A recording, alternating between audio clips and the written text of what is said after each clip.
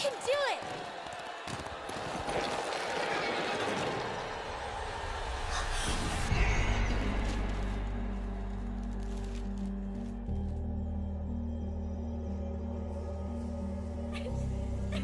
I once thought there was only laughter in the castle.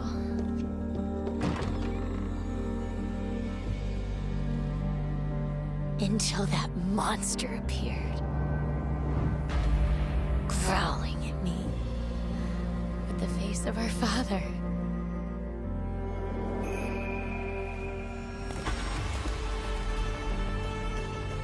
Simon, can you hear me? Luckily, you can't.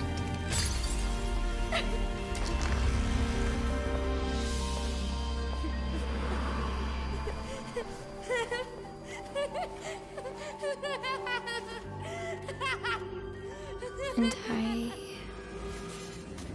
no longer hear.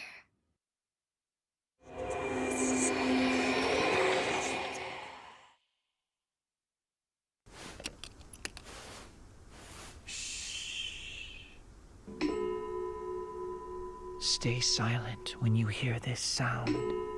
The static particles begin to vibrate with the sound waves, indicating they have acquired energy. It may be a tiny amount, yet it's enough to straighten out my thoughts. But the energy can also be huge. As the setting sun shone upon the final rest, I saw a musical note glimmering in gold and dancing in the air, just as they expected. The movement spread my life energy and pushed me up a pedestal until I could smell the aroma of talent in the air. The aroma was me, but it slowly faded with time. Once it faded, it cast me into the abyss, where the light from my eyes extinguished. The light shines through my fingers and onto the white keys as I continue writing, hoping the melody points me in a direction. In the reflection, I see what should have happened. He glows golden, just like they first expected.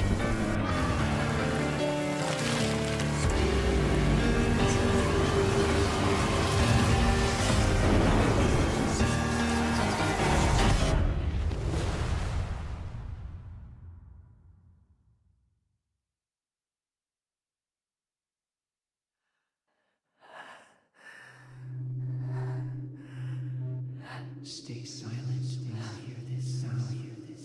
The static particles begin to vibrate with the sound waves, indicating they have acquired energy.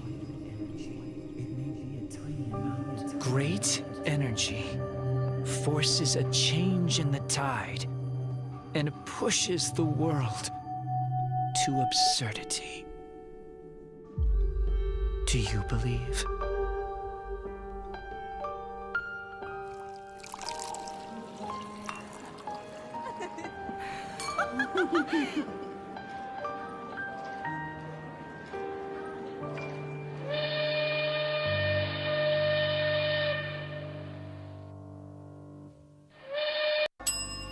A letter from Demori Academy. Who got it this time? The mob student.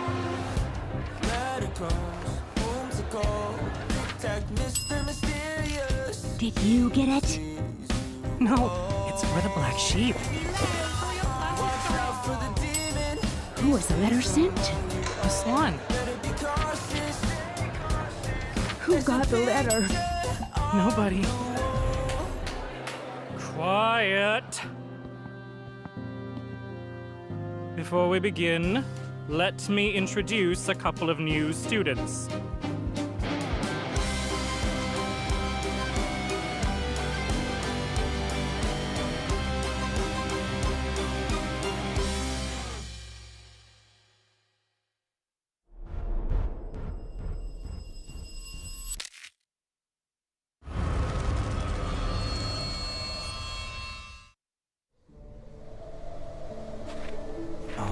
night, the blizzard laid waste to the plateau of Leng. She brought light before my corpse. She could have told me the bitter truth, so that I could escape the intolerable surge of emotions. She could have gouged out my eyes, so that I could not see the demons of hell in the skin of gods. Or his ugly face that is so unlike my own. But it matters not, for the secret is forever buried. After all, corpses do not speak. But the price of it all, her humanity fell into the bowels of the gods. Fret not, Mother. The hunt of the gods ended on the night the blizzard laid waste to the plateau of Leng.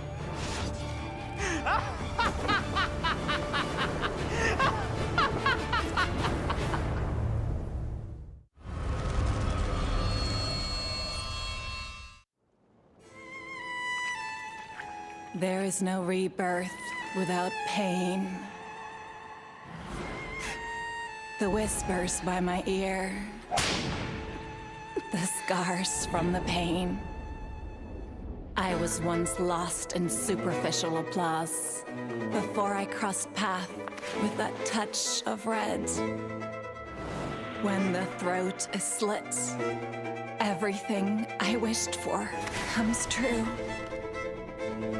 A mark forever sealed between my eyebrows. On the night the jailbird lost its voice, we chose to go our separate ways. Yet, I returned once more.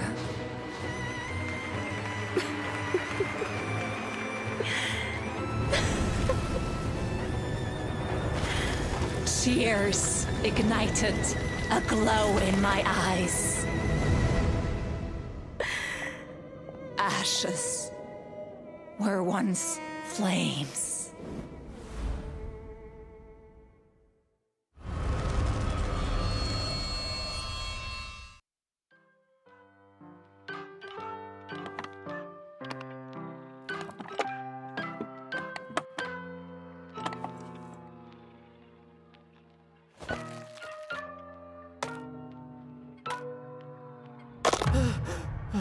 All of this feels like a never-ending nightmare.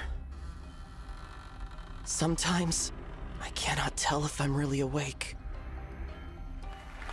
A puppet without strings! My proudest! Matthias.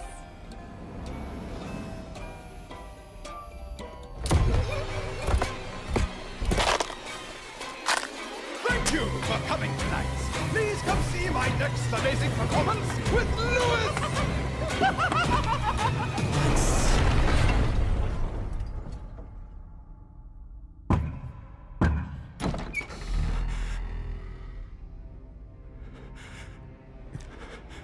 And again, countless times.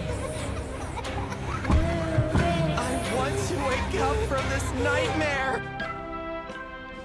Happy birthday, Matthias.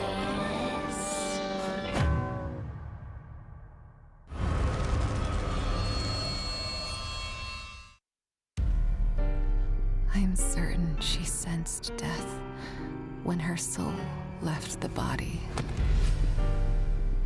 Chaos begets chaotic life, yet the attempt to unravel it becomes a ludicrous theater of absurdity.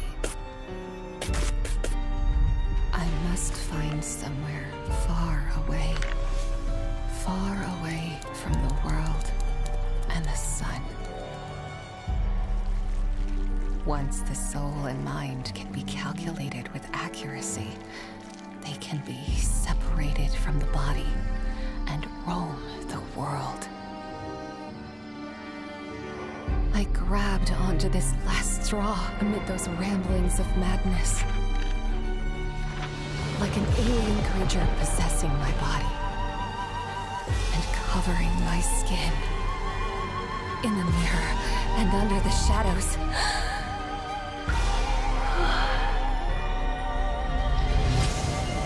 My body becomes its vessel.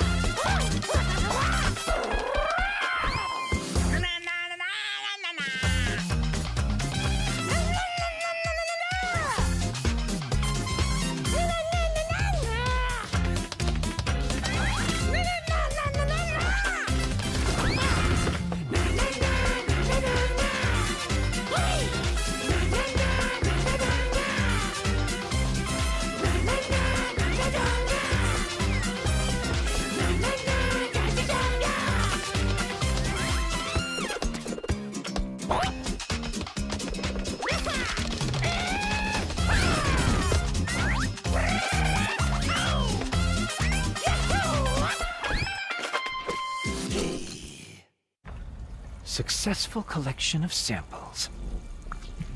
Begin extracting and separating the toxins. I can finally restart the experiment. The subjects are in position. Now it's time for the second toxicity test. They seem to have different visions. That leaves us with one last variable.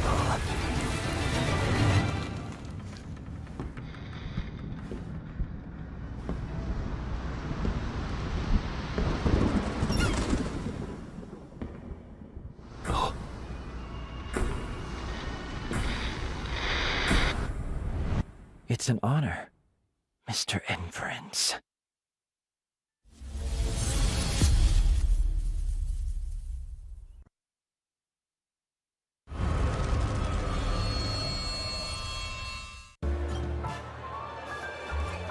Amidst dazzling lights and clinking glasses, this game of suits and numbers is but a simple ruse.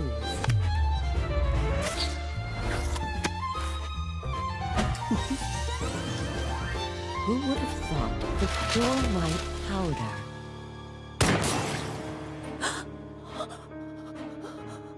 would be stained with mud and blood?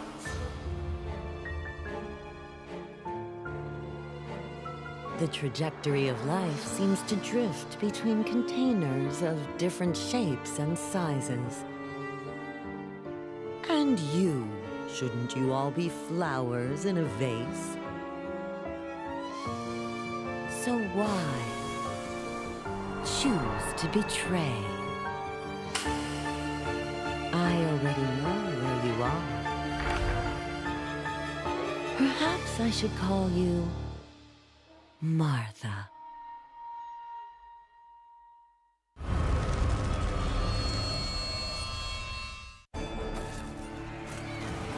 Do I ever feel afraid?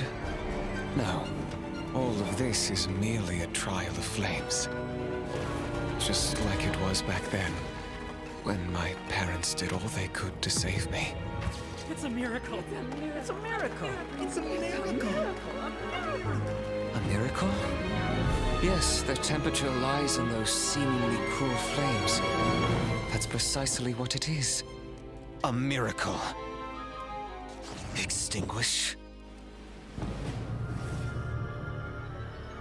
And reignite. It's a weapon. One that reduces all dirty secrets to ashes. It's a test. An impartial trial that tempers the will. It's the tender embrace that binds us to the past. In this scorching heat, miracles are what I shall seek forevermore.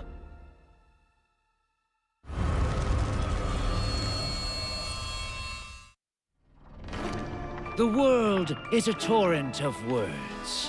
Move the words within your palm, and you will find the omen of a dream come true. House of Prophecies at your service. Please keep it with you at all times and open it under the new moon. I see you will reconcile with the one you love. And you will reclaim wealth and affection.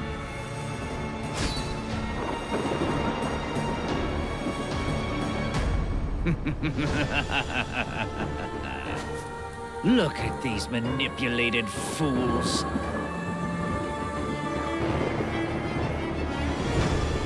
I shall control all that I desire until the dawn of tomorrow.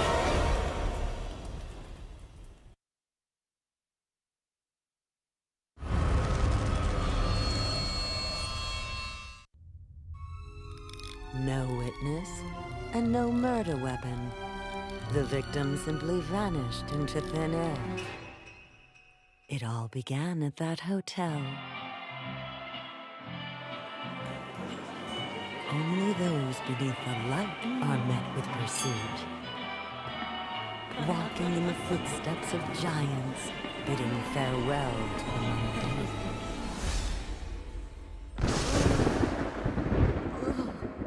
Frightful nightmares tread close behind. And yet, they seem not to arouse our friends' concern. For in the light shadow, a sea burns.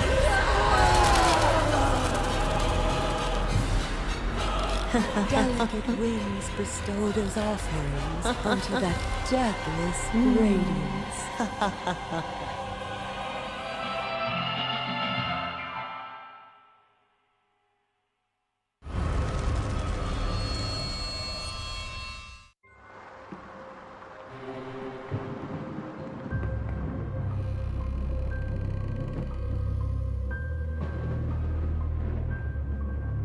You mean it's a fatal curse? As bizarre and twisted as all this may be, my instinct tells me that these were not born of a curse. The unknown sparks fear, and fear leads to misguided choices. Science becomes the death to falsehood, while faith seeks eternity through reincarnation. All that is unknown and unsettling shall be proved a hollow fabrication in the end. Merely a means to release pent-up desires.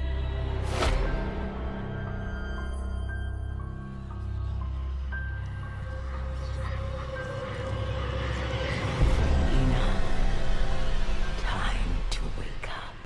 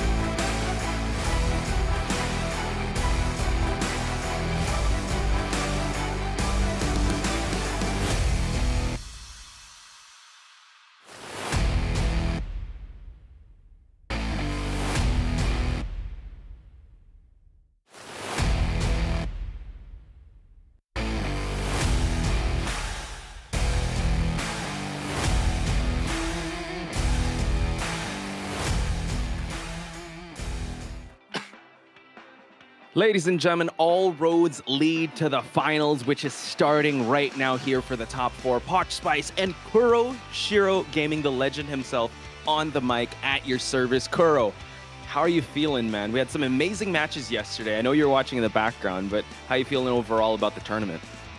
We had a brilliant quarterfinals, honestly, with yesterday's, very surprising Sculptor first pick for our game 1, followed up by, our Clerk game 2. Surprisingly, we didn't see that much opera singers, but instead IVs throughout the game 2, which is really refreshing to see as well, right? It's really good to see our region has a little bit more of a variety pick. Of course, with a Bloody Queen gameplay as well yesterday, with a fascinating first mirror, first set on towards that coordinator 20 seconds in towards the game. We've seen so much from these, top 8 pro teams, what they have to offer for us. And of course, for today's quarterfinals, for our top 4, there's definitely going to be more to come. Yeah, I'm excited. You kind of packaged the highlighted moments really well. I know if you guys want to check it out, you know where to go. IdentityV on YouTube, the socials, whatnot. It was kind of a hunter showcase, so I'm excited to see how the survivors are going to fare with this jam-packed hunter stack tournament. So we are already here wherever you guys are in the world, EST, GMT. We're already on Sunday. This is the finals, the live stream, the top 4. All these teams are going to have a lion's share. Well, the first place is going to get the lion's share of that prize pool. But at least, you know what? They're coming home with a consolation of just a little bit of the portion of the prize pool. Yeah, and with the prize pool here, we see first place with 4,500, second place with 2,400, and of course third and fourth place here with 1,050 euro each per team. These prize pools are pretty generous here coming from NetEase as well, especially with the fact that, depending on where you live, this could be considered, a month of salary. But from the brackets, brackets as well, we can see that it's going to be semi-finals today. With Oran first winning against 9AD yesterday, Rival winning against Ace, so it's going to be Oran versus Rivals first. And then we can see, Orv versus MST next as well, right after this. Yeah. Funny enough that it was all 2-0s up until FFY versus MST that reached the first half of the third round. So I wonder how today is going to shake things up. We're going to start with RM versus RVL, which I feel like could be the grand finals in any other tournament, but they're spoiling us now as the qualifiers towards the finals, and it's going to be RV versus MST, and the finals is to be determined. The winners will be advancing. But yeah, RM versus RVL. We interviewed some of the players there. Psyche on the side of our Red Moon. On Rival's side, we interviewed, I believe it was Roland, and Psyche did mention that, you know what, we're ready. We believe that we can topple before you, aka Rivals. So this is going to be an intense one, Kuro. Definitely. And if we see as well from yesterday's gameplays for Red Moon and for Rival as well. For Red Moon, we know that they are 2 very strong hunters. Yes. We did, of course, see the, very strong game 1 from the Hunter, and of course the Survivor side as well, going against that Sculptor game 1. It's a really big of a surprising pocket bit, and for Sculptor as well, it's a really good pick against a sort of team comp like that, especially against Gardner. But they did manage to really hold on towards the pressure and still managed to get that 3-man escape end game 2. But of course, we can't deny anything from RVL. RVL Survivors too, as we did see against, Hermit for game 1 and game 2. We have seen how well they do their rotations as well, in which in game 2 against Ace, the Hermit couldn't really find them until 90 seconds in towards the game by using Warp to catch up towards the Survivors instead. Yeah, I'll definitely break that down in just a bit, because we're going to introduce the players of Red Moon. Yin D, one of the hunters. You got Green having an amazing kite, Seiken, Psyche, 907S, Ching H, and Honor. Honor having that acrobat. He only played in the first round. Again, it was only they finished the BO2. So I wonder how they're going to change things up, because it's 907S and Honor that kind of switch places. Green on that kiter roll, while Psyche's on that rescuer. But tell me more about Team Rival. For Rival, you're going to be able to see Sprinter as your main hunter tier alongside with Anton. For the Survivor side, we're going to be able to see Schmitty, Roland, Myleg, and Paul Blums here as well. Overall, for Sprinter's performances from yesterday as well, we have seen the game, yes, finished in 2 games, but we have seen a significant improvement as well on his wax artist. And of course, his wax artist is something that you can't really sleep on, because this is the same wax artist that 4K'd against the CN team, and of course on the same map as well yesterday. I'm excited to see that, and I'm excited to see if Sprinter's going to debut his Ivy in this tournament. Who knows, right? But we're going to introduce the survivors for now. Green and Schmitty, they shared a team at one point in B4U, Green being one of the sub-survivors here. So I'm super excited to see these amazing kiters. Granted that these two, I know it was a Hunter MVP showcase yesterday, but these two survivors actually laid claim to maybe the survivor MVPs with how well they contained the Hunters yesterday. Yes, definitely. And of course, from the key player stats here, these are all data from yesterday's. Right after our two players here will be able to move on towards Seiken and of course Roland here as well. Roland was a pretty solid rescuer for us too. And of course, from Seiken's side, yes, even though, you know, the survivors did get 3-man eliminated, but they still always did manage to, you know, guarantee that 1-man escape in order to allow their hunter to actually go not 1-man escape, so they did manage to all get, you know, 4-man endgame, very successful, you know, teamwork as well. And of course, their solo containment is absolutely brilliant, alongside with the Seer Owl for yesterday's game for the Gardener support to allow her to contain for even longer against Sagala game 1.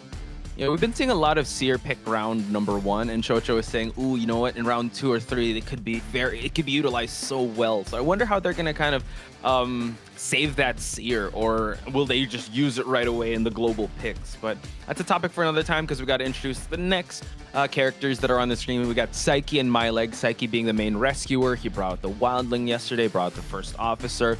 While Leg, you know, very versatile decoder, support kiter. He actually, in the stats that we got before this top 8, he had the most deduction points. Decoding time, I believe. So it's above 200 plus. So he's just that sneaky decoder.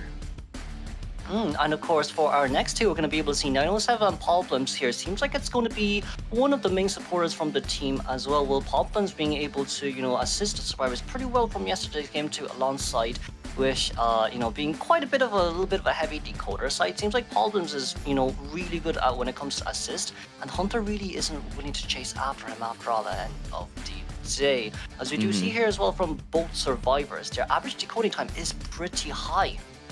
Right. I'm excited to see that showcase. And moving on to the next player card stats, here we have Yindi and Sprinter. Yindi having that amazing debut of the Shadow Ivy, right? We wanted to ask that question of how well he was able to study this matchup and how well he was able to get that terror shock on the chair and, you know, camping out and adding that pressure with Ivy. Well, Sprinter, you know what, he was able to display his calling cards of Hunters with the opera singer and the wax artist. I wonder if he's gonna vary it up today, especially since the final is gonna be it's gonna be a best of 5, so he's gonna have to play more matches coming into this one. Yeah, definitely, for sure. And we do know as well from Sprinter's side, he's got so many other Hunters on his hands as well. Maybe there might be some trump cards here we don't want to reveal just yet. But from both teams right now, for RM and RVL, there's, from what we've seen in their statistics, both teams, both survivor teams and hunter teams are really strong and really have strong powers and strategy. But it just depends on who gets caught out first in our first matchup of our semifinals today. I'm super excited. Everyone in the chat is super excited. They're showing you a lot of love, by the way. I know it's a little bit delayed, but we got Bubbly Gaming, Ish, Google Meow. Arms Factory is the matchup, but I do want to ask you, Kuro, any shoutouts you want to give out before we start talking more about this matchup? I mean, mainly it's just shouting out to everyone that's supporting me right now, and of course with the cast here for you, yourself, Posh, and for Shushu and Fernando for being able to give me this opportunity. Of course, I hope to be on here for, you know, more future matches. Just to commentate with you guys are so good, such a brilliant and fascinating environment to be in here as well. You are too kind, but shout out to NetEase for putting this all together and IdentityV for being such a great game, for having us here to share the love of IdentityV, right? That's why we do this. So speaking of that love, I love this matchup. We're going to talk about Arms Factory. This is kind of like the Dream Witch playground. How do you feel about this matchup? With Oren picking this map, it seems like they probably want to try get Yindi's Ivy out. If Yindi's going to play first, since we've seen such great performance from him yesterday. And of course with RVL here banning, if I'm not wrong, they did ban Sacred Hearts Hospital. So for Sprinter right here, he does have a lot to play. He generally does have a lot to play. RM has Ting Huang, who is a Dream Witch main. Sprinter is also a Dream Witch main, but because of Sprinter's such, you know, big hunter pool variation, there's it's not really easy to predict what he will actually choose out first for round 1. Yeah, he's very versatile. That's what's so scary at this point. And we brought it up before. It's like the the dangerous formula that RVL does have is that the survivors are consistent in kind of being the goalkeepers or defenders, while Sprinter is the main striker or the one that just gets all the points for them. So that reliance on Sprinter is definitely one of the big plus points that they have. So seeing the ban of the Puppeteer, we haven't seen the Puppeteer at all in this tournament, and we're going to see a pickup of the Coordinator and Gardener for global picks. Yes, but with the Puppeteer ban here, really, it's a bit surprising for him to be first ban, especially we've seen as well in previous tournaments that Puppeteer shouldn't be too big of an issue for either Opera or Ivy. But follow up with the Acrobat ban here. It seems like for the Survivor side, we're going to go for a Psychologist here instead. I just want to point out also that yesterday, Sprinter also banned out Puppeteer, so maybe it's a matchup thing or a preference thing, because the other hunters did not opt to ban that out. So we only have time to tell, or maybe if we interview him, we'll just ask about that ban, because it's a curious decision. I mean, he did get the results he wants, and now we're going to round it up with a mercenary pick for Psyche. So overall, synergy-wise, Kuro, how you feeling about this lineup? Synergy-wise, everyone does decode pretty fast. It just depends on how fast we actually get the first early down here from Sprinter's side. If all survivors here can contain 90 seconds bare minimum, at least Coordinator should be able to finish our Cypher machine before we go in for the rescue or the support. But if anyone downs within 60 seconds into this game, with Mercenary and Coordinator as the slow decoders of this game, it will be pretty hard for M to actually Cypher rush this. Yeah, considering that you want to put Cypher Rush on the table going up against an opera singer, because she's round start, we've seen a lot of opera singers get the first down less than a minute in the game. Now, opera singer in Arms Factory, how can you break that down for us, Kuro? For Opera Singer in Games Factory, we will just have to see how the spawn location goes as well. As we do move on towards some area selection mode, here we go. We're going to be able to see Cordy in middle, Green on the bottom side, Psyche on top, and of course 907 near the factory gate. Overall, for Sprinter right here, if we can tunnel Coordinator down, since Coordinator does have a gun, since, you know, there are quite a lot of dash spots in middle as well, we could catch up pretty fast. And if Cordy here is caught out of position and got with a gun force out early, that could just simply means that, you know, it's kind of similar to chasing a Gardener. A gun can be taken as a normal hit, and with Cordy no items later on, it might not be too easy for Cordy to actually contain for more than 90 seconds in that case scenario. And we've seen how that went yesterday. In this map specifically, where the Coordinator's gun was actually not even tanked, but it was actually avoided. So hopefully that will not be the case for Team Red Moon. So folks, this is round number 1, first half in Arms Factory. You got Seiken on the Coordinator, you got Green on the Gardener, Psyche on his patented Mercenary, and 907S on the Psychologist, while Sprinter with his calling card of a Hunter in the Opera Singer. First and foremost, you know, Kuroshiro sharing the mic with me. I'm so excited. You got yours truly, Poch Spice. We'll be your commentators for round 1, first half.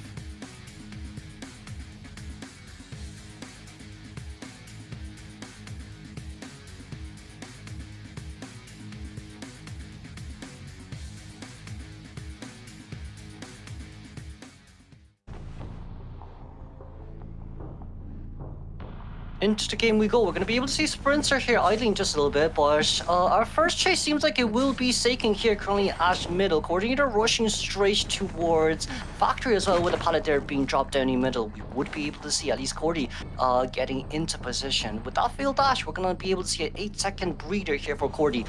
It seems like we're changing targets here instead. Yeah, so considering that this is a small map, it's not going to be too detrimental, but Sprinter definitely has to make haste in his first chase if he wants to add the pressure early on. Seems like Seiken is actually going to be the first target here. The Coordinator in Factory could be a good start for him, but he's going to have to make a clear shot if he wants to use that flare gun. Now we're going to see him drop down that pallet just so he can transition over to the window side of this factory area. Sprinter still on hot pursuit while the Cyphers are moving along quite nicely. Yeah, with Seiken here, he did manage to rotate pretty well as well, dodging on the remnants nearby. And of course, with Sprinter there, missing the dash once again, a little bit unfortunate, allowing Cordy to contain for even longer. This first gun seems like it wouldn't be coming out that soon as well, with Blink being ready here. But as long as we can gun here without the gun miss, Seiken, very nicely done. We won't be vaulting out the window because there's remnants nearby, but this is more than enough than a really good kite for early game. Oh yeah, 100%. You know, not getting Terror Shock, making sure you use the Coordinator gun really well, conserving these pallets and really making the rotations to avoid the remnants, forcing out a blink, and it's not even a down, so still buying a little more time for some Cypher progress to happen. And now we're back on the window of the factory. Seiken providing so much time for the decoding to happen. Yeah, and it's not only that, it's also the fact that she did manage to get out that Windows Bubis as well, currently coming back towards where factory is once again, trying to buy just a little bit more time, but sadly that slow vault will result us a terror shock down. But that does not really matter for RM survivors, because Cordy has managed to do her job here actually, especially against Opera Singer, which is really hard. Fast movement speed boost. You know, with a Cordy here having Windows Speed Boost, it did help out quite a lot. But now, sadly, it seems like Gardner's Cypher Machine would be disturbed here just for a little bit. Yeah, they're opening up some of their options here. Again, the best bet you can get against Sprinter's Opera Singer is just the tie, and hopefully they can get that. We already have a Mercenary here in position. He is trying to decode a little bit of the Cypher inside the factory area, but we do see that Green is also might have to play rescuer role here as he gets the Gardener's Bubble. They have two tie turners on the board, and we're going to see the Coordinator pop the last effort just to move on away from this area, just so that some Cypher progress can happen. But you know, for Moran's side, they actually did a really good job here because they allowed Gardner to do the first rescue, which means that Gardner doesn't really have borrowed time, as we can see on the screen here as well. But what does that also mean? That means that Mercenary can finish off his third Cypher Machine and allow Psychologist to Gardner to rush the last two Cyphers there with the second chair here on Coordinator. Buy a little bit more time for sometimes too. Yeah, you gotta love the strategy. They're playing this kind of clean. They're double decoding the Cypher, and now Psyche is gonna try to pressure that chair while Sprinter is gonna try to defend this Cypher. So this leaves a big opening unless he goes and teleports. Psyche was not able to make it in time for the rescue to happen under Sprinter's nose, and now he's gonna have to defend this chair. So, you know, an excellent back and forth as we head towards the mid game. Yeah, as long as Psyche doesn't rescue too early here, everything should be fine because we still do have 20-second tie turn time as well. But it seems like for Psyche right now, we want to stall a little bit more time getting the rescue right there. As long as Psyche doesn't manage to body block with 75% Cypher Machine from the Survivor side, should be enough. But Sprinter being able to get that hit on towards Coordinator. Can we get towards a pallet or something just for Psyche to pallet drop and buy a little bit more time for us to pop on with Cypher Machine? Very beautiful pallet stun right there with 91, 92, 94% Cypher Machine. Sprinter, can we get the pop? We got the pop with a 4-man endgame. Wow, 4-man endgame for the side of RM, and now Seiken having the kite of his life. The exit gates are not being touched yet. We're gonna get a slow vault here, but the Terror Shock finally registers. We do have Trump card available. He's already switched to teleport, and now the exit gates are moving. Sprinter will have to go for a rocket chair before he tries to go for anyone else. Question is, the exit gate is moving on quite slowly. They decide to stop touching it, Kuro. Yeah, with the teleporter coming in right here, Mercenary already on the run, but there's only one elbow pad on the Mercenary's hands as we use it to get towards Shaq. With no one else at factory gate just yet, Sprinter deciding to go after Psyche here. But as long as Psyche can buy 20 more seconds, it'll be more than enough here for a tie. So now Psyche, no elbow pads to work with. They got 2 pallets, and now a drop. It's a trade-off, but still gonna buy enough time for him to actually move on away. The dungeon is also here, but he's gonna get another down. Everyone is at the exit gate. They have to exit. But are we gonna see it? Oh, that was so close. It was really unfortunate there for Psyche. If we were just 1 second faster, or if we had just one extra stack of sticker here on towards the Mercenary, definitely could have crawled towards the dungeon and get that 3-man escape. But overall, for RM's Survivor side, they've done a lot for this game as well, with that Gardner first rescue being able to allow Mercenary to actually buy more time for himself to finish his Cypher Machine, and allowing Gardner and Psychologist, Coordinator to finish up their Cypher Machine as fast as possible, and Merc trying to do the body block, trying to do the pallet stuns, and of course from the Cordy's pallet stun endgame 2, being able to buy more time for himself to vault through that window. It was a little bit unfortunate, but that was the best a Cordy with no item endgame can do against an Opera. Hey, I would have to say just getting a tie Opera Singer round 1 in Arms Factory against Sprinter, all those factors combined, that's a W, because Sprinter is known for that 4K, and this is the first time we're actually seeing him just tie things out, and that's a huge accomplishment on their side. So Psyche was not lying, folks, when he said that they are ready for this matchup, and it just shows, because round 2 for sure they would definitely want to ban out that Opera Singer. Getting a tie in this game was actually really good. Let's rewind it back to the start. Let's talk about that excellent kite by Seiken, because that was kind of the first domino that fell for this chain of events to happen. Definitely. We also didn't really expect that first pallet drop down early as well, but it seems like that very early pallet drop down allowed Courtier to actually rotate in towards factory and allow herself to buy more time to find a bit of a more suitable area to contain here. As we do see on the stats page as well, 84 seconds containment, and it's not until 40 seconds until Sprinter was actually able to find his coordinator. The double tide turn has definitely paid off as well, just to buy Seiken a lot of time. He's had an excellent pallet drop also in the final seconds, or heading towards the mid game for the Exegate war to happen. Again, it's towards the end game there, right? Psyche was maybe able to contain, but if he had a little bit more sticker, if he was able to contain a little bit more, could have been a different story. Could have been a 3-1, which would be unheard of going up against Sprinter in round number 1. Hey, but a tied game is all good still nonetheless.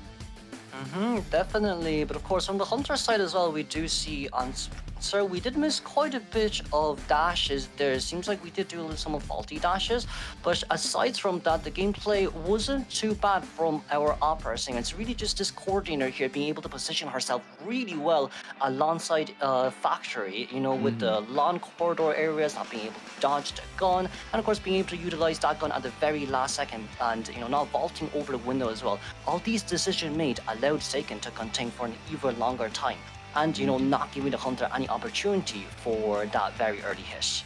Yeah, I'm trying to recall also the pressure onto the rescue, and Psyche they were double decoding that cipher in Factory, and just they were really on point. And you gotta love, I mean, you could break down that match with how well they were kind of rotating around. They're opening up ciphers just in case. So yeah, all things considered, a tied game. We're really in for a treat here. Now, I believe it is Yin D that will be coming into coming into hunt for the team of Red Moon, while the survivors of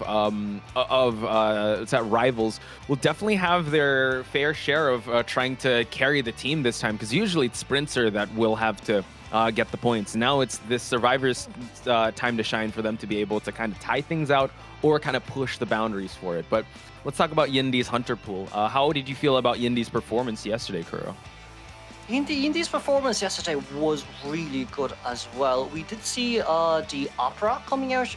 Not Opera, sorry. We did see the Ivy coming out. Yes, Ivy coming out mainly. And I feel like for Ivy on, you know, Factory as well, it's a relatively small map, and there's not that much, you know, staircases for the survivors to utilize in order to, you know, counter the Ostrakhan range for, you know, the fear stacks for Revelation and stuff. So like from the survivor side right now, we're gonna have to think what kind of personas do we want to bring, since it is quite a heavily, you know, palleted area. Should we try loop around, you know, big areas, nice containment areas like Shack and Factory with Flywheel just to counter the 100% fear stacks, or do we want to try to, you know, knee-jerk reflex Windows speed boost, pallet speed boost away, try to see if we can contain or get some assistance for our survivors as well? Yeah, and that's the thing, right? Ivy has been used in tournaments, but I mean, Opera Singer is still definitely the round 1 pick. I wonder if we're gonna see. Wait, I'm actually looking at my notes right now. If we're gonna see Yindi bring that out, because based on her stats, Yindi does have an Opera Singer. So, between the two, who do you think Yindi will be bringing out first?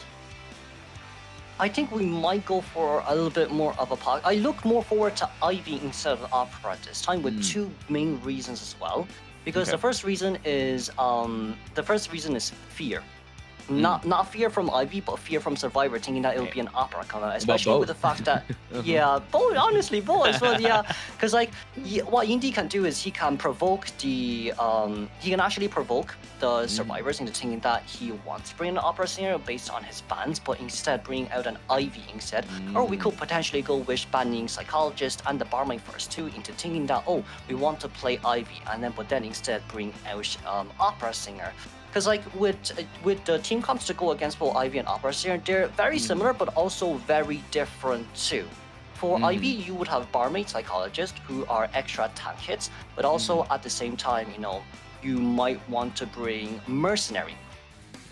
Right? You might want to bring Mercenary for that rescue. But of course, as we've seen yesterday as well, who chased after Mercenary first in yesterday's game? It was our last game yesterday for Everboy versus MST. And we got such fast downs as Opera Singer. True. To chase down the Mercenary. So we could make them think, oh, we want to pick Ivy, but instead we get the Opera out instead. That's true. Okay, and I know we're gonna break it down a little more as we go along, and I definitely want to get your thoughts on Entomologist and Ivy, because we did sneak that conversation in before we started. But now we're gonna see some bans coming out of Yindi. So another puppeteer ban and a coordinator ban. So does this say anything to you, Kuro? It seems like we might actually want to go for opera singer. Well, yeah, it seems like we want to go for opera singer here as well. As a survivor did decide to counter it with the gardener and the acrobat first 2 picks, we want to get Schmidt's niche pick coming out here as well. He's really good on that acro, and as we've seen as well, heavily contained on this map as well. Yeah, we've seen Schmidt contain so well. I believe it was yesterday's match. He made excellent rotations in the Ever Sleeping Town corner house with this acrobat. So you got to trust in him that he can do magic with this acrobat. And psychologists coming in as well for the extra support. And I'm pretty sure they're either going to get first officer or mercenaries band. Okay, so first officer is definitely going to come in. So I would say this is very standard of RVL's survivors. They don't really go for stunners. They just go for support because they're excellent kiters with minimal support, and just they go for Cypher Rush as much as they can. So overall, how do you think Yindi is going to play this one out now that the survivors are locked? Overall, really, for this team comp, it's kind of a 50-50 right now. You do have the psychologist there alongside with the first officer to counter Ivy, and you do have the acrobat and, you know, Gardner to counter opera singer. But, you know, if all goes wrong, what also could happen here is if we can have a second tightener, it always would be for the best from the survivor side. But from Indy right now, he's more or less in a 50-50 situation here. If you pick Ivy, you're going to go against the psychologist and first officer. Where first officer uses a pocket watch, we can't leech on anymore. But if you play opera singer, you're going to go against that gardener for that extra hit. And of course, the acrobat, who's going to be able to vault over windows upon it without any issue. But it seems like Indy is going to go out with his main pick after all from what we've seen yesterday to Ivy. And let's highlight his Ivy yesterday. It was quite terrifying with how well he was able to, especially, you know, when Ivy was at full presence, he just kept teleporting left and right. And he got that excellent terror shock, right? And putting that fear stacks, like both in game and off game, with how well he piloted this hunter. So overall, how do you feel about Ivy as a character? Ivy, as long as you have the good communication, that's really all what is necessary to go against Ivy. But of course, with the spawn location here, survivors did do pretty well as well, because right now for Ivy, we do want to see map control early game, but with this spawn location here, forcing Yindi to actually go towards middle, even if you do manage to leech on towards one, that doesn't mean you can find the second one as easy here. True. I like this. They definitely spread this out. I mean, shout outs to Aaron, their coach. They probably accounted for this Ivy to come out. However, we're just going to have to see how it is going to play out. So, yeah, map presence is definitely one of the strong suits of this Ivy. Early game, though, it's going to be a little tough. That's why Ivies usually bring Blink just so they can get that first hit and unlock some presence. So, Yindi is going to have his hands full here because we know RVL survivors are some of the best, if not the best, survivors in NAEU. Yeah, especially with the fact that it's going to be really interesting to actually see who Yindi decides to chase first against this team comp too. This team comp is kind of really focused on countering the Opera, but of course with the Psycho and the first officer once again, we're going to have to see how this plays out. Now then, this will be match 1 of quarterfinals, round 1, second half of RM versus RVL. I'm your commentator Kuroshiro, and with me is Posh. We'll be bringing you the game very, very soon.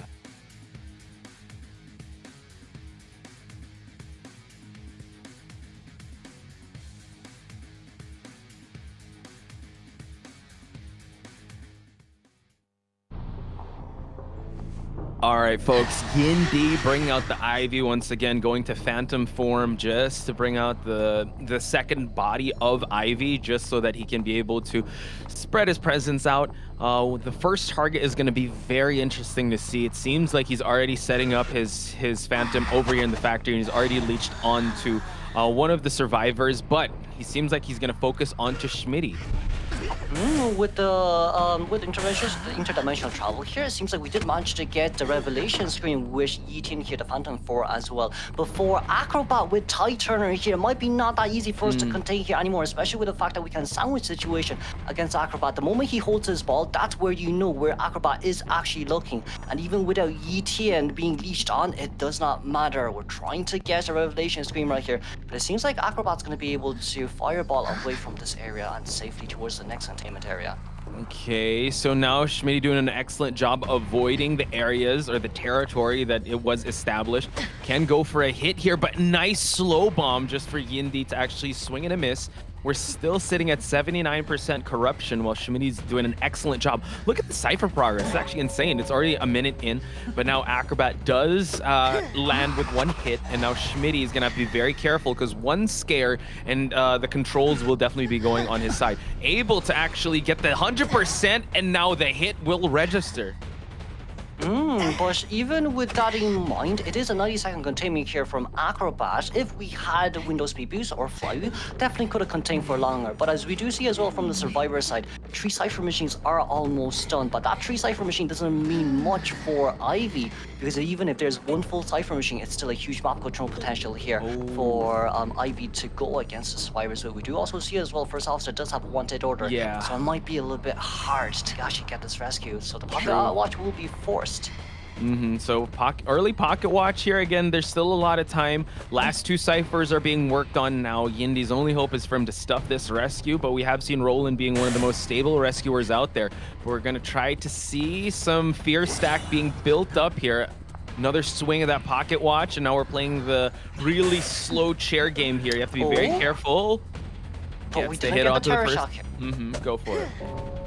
But like, even with this on mind, that Pro-Hub Rescue did help us a lot, but we're going to be able to reach on towards Acrobat here once again. But sadly, it is Max Presence Ivy here, which Corruption and Transference be able to add an additional 40 stack for Ivy right now. The main thing in mind is we need to start actually focusing on the Cypher machines, because we do see the 4th Cypher at 66 and the 5th at 40%.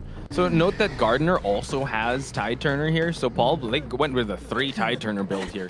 So we will see Paul Blum possibly make that rotation just to buy a little more time. But we do see that the Cypher progress moving on quite well. But now we're going to see the map pressure being built up with the Phantom moving around. Roland's actually still in the area here since Psychologists did give that whistle to him. So it seems like they're going to try to carry this game out without a Tide Turner. So Cypher progress looking pretty good.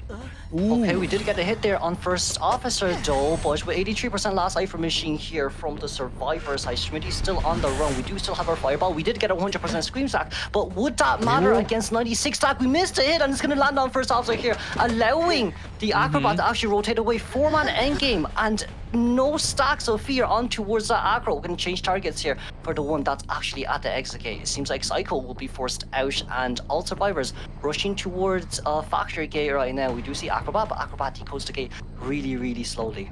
Yeah, so now they're playing it super safe here. A 4-man endgame. We know that Ivy is actually terrifying in the endgame, but a locker play is going to be done here just so that he's going to be able to avoid some of the scares that will be done. So now, excellent play so far. I think they just got to wait out this detention and wait out some rotations here for someone to be chased first. Yindi knows that someone, the main body is actually away from that locker, so he's just going to try and see how well he's going to play this one out. He recalled the Phantom, and now it seems like he's gonna have to use this area of the shack. The Survivors are also playing this one very well as well, with a teleportation over here straight towards Roland, but sadly that's going to be 99 stack here, not enough to actually get this First Officer down. We still do have the blink on Ivy here too, but both exit gates are currently being opened. Thankfully this is the First Officer without any items left on his hands, but it doesn't seem like we'll be able to stop the Survivors here from escaping. 4-man endgame. 90-second containment on that Acrobat without any personas to contain with.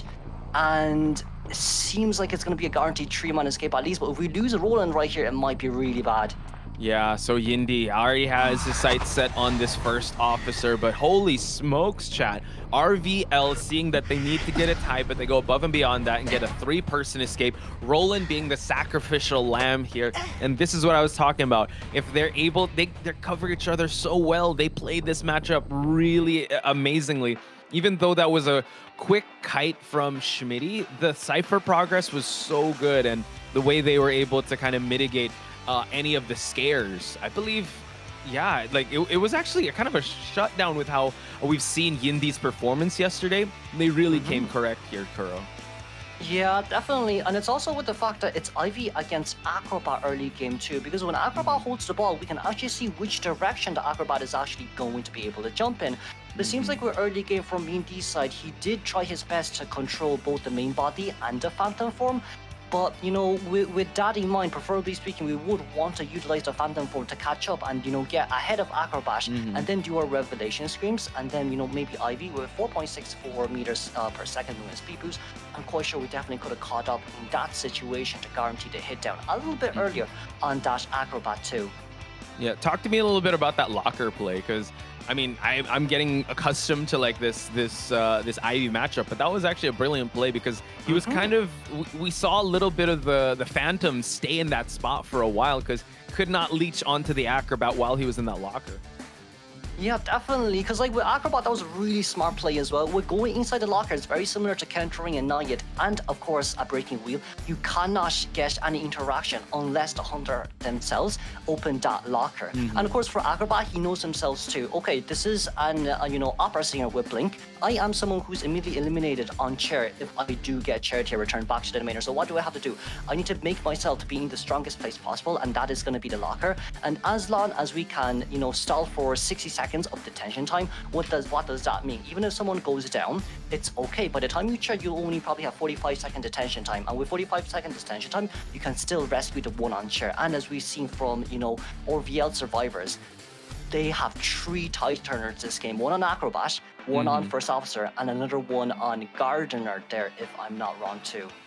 Yeah, it was a 3 tide turner build, so they made sure that they accounted for that. So just an excellent game plan coming into this. Even the spawn locations, like you pointed out, they were spread all throughout the map. You usually see a T spawn, and no one actually, went for middle. And that just spread the attention of Ivy very thin. And from the get-go, it was really tough. And you're going up against one of the best kiters in the game. Even though it was a quick down, or relatively quick down, that didn't matter because the Cypher progress was just enough. And they played it really well. So I mean, yesterday it was definitely a back and forth when it comes to hunters, but it seems like the survivors on both teams are kind of flexing and showing that they can be the ones to carry the points. So this is the end of round number 1, folks, and it seems like RVL is in the lead. Yes, definitely. And you can't also, you know, you also have to make note of the spawn locations for that game as well. With such a hard spawn, well, with such, I wouldn't say it's a hard spawn, but it is a spawn in which it allows all survivors to be able to spread out pretty much fully apart. In which, what does that mean? It means that RVL is going to be able to Cypher rush, as we do see as well. Even with a 90-second containment for that Acrobat, what did RVL do? Hey, we're all far away from Acrobat. Acrobat's at one corner, and we're designated at a corner each. Ivy cannot catch up to us fast enough to lock our Cypher machines. And of course, right after the chair on that Acrobat too, we could not find a survivor because we do not know where they spawned. They spawned very unpredictably, which means they don't know where the Cypher machines are. And you know, we used our Phantom form to go towards factory, but there was actually no one there. Instead, all Cypher machines were too far spread apart in order to allow Ivy to do any type of map control right there as well. Yeah, RVL has this ability to kind of frustrate the early game of the Hunter. We've seen it yesterday with Ling in the Hermit. Again, that was also like a build. I believe you mentioned Quenching Effect, and he did not bring that. So the survivors are just so creative in this aspect. So shout outs to them, and shout outs to the coach Aaron also, because I believe in the interview that I did see, it's like a lot of the game plan does come from all the team members and Aaron. So for them to be able to come up with this strategy to go up against one of the strong hunters in Yindi, especially with, I would say, kind of an untested, or kind of, there's not much mileage on Ivy just yet, for them to have this understanding of how to counter her in a map choice that's really good since it's quite small, is it says a lot about their team. And speaking of saying a lot, it's actually a 5-3 victory in round number 1. Now we're heading to round number 2, and I believe it is going to be the map selection of RVL. But it seems like for RVL, if we do want to continue to hide that IV, it might not be that easy. From RM Survivor side, we did almost manage to get, a 3-man escape with a 4-man endgame, but sadly it is still an Opera you're up against. Sadly, Opera endgame coordinator items. If we did manage to bring an item to coordinator, yes, definitely we could have contained for just that tiny bit longer. But once again, we were a little bit stuck on time with, the game one as well, with coordinator being barely able to escape by enough time pop open that cipher machine. So, for RVL's Hunter Sprinter right here, do we want to continue to hide, or do we want to bring out, our trump cards, or even something very unexpected, that Dream Witch, to close this game out in 2? True. If that would be the case, what maps are we talking about here that can actually help RVL, since they do have maps? They have the map advantage here. Definitely. But, from yesterday's games as well, right? We have seen how RVL survivors rotated too. So they know how rotation goes, which means if we want to play this really well, we have big maps in which allows Sprinter to play Dream Witch or to play IV if he really wants to do so. But if it's big enough, we can try also get that Wax Artist out once again, as we do see Chinatown being chosen for round 2. This was the same map he brought out the Wax Artist. So yeah, they definitely will be playing the same tune from yesterday. And we might, I would say Sprinter could kind of coast on this one and just go Wax Artist. He doesn't have to bring out the Ivy just yet, since they're definitely going to try to ban out his Opera Singer. I don't know if RM wants to roll the dice in round 2 with an Opera Singer, because that is quite deadly, especially with more bans on the table. And considering that they lost, I believe, Coordinator and Gardener. So that's going to be tough. Green on Gardener is insane, but now with no Gardener option for him to use, not sure if they're going to want to roll the dice with just allowing Sprinter to use Opera Singer in this matchup.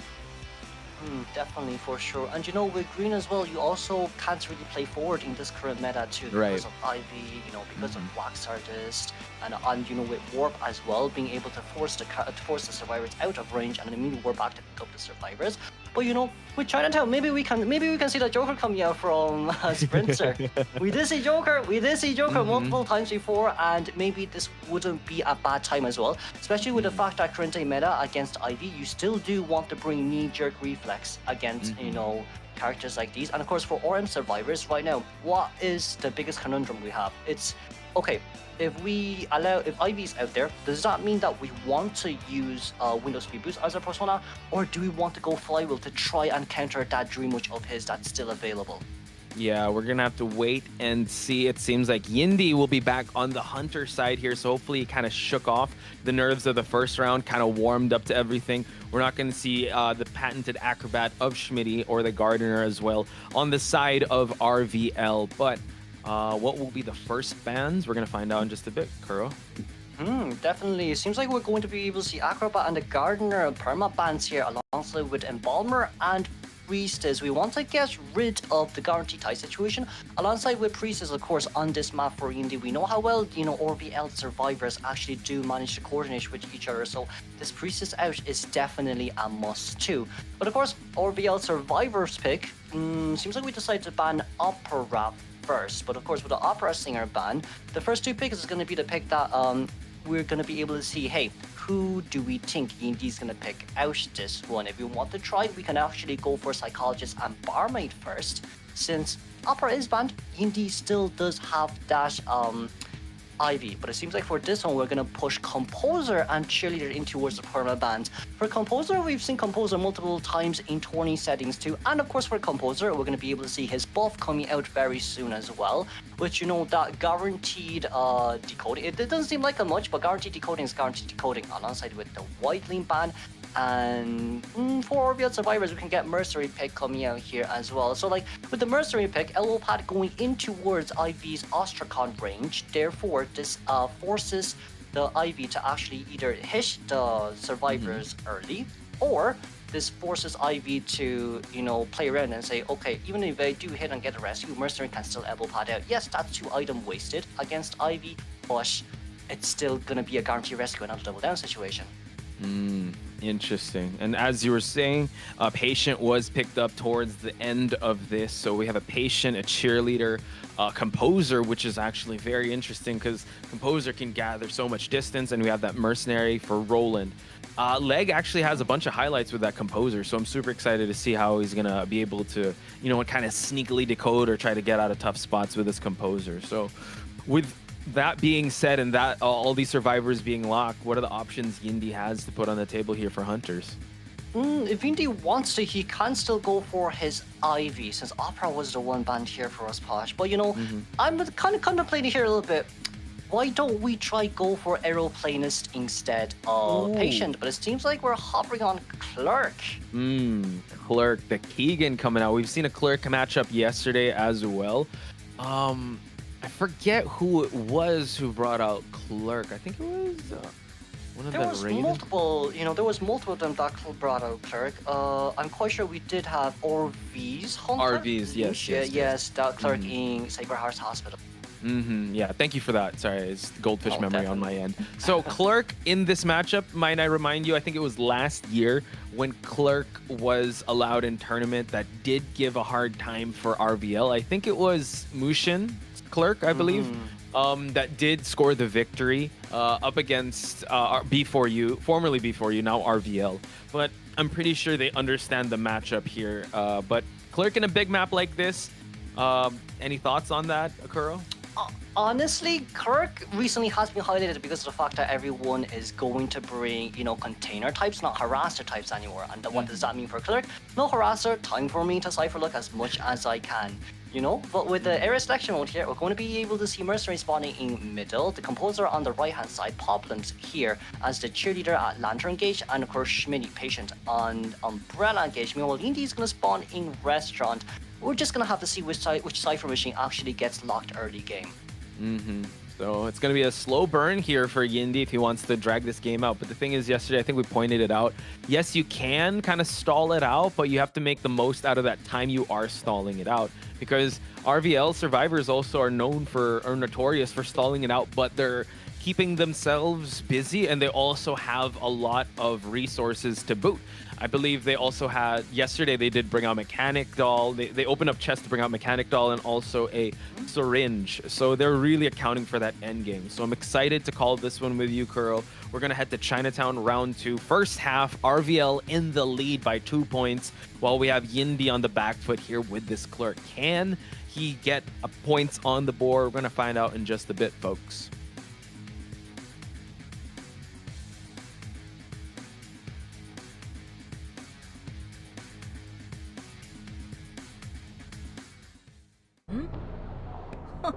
With Clerk spawning in Restaurant here, seems like the Cypher machine on top right here of our screen will be locked. We're going a little bit closely towards Cheerleader, it does seem. Honestly, for Clerk, going against Cheerleader isn't bad, since Clerk is one of the fastest movement type hunters in this game. And of course, with the Persona Web, it seems like we're going to be going Confined Space Detention, which Impulsive, Drop Down Speed Boost, Confined, and of course, Berserk. Okay. So those are the Persona Web, ladies and gentlemen. Let's see how Paul Blems does. Again, one of the best kiters in this server. He's going to use that cheer just to gather some distance and probably head towards a good area. He might actually eat a swing here unless he's able to use another cheer. Able to do so, and now he's going to hide behind these pallets. He's going to run to Schmitty.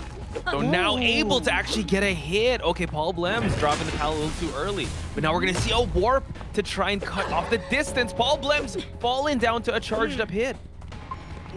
But you see, there's nothing that a Cheerleader can actually do here, because you know we did see Cheerleader. Yes, she might have used the second bomb a little bit too slowly, but even if she did manage to use it a little bit faster, that doesn't make that much of a difference there, since Clerk moves just way too fast. And of course, with Clerk with warp there, it's kind of just a little bit of an icing on top as well. Right when Cheerleader actually goes into the movement debuff, Clerk can just warp immediately and get a normal hit, no problem at all. And with a second follow-up hit, Cheerleader having no items, what can we do in that situation? So of course, with that 40-50 second down, sadly our Cypher machine, I don't think it'll be enough. It might be a Clerk perma lock Cypher here. True. An excellent breakdown on that side. So it seems like they might kind of settle for just going for a full blood rescue or maybe sacrificing here, but it seems like Schmitty has already caught the attention of this clerk. Schmitty does have tide turner, so that can carry this cheerleader to a better part of this map. He's gonna use the grappling hook and now actually gets hit. Oh my gosh, Paul Blems now popping that last effort. He's gonna try to just gather as much distance as possible for them to just buy enough time for them to pop some ciphers here and there. But so far, it seems like a good start for Yindi. Definitely, and of course we do see as well from the clerk side, we did go out and force patient to do the rescue. Yes, it was a no damage rescue, but the good thing here is we didn't buy an extra 20-second time for the survivors to decode, and that is what a clerk wants to do, as we do see here as well. For a cipher machine on around 60% on average, decoding progress isn't too bad, but warp is now ready. We definitely could see who the next target would be. If we can actually go towards that composer, it'll be a really tough spot here for VL to be in. Okay, he's just trying to monitor where the ciphers are at. Now MyLeg realizing, all right, it's a locked cipher. Yindi just holding on to the warp just for now, might need it for a chase. And we are seeing the rotations being done. So RVL very notorious for knowing when to slow down the pace of this game. Now warp has already been popped and MyLeg hightailing it, doing a full 180 to go back to where he started. And now Yindi has his sights set on this composer. Nice block. Ooh, very nice window lock, but we got to hit right over the pallet. And of course the pallet dropped down right, and we gave a free scroll for the clerk here to use. Now if clerk can actually just drop down a pallet and force it on towards MyLeg, the composer right here, might not that be good for the survivors. We do see the cipher machine as well. 5 cipher machines on so much progress, but that doesn't matter because we're not at max presence. Actually got dropped a hit, but we still got the hit there anyways. Excellent usage of that recording, using it to force a pallet drop down and forcing one actually to be recorded just so he can reverse it, and now has another down survivor. So Yindi really making up for his performance in the previous game and now really dominating this mid game because only 4 ciphers remain. They're all like close to popping, but when there's a survivor on a chair, that's when Keegan really pops off. Ooh, we did get a lock on the cipher machine too. We do see cipher machine seems like it's going to be more than enough, but the only issue here is they're so spread out apart, and there's one rescuer that has to come into rescue. Meanwhile, we have still 2 scrolls on our hands to lock the cipher machine, which patient is going to be decoding very soon. Gets the rescue. MyLeg able to carry his weight all the way to outside the midway point of this map, and now we see that MyLeg is going to try to make his rotation towards the hotel area, dropping the pallet. He knows that he has a recording, and now he's just gonna wait at the top part of this map. Like you said, cipher progress is enough, but it's very spread apart. And the thing is with Keegan also, she can lock down ciphers or recordings at least towards the exit gates. So it's gonna be hard how they're gonna navigate this end game. Definitely, but it seems like we're going to be able to pop all 4 cipher machines right now with the last one at 91%. We have 2 scrolls on our hands, but Clerk does not have trump card to activate that abnormal and an extra abnormal scroll to buy herself a little bit more time. Schmitty holding on towards that grappling hook. Mercenary also being very careful as well. We're currently decoding the cipher machine, but we are very careful. We get a lock on a cipher 1 there. Now Schmitty wanting to come into rescue. You did a ready rescue 1, so we have nothing left to use, but we have warp here left to use. Can we warp and cancel this out? Seems like we won't be doing that anytime soon as Mercenary still being locked right here. Can we try to get a hit? No, it's okay. You can hit the prisoner right, not prisoner, patient right there, but it seems like we're going to be able to warp over. But the cipher machine is going to be primed right here unless we do. Can we get the lock? We did manage to get a flywheel. Very nicely done by the composer. We did get a block there right there. And of course, cipher machine pop. There is no borrowed time. And composer with that flywheel bought up so much time. A 3-man endgame for rival survivors. What a scramble, but the terror shock does land, and now both exit gates are being open. Can he get more than just a tie here? Yindi, this is super important for him to actually lay claim to round number 2. That other exit gate is opening up quite well. He has gotten the patient already down. There's no warp. He can't lock the gate. It's gonna look like an open exit gate. Can Schmitty actually make it in time? Seems like Smitty does have also 1 extra grappling hook here left to use, and indeed kind of losing our target right here. Believe that dungeon's on the other side, but no, patient is the one running for victory right here. It was a 40-second down on cheerleader, but that does not matter to rival. Rival being able to get a 2-man escape here, guaranteed a tie against such a bad early game clerk. Can I just say, Rival just finds ways to turn a bad start into a tie. That just shows the grit of the survivors. It looked like it was Yindi's game here. Again, first down on Paul Blems. was really fast. And then the mid game, it started to look really well. Cypher progress looked a little bit manageable, but in just the swing of events, they were able to pop 4 Cyphers in a row and push for that end game. And MyLeg just having the wherewithal to use the flywheel, drop down the pallet, buy enough time for Schmitty to rotate.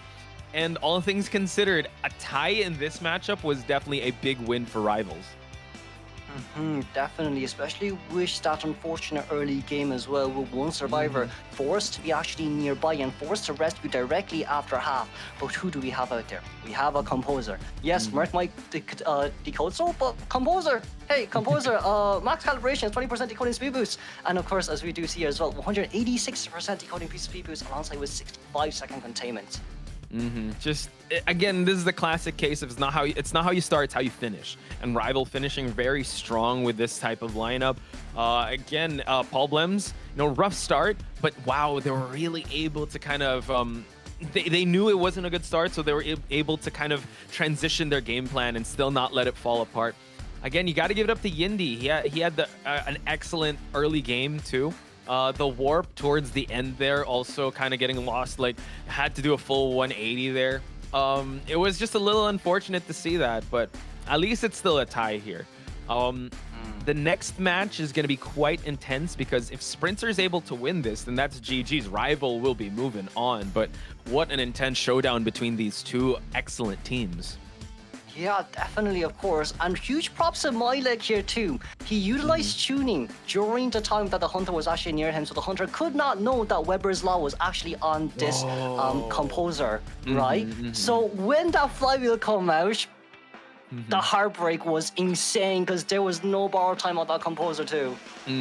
That was crazy with how that played out, because it looked like he had borrowed time. So it was just the way they played that end game was super masterful in split-second decision making. Just you can really see the levels of gameplay being done here, and Rivals being the first team in NAEU, or actually even outside of the Chinese mainland division and also the Japan division, to be sponsored, and rightfully so. They're really showing levels to this game and really elevating everyone else. So hopefully this is a learning experience also for Red Moon's Hunter here. But now let's see how Red Moon Survivors will go up against Sprinter in a map choice that he can quite frankly pick whatever Hunter he wants here and perform pretty well.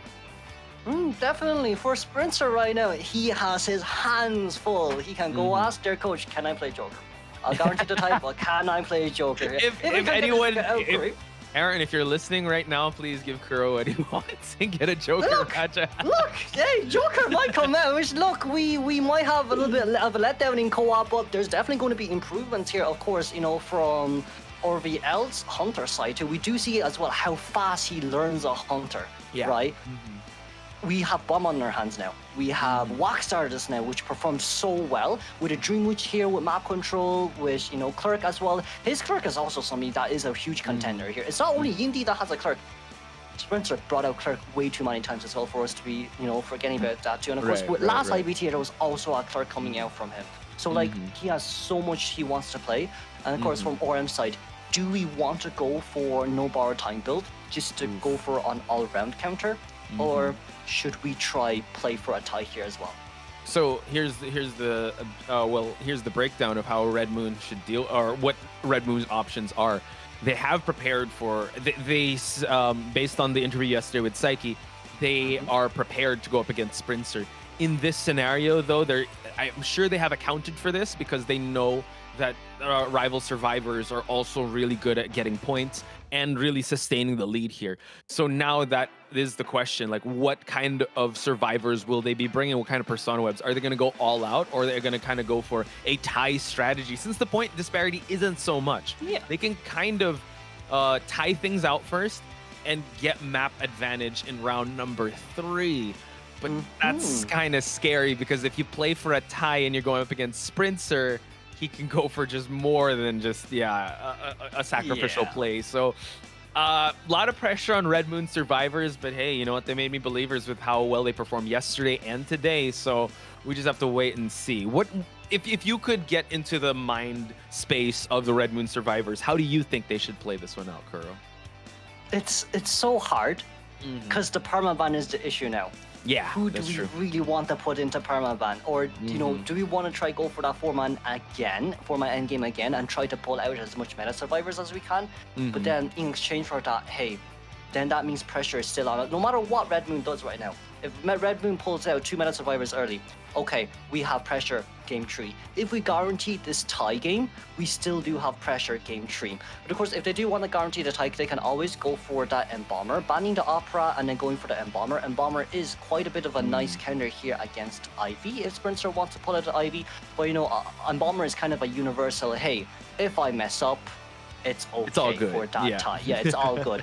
It's all good. And you know, if we're trying to tie for game 2, game 3 onwards, you don't need that Embomber anymore anyways, because you do want points as well.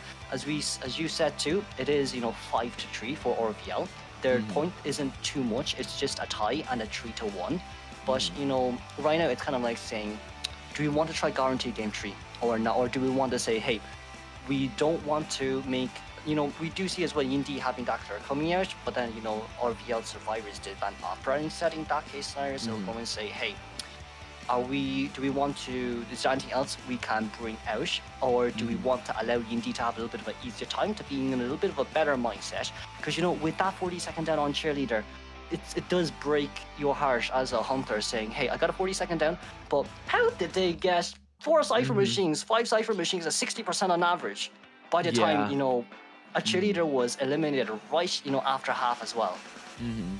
That definitely can shake anyone's confidence, right, with such a great start. But I mean, I hope if Yindi is listening, this is one of the best Survivor teams out there. So the way he was still able to at least manage a tie is still okay.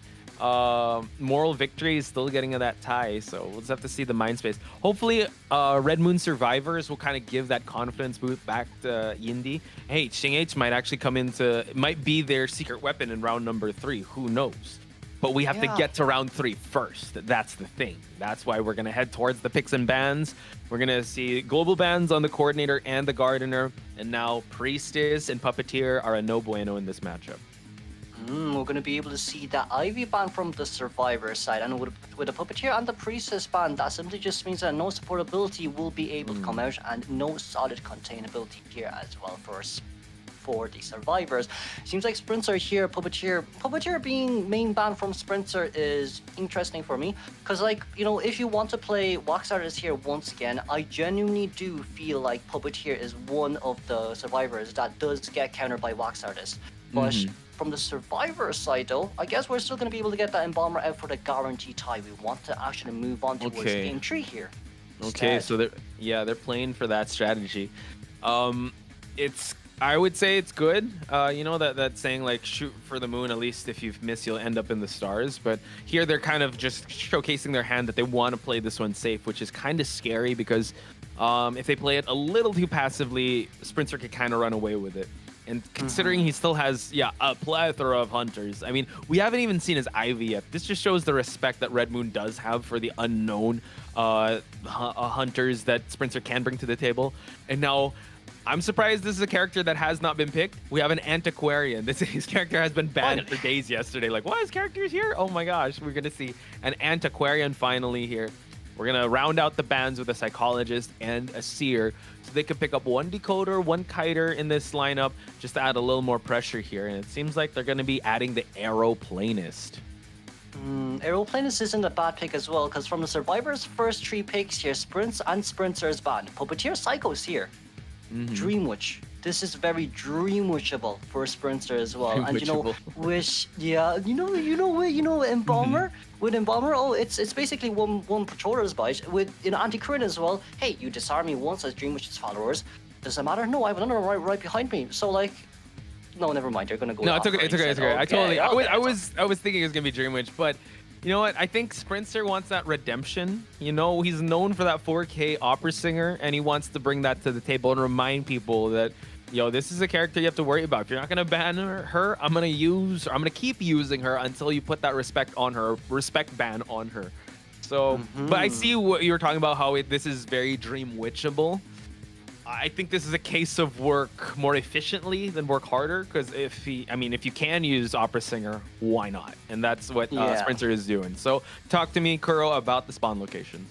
No, spawn location-wise, it's going to be Mercenary spawning in the middle, Aeroplane spawning by Lantern Gauge, the Antiquarian by Umbrella Gauge, and of course Embalmer inside Hotel here. Meanwhile, Sprinter is still trying to make up his mind. For Sprinter here, we could potentially chase after the Aeroplanes, but Aeroplanes is a little bit hard here to go against, especially with the fact that Aero can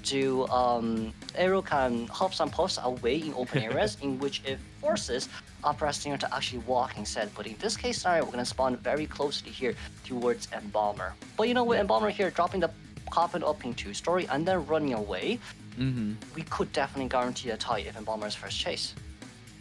We'll see. Sprinter's known for seeing the game plan of the survivors and kind of throwing a loop or throwing a wrench into how that's going to play out. So I think that's what they want to go for. The thing is, with that being in mind, they have to have that Cypher rushing strategy on point. Again, in the previous match, it was good, but if it was only a little bit faster, they could have gotten more survivors out there. So this is definitely a close back and forth, folks. Red Moon just hanging by a thread and a prayer. Give them your love and support in chat. And if you're supporting rivals, you know what? They're one game away from actually being able to qualify for the finals. So once again, Kuroshiro Gaming and also Potch Spice, your commentators for this matchup.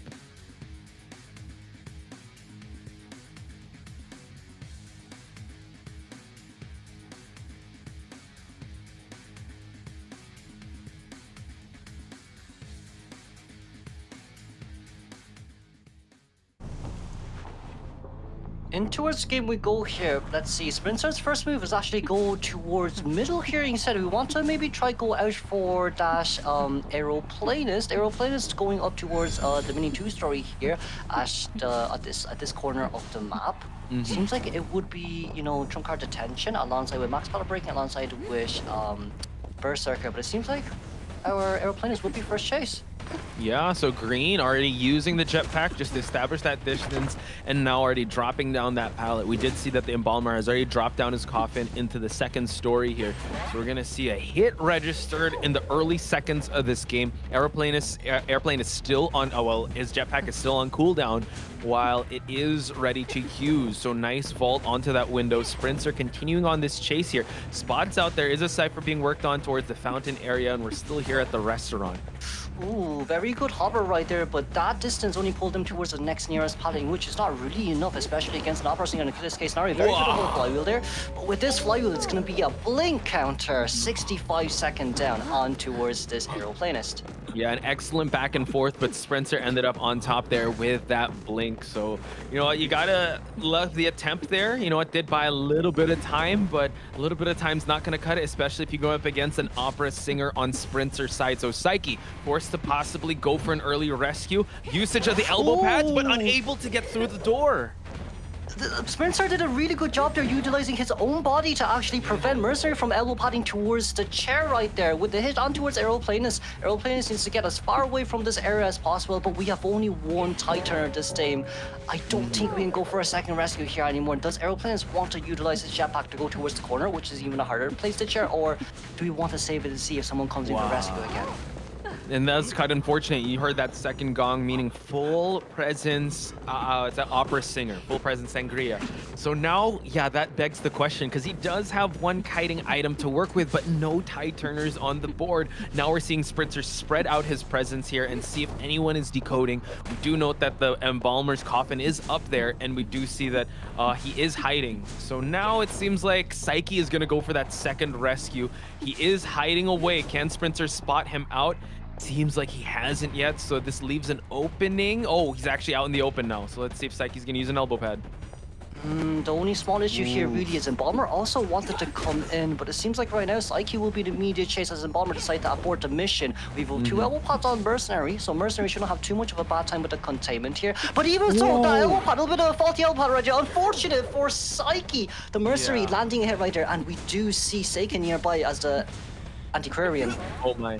Through the window well, so Sprints are able to down the Mercenary. A series of unfortunate events for the survivors and a series of unfortunate events on the side of Sprinter here. Already down that Mercenary, no Titan to be able to use, but at least Mercenary still has one elbow pad to work with as he could possibly rebound Kite. So now IDV math is not doing pretty well here. 3 Cyphers remaining, 2 survivors not on a chair, and now at least that Cypher was popped by Seiken. Seiken have to get an early hit here.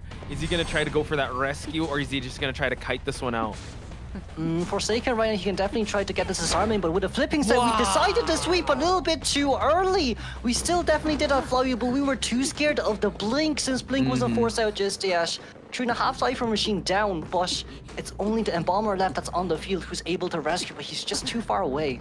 Yeah, that's the thing. Mercenaries already expired the halfway mark, so Sprinter staring down the barrel of at least a 3-person elimination. 907S is the only one that is out there, and the timer is on the board for the dungeon, but the dungeon is nowhere near where 907 is at, and he's already seen the blood trails. It's kind of a checkmate scenario here that Sprinter sees, so can he actually get the 5-point game for his team? 907S is trying to make a beeline for the rocket share here. Seems like we wouldn't be able to make it here anymore as Anticorn is just about to go after half, but for Sprinter we still do have blink left on our hands, but for Embalmer we want to say to ourselves, let's try to buy as much time as possible because I still do have Coffin, I still do have my 8-second immunity and 8-second Titan, but it seems like right now it will not matter as Sprinter's going to be able to immediately catch up right here. Are we going to Coffin? But if we do, no, we're going to go for the immediate elimination here. Let's congratulate Rival for winning against RM. An incredible performance. They faced so much adversity going up against Red Moon. Red Moon really gave it their all, ladies and gentlemen, and they really tested Team Rival's. So this was a well-earned and well-deserved victory on Team Rival's side. And shout-outs also, and give our flowers to Red Moon for making it this far, because they really put the pressure onto Team Rivals from the get-go in Arms Factory. Just an incredible performance all throughout, Kuro. Definitely, and with Red Moon Survivor side there as well, it was really just unfortunate on the aeroplane side too, since he wasn't at the best area possible. Yes, he did have pallets there left to use. Yes, he did have his jetpack still, but even with his jetpacks here, it's just a position he's in. There are too many, pallets nearby, as we did mention as well, but because there's too many pallets, that means there's also a lot of shadow dashes in which IV can perform and immediately catch up. Alongside with the rescue too from Mercenary, there's nothing Mercy can do. Sadly, Opera Scene got the upper hand there, utilizing the body sticking near the wall and forcing Mercenary to actually bounce back from Opera Singer body and then going towards the other side. Yeah, we're looking at it in a situation where Sprinter was able to put the survivors of Red Moon in awkward positions and kind of being a step ahead, like body blocking the door for Psyche not to be able to go for that rescue, catching Psyche out in the open as well, and just forcing elbow pads after elbow pads. And yeah, that was also unfortunate by the aeroplanists. They really played it very well. It's just that you're going up against such one of the best hunters out there in Sprinter. So yeah, that's really unfortunate that they weren't able to kind of keep up with the opera singer.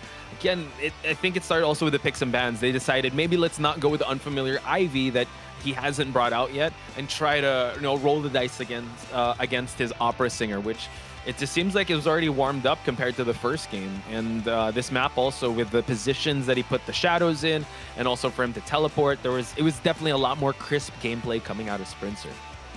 I also do feel like it's kind of a lack of cheerleader there as well, being able to assist the aeroplanist with that containment too. If we can get that item refresh cooldown on towards that arrow, the early game definitely would have been a whole lot different compared to what we have seen here just now as well. But even with that in mind, we have seen, the rescuers both wanting to come in to sell the aeroplanist instead. But, you're up against a hunter that's been playing this game for so long, all hiding spots. As we see throughout the game as well, Sprinter knows it all. We're able to force Mercenary early game out of that, out early, and then being able to force him to rescue early too. And of course, with a second chair, Mercy was also forced out early once again. He tried to hide. Yes, it was a really, really good attempt. It was a really good hiding area, but Sprinter just knows it all. Yeah, it was definitely an amazing performance by Sprinter with how he was able to kind of snuff out the attempts and the rotations of everyone. So just an excellent performance all throughout. We're going to put a cap in this type of performance, but I want to ask you, Kuro, any highlights or any MVP-worthy performances by both Hunter and Survivor on the side of RVL? MVP worthy definitely would be Spencer for this one, wouldn't he? For game one, of course, OM did a very brilliantly good job game one with a 4-man endgame, but Spencer still being able to guarantee that tie for his survivors. And for game two as well, with that redemption arc 4-man elimination on the Opera Singer once again. Sadly, we didn't see a little bit more of a variety, but that Opera Singer still remains strong. Definitely a very noteworthy ban here for all teams moving forward. Okay, if it's going to be a survivor MVP, who would it be? Because if we're going to go Red Moon, it definitely have to be Seiken with how well he performed that first game. For me, maybe Schmitty would be really good with how he was able to manage the kiting in Arms Factory, and also a bit of my leg as well. How about you? My leg on that composer. No, my leg on that composer. You are so right. You are so right. I kind of. Tuning bait was so good. No, I just wanted to say that, like, we usually see a lot of MVPs being hunters, right? Especially in this meta where hunters get most of the points. But it would be kind of cool if we have both hunter and survivor MVPs of the winning team, just so that we can highlight also a lot of the plays. Because yeah, my leg was really good. Yesterday's performance of Schmitty and also Roland's rescues were really good. So it's good to highlight also the survivor's performance. But yeah, so for you, it would have been my leg's performance with composer. Definitely, it's that composer that brings it all the way through. Yeah, and that's the thing also. My leg is one of the, well, I would say he's very humble and quiet, right? It would be cool to have him be on the spotlight and also get that MVP position. So do show my leg some love in the chat also, because he's just there. He's just decoding, but he really had an excellent showcase in this matchup. So before we get to the interview, before we get to the MVPs, we have to look at the match breakdown here. Seems like with Aeroplanus is going to be 1% decoding with 49.1 second containment here early game against Opera Scene, which is a little bit unfortunate, but Opera is just too fast. And Bomber 165 decoding progress alongside with 24.8 seconds. That's with the hiding with a second chair on Dash Aeroplanus. Mercenary here with 68.5 seconds, 1 rescue, and of course 21% decoding progress. That really is just because Aeroplanus is down a little bit too fast, but once again, Opera Scene at the end of the day will still continue to ride. And of course, second here with 178% decoding progress, 1 heal, and 32-second containment. Yeah.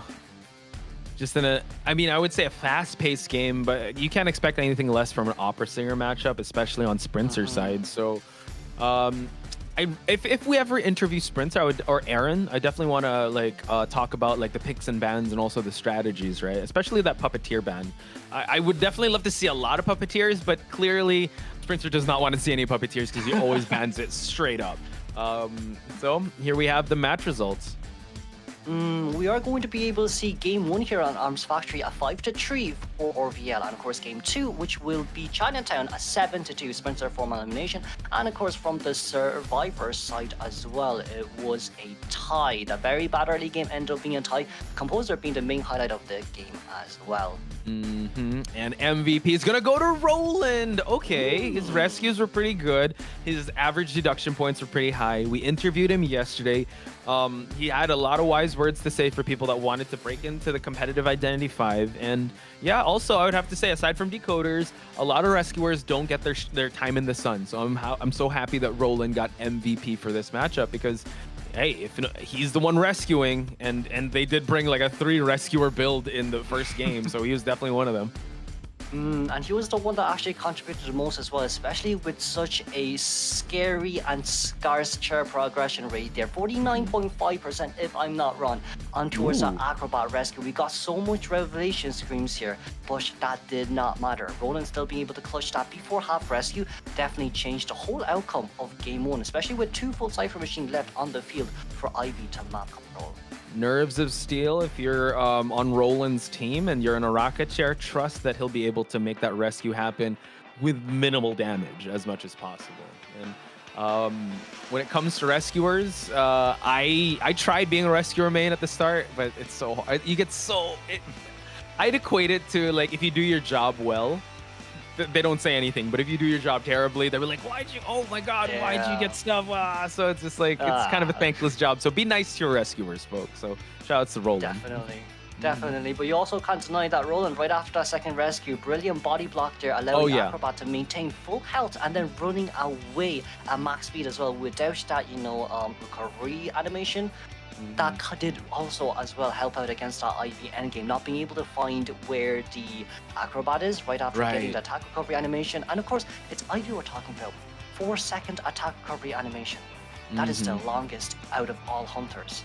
Yeah, that's true. That's true. So they really played that matchup very well. So, MVP went to Roland, but you got to give it up to the survivors also, and also their coach with how well they played that IV performance. And also, we give a lot of love to Sprinter with how well he plays as opera singer. But rest assured, RVL will be moving on to the grand finals, folks. And you got to give some love to Red Moon because they really performed their best. They tried, really taking the fight to Team Rivals. But end of the day, Rivals still coming out on top. And you know what? Red Moon not going out empty-handed. They do have a little bit of a share in that prize pool as well.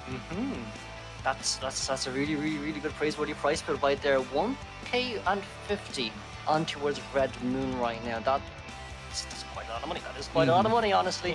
And even so, hey, look, we managed to make it to top 4 now. We're going to have to see how the next IVT goes for NAEU and see how far we can go. Of course, we have seen from Red Moon as well, from Psyche, RVL is going to be their main contender. But it seems like for RVL right now, there isn't anyone that could rival them just yet. We're going to have to see in the grand finals who will be facing off against them for, IVT 2024 summer. Yeah, I'm excited to see that because our next match, I believe, we have an interesting one with Ravens versus Mistletoe. But before anything else, I believe we will be having an interview portion with one of the team members of Team Rivals. So in the chat, let us know what your questions are going to be about, because we definitely want to ask them about how they want to feel. I believe the interview is ready, so let's get to it, Kuro. Yes, let's go immediately then, shall we?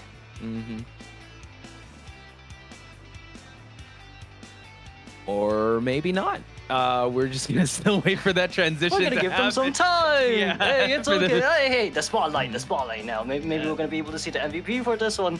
Yeah, hopefully we'll see. I definitely want to ask Roland some more questions. We did talk to Roland in the previous. He was the one to get interviewed in yesterday's matches. So now definitely want to talk to him about how they prepared for that Ivy match. That's what I'm gonna ask him. What are you gonna ask him? I'd say more or less for Roland how he feels about his MVP. Definitely for that side as well, and especially with what you said as well. That IV rescue is really that highlight of that game. And definitely something really praiseworthy that gave him, the MVP for that game as well. Because, it's really rare that we actually give rescuer mains the MVP throughout, for any kind of tourneys in general for IdentityV. So the last time I remembered a rescuer, the one I witnessed was I think it was last year's Koa, and it was Mochi from Zeta Division. Yeah, Mochi, he's being a rescuer. But then in one game in Red Church, they told him to go patient, but patient with Tide Turner. But the thing is, the hunter chased after him first, and he had to 3 Cypher kite it. It's like, oh my god, all right. So there we go. So, folks, I feel like we are ready for the interview portion, so let's transition to talk to Team Rivals. And there we have it, the man, the myth, the legend himself, and the MVP, Roland. How you doing, man? How are you feeling now that you made it to Grand Finals? I'm doing great. I feel like the whole team, we're all full of adrenaline, feeling that rush after playing, again, some of the hardest hunters on the server. Awesome. Kuro, you have a question for him? For Roland, for yourself here as that game 1 as the first officer coming into rescue against Ivy, you did manage to come in really early. Well, not really early, around 40% elimination progress on the chair, but you stalled for that extra 9%, making it 49%. How did you feel in that situation? You barely just clutched that before half rescue on the Acrobat for Schmitty. Yeah, there's a lot going on there. So thing that's cool about Ivy is that she introduces quite a bit of difficulty to rescuing, because if you look at her, you can get canceled out of the rescue, and then you're also growing those corruption stacks. So she's definitely a very interesting hunter to rescue against. My little tips for you would be try not to look at her, and then try to listen for when she uses her scare or if she swings, because that's probably your best time to rescue. Wow. Nerves of steel, definitely, when you're able to do that. I wanted to ask also, like, how prepared, I mean, based on how we were interpreting your spawn locations and how you handled the matchup, how did you guys prepare for such a high-level Ivy and Yindi? Yeah, so we were preparing for him to pull out the Ivy, and we were also preparing for Sangria. One thing about Ivy is that Ivy has lots of map control, just like Dream Witch, so it requires a lot of communication. And also thinking ahead, because you need to plan out where her main body is and also where that Yith leech body is. So definitely lots of planning. Yeah, excellent stuff. Kuro? And you know, for game 2 as well, Roland, with the cheerleader going down a little bit too early against Clerk. Of course, for rival survivor side, we did manage to see, you know, the very, very fast and speedy cipher machine decoding progress here. What actually went through our survivor team's mind here from rivals during that time when cheerleader got down pretty early? Because you did manage to compose yourself and being able to clutch that tie against Clerk as well. Yeah, it's exactly as you said. You really just gotta clear your mind and just focus. How can I rebound? That's important, right? The kite needs to rebound. Unfortunately, we didn't get that with the hit on Tide Turner. But we were just communicating, making sure we knew where she was going, and then just focusing on the ciphers. If you watched, we kept switching ciphers, and that was just what we had to do because Clerk was blocking them. But we were able to just barely get enough cipher progress, and that's exactly what we needed for that tie. Nice. Cool, calm, and collected as ever, team rivals. 2 things for you, Roland. I want to ask you for a message you want to give to your opponents who are going to make it to the finals and you face off against, and a message you want to give to the fans of rivals. Yeah. So for the opponents, I mean, good luck. We're gonna try our best. We hope that you've also been practicing, studying us. We only expect that much from you guys, and should be a good matchup. As for the fans, thank you again once for supporting us, watching us. We really do appreciate everything you've done. We hope that you can continue supporting us as we keep pushing ourselves to reach farther. Also, before I forget, I'd like to give a shout out to Schmitty, who I think has been playing phenomenal for this tournament, and he definitely deserves that recognition, especially as captain. Oh yeah, he has been. We've highlighted him a lot. We've been like gushing over his gameplay. So shout outs to each and every one of you in Rivals. Roland, it's always been a pleasure talking to you. We'll see you at the grand final stage. Take a rest, and we'll see you once we hit that grand final spot. Thank you so much, man. Thank you. Yeah, thank you guys. See ya. See ya. And there you have it, folks. Roland, once again, I mean, aside from his amazing gameplay, he's such an amazing teammate as well, giving shout-outs to his teammates as well. Heck, yeah, Schmitty also playing out of his mind in this matchup. So just incredible performance all throughout. They are locked in for grand finals now, Kuroshiro. Yeah, definitely. And, you know, we also got what we wanted as well from that interview, too. How did we play against that Clerk? One thing that Roland highlighted was keep moving away from the cipher, keep switching cipher when you get locked. And what does that mean? It means when the cipher machine is actually locked, that means it will be locked right after the scroll ends. So during that time, run to another cipher machine, and of course then you can just continue the ciphers instead of waiting for 9 seconds until the cipher has been unlocked. It seems like with that strategy, it helped. I think that was the main highlight there, what Roland said as well, that helped them in game 2. And speaking of highlights, ladies and gentlemen, we have the highlights ready for you. So we will be taking a very short break. When we return, it is going to be the match between Ravens versus MST. So we'll see you guys in just a bit.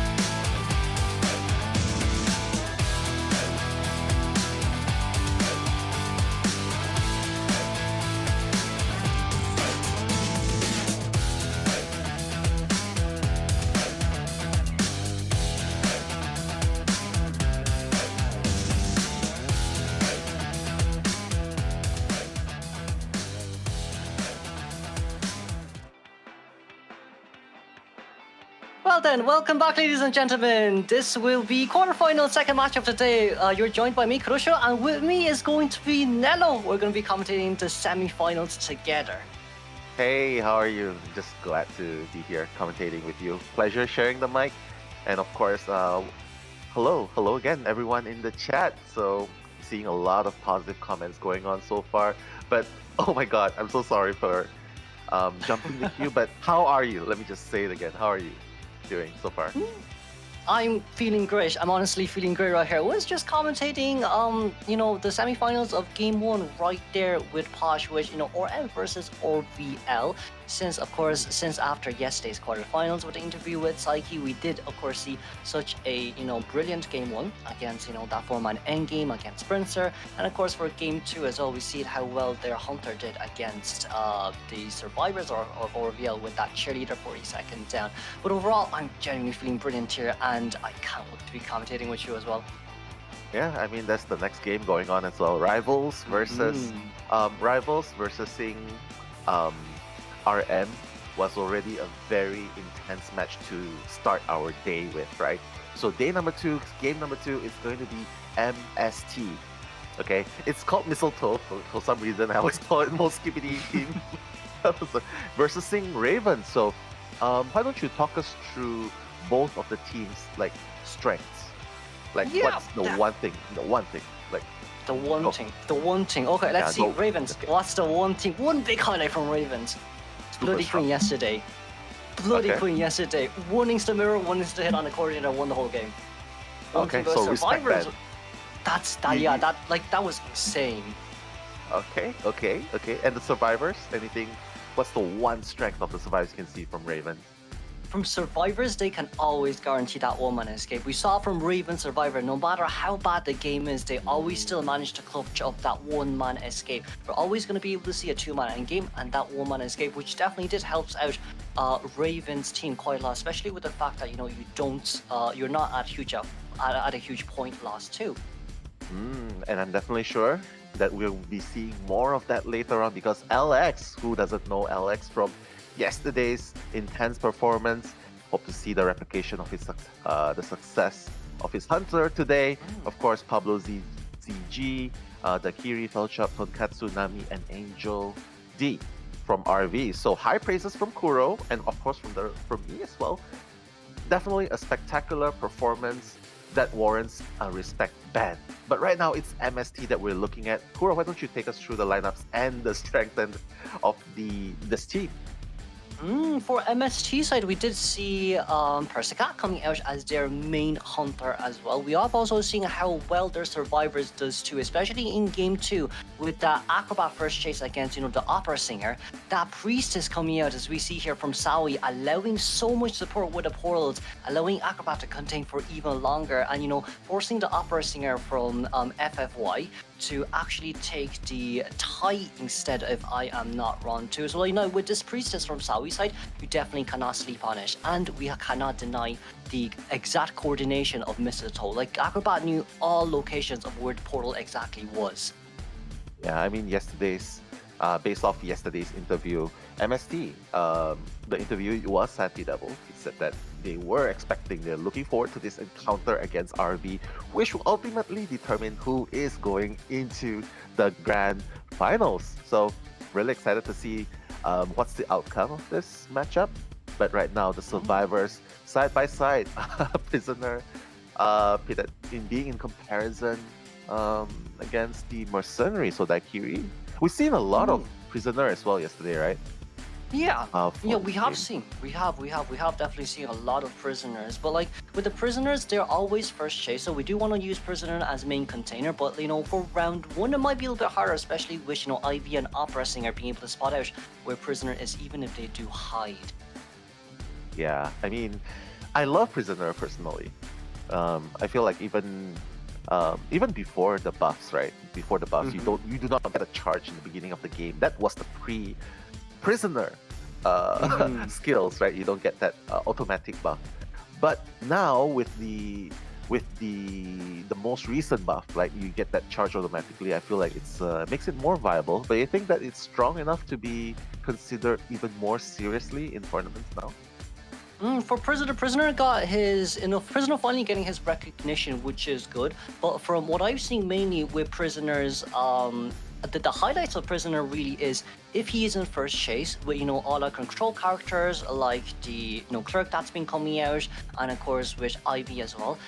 That means that if we can create that connection, you cannot camp the Cypher machine anymore. If you're going to be able to long distance decode, if you're going to be able to long distance stay in the same area and allow your survivors or your rescuers to finish your Cypher machine first and prevents the Opera or the Ivy to do that little bit of damage control, map control, that is where Prisoner actually shines, especially with what you said as well. It's that electrocution shock that's able to be, that's regeneratable instead of, you need to link up the connection first and then stay within my connection area to get the electrocution back.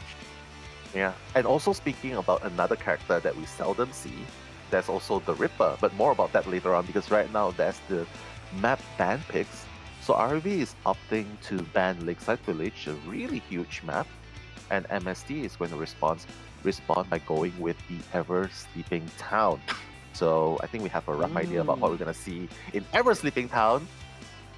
The tram. I was thinking about the tram. Definitely. Yeah, no tram hits so far though. But thankfully, yes. Thankfully, we're following the rules of the road now. Thankfully. Actually, am I being the naughty one for wishing for some tram hits? Left and right here and there. That would be brilliant. Yeah. That would be the highlights. That would be one of the best script ever. But with MST picking out the Ever Sleeping Town here, it seems like we might actually be forcing Raven's Hunter here to actually ban Priestess first. We have seen how well they coordinated with that Priestess from MST Survivor side, but also this is a very good map for their Hunter too. With yesterday's game against FFY, especially game 3 as well, Persica on Dash Ivy, able to cancel out all of Toy Merchant's jumps. And with all those very exact revelations on TN, this is something that maybe Raven Survivors also has to be very cautious to with this map pick from MST. Yeah, and we also saw that Santi, oh my goodness, we are going to see Santi here. I mean, he did mention yesterday during the interview, right? He was going to play today. But yes, we saw the Ripper highlights just now during his character introduction. And it's surprising that there's no data because I feel like he's, correct me if I'm wrong, he's the S-Batch Ripper. Okay, that's something that I think a lot of people know. Correct me if I'm wrong. He's the S-Batch Ripper, right? Yeah, he has multiple other S-Batches too, like Opera. So like with Santi's side as well, he's also very hardworking, with all the practice hunters with meta and non-meta. But yes, definitely S-Batch Ripper. I have seen on stream as well, he's been playing Ripper quite a lot. Just not really within, tourney time right now, where meta does matter a tiny bit more.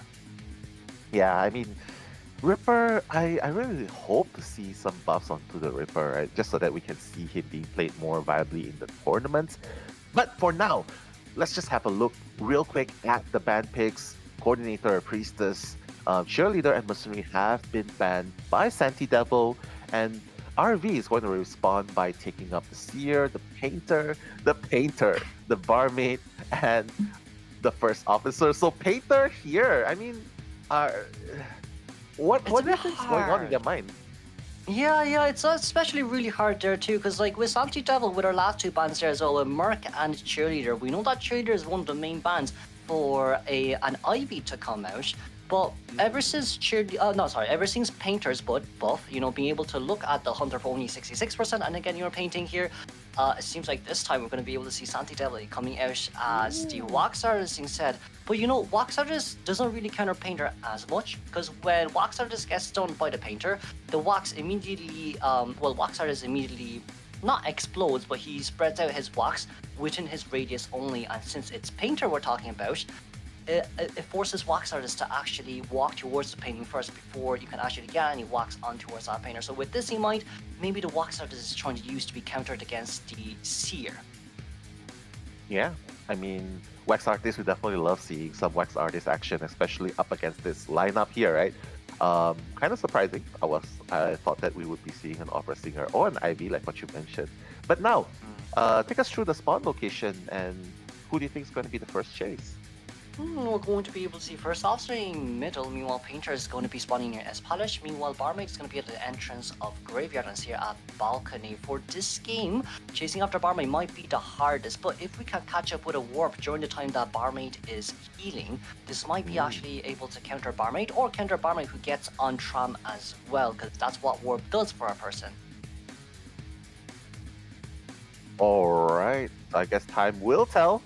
We will be seeing the matchup here. MST's Hunter, Santi Devil versus the Survivors. Bringing the commentary is me, Nalo, and Kuroshiro Gaming.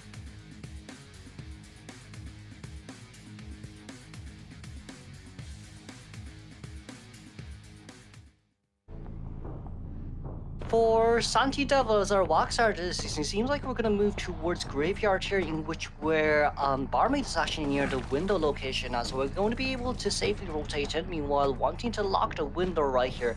But you know what, the good news is we do have warp, yes, so with the loop here, as long as we can get the first hit early and then immediate warp, this Barmaid wouldn't be able to contain for so long.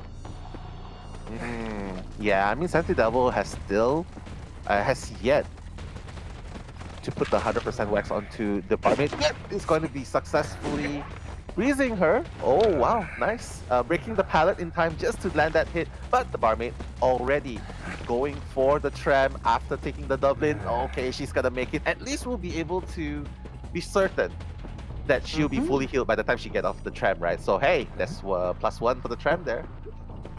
But it seems like for Santi Devil, we're going to change targets here instead for Pablo, who's actually playing the Seer of this game. This might be a little bit harder now because if Seer utilized the Owl for himself, it is going to be a max cooldown. We're going to be able to warp in here, but Pablo, very nice reaction.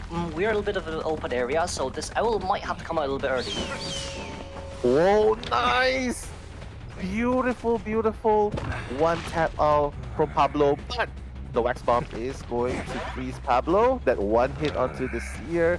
Mind you though, the Seer does not have Flywheel, so yeah, she's gonna be kiting without the owl now.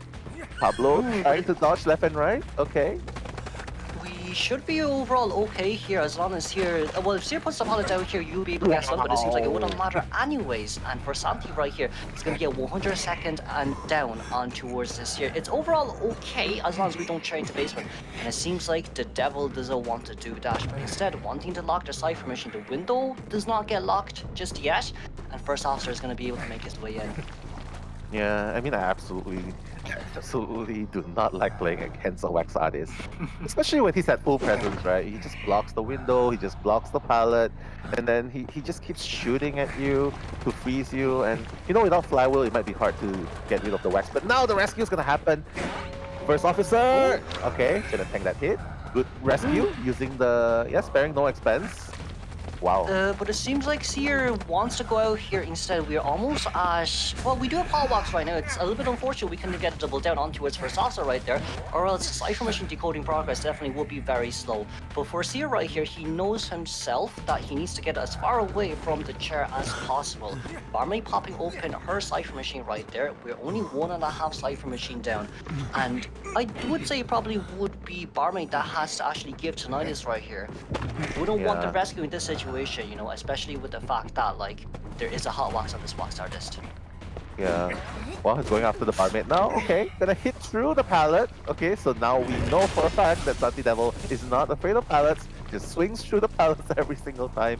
And now, using the warp, he's gonna go back to where Tonkatsu is. Wow, the presence of mind, you know, that's the hunter instincts for you, ladies and gentlemen. Just not being tunnel vision onto the survivors, focusing left and right, side for progress, creating pressure. And now Tonkatsu with half health on the first officer and 1 watch left. Let's see if he's able to kite long enough for the second one. The thing with first officer here is you just need to focus on dodging as much as possible, but with that 57% Cypher Machine upping balcony here as well, first officer is a 93 watch right here. Can we get on? We did not get on. Nice! Nice work there by Santi Devil with that wax bomb. Tonkatsu unfortunately would not be able to dodge such a huge puddle, right? So Tonkatsu's gonna be down, has no more pocket watch. So Kuro right now, 2 players are free, and the painter. I mean, this is where the painter should shine, right? Like for the support for the late game with the paintings, right? And he is coming in for the rescue.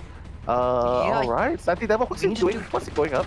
We're going to be able to pop open the Cypher machine here. Seems like Survivor doesn't want to waste any more time, as Dakly already on the run here with Windows Boo-Boos. We're going to lock out the window first, but we're running in a bit of an open area. As long as we dodge as much of this as possible, that's all what matters. And of course, with the hit down, 25 seconds left on the warp here, Nello. We might be able to see a 3-man elimination if there isn't anyone near middle trying to buy tonight this time. Yeah, they only managed to start the gate opening when the barmaid went down, right? So it might allow Santi Devil a little bit more time. I mean, it's only 5 seconds left before warp. Okay, it's gonna be super close. 2, 1. I don't think so. Santi Devil is probably just going. We're just at the gate right now. Can we? We can't. Yeah, just a second too short. The survivors clutching the draw with that with just 2 seconds left on the warp. They've already managed to open the gate. So, okay, beautiful start to the Wax Artist. Okay, a draw, not too bad. I mean, it is Raven's. Was it Raven's map selection? MST's map selection. Okay, so getting a draw, not too bad. Now they just need to fight. I can't really say much because it's how would you put this? It's now up to the survivors now. Yeah, I think there was just one point in time where if he actually managed to get that wax bomb onto the first officer, remember after the rescue, it was so unfortunate. Seer was at 96% wax, and the first officer was at 97. If that happened, the Cypher in the grave might have been able to be stopped. But oh well, GG, well played. A draw, 2-2.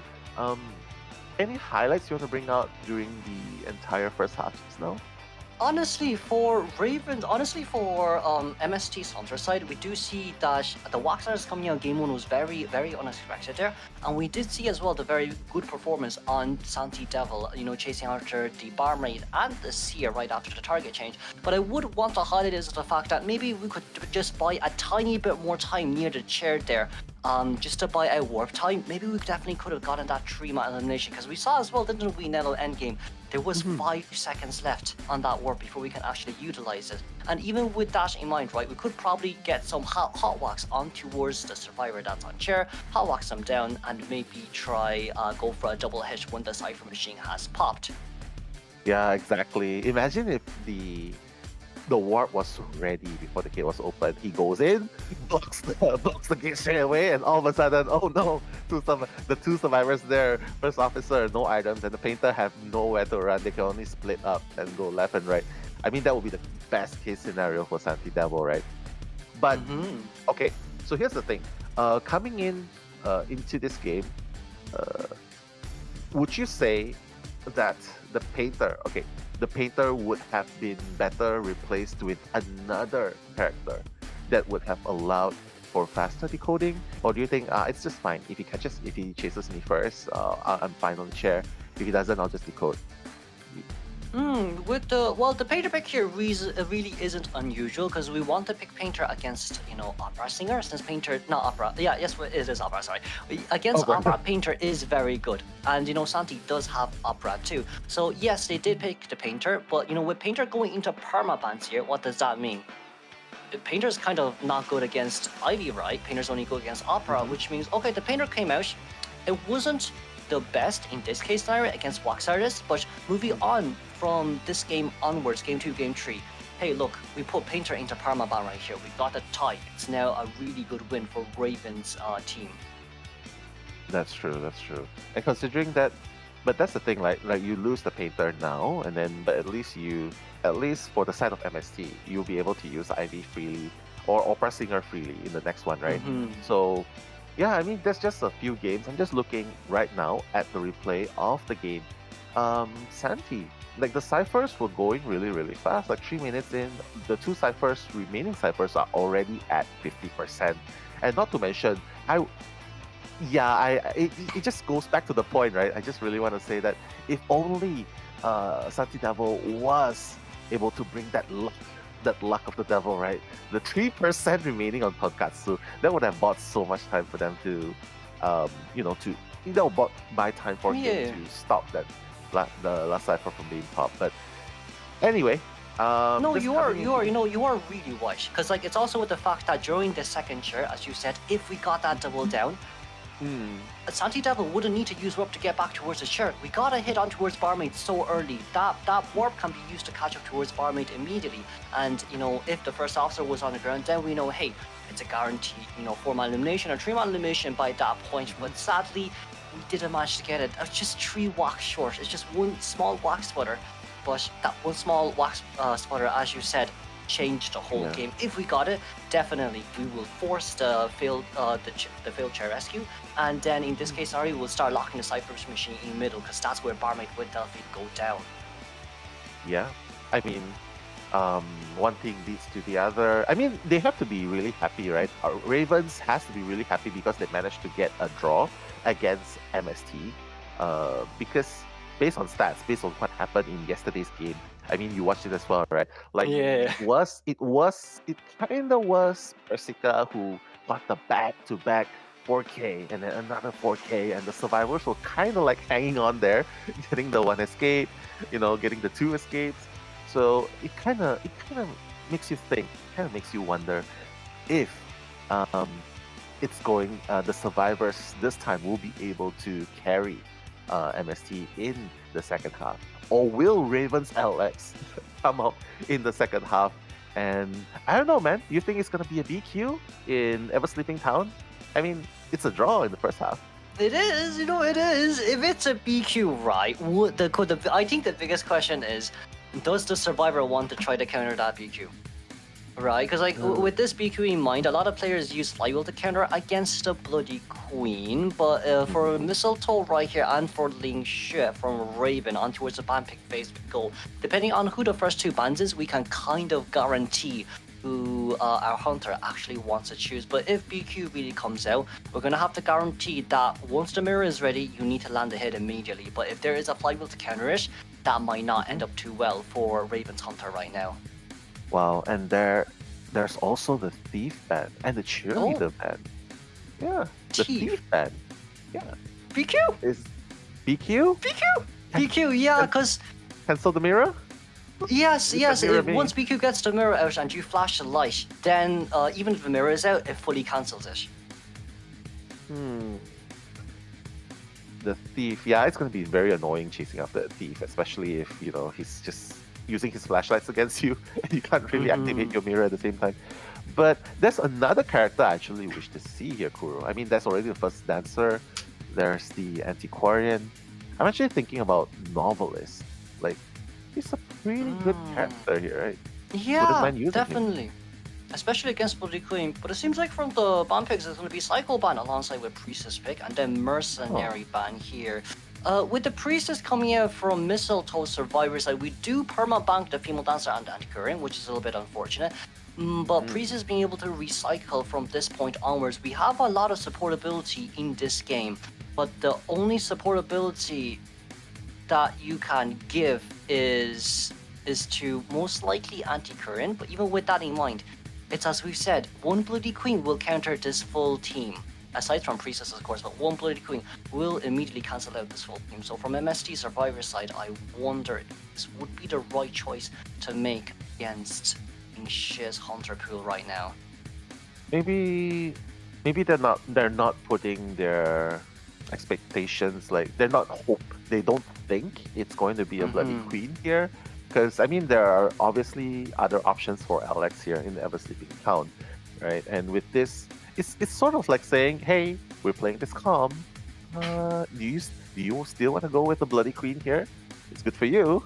But yeah, it looks like LX is not going to take that offer. It's not going to take that offer. I'm just going to go for the Opera Singer instead. And right now, how good is this composition up against Opera Singer, Kuro?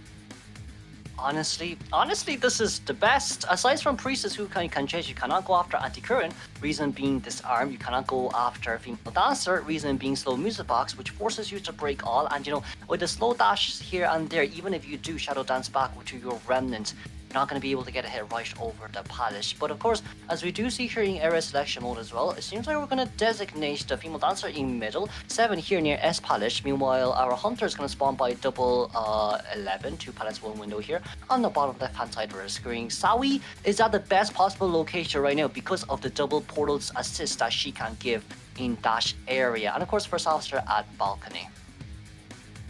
Yeah, Alex, I mean, tough choice, right? Like, who are you going to chase here? First officer, you have to watch. And then you do not want to deal with the antiquarian stick and the slow music box, as what you've mentioned. So really, though, like, I don't know, man. If I was Alex, I would be having a headache, trying to think about who I could be chasing here.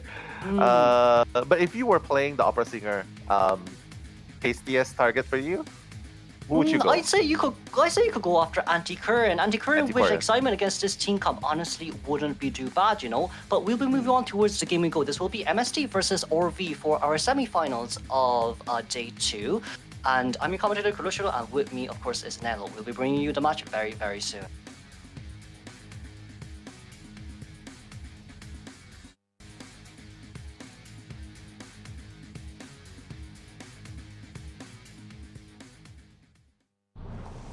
All right, there we have it. Alex on the opera singer, making a beeline for 7. So I guess he's following. Actually, no, he's making a detour. He's moving towards the middle now, trying to spot out if there are any survivors that has, you know, rotated out of place, transitioned out of place, and still yet to find someone. Oh wait, the Graveyard seems to be the choice now, and Sawi is here, Kuro. Yeah, Priestess definitely would be the most optimal choice here, as we do see as well max power breaking, trump card detention. Seems like we decided to warp, or is this teleport because it was 40-50 second cooldown. But of course with the Priestess right here, even if the portal turns out, no, we didn't get the portal out, but we also didn't get a hit right there, which is fine. Seems like the hit will still register with a charge attack hit, but as we see here, it is excitement on the opera sing. Yeah, excitement, but the survivors do not know that. They probably think that it's a blink or a warp or something that they'll probably commonly use, because if he brought excitement, he will probably go after the antiquarian. Maybe that's what MST is thinking right now, right? Now, Alex needs to deal with all the slow boxes in the middle. Oh my god, it's slowing him down so much. The shadow seems a little bit slowed. But beautiful support coming in. 7's coming in already. The swipe. Okay. Nice. That's only 1. We're not willing to use excitement here just yet. We've been working with this but trap! No, that's the trap you're asking for. Anti-current going down, but where are we? I wonder. Oh, there's anti-current on the other side, and that's an immediate hit. It seems like right now for...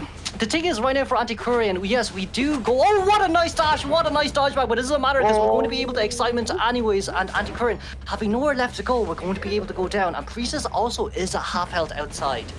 Yeah, that was a beautiful flywheel by the Antiquarian to dodge the attacks. But unfortunately, the flywheel ended up in the line of sight of the tram. One thing leads to the other, and Alex ultimately will be able to chair Antiquarian. But just look at the ciphers at the moment, Kuro. Like, none of them are done yet. This is scary. This is scary for MST. Yeah, definitely, and especially since the fact that, you know, you're against an opera singer. We could try rescue before half, but right after this rescue before half, you can't rescue anymore. The Cypher Machine does seem pretty fast. Priestess support portal is also caught from this area too, and we do see as well the first officer's pocket watch being utilized early. We definitely could make it here, but it's a little bit dangerous here. If we get a terror attack, it'll be really bad. We're going to be able to get a hit on the rescue before half, thankfully. And do we want to try to get a double down? No, we'll be looking for 7 here instead, and we'll have this here. We got how it goes. Yeah, 7 seems to be the target. Oh, and another swipe right into the attacking range of the Antiquarian. It's gonna buy the Antiquarian a little bit more time. 7 still trying to rotate around this area, and the ball, beautiful, barely dodging the terror shock. Oh my god, we are at the edge of our seats. Now another swipe, beautifully done by 7, utilizing all of the bamboo sticks to perfection. And now Alex has no choice but to stop for a moment, break the pallets, take out the music box because it's getting too much for him, and that's gonna allow 7 to rotate away from this area. Yeah, sadly excitement time didn't come out on time, or else Anti-Current wouldn't have been able to rebound Kai, but because of the soul music box, because of her disarms, she'll be able to contain. But sadly with that over the hit window, It is still a 4 Cypher Machine containment, though they're only missing one last Cypher Machine, but the guarantee tie can still be seen here from MST at least. Getting this female dancer out definitely was the right choice. But cherry near middle here is that it's a female dancer Cypher Machine at 90% that will be disturbed here just a little bit, but that doesn't matter because first officer has been fully healed too. Yeah, fully healed. 3 of them are really healthy. They can definitely go and rescue 7 for sure. Buy a little bit more time, but there is no last cipher at the moment, Kuro. So this is gonna be. Are they gonna totally commit to keeping 7 alive or just rescue us? Support portal gone. Okay, they're trying to do. We got the rescue. Oh my god. The magnetic photo target. I feel like for Alex right there, he definitely could try go for the dash hit on towards first officer and either force out the half health or force out the pocket watch. But that's also okay. We want to guarantee that 1-man elimination. For Alex right now, he's trying to go look around for the nearby survivors. Most likely we're trying to get rid of the lamp portal. But with that sadly failed dash shadow lead, we're going to be able to see Priestess at least. And with the Priestess here, yes, we don't have any portals remaining. That means this is going to be the most easiest chase for Opera Singer right now.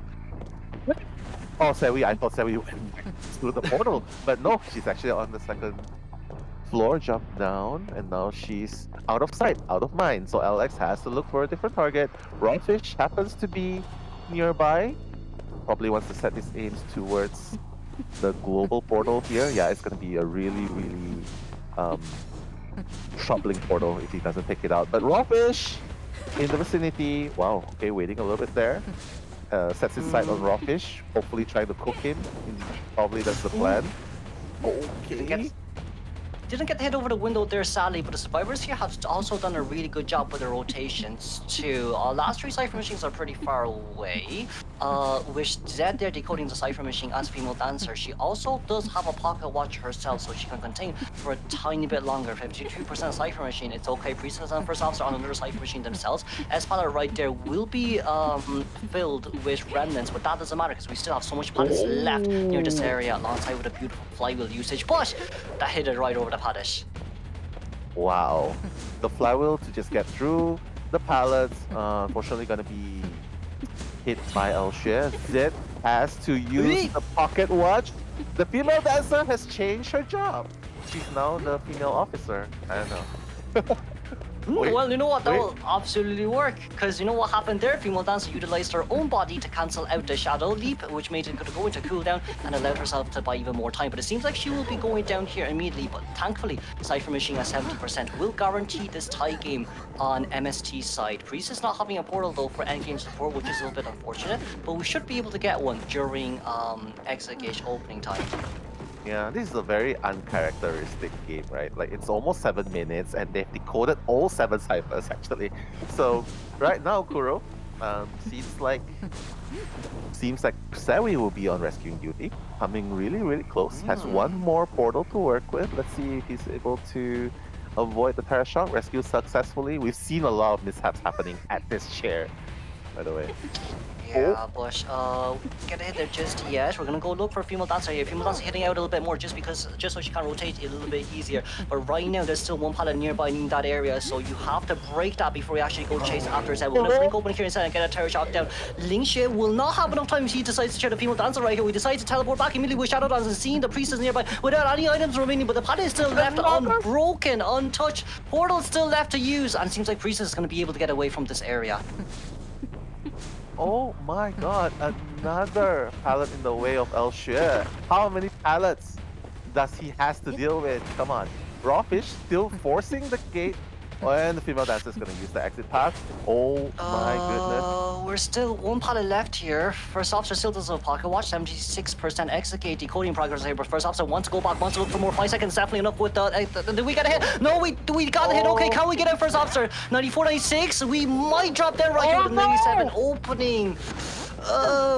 With a pickup on the wait, turn. Okay, careful, dodge it. Yeah, look left and right, ladies and gentlemen, before crossing the road. Elshia, this might be the opening. Wow, it was really, really fortunate that he managed to get the first officer here, because it seems like Zed and Sawi was giving Elshia a really, really hard time. But with that second gate being open, seems like we are going to a BO3, Kuro. A draw.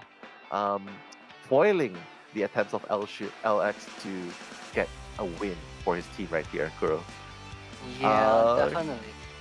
I mean, like, very, with very exciting MST game, Survivor side, they did brilliant. They honestly did brilliant there in that scenario. You know, even with the early game tram on the anti-Korean, thankfully we were able to rebound clutch, allowing anti-Korean to use the remaining of her disarms, and of course utilizing female dancers, slow music box in middle too, which bought us even more time. That's a 4 cipher machine decoding progress, by the time that anti-Korean was second chair.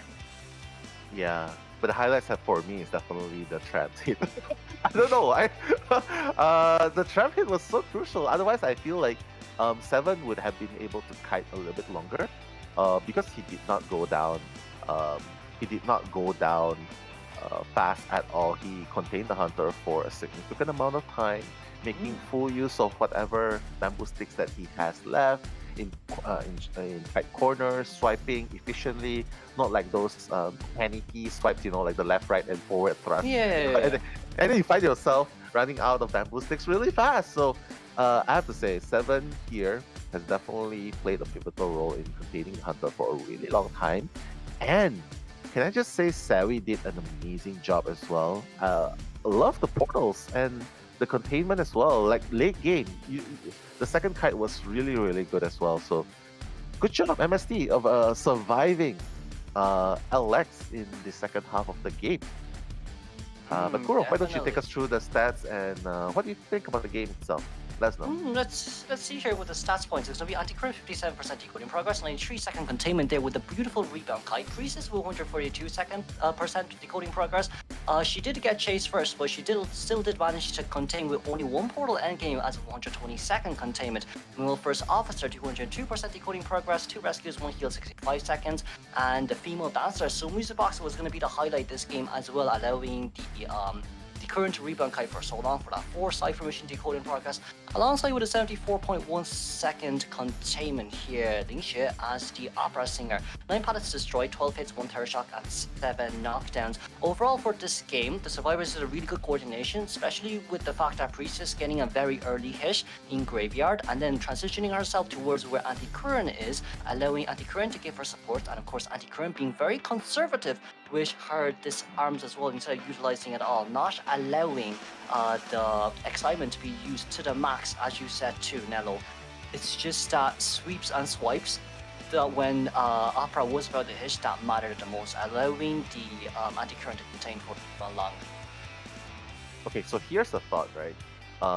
We were talking about the survivors and how they managed to hold their own against LX, right? So here's the thought: how during that middle part, you know that the ciphers were going really slowly, right? During that middle part, do you think that it would have made sense when there was 2 ciphers remaining with no progress, to little to no progress at all? Would it have made sense for him, for Alex to commit to abnormal at that point straight away, and just go and just leave with a peace of mind? There was just little progress on the fourth cipher, around 40%. Yeah, and just abnormal and then go. And my second question is, okay, I'll let you know after you answer the first one. Definitely. If there were 2 full cipher machines remaining, it will because in our situation, as we've seen as well, female dancer no items, I'll use back turn soon. Priestess with only 1 portal, but it's regenerative portal, which is a small issue too. And of course, first officer with the 1 pocket watch. Now we see the cipher machine locations as well. In that case scenario, 2 were really close. 1 was at where Geisha is. If the hunter could have damage controlled and forced the survivors to consume their items, then in that case scenario, we can definitely abnormal and then tunnel someone down. Because in scenarios like these, what we have to think for a hunter is how much items do they have? Can they rebound kite? And if they do manage to rebound kite, what should I do? Because you don't want to give survivors items endgame for when you're playing opera singer, because that's going to give them a huge chance for 3-man escape. Yeah, I mean the 4-4 here means that we're going to a round 3, and I really like what you mentioned just now, and I just want to get your thoughts a little bit more about the decision, right? The decision where he used. Okay, wait, let's put a pin on that. Santi Devil is going to take a break, and Persica, the 4K god from yesterday, back-to-back 4K, is going to come in for the most KBT team. So, Yeah, it looks like we'll be seeing a lot of progression. I don't know, man. I think Persika's ready to take over here for MST. But yeah, I mean, just coming back to the question that I was going to say, do you think at that one point it's really um, it's a good decision to just instantly go for the blink, downing I can't remember the survivors there, downing the survivor and then not sharing, going straight for the other gate? Oh, it was the Z. It was Z. Yeah. It was. Yeah, Yeah, right. it was. Yeah, in female Yeah. dancer. I mean, that wasn't a bad choice. That wasn't honestly a bad choice. We did see as well from Opera Singer, she did decide to hitch outside of the area into a little bit more of an open area. So then female dancer will have a worse time rotating. But in that case scenario, it was a little bit of a scary situation. If we wanted to get more than just a tie, the blink there definitely was really good, because in that case scenario, as Opera Singer, you will have to change targets immediately, and you do have remnants remaining as well. So like with a teleportation back, you actually don't have to dash as much as you think you would need to. But sadly, with the end game scenario there, it's really just all the pallets, all the pallets remaining that allows us to survive to utilize. But of course, with the round 2 map ban pick here, we're going to be able to see Ravens choosing out Leo's Memories here, and Mistletoe banning the Arms Factory. Mistletoe didn't really earn that much with their map picks for round 1, and now round 2, it's going to be a little bit of a favorite. It's going to be favoritized for Ravens instead. Yeah, I mean, we had a name for Leo's Memory, aka the Cursed map, right? For some reason, a lot of people do not like it. But over the recent few tournaments coming in, Leo's Memory has always been the choice to go to. You mind sharing, like, if there's a particular reason or some insights on why this map is a good choice?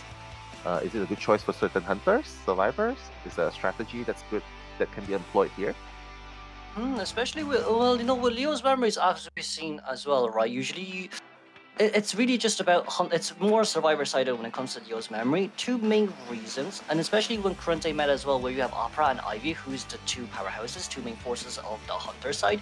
Number one is you cannot dash upstairs. You can only dash once upstairs, and you need to keep recovering yourself as Opera Singer. And the second reason is the amount of stairs that there actually is in Leo's, right? Because like for Ivy, if you stay on the stairs, you're outside of the Ostracon artifact range, so that you won't get any fear stacks once you just walk up 1/2 steps. And of course, like, it's really easy accessibility towards that really good containment area too, and it's heavily paletted as well.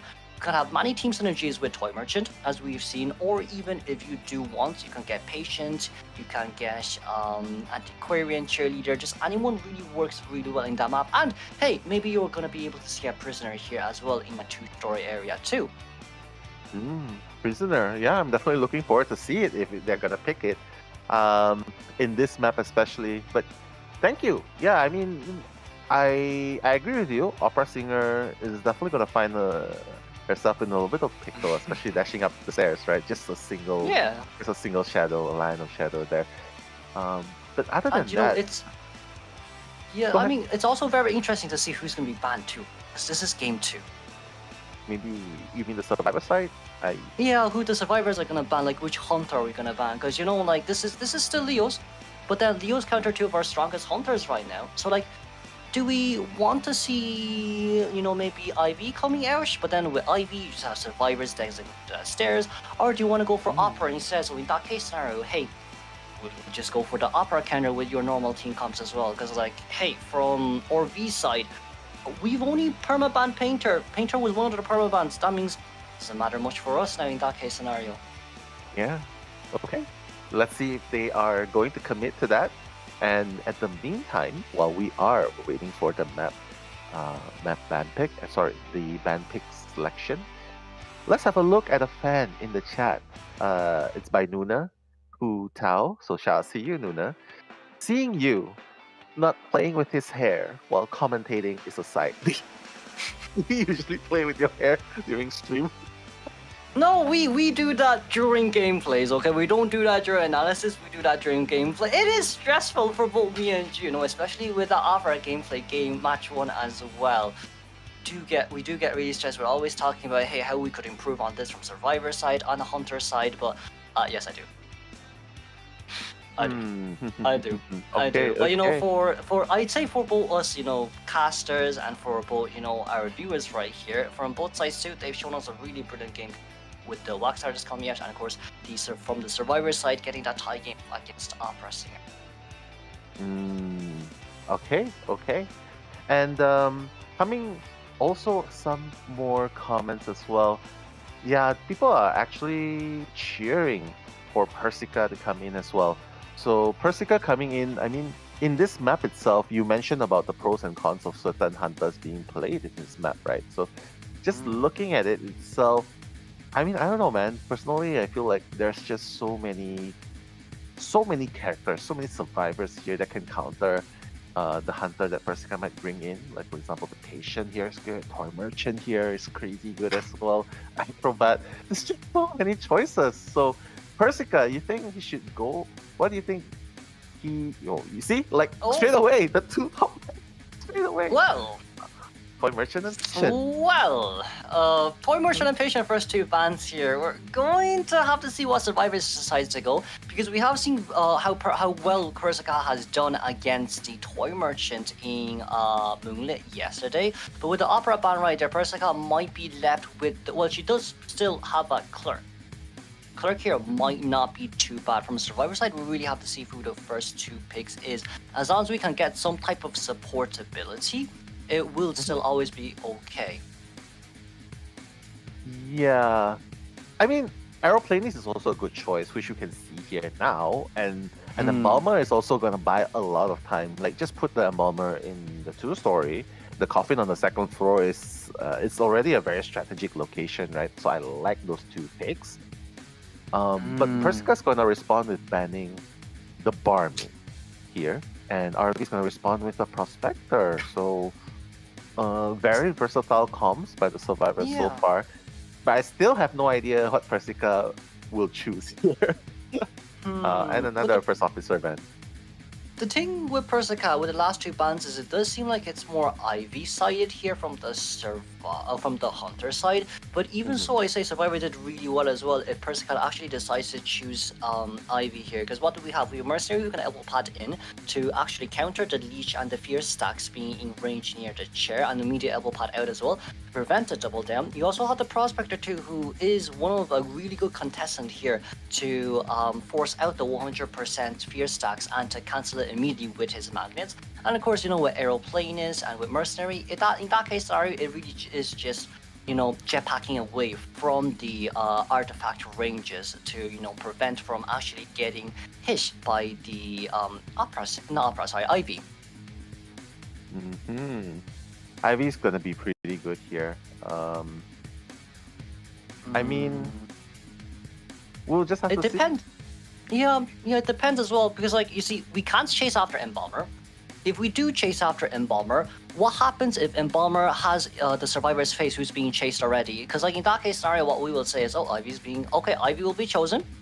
It might be a little bit hard, because if the Survivor is going to be able to find the face of whoever's on chair, Ivy's not allowed to leech on towards the Survivor for another 38 seconds, right? So in that case scenario, hey, even if you do see the Survivor, but right after they coffined, what can you do? You can't leech onto them for 38 seconds, so you're still gonna have to walk there. But now, if there's a Survivor in the 2-story area upstairs, yes, you can teleport over immediately, but even so, catching up in areas like these, especially with the fact that Ivy's movement speed in general has been reduced from 4.74 seconds to 3.74 seconds to 3.64 meters per second. It's relatively slow for an Ivy to actually catch up if you cannot leech. Yeah, but I'm really excited to see more Ivy actions, right? Because she's such an interesting character to see, especially in the tournaments here, right? The skill fits the horror genre perfectly. The fear, building up the fear. And in case you guys do not realize, when you're playing as a Survivor against an Ivy, when he leeches onto you, you have limited vision, and it adds to that tunnel suspense element. So yeah, I really enjoy seeing the picks here, by Persica especially. Ivy, definitely looking forward to seeing it. But hey, let's have a look at the spawn location. Can you take us through it, Kuro? It seems like we're going to be able to see Prospector as Shack, Aeroplane in the middle, and of course the Embalmer here at 2-story. Mercenary is going to spawn on the right-hand side. For Persica right now, most likely the best case scenario would be the Prospector, but Prospector with 1 magnet and a 3/4 early game. We're just going to have to see whether or not he can actually cancel the Screams. But of course, this will be RV versus MST, and the gameplay will be brought to you by Nettlemel and Kudo Shido. We'll move on towards the game very, very soon.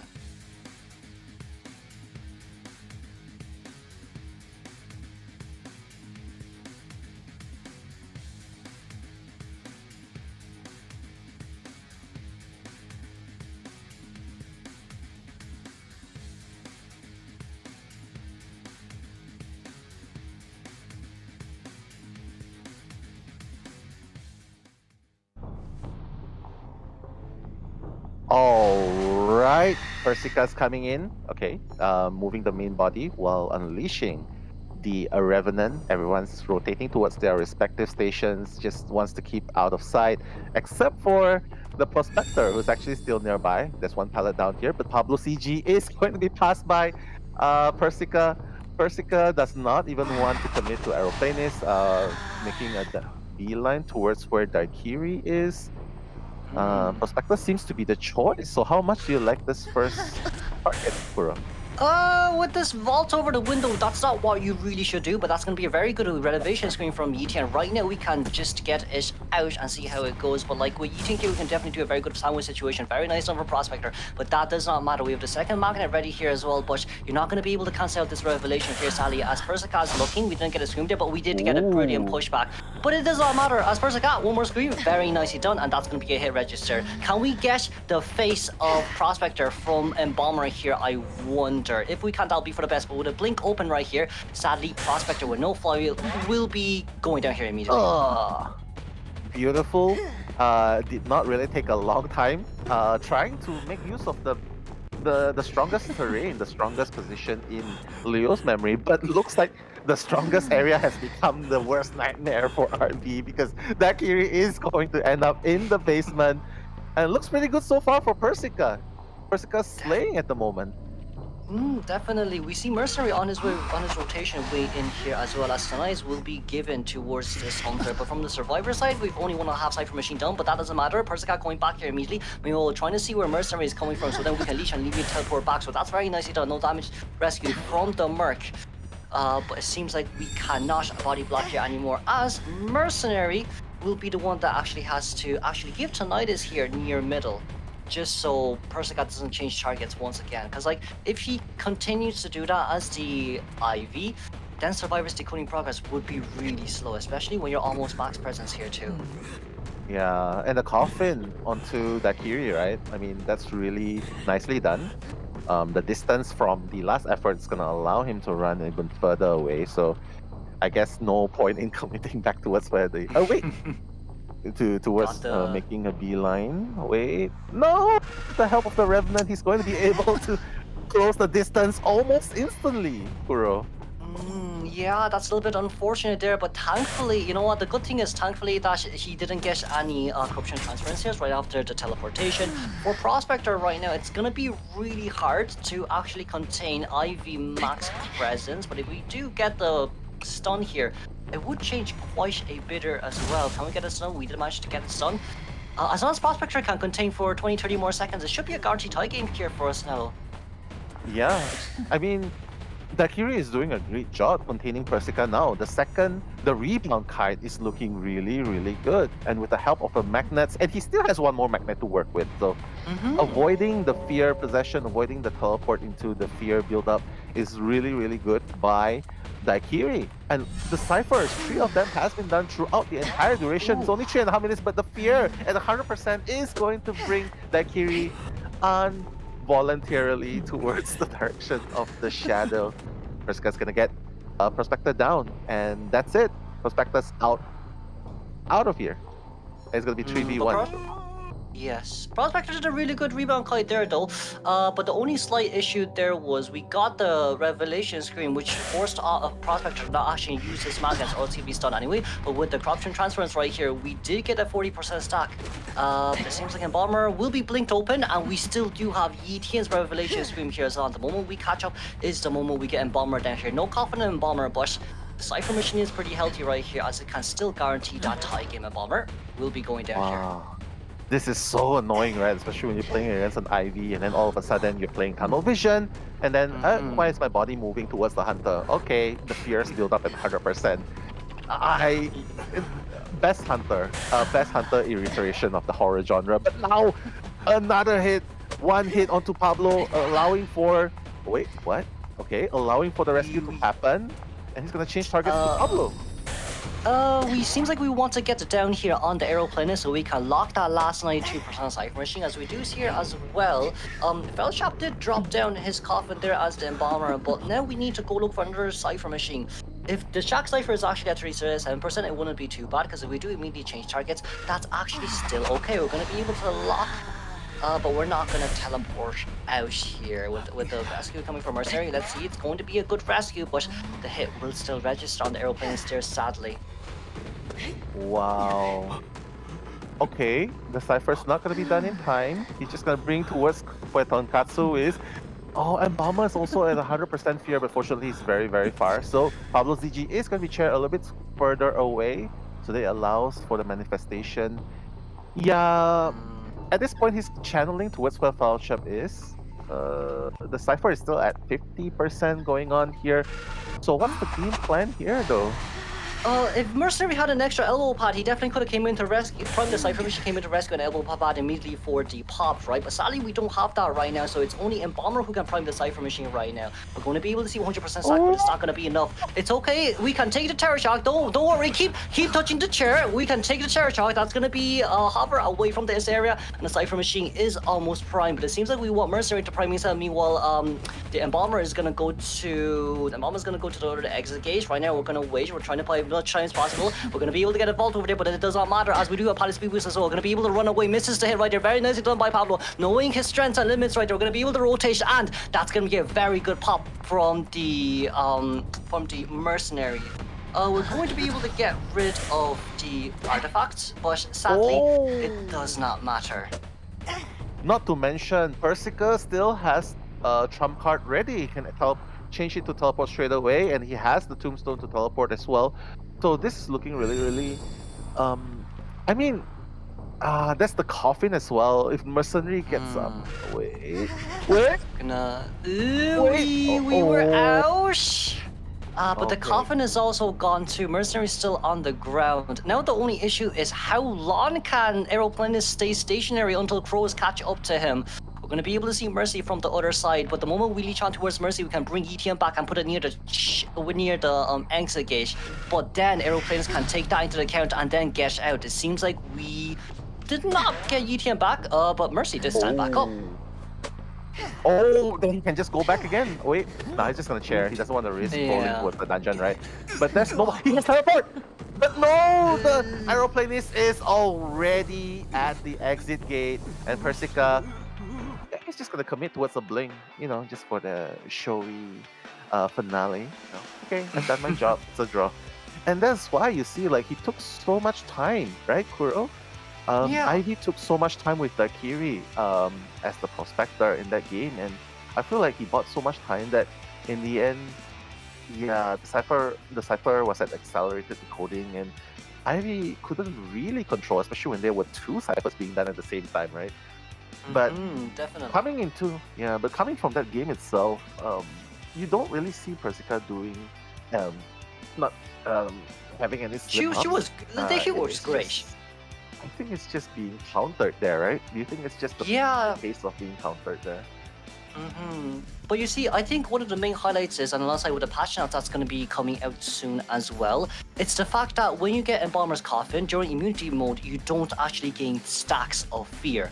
And what does that mean? The moment that Persica actually teleported towards the Prospector when he got coffined, she had Back's presence, but she couldn't land that extra 40 stack there in order to get the Prospector down. And of course, Prospector with 2 magnets and another one coming, allowing himself to push back the Ivy when Ivy was near, which resulted in that beautiful 101 second containment from the Prospector there too. But of course, this patch notes will come out next season, where Embalmer, when you can get embalmed, you still get the fear stacks anyways. But I would say for this game, Dakity contained very well, but Embalmer would definitely be one of the biggest factors of this game with the rebound kite for the Prospector. True, the coffin definitely played so much impact, right? Like, and it's just very unfortunate that at the very end, with the presence of mind from Persica to just get rid of the Embalmer, meaning to push him out of the gate so that the coffin will be rendered useless. Other than that, I feel like the support there, the threat of knowing that it's still there, it makes Persica commit, right? So, not to mention the choices like losing the Toy Merchant, losing the Patient, doesn't seem to affect RV much because, as I mentioned, Prospector, amazing first kite. And then Persica couldn't even catch up to Pablo ZG with the Aeroplanist, right? You know what I mean? And Tonkatsu, even without the pads, still managed to perform the rescue successfully. Did not get terror shock, did not fail the rescue. So I feel like that's already a job well done for any rescue mains out there. Because I don't know, man, Kuro, do you play Survivors a lot? Like, because if you have a teammate, if you have teammates who fail to rescue you, I think you'll be really upset, right? Or especially the rescue after 182nd containment. yeah, I know, right? So, shout outs to all the rescuer mains out there. You guys are doing really good. So don't give up just because of a few haters. Okay? But yeah, Kuro. Here's one thing I really wanted to ask though. Like, you don't really see hunters now. Not a lot of hunters try to go for the Terror Shock, especially like in that last game is now where it was bad. Like, it could have been waited for the Terror Shock, right? Is there a reason why hunters nowadays opt to not aim for the Terror Shock and just like instantly go with the hit and then just, after attack recovery, then, is there a reason why they avoid? I think it's because of animation, because like animation plays a huge part in this. If you're playing Opera Singer, yes, you could try go for Terror Shock because your attack animation is very fast anyways. But when it comes to Ivy, for Ivy's animation, you swing back and then swing forward, kind of a little bit similar to Sculptor. But because of that animation into effect, it's going to be really hard for an Ivy to actually get a Terror Shock there too. And I do think it's also with the fact that when we saw their end game as well, I feel like maybe enforcing the rescue might have been a little bit better, especially with the fact that Mercenary, who's someone who can tank a Terror Shock, but still decided not to do so because the Persica, they knew that they can't get a Terror Shock because they've slow attack animation as the Ivy. But then because of that we try to actually tunnel the survivor that was on chair, especially when it comes to end game 2. If you can hit them down on towards the ground, that means it is less time or less benefits used from borrowed time with those movement speed boosts in mind, because there are going to be animations of you dropping down on the ground and then picking yourself back up too, which is why a lot of these hunters, they want to focus on reducing the amount of benefits you get from the movement speed boost when the X gate has been opened, instead of hitting and then waiting to be hit again, or allowing themselves to transition to a better area so that you can at least still guarantee tie. Because we saw there as well, right? Aeroplane instead managed to contain for pretty long, allowing the bomber to open the exit gate on the other side of the map. Yeah, instantly nume to the air and then zigzag away. Just trying to buy what time as well, and the very end as well.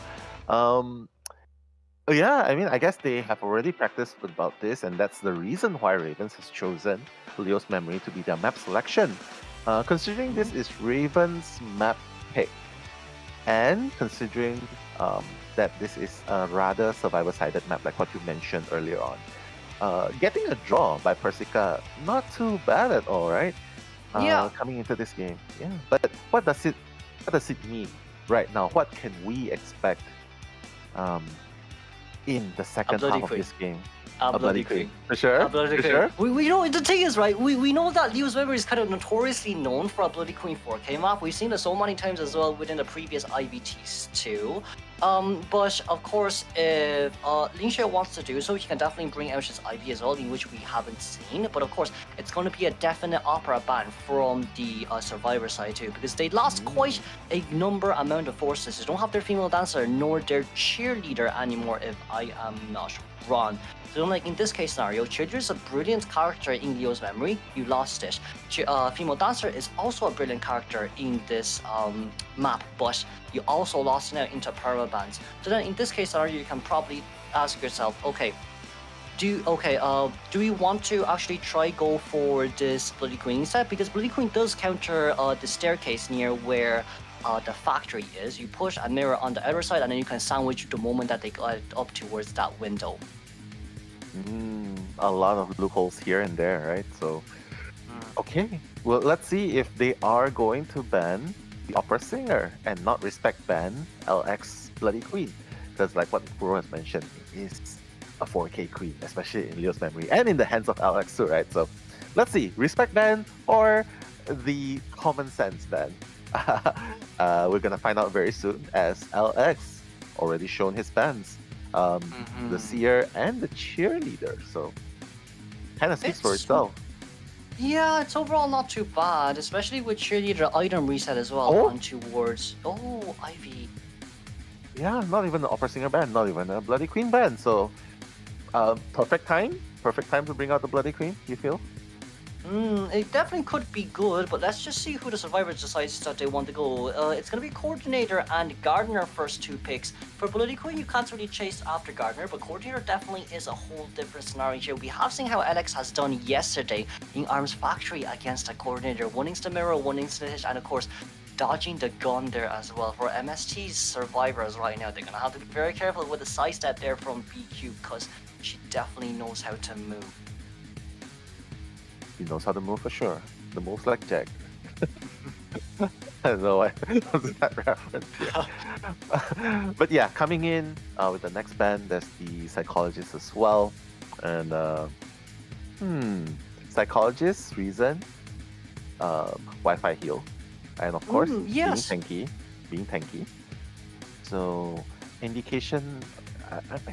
In the last ban, maybe some type of supportability ban would be nice, but if they want, they can always get Aeroplanist since, Acrobat just has been banned. Patient is also good too. We definitely cannot sleep on Patient, but like, from a Survivor's point of view, we're gonna go after Barmaid instead, but now the issue is, if we pick out Opera Singer, Warp counters Barmaid a little bit too hard, especially with how fast an Opera can move. But he's choosing the Barmaid, so that completes the Survivors lineup. There's the gunpowder that they need, the Guardian Shield that they have, and some Dovlings to heal up each other.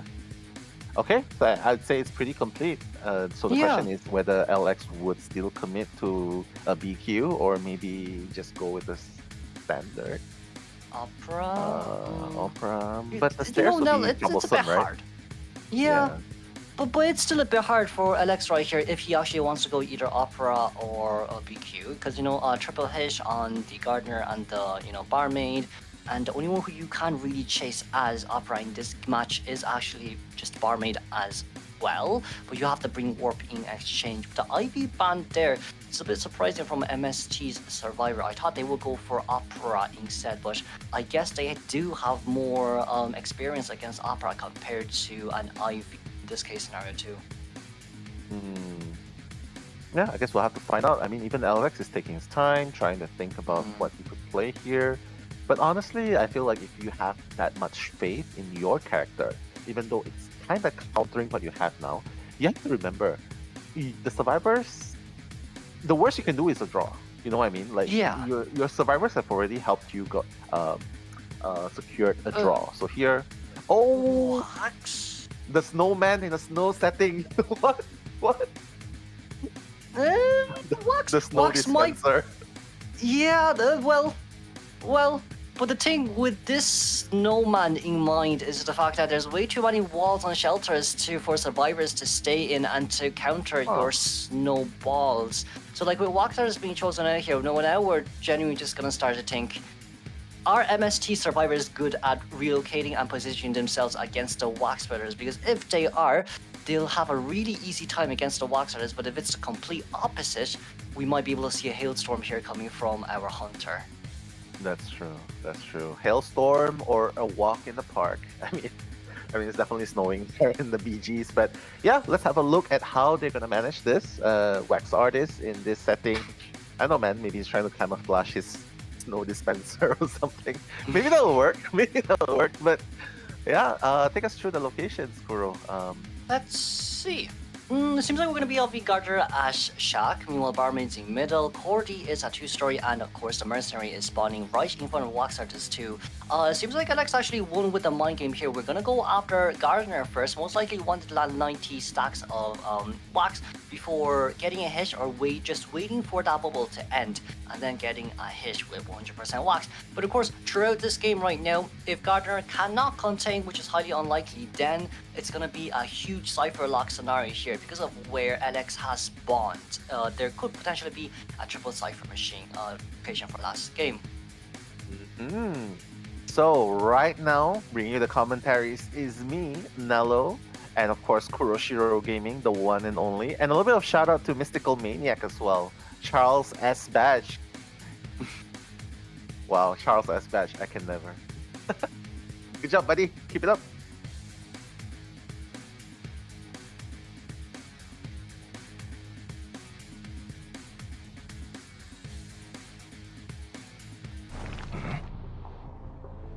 We are going to be able to make our win in here, as we do see the Gardener is going to spawn right behind Shack. We're going to push our box in towards the middle to lock the Cypher Machine here, as we do see some of it did actually manage to land. Gardener rotating back towards Moongate Runes here. Wax Artist, a little bit of a small flower persona, which top-down confined space detention alongside with Berserker, Rage, Mischievous, and of course Wanted Order. Gardner might actually get mind game right here, but it seems like she won't buy it anytime soon. Yeah, Sawi having the awareness, the presence of mind, knowing that the hunter might bait the red light. Sawi making it through the pallet. It's fine. Yeah, it's fine. It's fine. The fade away swing was handled by the Gardener's shield. Okay, put to full use, no problem. But Sawi here is probably gonna run out of pallets really soon to kite here. Once all of these pallets are broken off, once he gets one hit, probably has to move on to the other. We got hit right over the pallet, very nicely done, and we wax but already here as well. We didn't go through, but it's also okay. It's only 2 stacks of wax, and we did manage to recover really fast right there. Alex, 70 seconds down on towards this Garter, and Warp is actually still available. Wow, Alex. Doesn't even need to use the warp, doesn't even need to use any trade. It's just like, yeah, I missed the bomb, it's fine. And that's exactly what you were talking about, right, Kuro? The terrain making it hard to land certain shots. The bomb was hindered by the wall, so... but yeah, fortunately, Alex was able to come back with a few splatters in the end. Now Rawfish seems to be coming to action. Actually, 2 of them are coming. We probably want to see if we can allow Gardner to rebound Kai right here, but we're going to be able to get a normal hit there, thankfully. With that pallet and that window now being blocked, Gardner only having a little bit left here to play with, but also Wax Artist having only 100 stacks of wax here left for himself to use. Can we get a charge on that kit? We couldn't, but that's okay. If we can lock that pallet, there's nowhere a Gardner can go aside from Shack. But it seems like we might be able to play around here for a little bit longer than we expected, and that's another normal fish down. Not too bad, not too bad. Oh, the warp straight away, trying to hinder the heal perhaps, and Rawfish! Wow! Beautiful path right there, just going straight away from the side of the hunter. Yeah, I definitely love this. And with the help of the Barmaid's Dublin happening behind the scene, Mercenary's gonna get healed up, Seven's just gonna be like, yep, back to decoding duty, or perhaps back to decoding duty. And Rawfish probably trying to look for a second rescue onto the Gardener. But do you think they should commit towards a second rescue here? Or... I think they should. Right? I think they should, because Warp has been used, right? They should, Okay. because like warp has been used, which means Coordinator can give gun support and allowing Gardner to go towards 2-story, which allows her to rebound Kai. But it seems like the survivors aren't going to be able to take advantage of this because of wanted order on the Cordy. But you see, the thing with there is, right, if we still have warp remaining and even Cordy comes into gun support, then that means that, oh, Gardner can't rebound Kai because we can just catch up immediately with warp. But like, if we don't have warp left, yes, there's going to be a huge chance of Mercenary being able to get the rescue, Coordinator being able to give the gun assist, and Gardner able to rebound Kai. But it seems like we won't be able to do that as Mercenary here will be coming in for the second containment. True. And probably the fact that they only had one cipher done has something to do with it as well. And the distance as well. Rawfish has to be really careful. There's only one pallet left here to play with. Definitely does not want to give that free hit to the Hunter here. Oh no, again! The fadeaway hit! How many times are they gonna fall for that? Oh no, it seems like right now we're gonna be forcing away our last elbow pad. But with this last elbow pad force out, I think we did manage to get a little bit more wax on. Hot wax will be open right here. 2 cipher machines remaining, and Cordy probably will be the one that has to come in to rescue. Oh, we did manage to block off the way! And Merc will go down. Wow. LX showing us how the wax artist is actually cooking in this map. I mean, not too bad. 3 ciphers have been done, the last 2 has less than 50%. But he's already gotten the second person down, and everyone is so far away. Wow, no hesitation, the warp straight away, blocking the cipher, not going back just yet, probably not. Seems like we want a map control. Yeah, we want the map control instead for LX right here, but Barmaid is at max health. They can start opening their new cipher machines here as well from Merc's point of view. This might not be a really good exchange here for LX, especially with the fact that Barmaid did manage to rotate away pretty fast, and I do think it's the distance here from Warp Plateau which allowed Barmaid to react at a bit of a faster pace. Yeah, the last pallet has been broken, ladies and gentlemen. Skibidi7 needs to run from this area. He has a doubling to work with, but he's not going to get hit. There's 81% wax onto him, so might not be a wise idea to use wax here at all. And it shows. Oh, did we got it? That blindish is amazing from Alex right there. You see, the thing with Alex right now is how amazing he is with his mind games and, you know, red light control. It's the early game with the Gardener. Okay, we bait the Gardener thinking we're going to run left, but instead we're going to go through the pallet instead and then get even more of a wax onto you and to guarantee the hit. Because, like, in the Moongate runes, it's really hard for you to get any wax on. And right now, Alex wants to lock the cipher near Merc, but with Coordinator wanting to come in for the rescue, that's going to be 3 survivors at half health if Cordy actually comes in. We might actually be able to see a little bit of a damage control here now. Yeah, the thing is, no one's doing the cipher. Only one person's doing the cipher, so even after this rescue is going to happen. Okay, the gun onto the wax artist, allowing the barmaid to use up the double lane and getting the heal a little bit more. LX might be in a pinch here because Rawfish has finished the cipher, could easily come for a body block if needed. Actually, no, it's not a good idea. It's going to be at full health anyway, so Coordinator is just going to head back to the cipher. It's already at close to 70%, and LX realizing this is like, oh my goodness, Barmaid's at full health, Mercenaries nowhere to be found, the only target left is decoding the last cipher, so I guess I really don't have any choice, eh? So LX going back to this cipher. Wow, the last 2 ciphers are actually just next to each other. Exactly the same. Yeah. Exactly the same. We're going to be able to see Cordy here, 100% wax, which is really nice there, and that's going to be immediate down right here. Cordy, target change might actually not be too bad for 2 main reasons. Reason number 1 being the fact that survivors don't have much items left against this wax artist, and reason number 2 is we want to force the new cipher machine open here from the survivor side. Middle cipher machine seeing that it's shaking, we want to lock it and then wait for warp to be ready. As long as we do have warp, you know, we kind of learned something from game 1. Not from game 1, from, you know, Santi's game as the wax artist. It was that one warp that we're missing, and therefore LX, he knows himself. It's that one warp I'm missing for that 3-man elimination instead of the tie. And this is also one of the parts that I love watching, you know, where the wax artist constantly blocks the cipher, and it's like, I want to decode, why are you blocking my cipher? Oh, the hit! The hit, okay, missing. Oh, he did. Rawfish! Do not get terror shock. Okay, nice. And rescuing before half as well. Beautiful job. Rawfish going down. And again! The cipher has been blocked. Rawfish is gonna go down.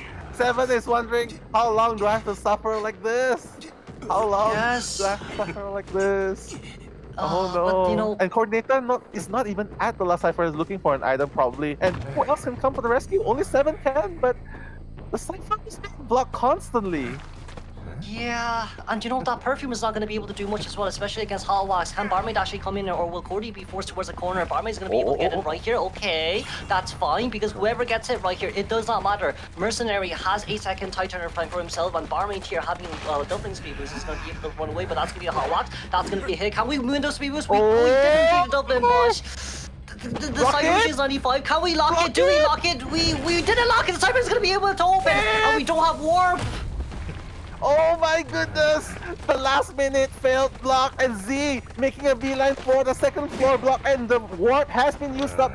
Z is gonna go down. Alex is gonna be, he's gonna be able to down the coordinator, trying to block off the moon gate, but it doesn't really matter because both Masonry and the Barmaid are at the front gate. So MST clutched the draw in Raven's map.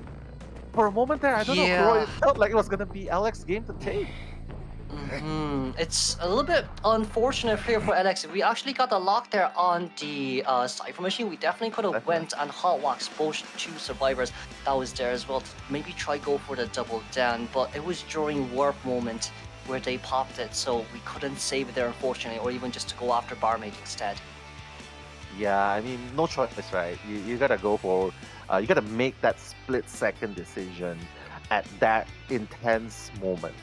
So sometimes it might work, it might not work, but one thing is for sure, you gotta be committed, decisive, and that's what he did. Unfortunately,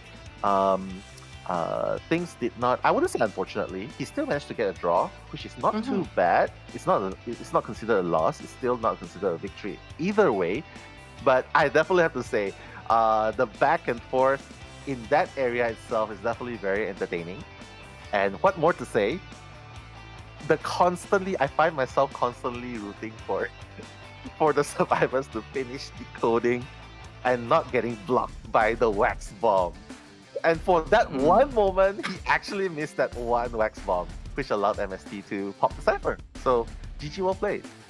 Yes, definitely. That was very nicely done from MSC as well, utilizing the map to their advantage against the Waxers too, right after Gardner goes down. But moving on towards the stats page here, we see it's currently at 2-4-2 for Mistletoe and for Ravens. We're going to be able to see the Ivy here as the ban from the Survivor side. Barmaid with 188% progress, 84-second containment, 2 heals, 1 rescues. Gardner's 61-second containment. A little bit unfortunate there, but LX was just a little bit better with the red light tricks. Mercenary 156% decoding progress, 2 rescues, and 118 seconds containment. And of course, our coordinator with 238 decoding progress and 2 rescues, 43-second containment. Yeah, one thing's for sure. Rawfish was trying his best not to get cooked right there. Constantly running and running and running. But I guess it works though, right? Because, people always say, hey, Mercenary is not really the rescuer. He's more of like the decoder. And in this game, this time, he's actually the containment master.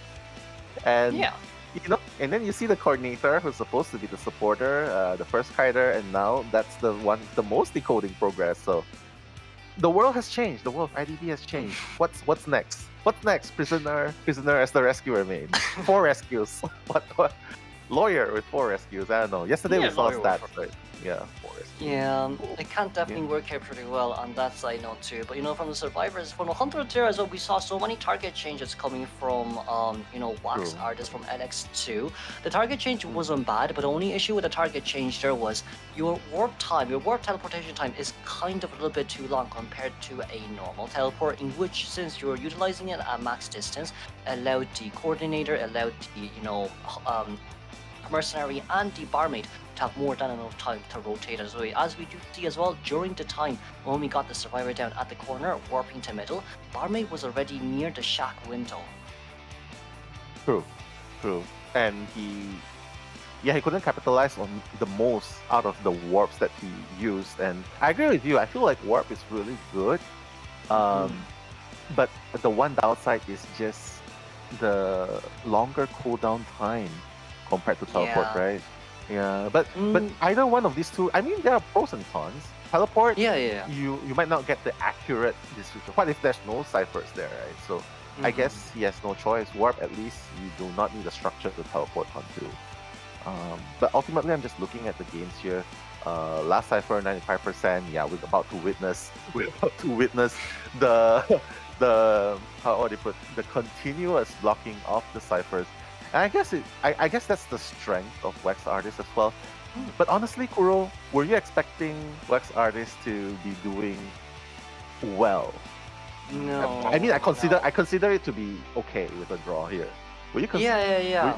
I say the draw is exceptionally well done, because like with the Gardener first chase there, what really did surprise us as casters and viewers is the amount of times that we did actually manage to bait the survivors walking the correct location, where we want them to go in open areas instead of find walls and items. But of course, like even with the warp teleports and the constant target changes, what we do realize as well with that game, with the Walksters, is the fact that he kept forcing the survivors out from the triple cipher machine. The last 3 ciphers were very close towards each other, and because of the fact that they were close towards each other, that means that Walksters can constantly lock them with their wax. And as we've seen as well, and as we've agonized as well, last cipher in the middle continuously being waxed, and the other cipher machine was actually near Shack as well. 2 very close cipher machine and another one at Moongate. So Wax Artist did very well there with trying to, make sure that the last 3 cipher machines are very close towards each other, but survivors know themselves too.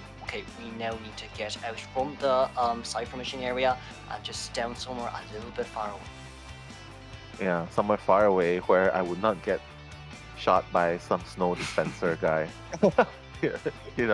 But yeah, I mean, I just love the way, like what you mentioned, the pressure to cipher, not just tunnel vision, the constantly changing of targets.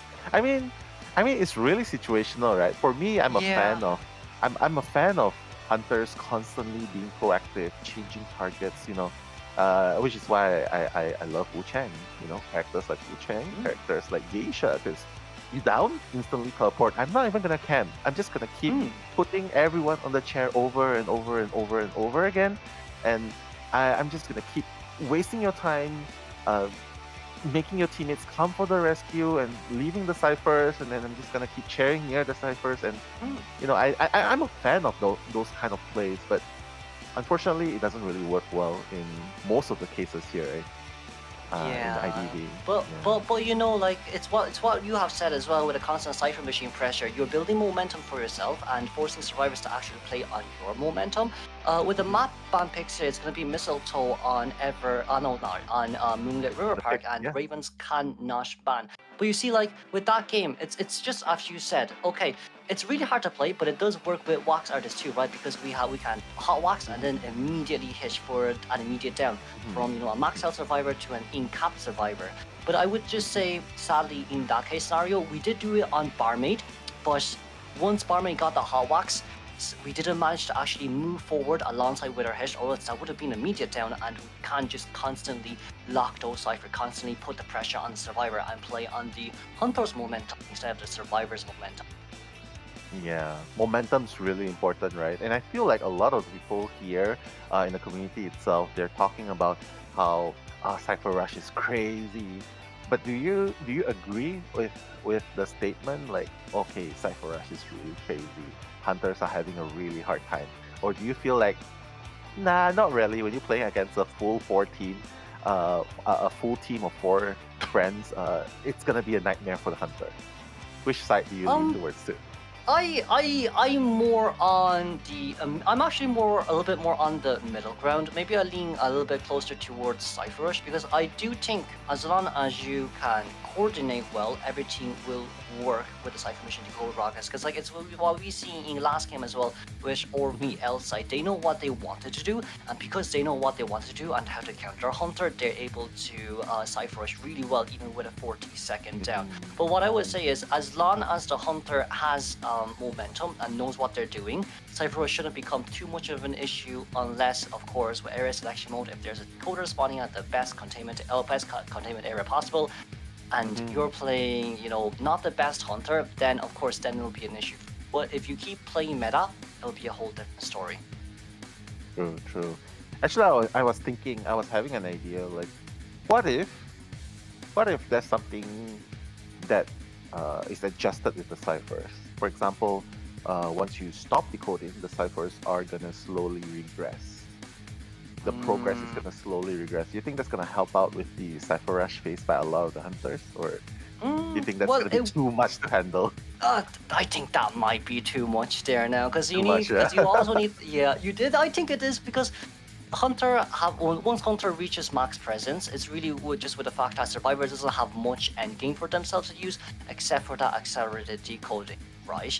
And because of Dash, and of course in rank 2, this is also, you know, not just professional team based, it's also, you know, community team based. Sometimes you might be solo ranking, sometimes you might be playing duo, and you can never get in a 4-man team. That's kind of why we don't want to bring Dash kind of aspect in, because, you know, there's still going to be different variables and different players playing this game too.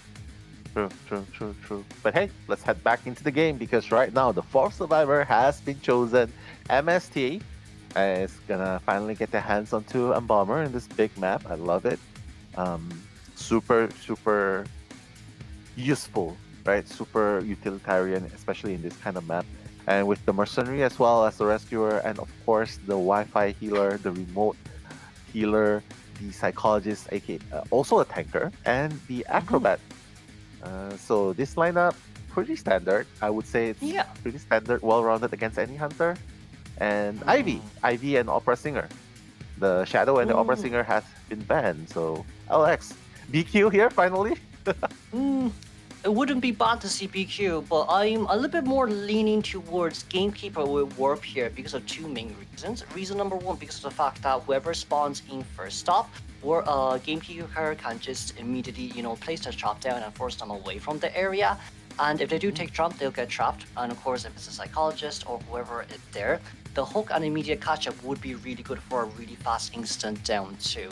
But Bloody Queen here also wouldn't be too bad. Maybe not Clerk because of Acro Bash and because of the, you know, Empathize heal on the Psychologist. But of course, as maybe if Embalmer can guarantee his self-rescue and his 60-second containment, it can still become a tie. Oh, my love-hate character is out. The evil reptilian. Oh my goodness. I definitely love evil reptilian in IDV. But I do hate lizards in real life, especially the ones that popped out from my toilet bowl. So, yeah. But even reptilian, oh my god, how do you like this? How much do you like this? You know, after his buff, I believe he's brilliant because now he can double down survivors if they do come to chair rescue as well. But with even reptilian here, it's going to be a little bit hard to dash on first and fourth shot because of the roof on top of the survivor's head. But we'll be moving on towards area selection mode we go. It's going to be Psycho here at first stop, Embalmer at 2-story, the Acrobash at 4 stop, and of course Mercy here near Bridge. You know, in this case scenario, we might see LX actually jumping towards second stop and try to get a terror shock hit down onto her Psychologist. But you know, with the jumps here, it's going to be a little bit hard on first and fourth stop because of the roof once again on top of their head. It's going to really depend on how Lizard here will be. True. But hey, you gotta pick a target. For me, I would definitely spawn. I would definitely spawn next to 7, and I would chase the mercenary, burn through his elbow pads, and then I'll worry about the rest later. You know, just go for the mercenary straight away. But hey, Psychologist is also a great target, especially since she does not have any skills to help her kite, and of course, helps you build presence and pretty tanky. But right now, ladies and gentlemen, it's round 3, first half in Moonlit River Park. Bring the commentaries. It's me, Nello, and of course, Kuro Shiro Gaming. Make some noise in the chat, guys.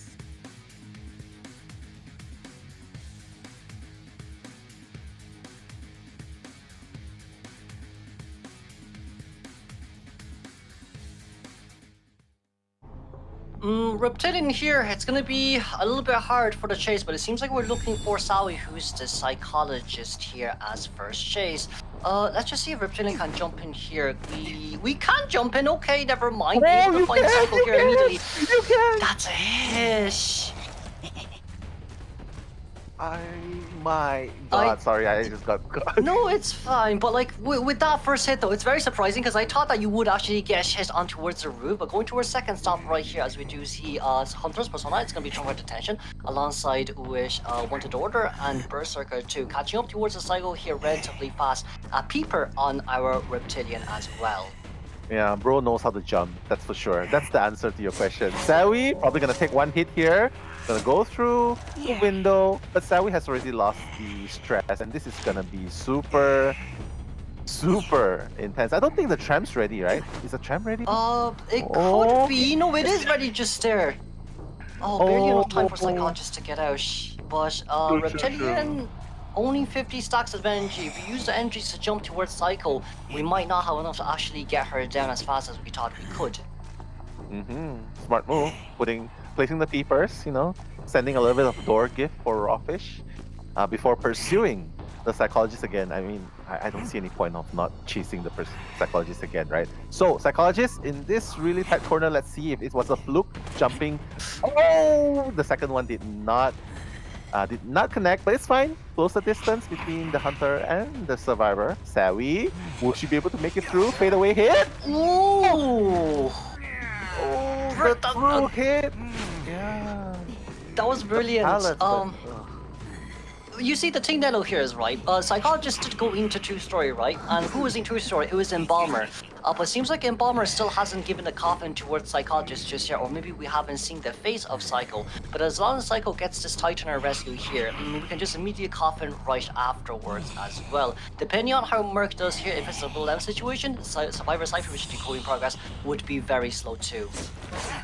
Yeah, it's really slow. And not to mention now, he can just leap through. He can just leap. Okay, one leap, two leap, one smash! Oh my God! Double kill right there! LX, Evil Reptilian, managing that stomp. This is the definition, guys. So if your English teacher asks you what's the meaning of killing two birds with one stone, this is it, guys. This is it. Okay, so Sawi, with the help of last effort, gonna try and make herself towards the corner, facing the wall. Does not want to face the Hunter. Yeah, just buying a little bit more time here, but beautiful job so far by LX.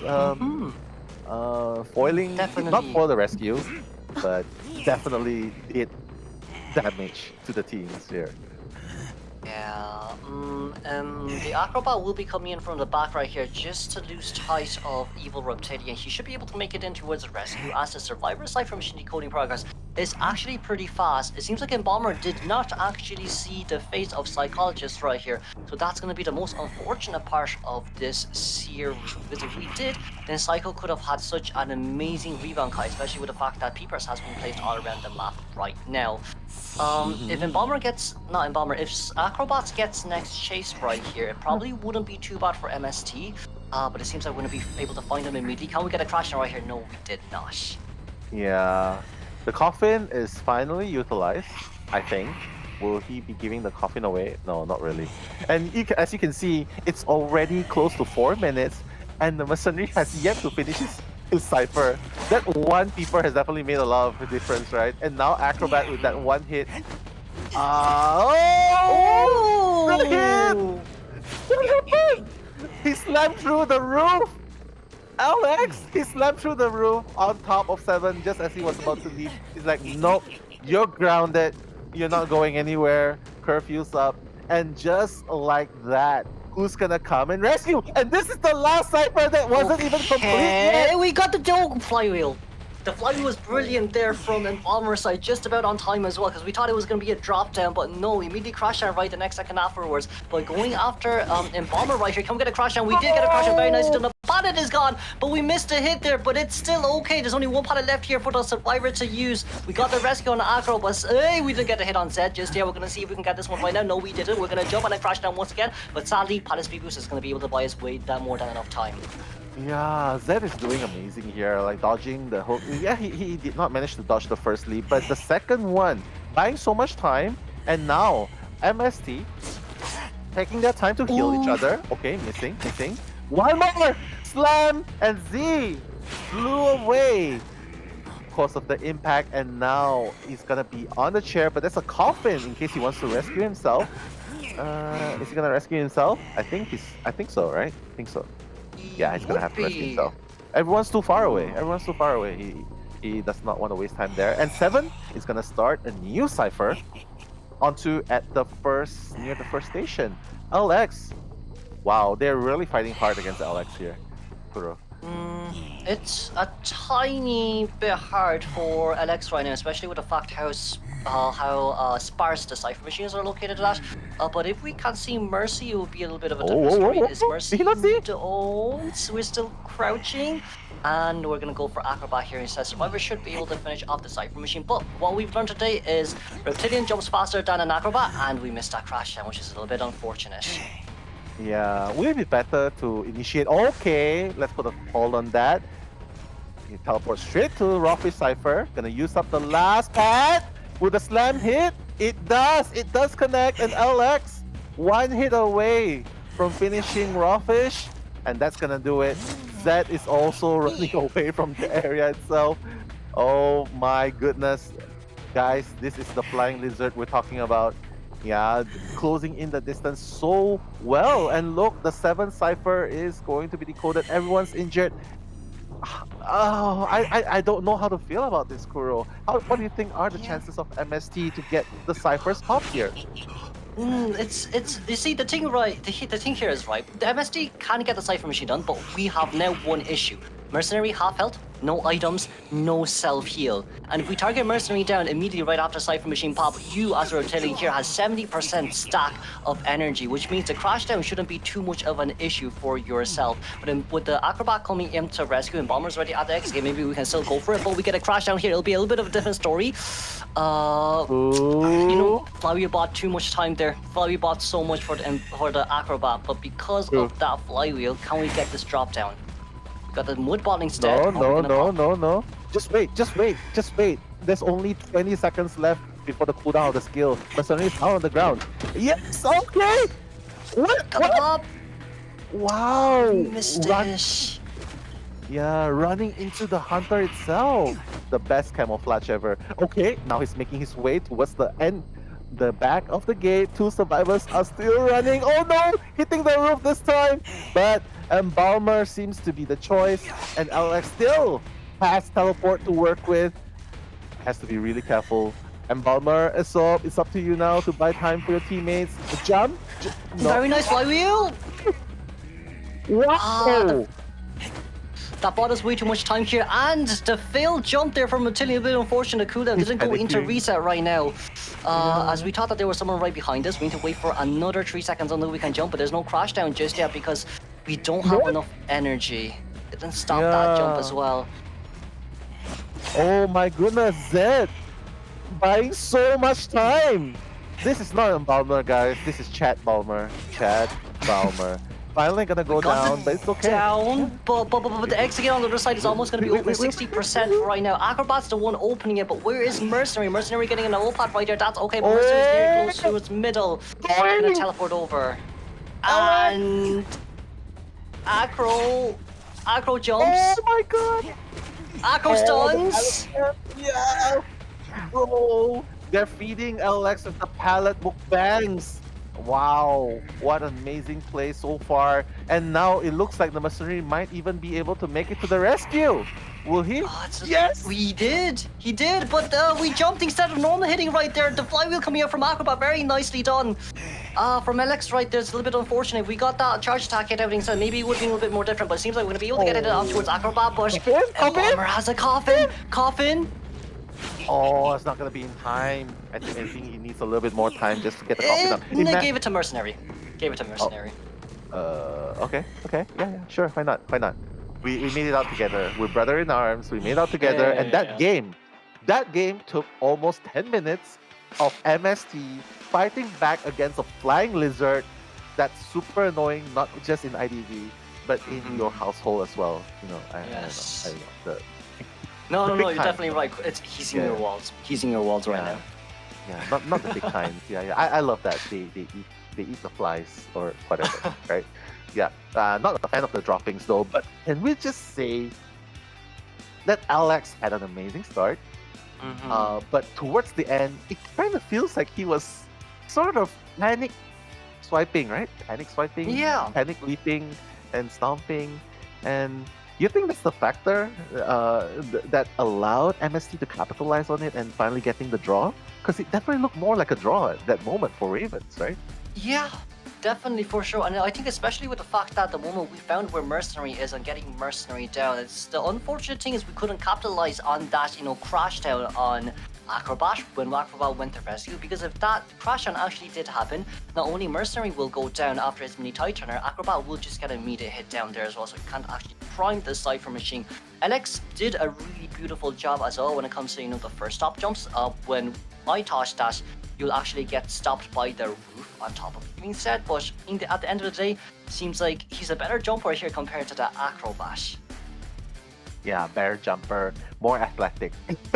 The most athletic lizard ever, right? Especially at full presence where the leaps going on, unlimited jumps going on. So yeah, Acrobat.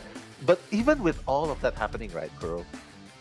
It's still a 232% of decoding, and also the most decoding and most containment time. So 7, carrying real hard. And can I just say, even Z, right, on the Embalmer, buying so much time at the end game as well. Definitely two of these people have bought a lot of time in containing the Hunter and keeping the pressure up. And also, props to Savvy as well, kiting without any items and making use of the perfect timing of the tram going towards the pop stop. So I feel like MST and RV, they're playing a level up, a level higher than what they have shown us yesterday. And today, look at the score. It's draw. This is the 5th draw of the game. Oh my god. Yeah. We might even go to overtime. Yeah, we actually might, and if we do go into overtime with 300 response, it's gonna be really interesting to see what they actually decide to bring out as their their trump cards, because usually you would hide some of your picks, but of course for LX right here, the Reptilian was very, very unexpected here too, but I think it's just unfortunate that they mainly brought Flywheel, and I do think the Flywheel was brought against that Bloody Queen. Yeah. Flywheel, it's really hard to land, to use a Flywheel against the Lizard Stomp, right? You gotta either Flywheel out of the Stomp area, or could you actually Flywheel? It's really hard, right, to Flywheel the Stomp damage in the area itself, right?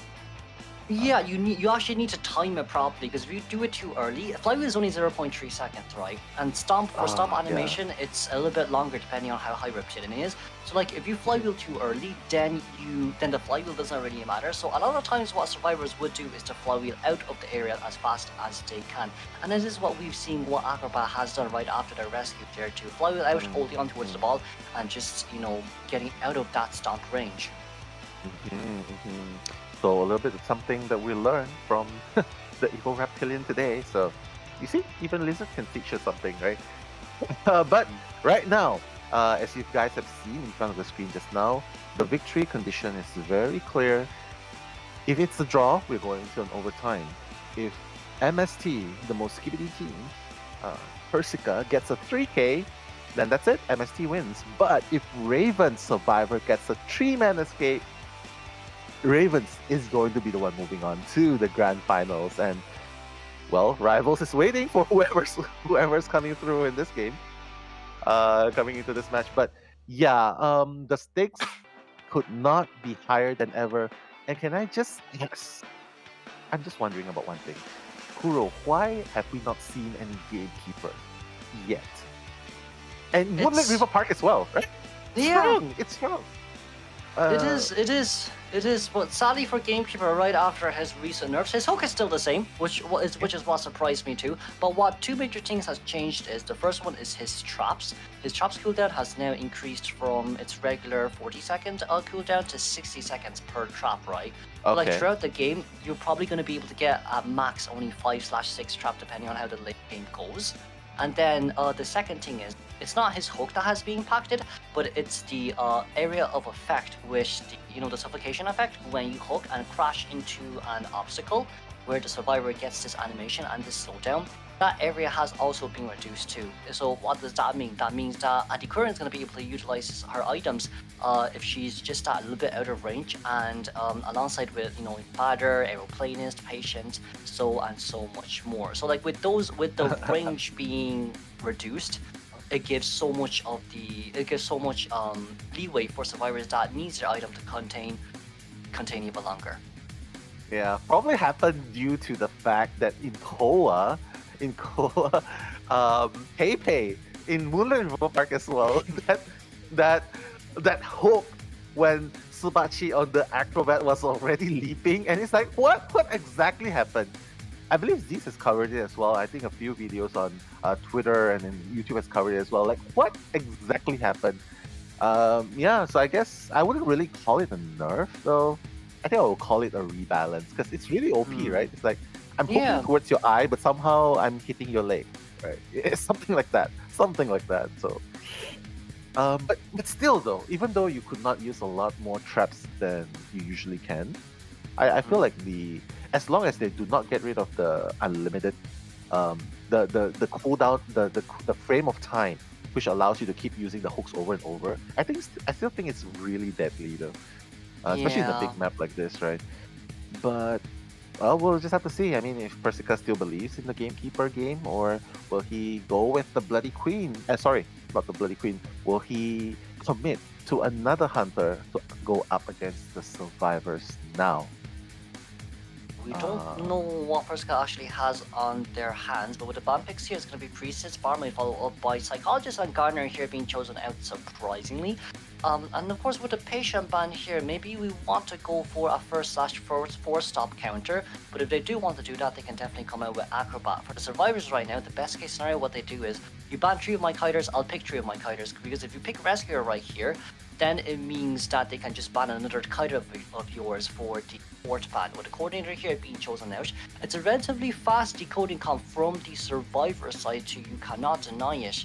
But the last pick, the last ban from Persica will be the Acrobat. We've decided to go with countering, 4th stop shenanigans with your ball or your hook, trying to go back towards the same area, and coming out with GK this time as well. Gravekeeper, a bit more of a surprising pick. Maybe we want to see if we can counter that Gamekeeper, maybe, as we've talked before. But I guess for Persica right now, we don't know what else she does aside from that Clerk that we've also seen yesterday too. Yeah, I mean, he can play pretty much anything. I mean, I would be delighted to see another Evo Reptilians gameplay, or even a Wu-Chang gameplay. I mean, we've seen some beautiful Wu-Chang gameplays during Koa, right? And even a smiley face or a breaking wheel, that would be amazing here as well, because the shield would not mean anything, right, towards a breaking wheel. And even the tankiness of a psychologist would not matter to, I don't know who mentioned before that psychologist counters breaking wheel. But it really doesn't. As long as you get that two spikes up and the hit, yeah, it's pretty much gonna go through the stress level and down. So we'll have to wait and see. I mean, I would hope to see a breaking wheel, honestly, because this comp, except for the Gravekeeper, everything else is pretty much a good target for the breaking wheel, right? Yeah, it wouldn't be too bad, but now the only issue with breaking wheel coming out really is that Gravekeeper, you see, you can't really stop the rescue. But then, like, Gravekeeper is kind of a really good universal pick now due to his buffs as well, with no shovel cancel animation, and with a little bit of a faster shovel going down to burrow and getting out as well for the immediate rescue. But we're gonna go for Gamekeeper, it seems like, for Persica, who's hovering around and now selecting and confirming it too. Yeah. Oh, it's the Gamekeeper! Persica answering the call of the wall. The Gamekeeper, Bane, coming into the play this time. I guess he's really going for all or nothing, right? Like, this is the finale. This is round number 3, second half. We've dealt with this long enough. We just want to get this over with and, reserve our energy for the finals later on, because we want to make it there. So, guys, in the chat, make some noise, because you know what? It's going to be either MST or RV. So who do you think is going to be the last one standing? who's gonna be the one going to the grand finals up against rivals. Make some noise in the chat. Ravens, make some noise. Skibidi team, make some noise, guys. And yep, let's come back to the selecting spawn location screen. Seems like it's gonna be Coordinator at first stop. Psychologist has two story. Pablo as the guarder at first stop, and of course the Gravekeeper near the bridge. Right now, I think what Persica can do is if you really want to chase after that Coordinator, you need to hook yourself in and then place some traps near the stairs that actually goes up to force Cordy to not come back towards this area ever again. Now, of course, if you do have excitement, it might be a little bit easier, but if you decide to chase after Psychologist in setting 2-story, it's gonna be a little bit harder because she can rotate towards Godkaish, in which there's really long pallet areas to play against as well. That's true, that's true. But whatever it is, we're about to find out very, very soon because, guys, 3K by Persica is going to mean MST is moving on. 3 escapes by RV is going to mean that they're moving on. A draw means only one thing, overtime. So reading the commentaries is going to be me, Nello, and Kuroshiro Gaming. Please do enjoy.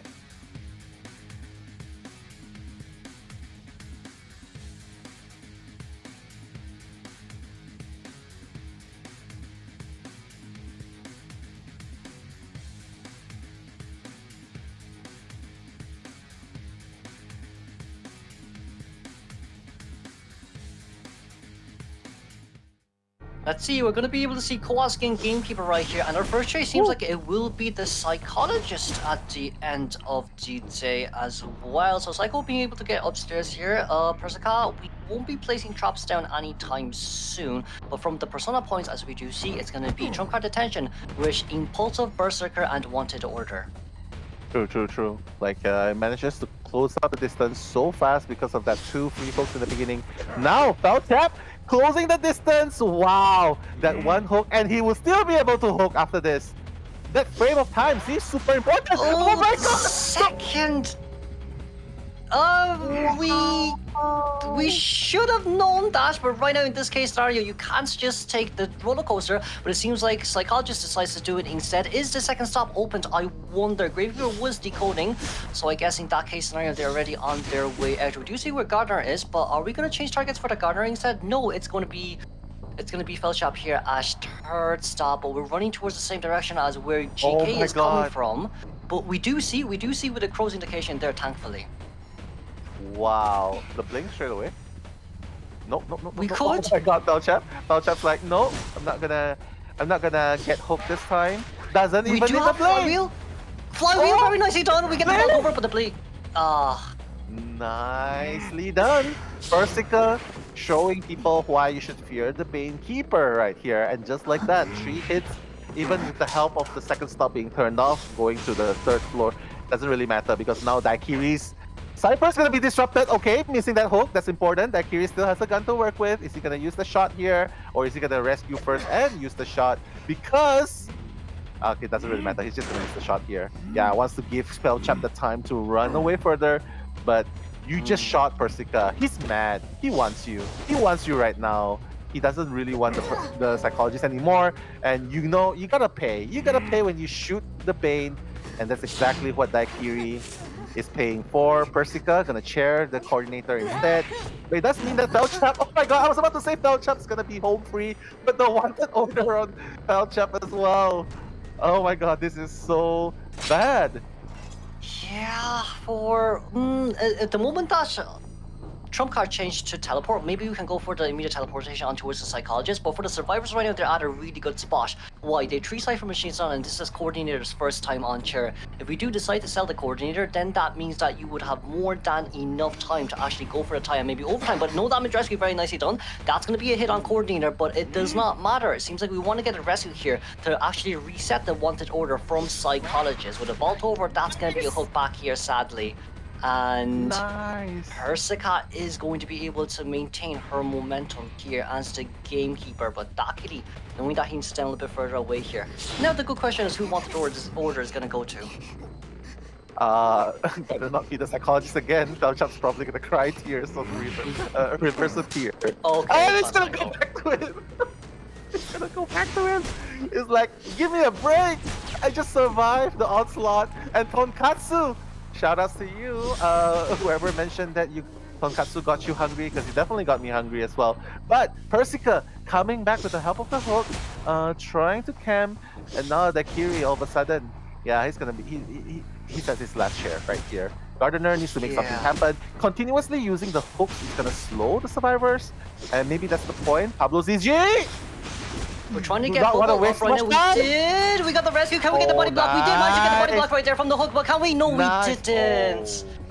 Wait. Last Cypher's at 72% now. Last Cypher's 72%. 20-second tighter time right now. Can Gardner go in to heal, or Gardner's gonna go harass instead? This is very nicely done by Gardner, because if we drop down, we might be able to immediately actually might be able to pop here. 91% Cypher Machine now.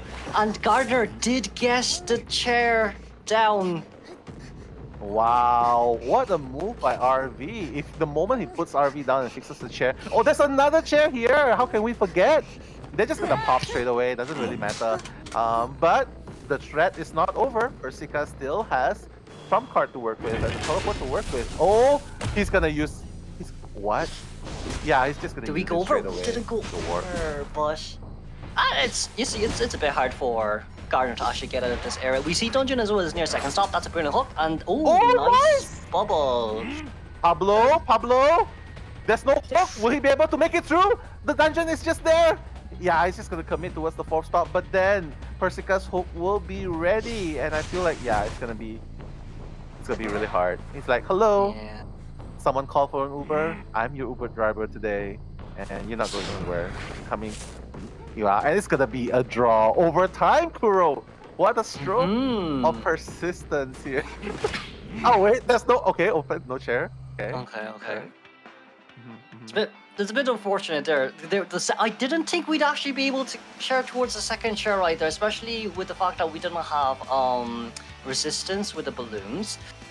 But I guess that I think that was just by the nick of time there for Persica as well, being able to chair the coordinator there too, or else we definitely would have been able to see a 4-man endgame, or even perhaps a 3-man escape.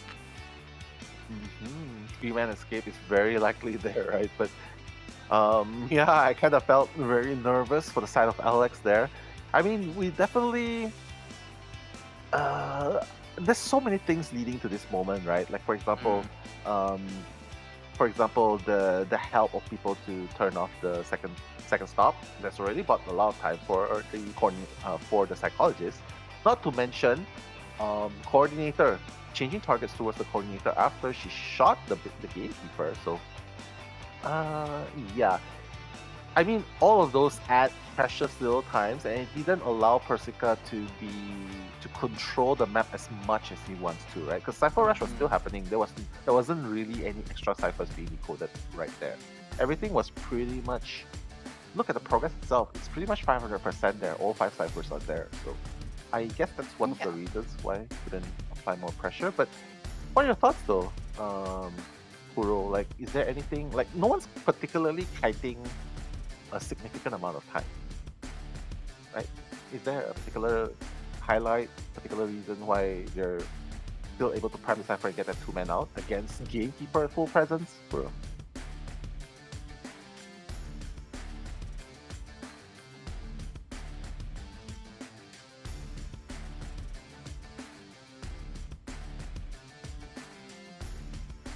Yeah, for reals. Okay, it's okay, no problem.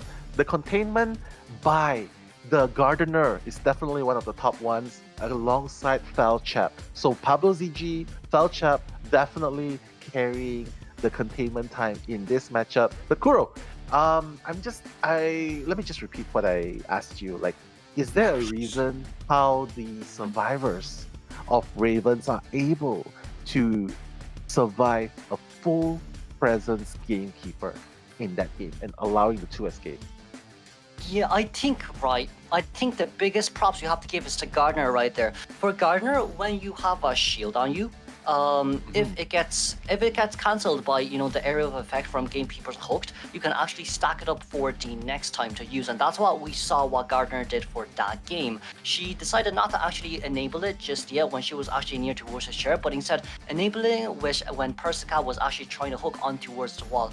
So what does that mean? That means that Gardner doesn't actually have to worry and can use the window where you can't hook and you can't activate that area of effect and immediately getting the rescue towards your coordinator in that case scenario. But of course, with Gardner, that was a very good moment from them, very good decision with breaking the chair on that side. But sadly, there was just another one in which where Persica can reach. Yeah, the Gardener at the very end, definitely very impactful, right? And that's how you should, and that's the kind of Gardener you want in your team, not the ones that go the whole match breaking every single chair just because she likes breaking chairs. I don't know. But yeah, I mean, even I'm actually thinking about a combo right here. Like there's a cowboy, and then there's a Gardener as well in the corner. Like you force so much, and then you max out struggling as well. I think that's gonna be super hard, right? To counter as well. But let's just talk about it more later on because right now the scores could not get any closer, Kuro. Triple fours, triple times 2. 4 fours, yeah. 4. And I don't know if you believe in this, but 4 in the Chinese culture, it means it brings an ominous meaning. Ominous meaning. Yeah. Maybe we'll get a tie for extra time too. Maybe we'll get a tie for extra time too, and we're gonna have to base it on how fast Survivor. Yeah, we're gonna have to base it on how fast Survivor and actually escape that case scenario too.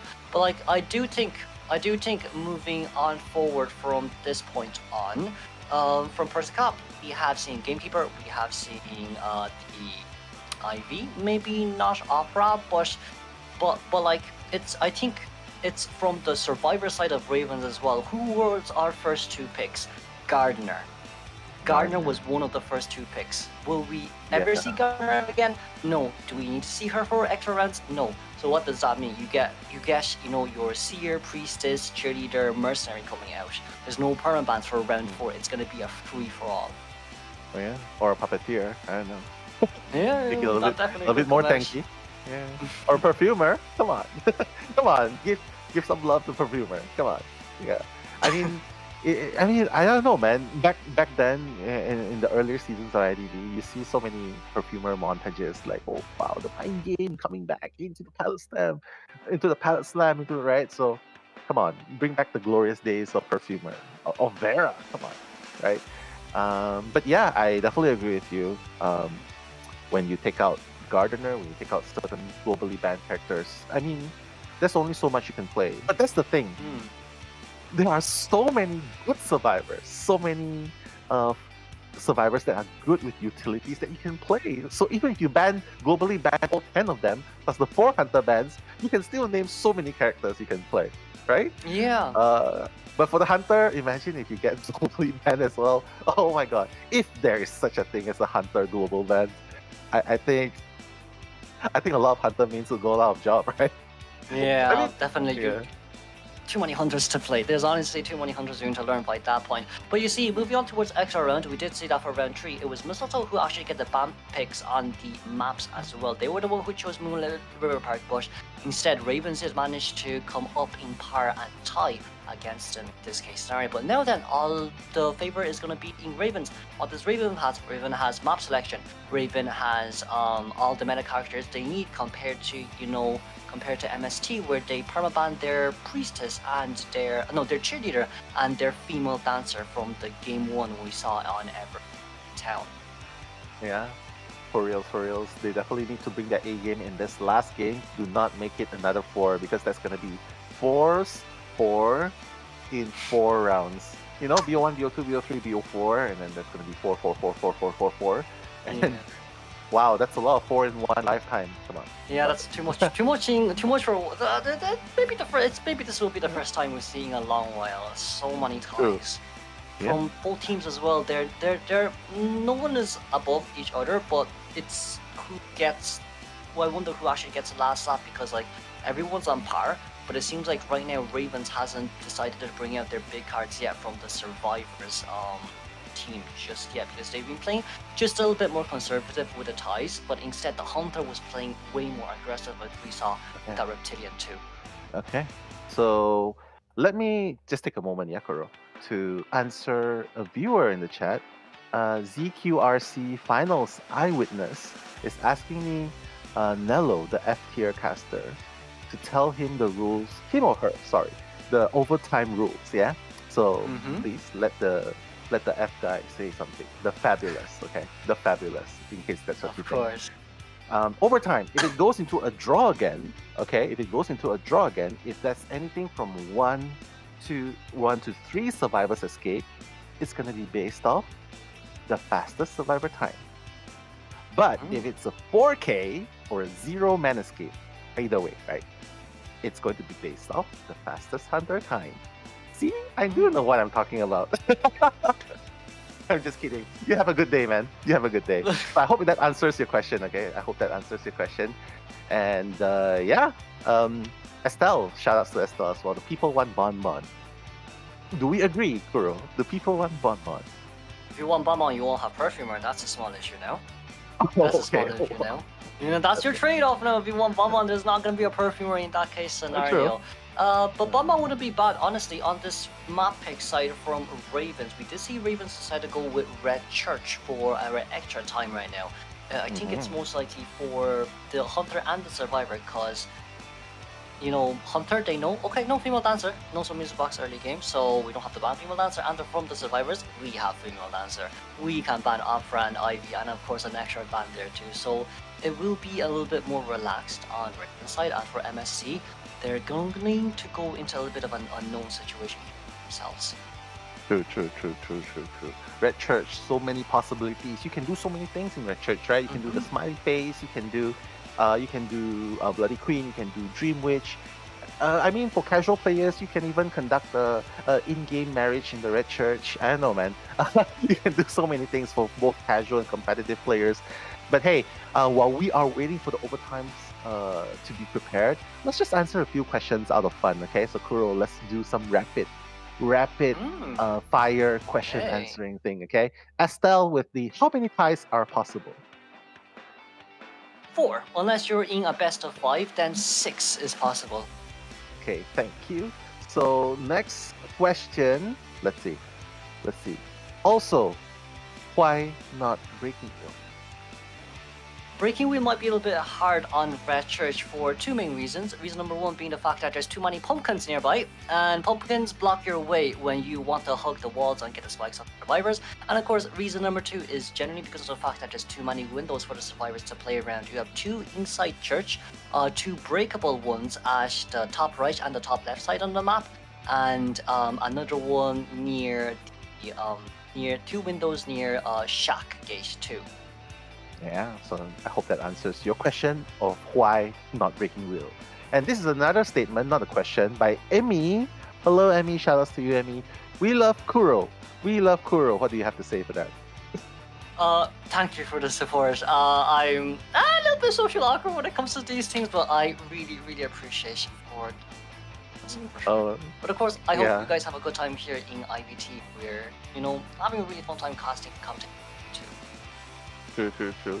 And yeah, I mean, just to echo what Kuroshiro has mentioned, we're really not above anyone in terms of knowledge. We're really just here to provide the unseen insights, to bring you as professional fans, to bring you the excitement, the hype, which I think is really important, because otherwise we would be better off watching Netflix or doing something else, right? But we're here enjoying the game together, and of course, thank you so much, Kuro, as well. Definitely very insightful details by Kuro the entire day. Not to mention, this is like really late night for him as well. So yeah, please do show more love for our man here at Kuroshiro Gaming.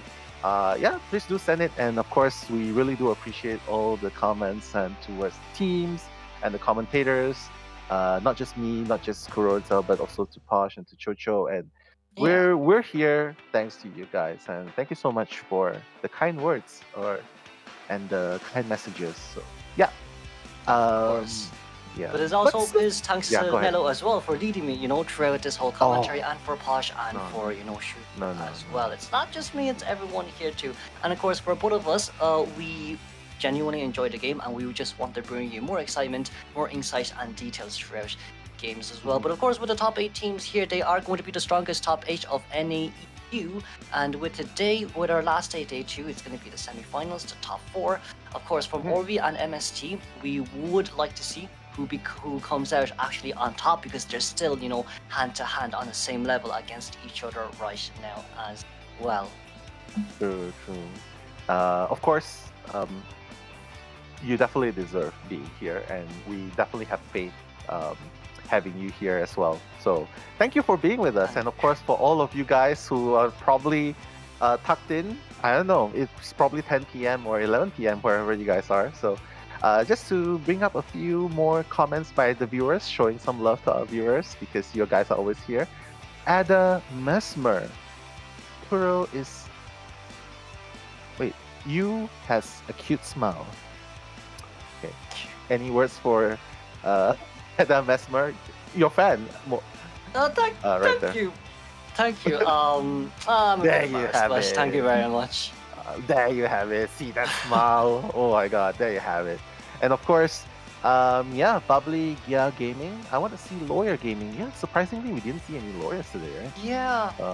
Lawyer would be good. Lawyer would be good, especially in red shirts. Being able to loop in middle, and of course we utilizing the map as well. Especially with Ivy and Opera gone too, and of course for one extra ban, Lawyer can definitely be possible. But what might be the slight issue is still going to be Warp at the end of the day, alongside with Quenching Effect, because when it depends on what hunter comes out to. If it's a fast chase type hunter, then all survivors can just start decoding early game immediately, and if Lawyer's first chase, that is great. But if it's a map control type hunter with Warp, and you can't decode early game, and right after Quenching Effect and Warp is ready, and the Lawyer gets hit, the decoding progress is going to be really slow in that case scenario too. So right now it depends on what hunter will come out for the Lawyer to come out too. Okay, last question. What about Joseph? Good luck. Oh, good luck. Good luck. Honestly, there's good your luck. answer. There's your answer, ladies and gentlemen. So, yep, let's have a look at the banned pick screen right now. 6 globally banned characters, and Tracy and Fiona will be joining them as the 7 and 8 banned survivor. So LX does not want to deal with a 5th survivor, so-called 5th survivor, right? And the priestess, because super annoying in this map. I don't know, man. I mean, there's so many good players with priestess in this map, right, Kuro? Yeah, there is. But the mech ban is only for Sculptor. I've never seen anyone ban mech before, but it seems like with a BQ out of question here alongside with Opera and Ivy. You see, for Alex, he has quite a lot of upper hand. Acrobat gone, Cordy gone, Anti gone, and Female Dancer and Merc gone as well.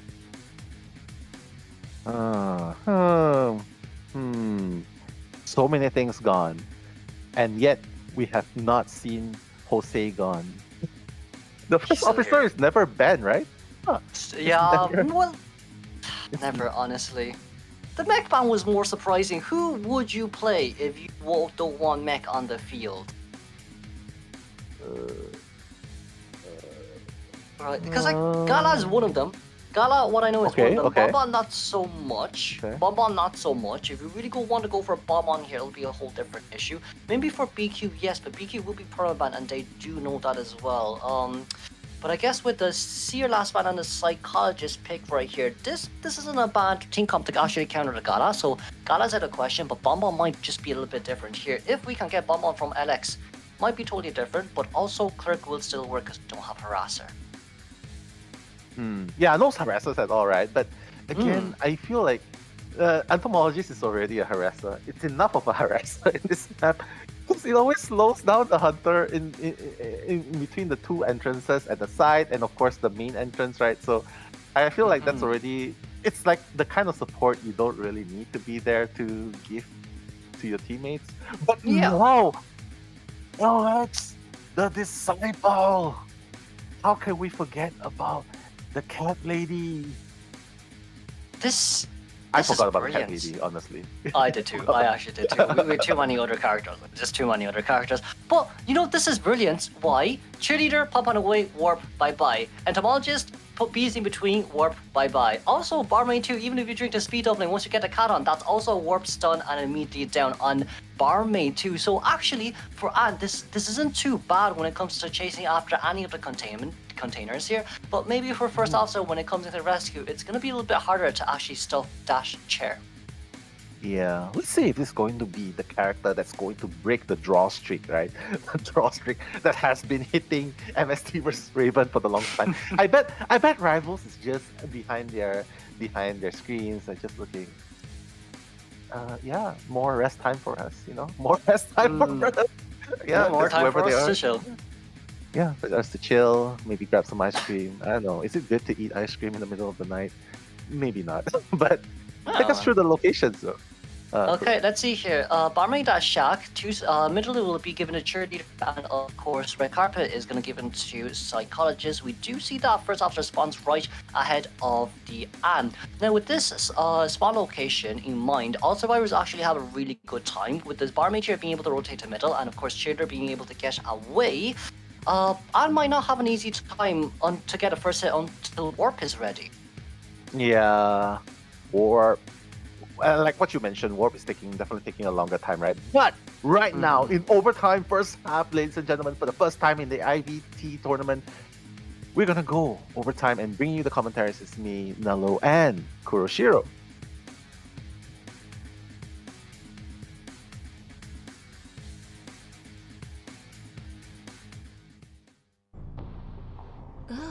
For Anne right now, we are facing towards... Okay, we are facing towards Barmaid, and we'll be catwalking towards Barmaid here as well. Barmaid rushing herself straight towards that window. Meanwhile, still looking at whether Anne is going to come for her or not. Seems like our Barmaid will be able to bring window speed boost here too, alongside with the persona traits, confined space detention, and Berserker, Rage, Mischievous, and announcement there too for Endgame.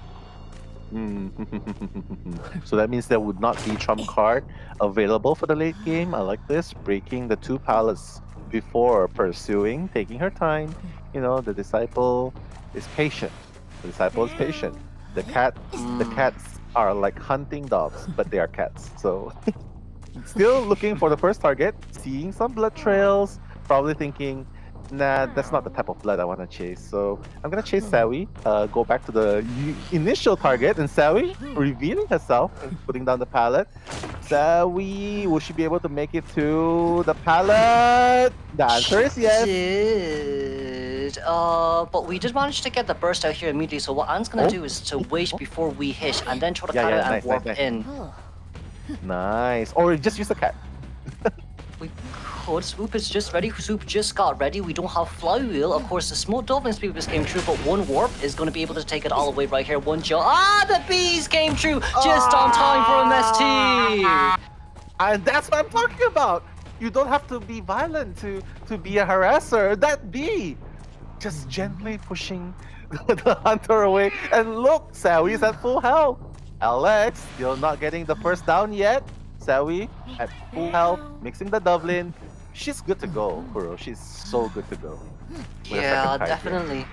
That bee was really not expected from our side too. We thought the entomologist was decoding, but no, the bee support coming in just to counter the jump and the warp from Anne there as well. With no warp remaining, Barmaid definitely would be able to utilize the 5% encouragement from the cheerleader. And of course, with the bees here, once again, you will not be able to jump out as easily as you thought you would.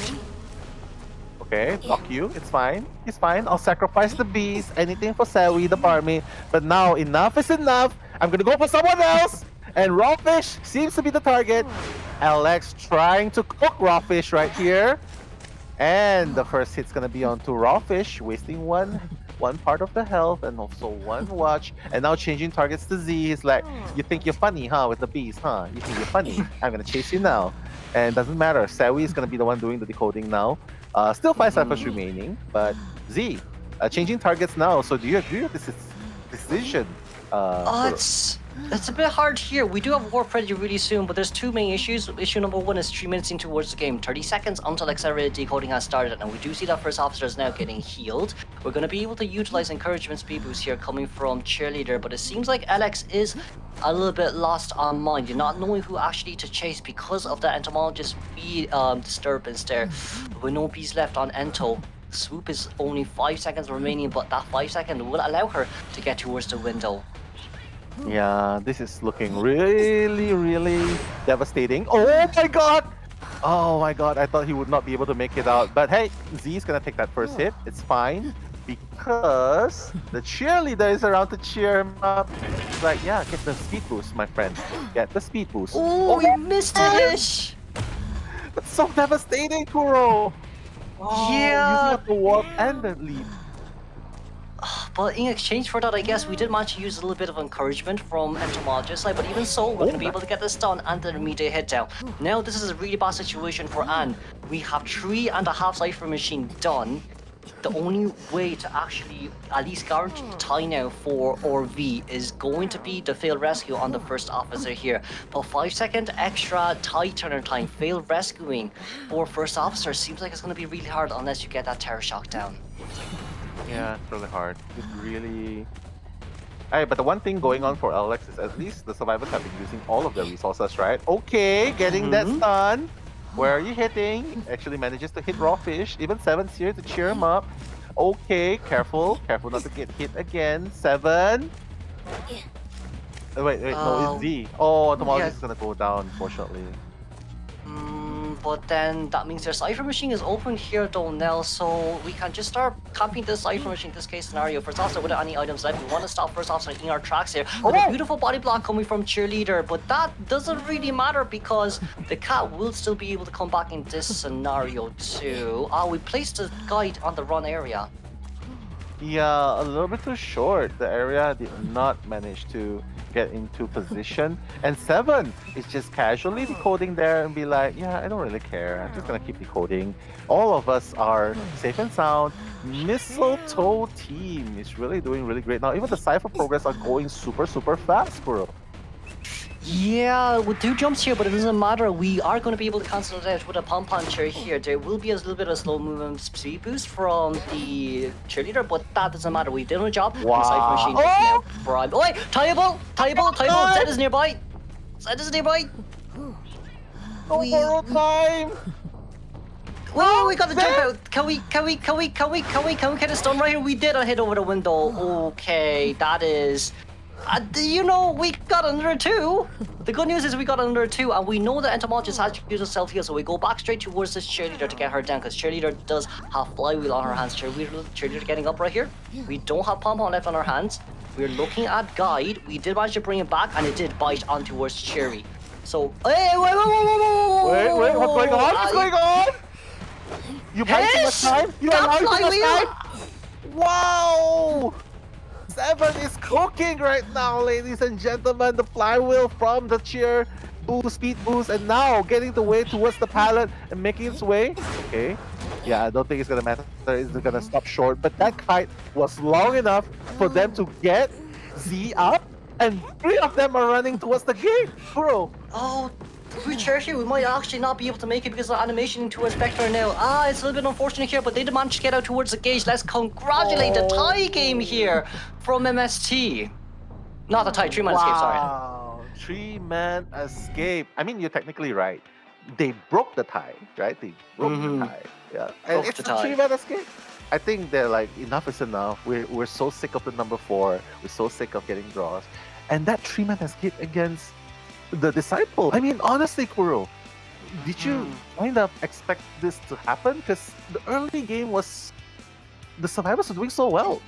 Yeah, we generally didn't expect it. There was 4 survivors nearby to assist the barmaid to be able to fully heal. There was the cheerleader giving encouragement stacks. There was the first officer nearby wanting the body block. But the most surprising of all is actually entomologist. We thought that entomologist actually won't be coming in because of that warp effect. But it seems like with the warp being placed down there, entomologist was able to actually, get just about in range. Why? Because we cheerleader. Cheerleader gives 5% movement speed boost. Cheerleader gives movement speed boost with 5 stacks of encouragement as well. And Dash for Barmaid allowed herself to get right in front of the bees and out of Anne's range during the jump and the warp.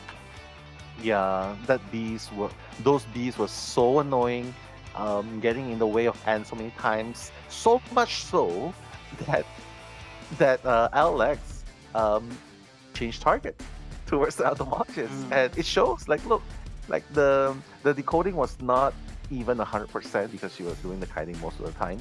99 seconds, and can I just say 7 as well at the very end? Crazy stuff going on right there, right, Kuro? Like the kiting, 130 seconds against a full presence disciple. Wow, how do you like that? Scary. Especially Scary, warp right? as well. Very, very, very scary. For Alex endgame, it was a bit unfortunate that he missed a hit on towards 7-2, but because of that, 7 found the opportunity to regain his pom-pom and then flywheel over the pallet, and of course assisting another pallet stud on towards Dash and allowing his survivors to be able to heal the entomologist without self-heal. And because of Dash, what should have been a tie ended up still as a 3-man escape. 3-man escape. MST has to be really happy coming out of this game with a victory, right, in the first half. But they shouldn't rest on their laurels yet, because up next is going to be Persica. It's going to be Persica, and they're facing Pablo ZG. Pablo ZG and the Raven team, right? So Raven team, I think they've been playing out of their minds throughout the BO1 to BO3, and if MST is stepping up in overtime first half, who's to say Raven will not power up as well? So it's not over, ladies and gentlemen. Ravens can still tie this with 3-man escape, or win it with a 4-man escape. Yes. How do you like your chances if you're on RV Survivor side now? 3-man escape just to draw with the best time, or a 4-man escape to win it? How do you like your chances? It's a bit hard. We could go double decoding team then if that's the case, you see now. Because Anne bought 7 minutes. Anne did buy 7 minutes for the 3-man escape from from her side for RV. But if we could have get a tie, maybe it would have been better. But 7 minutes is still 7 minutes. What does Persica have that we know of right now, aside from Opera and aside from Gamekeeper and Ivy? And that is that Clerk. If Persica can bring out the Clerk and stall for more than 7 minutes, yes, we would be able to see the win here from MST. But if the survivors, on the other hand, decide to counter it with, a double decoder team, then it might not be that easy. Because, like, at the end of the day, it's RVs who chose this map. It's not only for the Hunter. Survivors also has a lot of leeway to play here too. True. A lot of things can happen, but one thing's for sure, Raven survivors are definitely going to have a really hard time. Like what you mentioned, it's not easy at all. It's super stressful to play in these situations, and it's sort of like a culture shock. Not a culture shock, a sudden shock. Like, oh god, we have to get a 4-man escape to win, and a 3-man escape just to tie with the best time, and we still got to get the best time. So I think MST played that to perfection. That Ant pick was countered beautifully by MST survivors, and now Persica can easily, like what you mentioned, pick up the Clerk, waste as much time as possible. Heck, pick up the Hermit. If Persica has Hermit, pick up Hermit. Waste more time. Pick up Mad Eyes. Just block the ciphers for the whole 10 minutes. Just go for it. Like Dream, block the right? cipher. Wait for Blink endgame, right? And then you immediately blink down and chair, and then the one can come rescue afterwards anyways, because you are actually Mad Eyes. And in this case, sorry, get Merc out of the way. They get Merc first officer out of the way, go Mad Eyes, all what you want. True. Or Joseph. Good luck. But Joseph buys luck. time too. Yeah, buys time. Joseph with abnormal. And he's just attacking the ciphers. Hermit with abnormal. Well, maybe abnormal with trump card attention, but then like if the survivors, you see that the only issue there is if there's 4 survivors on one cipher machine during the first photo, you're gonna have a bit of a hard time, because like you want to stop them from decoding, but they just want it cold. True. I guess Hermit then, right? Does it work? Yeah, though? Hermit. If you connect all the ciphers and use abnormal, does it normal just one machine, or it transfers to everything else? And abnormal. I think it transfers to It everything does? else. No I've one tried does it before, right? I've done it before. It does transfer to everything else. But then, like, if it does transfer, I just feel like it might not be worth it. Why? Because then survivors can just decode other ciphers dead. That might just be the slight issue there. But with Hermit in this map, that you've mentioned, it's actually really good for him. There's so many areas in which where there are basically parallel roads, so it's basically straight line and immediate Milker Orb for the stun, or you can just easily get those attraction stuns from mid-air down towards other survivor. And it's a relatively small map, so traversing around the maps shouldn't be too hard too. True. Yeah, I mean, slow down the cipher. That's what you want, right? You want to slow down the ciphers. You want to waste their resources. You want to dwindle their resources. You want to injure everyone. You just need to get one person out, and then you win with the best time, or get a draw and win it just like that, right? So let's see. As we head into the band picks of overtime second half in the Red Church, ladies and gentlemen, 3-man escape for Raven is the name of the game, with the best escape time or a 4-man escape to win everything, whereas MST Persica only needs to get a 2-man elimination to win definitively, or a 1k at the very least, but extending the survivor's time. So I don't think that's the best way to win. So I'm just going to say do or die, right? Yeah, right now it just depends on how well, Ravens does as well. But with the first 2 bans from Persica's side, it is going to be the Priestess and the Mercenary out of the way. Seems like we might actually want to go for Anne here, maybe, for the guarantee tie. But Survivor side, it's going to be Cleric, Ivy, and Opera Singer gone into the bans. Might no be... Clark. They know the game plan. No Clark. Yeah. They know the game plan. No Clark. But that's still Hermit though. And Hermit's gonna waste a lot of time. Yeah, especially if Persica wants to play map control immediately early on towards the game as well. There's not much you can do. There's really not much you can do against a Hermit where he starts map controlling and teleporting all the way. But for those of you who want the Perfumer, here she comes, and of course we're going to be able to see the Composer coming out surprisingly for Game 4 when there's no perma bans. Nice. Composer coming in. I mean, any Composer fans out there in the chat, make some noise, because Composer's here to be your main boy to decode, right? And I love the Perfumer pick. Like I've been saying, bring back the glorious days of Perfumer. But here, imagine if Persica actually went Bonbon, because it's also a pretty good map for him here, right? A Bonbon. It is. It definitely is. Especially with that Puppeteer pick. Bonbon is a huge counter. Puppeteer, yeah. Cannot... The cons of the Puppeteers adding up with the Perfumer, getting hit by chip damages, yeah, that's all gonna add up. So I feel like Persica, if he goes, just Bonbon, but even a Sculptor, right? Love to see a Sculptor as well. That will definitely add a lot of pressure to the Survivors team. But the last survivor, not even gonna be a rescuer, Kuro. Novelist all the way, it seems like, for them this time. They want to try to give some assistance with the pallet stunts from Novelist. If Novelist has great power, it wouldn't be too bad. But with this team comp, we don't have any decoding debuffs. Novelist does decode fast before 50%, but after 50% it'll be on the contrary. But you see, the thing here is maybe they want Novelist to actually come assist whoever is going to be first chase. But I guess we're going to have to see the Persona sides, who's going to be the one that brings Tighter and who's going to be the one that brings Tower Time. Because if this is going to be do or die, with no rescuers here, there's definitely going to be one of them without borrowed time. Yeah, I agree with you. Not everyone's going to bring borrowed time for sure.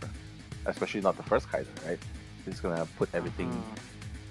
technically, they are forced into this kind of situation where they cannot play the conventional route, like having a rescuer and all, but I don't think that Tide is still super useful in this situation, don't you think? Like, who do you think would be bringing Tide here?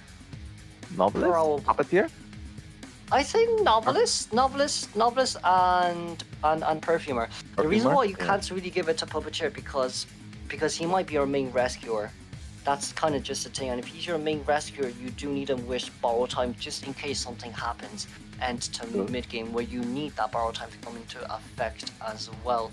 So best case scenario, give it to Novelist or give it to Perfumer, the ones that who actually have a very strong containment. But like, if okay, we're gonna see Bloody Queen. Bloody Queen. Wow. This isn't that the kind of hunter that that's not gonna do really well against a novelist or a perfumer. Yeah, you're not gonna do well against Composer and Puppeteer too, because Composer tuning speed boost for 6 seconds away from your mirror range is gonna be hard to land their mirror once again. And then you Puppeteer, which is 1 mirror, 1 little puppet for the counter. So this for Persica, I guess they are confident, but with this confidence in mind, do we have the skills, or does the survivor know to counter for it? Yeah, I think it's kind of risky for Persica to play this though. But maybe she's anticipating action because everyone wants to be near the action. Like, technically, they cannot afford to sacrifice, right? Technically, they need all 4 survivors out to win. Definitely, but I don't know, man. I thought that Bonbon would be pretty cute here, but we'll see. Yeah. Because I don't know. Maybe the spirit of Lati has possessed Persica. Maybe Lati's BQ blood flowing right now. Well, yeah, could have been too bad, but the only one who we can chase here then I guess is going to be the Novelist. But you see, with Novelist spawn location on towards the left hand side, the one issue is you don't know where he's gonna go because there's way too many walls and it's gonna obstruct your vision. For a Bloody Queen in this case scenario, 8-second cooldown on the mirror early game. Novelist has a lot of leeways to play mind games on the tightest footprints against you, or maybe just to slowly fade away and force you to chase after the other 3 instead. Okay. Yeah, I mean, regardless, it's gonna be a difficult chase nonetheless, right? Everyone's so hard to chase. But, well, we're just gonna have to find out whether Persica is gonna slay or will Ravens slay back. Is there such a thing as slay back? Whatever it is, joining me for commentary is Kuroshiro, and I myself, Mellow, will be bringing you the potential last half. Not potentially, but the definitive last half of the game.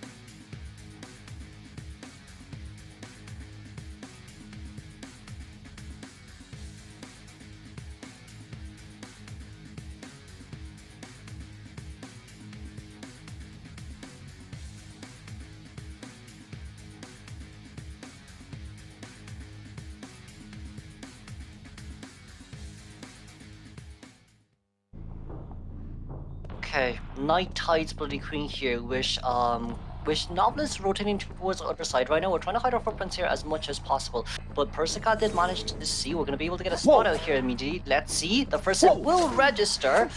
But you see, Novelist has Flywheel very soon as well. We're going to be able to catch up, but now the question is, when is the next one going to be able to register on towards this Novelist?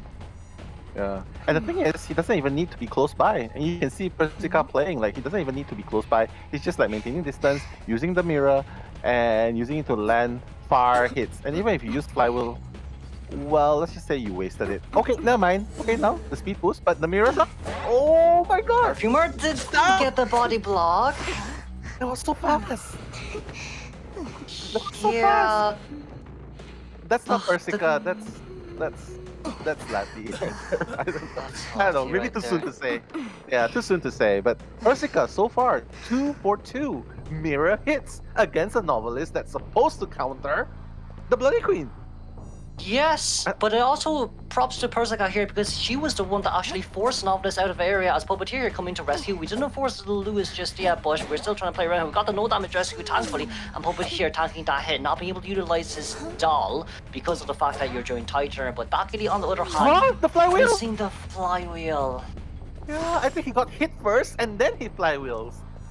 So maybe a little bit of late reaction, but it's fine. Daikiri is gonna feed that last hit, making Persica a full presence Bloody Queen.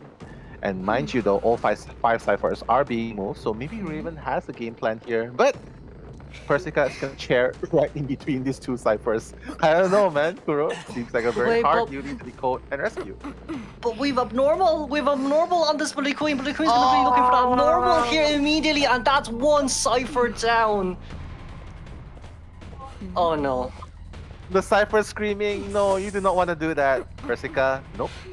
Yeah, he's gonna hit before the perfume ends. Yeah, just making sure everyone's damaged. Okay, nice. Getting hit. Okay, probably needs to body block right now. Okay, while the novelist tries to siphon some change. Doesn't matter. Tonkatsu's just gonna go down, and the mirror's gonna be up. Mirror. With the mirror here. Oh, nice. That's a changeover, but I don't think you're fast enough. not nice. Charge attack hitting, and that's immediate impulsive down. That's double down situation from Raven Survivor's side. The body block coming from Perfumer was not a bad plan, but the only issue there is you were injured right before you got the rescue there as well. Now then, with Novelist being returned back to the mainer, Perfumer will be next. The Survivor now will have to think how to go for this 3-man endgame 3-man escape. Yeah, 3-man escape, fastest time as well. This is going to be looking super hard. It's 3 minutes, so they still have the opportunity to do all those. But the abnormal BQ and the spirit of Lati possessing Persica, I don't know, man. I feel like it's super, super hard. Persica, right now, all the mirrors connecting. And I don't know what to say about this, but Persica's turning non-believers to believers with a Bloody Queen. Definitely, with such great foresight as from the novelist here, and of course with the composer is the one coming to rescue here instead of the puppeteer. It's going to be almost enough for half. We're going to be able to get a rescue here, time to later before half rescue, but no borrowed time. And of course, Perfumer with 1 perfume left. There's only so much she can do. She can't perfume back right here, but she decides not to. Yeah, Tonkatsu going down for reals. Persica's like, you kept me up this entire time. I'm gonna have some munch at Tonkatsu. You made me hungry. I'm gonna have my meal now. And the second abnormal crushing the second cipher. Oh my goodness. The second mirror onto Pablo. This is the second mirror. Okay, Pablo ZG, obviously as a puppeteer, you can tank a little bit more damage, but with that little health left, I don't think it really matters though, Kuro. Yeah, can't heal him. He has to be the one that actually heals the composer, and right now with composer even tuning towards the chair, he won't be able to make it here sadly. As the mirror is now ready, right after tuning ends, we can immediately utilize the mirror to get composers down, here to go down there, and it seems like it will be a guaranteed 4-man elimination here from Persica. Let's congratulate MST for winning against Ravens with that Bloody Queen breaking up the tie. 8-1 in overtime. They finally woke up. MST's like, yeah, you know what? The first BO3s, we were kind of still sitting back, chilling. But right now in overtime, crazy comeback score. And congratulations to MST, the most... I wanted to say skibidi, but I don't think. Yeah, but Mistletoe will be your grand finals finalist up against rivals. So, wonderful, congratulations. Kuro, how do you feel about the game? Well, it's a bit unfortunate. I would say Persica did a really good job there, forcing Novelist out of, Shack, where Perfumer was actually the one that wanted to body block, but couldn't do so instead. And then, then once again forcing Novelist to utilize his boxing open areas instead of near pallets to actually pallet up or to cancel out the mirror. We have seen how well Persica plays with the mind games there too, with the Bloody Queen. Of course, that Bloody Queen definitely cannot be slept on, as we have seen there as well. But I would say the abnormal is something that we didn't really take into focus on, because usually Bloody Queen, when you need a 1-man elimination, the blink is all what it matters. True. Making everything count. And honestly, Ravens has been playing super solid the entire series.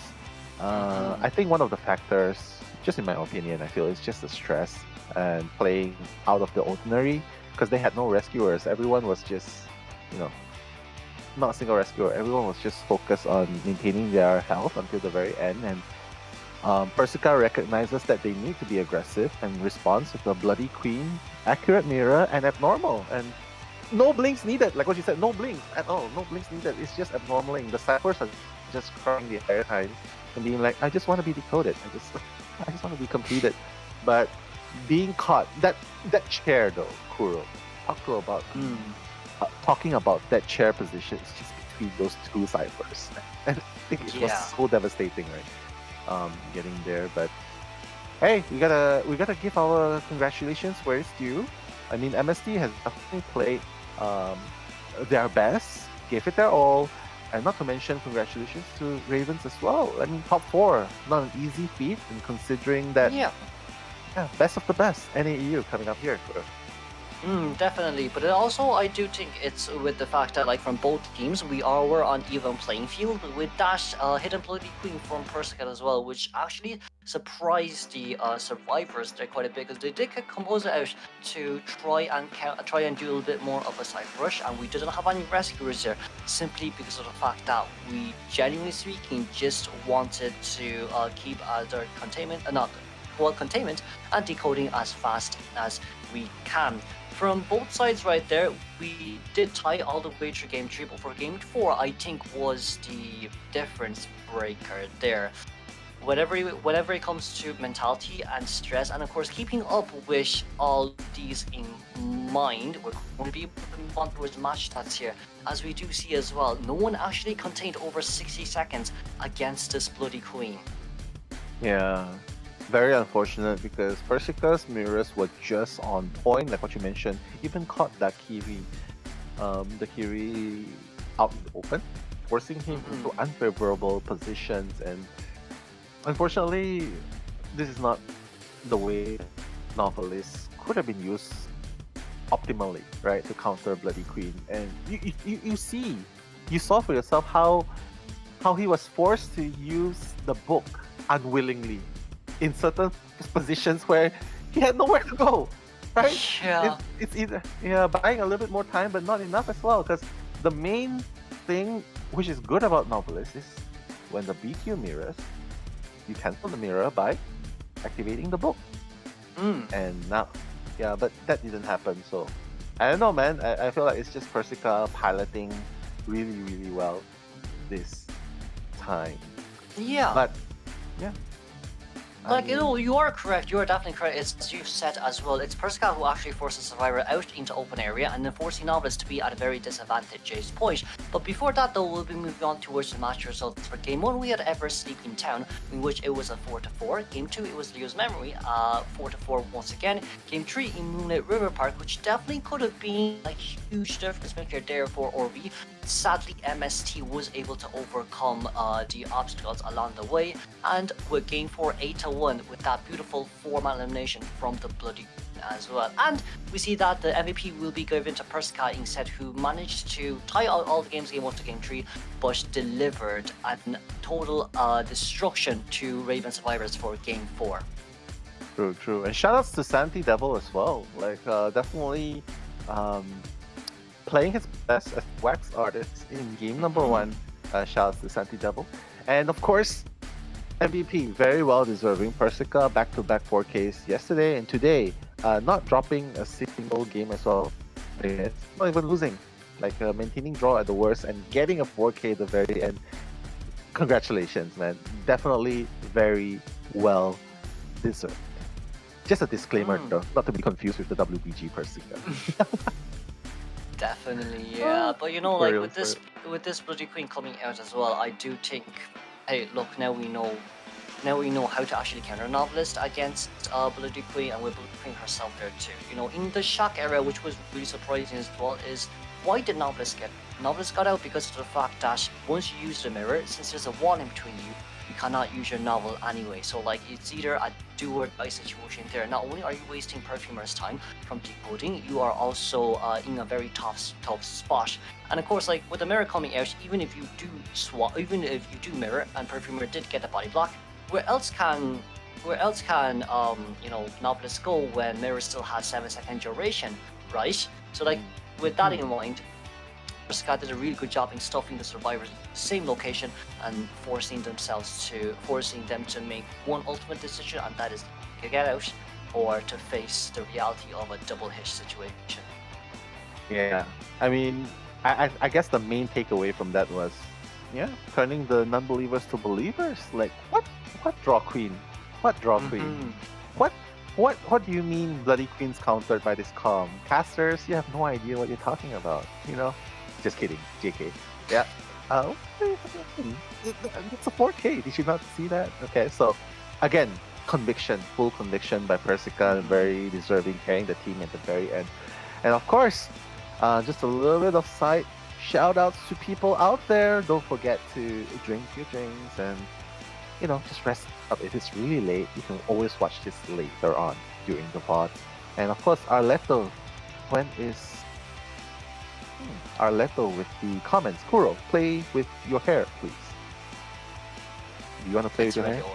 It's actually see, I've been sweating throughout all the 4 games here, with so much in mind. But you see, I'll play with my hair. Here.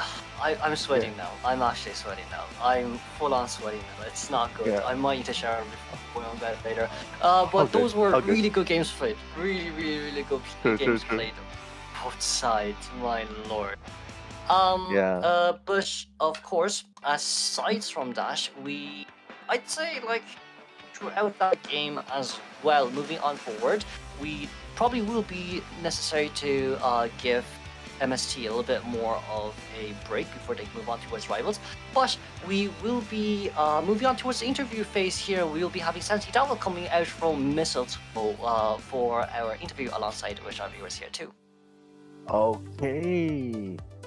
Hey, Santi Devil! Me, Gente. Hello! Okay, did I say that right? Hi, Melo! Hello, Hi, Santi. Hi! Hello! Congratulations! Congratulations, first and foremost. MST! Woo! Clutching it with the PO4! How do you feel now, Santi? How do you feel after all of that? We were so nervous starting the match because we were so nervous because we know Ravens is such a good team to go against. So that's why we were so excited. Well, we were feeling so nervous like in all the matches, but I feel that my team on the second match, they were starting to feel more confidence. So they just say like, let's try to win this, and they try very well. So yeah. It was such a oh my god, that was such a very big experience because mostly all the matches were like ties because all the like my team and the Trains of Rebels did very good. True. Kuro, any questions for our main man here? Well, main man here, I would like to ask you about the gameplay, but we'll move on towards that with the second question. But for our main question here, and maybe for some of our viewers too, they do generally want to know why your name is Mistletoe. Is there any meaning behind this team name of yours? Oh, you mean your team name? I think we have another team name. It was Onkoa. That was gonna call. Although we were gonna have the same team. But my captain just say let's try to make a new logo and new stuff for the team. So I mean it's because they really like the word, so they just put the team like that way. I don't understand the team name yet, but for my captain it says like it's kind of funny the name. So I thought it was Most Skibidi Team. Someone in the chat said Most Skibidi Team. No, it's MST. Most Skibidi Team. Yeah. So why did we give up on that name? Can we talk about that real quick? Which name? How did Skibidi? Yeah, how did it come around? And why did we drop Skibidi? Why didn't we just go for it? Sure. Yeah, talk about it. My captain didn't. My captain didn't tell me for like to guess a name, so I will say like we could be like Skibidi Devils or something, but no, he didn't ask me. So. Okay. Yeah. Oh, by the way, moving on, we have one question. My question for you is, in Best of 1, remember the Ever Sleeping Town? You were there playing as promised. You promised to play and you did. What's the reason behind playing Wax Artist in Ever Sleeping Town first match against the lineups there? Okay, I saw the team come because they starts with Seer and with Painter, so I thought not they're gonna play against my Ivy, they're gonna be like a team against Ivy, because I'm pretty sure because I was watching like the tournaments officials from Japan, like so many Painters always spawn on the second floor house and they start to, because Painter is such a weak character against Ivy, like so many people kinda know that, but I feel like Painter has like kinda confidence against Ivy because he's kind of strong against her. So I was looking to their think of the team, and I say maybe I can play Watsaris because my Watsaris is like kind of strong over Sleeping Town. So that was why I play Watsaris because I mostly play him on Ever Sleeping Town too. Yeah. I see. But beautiful shots though. Beautiful FPS skills right there going on. But yeah, securing the draw is definitely super good, especially since it's like really, it's a really tough team. We can tell, right? Draw all the way until the end. But yeah, Kuro, why don't you take us through the? Yeah.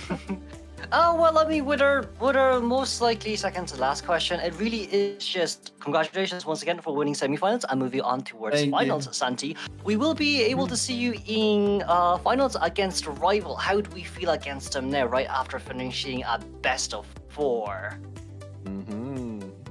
We know Rivals is such a pretty good team, so we are kind of thrilled before you. But we are also so excited for play, and we are so happy because we get to second place in this tournament. It's like we finally make your goals for being able to like improve more because we practice a lot. So I'm very happy for my team because they are very happy like right now because we did such a good thing right now. I'm also like so excited for play against them because I know they are so strong. I got Rivals on ranks before, I think so. So yeah, so hopefully they win the chorus. No, that's out. Okay. No. Last question, Tati. We don't want to take too much of your time. I know your team needs some rest before the finals, right? So last one. Any message to your fans that are out there supporting you guys? The final fighting words to your opponents as well before you go into the grand finals. Yeah, thank you so much for everyone like supporting your team because I was like looking to the chat and everyone was saying like our team name, like saying you can do it, guys, you can do it and stuff. So that make you feel like more motivated for be able to win this round. But thank you so much, guys, again for the support you're making for your team. And first of all, I also want to say like thank you so much because he's like having such a very good comments about him. So he's very happy for everyone is like supporting him a lot too because everyone is saying like, go Percival, you can cook and stuff. So yeah. Yeah. And there you have it. Thank you so much, Santi Devil, for spending time to do this interview with us. And and good luck in the next game in the finals. Yeah. Thank you. We're gonna try our best. Yeah. Bye. Bye, guys. Bye. There you have it. Friendly guy, hyped up and ready to go. It doesn't seem like a person who has played. The team doesn't seem like they've been playing for the past 2.5 hours.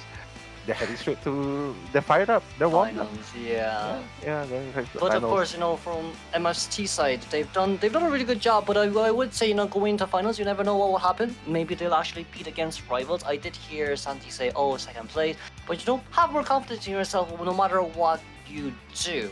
But wish Mistletoe right now winning against Ravens and going against Rivals is really a huge feat, yes, but of course they can definitely aim for more. We did hear about all the training practice they have, and of course they also appreciate your support too. So I'm sure that Mistletoe will do really well against Rivals, and Rivals will not be able to let their guard down against this team. Well, exactly. I mean, there's pros and cons of being the team to play up next straight away. But hey, let's just say that they're more than ready. They're warmed up. So guys, before we go towards the break, let me just say thank you so much. And Kuro, anything you want to say to your fans, the audience? Because after this, you're going yeah, off, but right? you know what? I want to thank everyone. I do need one after all the sweat and tears for that best of fours. But once again, thank you everyone for coming. Thank you everyone for enjoying the commentary brought by Posh and Nell and me today. We'll be moving on towards the finals very soon, and I hope I will be able to see you guys in the future as well. There's still a finals coming up, and of course we will have a highlight and 20-minute break coming right before the finals start. Thank you everyone once again, and I might see you very, very soon. Yeah, thank you so much as well, Kuro, for being here and providing such amazing commentaries. I know everyone here appreciate you as well. So yeah, guys, don't go anywhere because we're heading to a break. See you for the grand finals later on. See you. We'll see you soon.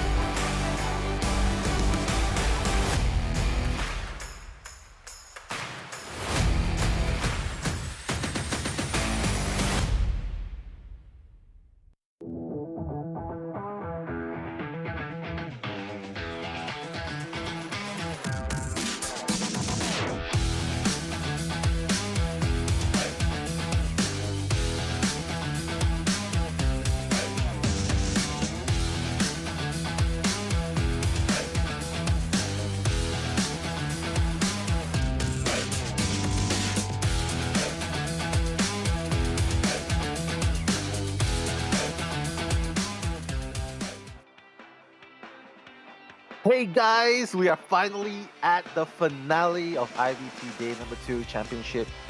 Bringing the action is me, Nello, and please help me welcome back the one and only Spicy. Thank you, Nell. Right next to each other, I feel the tether, I feel the intensity, because the last match, I mean, Nell, if we haven't said it before, we'll say it again. You are Mr. Overtime King. With the iron lungs, you go all day with this commentary business, and there you go. Yes. Shout outs once again to Kuroshiro Gaming for keeping you company and giving you the insights. I love the breakdowns that he gives, and super insightful. Do give him a follow on his socials, and hopefully we'll have him back for more. But I'm ready for this one because what, Mistletoe made, like you said, doubters to believers with how well they played that match, and now they're going up against the big baddies, team rivals. I would say David versus Goliath, a classic story we've seen before the past. It's always B4U CH4, B4U Fusion, B4U Ravens, but now we're gonna see rivals versus Mistletoe. True. Let's see if this David is armed with slingshots or an AK.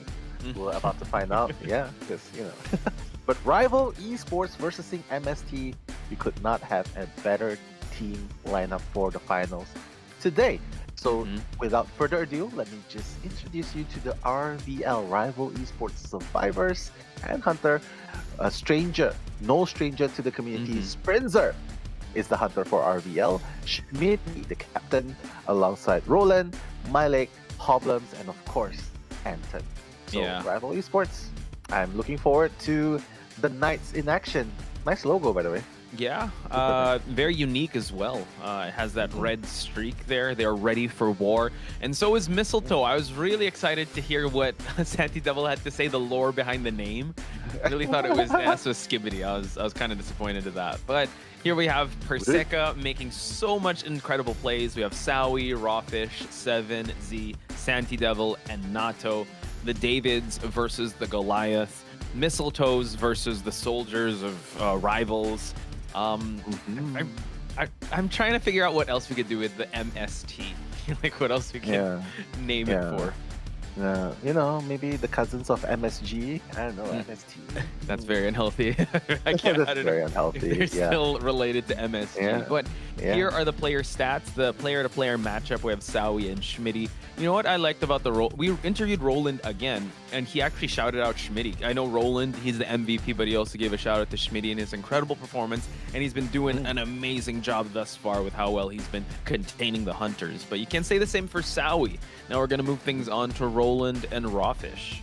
Yeah, bro's been cooking. Bro's been cooking in his TikTok channel and his IG, and now in IDV as well. So I don't know, man. Will the fire beat the Rawfish? I mean, it's either cooked or be cooked, right? So Rawfish alongside Roland, both are rescuer mains. I mean, we've seen Rawfish doing an amazing job today up against Raven. Let's see if he'll be able to replicate his duty, fulfill his duty against the Advocates of War rivals. True, the Advocates of War. I like that. The gods of war. We'll see. We'll work up a cool name. the kissing going on. Advocates of love. The Advocates of. Oh wow, we got Aphrodite versus Ares.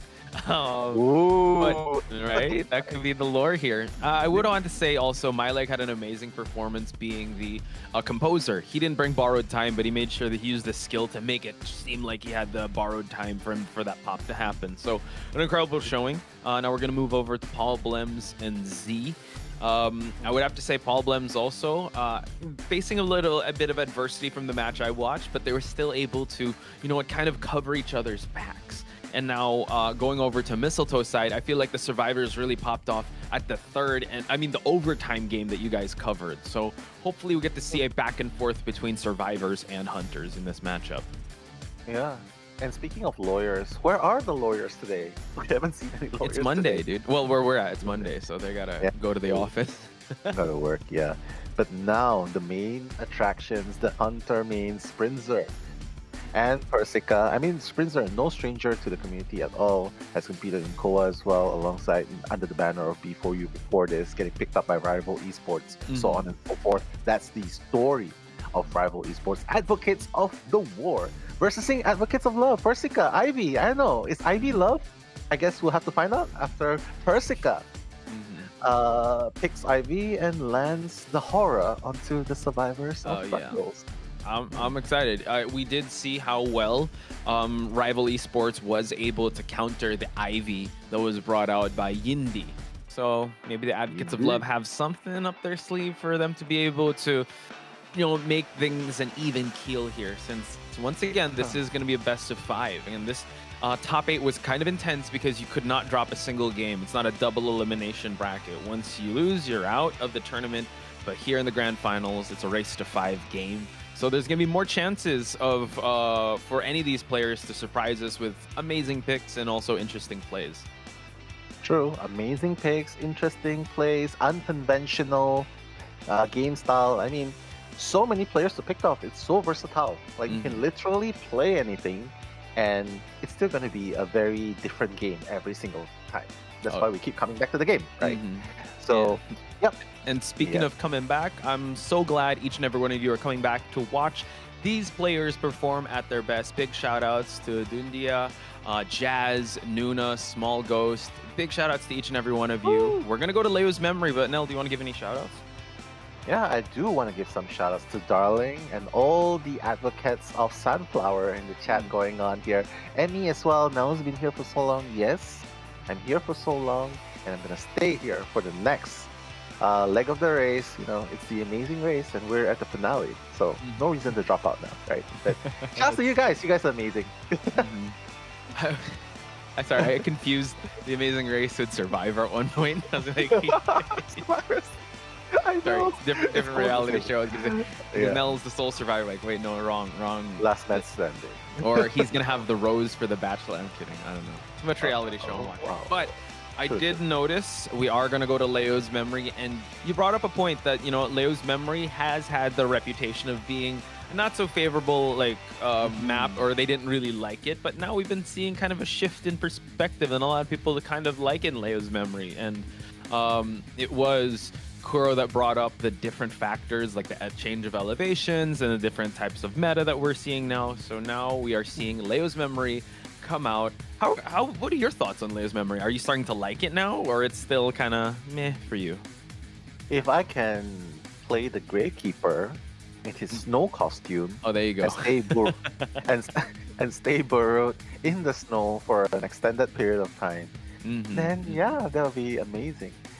But on the serious note, Leo's memory, I mean, it used to be known as the cursed map, at least for me, and now with all the changes coming into Leo's memory, I kind of start to like it, you know what I mean? Especially the factory, wonderful place to be commentating the action, especially, and also at the Christmas tree, and also at the Moongate area. There's a lot of interesting places you can talk about here, and a lot of characters that actually comes to life. For example, Patient, Toy Merchant, right?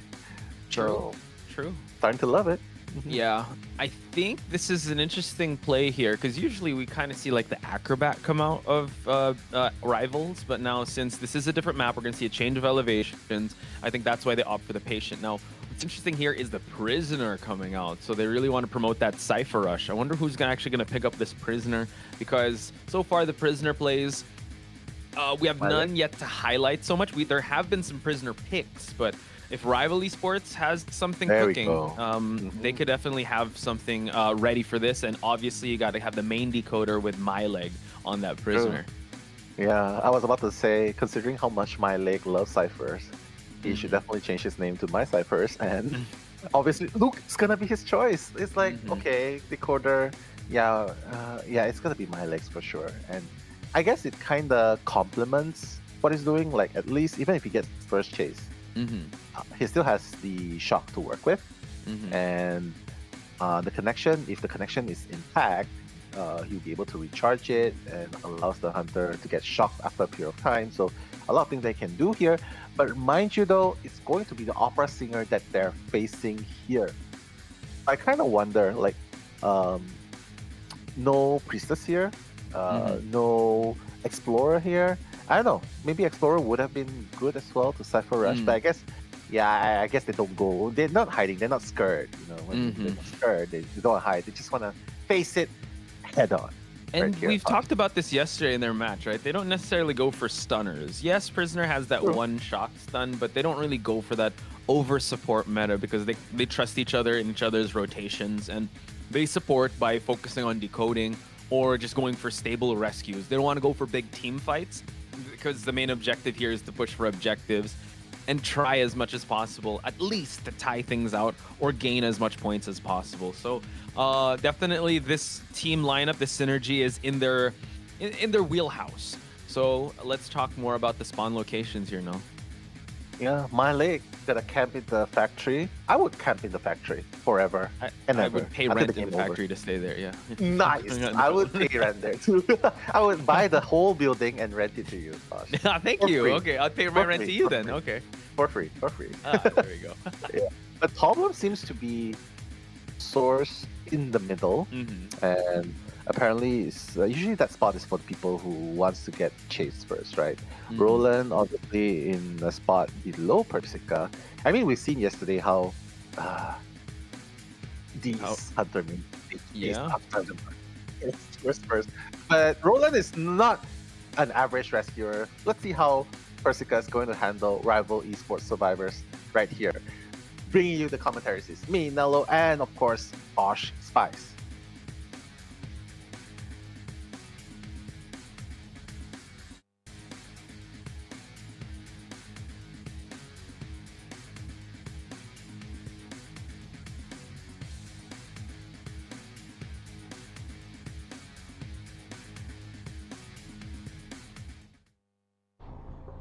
Round one, first half, and we're seeing an opera singer from Perseca.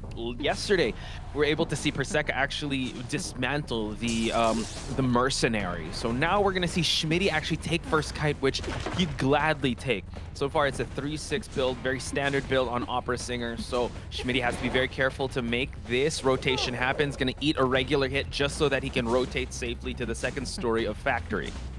Yeah, Persica's gonna continue pursuing. Again, it's a single lorong here, a single alleyway here, and that's gonna give a little bit of problem. Look at the distance that Schmitty has gained thanks to that hook onto the second floor. Wow, Persica still on pursuit. Schmitty has the windows to play with, another hook to work with if he wants to go towards the other side of the map. Look at rival Schmitty going up the stairs again. Look at these rotations, man. Perseca is like just a mile behind or two. We're seeing now that he's just waiting. He's gonna set up a warp. This could actually catch him, but forcing him actually go through the window. Now warp has been utilized already. Another grappling hook to the center. What rotations are we seeing here now? Max distance rotation. That's what you're seeing. What a play by Schmitty, utilizing the max distance range. But wow, very risky. Pallet, but necessary. Very risky pallet vault, but necessary. But the Parashot's gonna land. Persica's gonna get Schmitty down finally. But Posh, 1.5 minutes in, and somehow 3 ciphers are almost done. That's really fast. It is. I mean, that was, I would say, Perseca, great stuff. You know, really forcing Schmitty to an unconventional spot with that warp. But the fact that, you know, they're still holding on by adding that cipher pressure is still a thing to behold. So now Roland is already set to go for this rescue, but they're doing two things at the same time. They're pressuring that cipher and pressuring this rescue. Now Roland has already used the elbow pad. He's going to eat a regular hit. And now the Tide Turner will carry Schmitty towards another part of this map just so that they can work on that cipher. True, true. He doesn't even want to hit Schmitty yet. Okay. Procs the last effort. It's going to trigger... It's gonna trigger the speed boost for Schmitty a little bit. He's just gonna die at the corner here. Yeah, wants to buy a little bit more time, right? That's the common strategy by survivors. Yep. And can I just say, I like this 3 Tide Turner strategies that they always utilize. Schmitty does have a Tide Turner as well, but you know he's a patient. He can always use the hooks, and has no more hooks. But the Gardener, Paul Blems, is gonna come in for that rescue. My leg now has his well, he's already here in the fear radius of this hunter, but now gets that zap just to interrupt. Gonna teleport right back to see if anyone's pressuring, and Paul Blems is already here. Nice. Problems with the shield as well.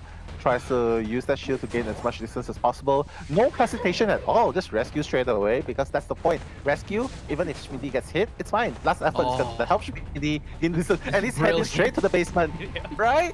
It's like, yeah, you don't have to drag me here. I'm here. I'm a willing participant. Don't worry, but the exchange there. So now Prisoner's gonna trade a hit just so that he can drop down a pallet, and Schmitty just making sure that his, you know what, he has to go all the way down to the basement just to share. It's gonna provide a little bit of time for everyone to actually go for the Cypher progress here. So it's looking kind of okay, but let's see how they play this mid-game point of the game. So it's a 3-man mid-game, 3 Cyphers still remaining, 1 Cypher is connected. Mercenary is gonna pop that that 3rd Cypher, so it's still anyone's game here. Yeah, Rival Esports should be really careful though, because 2 of them are injured. Roland's injured, Prisoner's injured, right? And Prisoner has no borrowed time. Even the Gardener has no borrowed time, so they have to be very careful for the late game, right? Yeah, that's a good point. Thank you for pointing that out, Nell. So, kind of a scary position to be in. We're already seeing that the connection has been disrupted. Warp is ready for Perseca to add more pressure to these survivors. They're split up, so they can't even heal. So this is very dangerous for the survivors. So now we're going to see Perseca moving around the shack area. We see a bit of hide and seek from Paul Blems. He might not get spotted out. Oh, he gets spotted out a little too early, and no bubble for him to work with. So now injuries across the board here. Now he's able to actually get a bubble. Nice, the timing perfectly done. Paul Blems has 3 pallets to work here with. Oh, he sees. No! He sees Paul Blems. Paul Blems' hat was a little too showy, and Perseca is gonna spot him straight away. Very, very aggressive, leaving the Gardener on the ground and teleporting straight away to where My Lake is. Nice, beautiful shot. Yeah. That was really risky, but it really paid off. So now he's gonna try to shadow dance his way to close the distance with My Leg, the flywheel, and able to drop down the pallet. That was a risky exchange, but My Leg still holding up here. Nice, has 1 pallet to work with, forcing him to break it down. And now Roland working on that second to the last Cypher. He's gonna need to buy more time, but it seems like Roland will get the attention. Yeah, Perseca not being tunnel vision at all. Wait a minute. Pat? Wow. Nice, beautiful presence of mind. Roland so far away, but no, Perseca, you cannot play the distance game with Perseca, and he's so close to the dungeon. Roland should try and run away from the dungeon as far away as possible, because no one here, I don't think anyone can rescue at all. Only Paul can with the shield, I think. He could, but look, they're double decoding this Cypher that is connected. And you know what? Rival Esports is no stranger to just sacrificing and going for just 1 person escape. So maybe that might be the play here, but it seems like the Gardener has already rotated away from that last Cypher, and it seems like hopefully they're not going to get spotted out, but the connection has been broken already. Beautiful play by Perseca. Perseca is on fire, especially after that 4K by BQ in the previous game. Now coming into this game fresh against Rival Esports. No one has borrowed time, and that's why they cannot risk going in for the rescue. And Roland's the one with borrowed time. True, that is true. So Roland might just have to be the sacrificial lamb here, and the play seems like it's to feed that tinnitus, because the last Cypher is actually right outside the basement, so it might be too risky to even push for this, since, like you said, no borrowed time on these 2 survivors. So they just need to pop it just to push for the exit gate. Paul Blems is rotating away, and it seems like Perseca is still monitoring around this area. So the patience on these 2 teams is actually quite intense. Seems like they've established that connection, but he's just gonna stop it right at the 98% mark. Yeah, super annoying, right? Especially when you have to, when the last Cypher is exactly when the survivor is at, and then that's your last Cypher as well. But it's okay, because My Leg right now is going to be the person taking the kite. But mind you, there's no pallet here. Perseca is just standing here. Problems! Probably gonna try and force the Cypher. Okay, let's go. Oh, he's still got the bubble to work with. The exit gates are not being touched. Paul Blems having an amazing kite so far, holding and hugging these pallets. Teleport is ready for him to use. Perseca wants to down him right away and teleport to the gate. Is he gonna do it? He's actually gonna try and go for more than just 3-man kill. Oh my god, this might even be a 4K for Perseca. My goodness, will MST be able to get the 4K? Because Rivals, Problems has no exit path. He does not. He's already used it up, so now it's only a case of My Leg to try and find a way out of this sticky situation. He practiced great discipline to actually provide enough distance for him to stay away from that exit gate.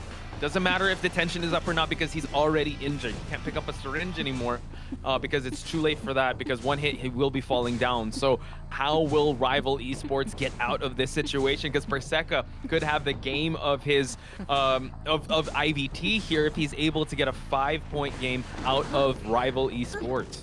Okay, here's the theory. Wait until problems expire Right. and just go for the dungeon.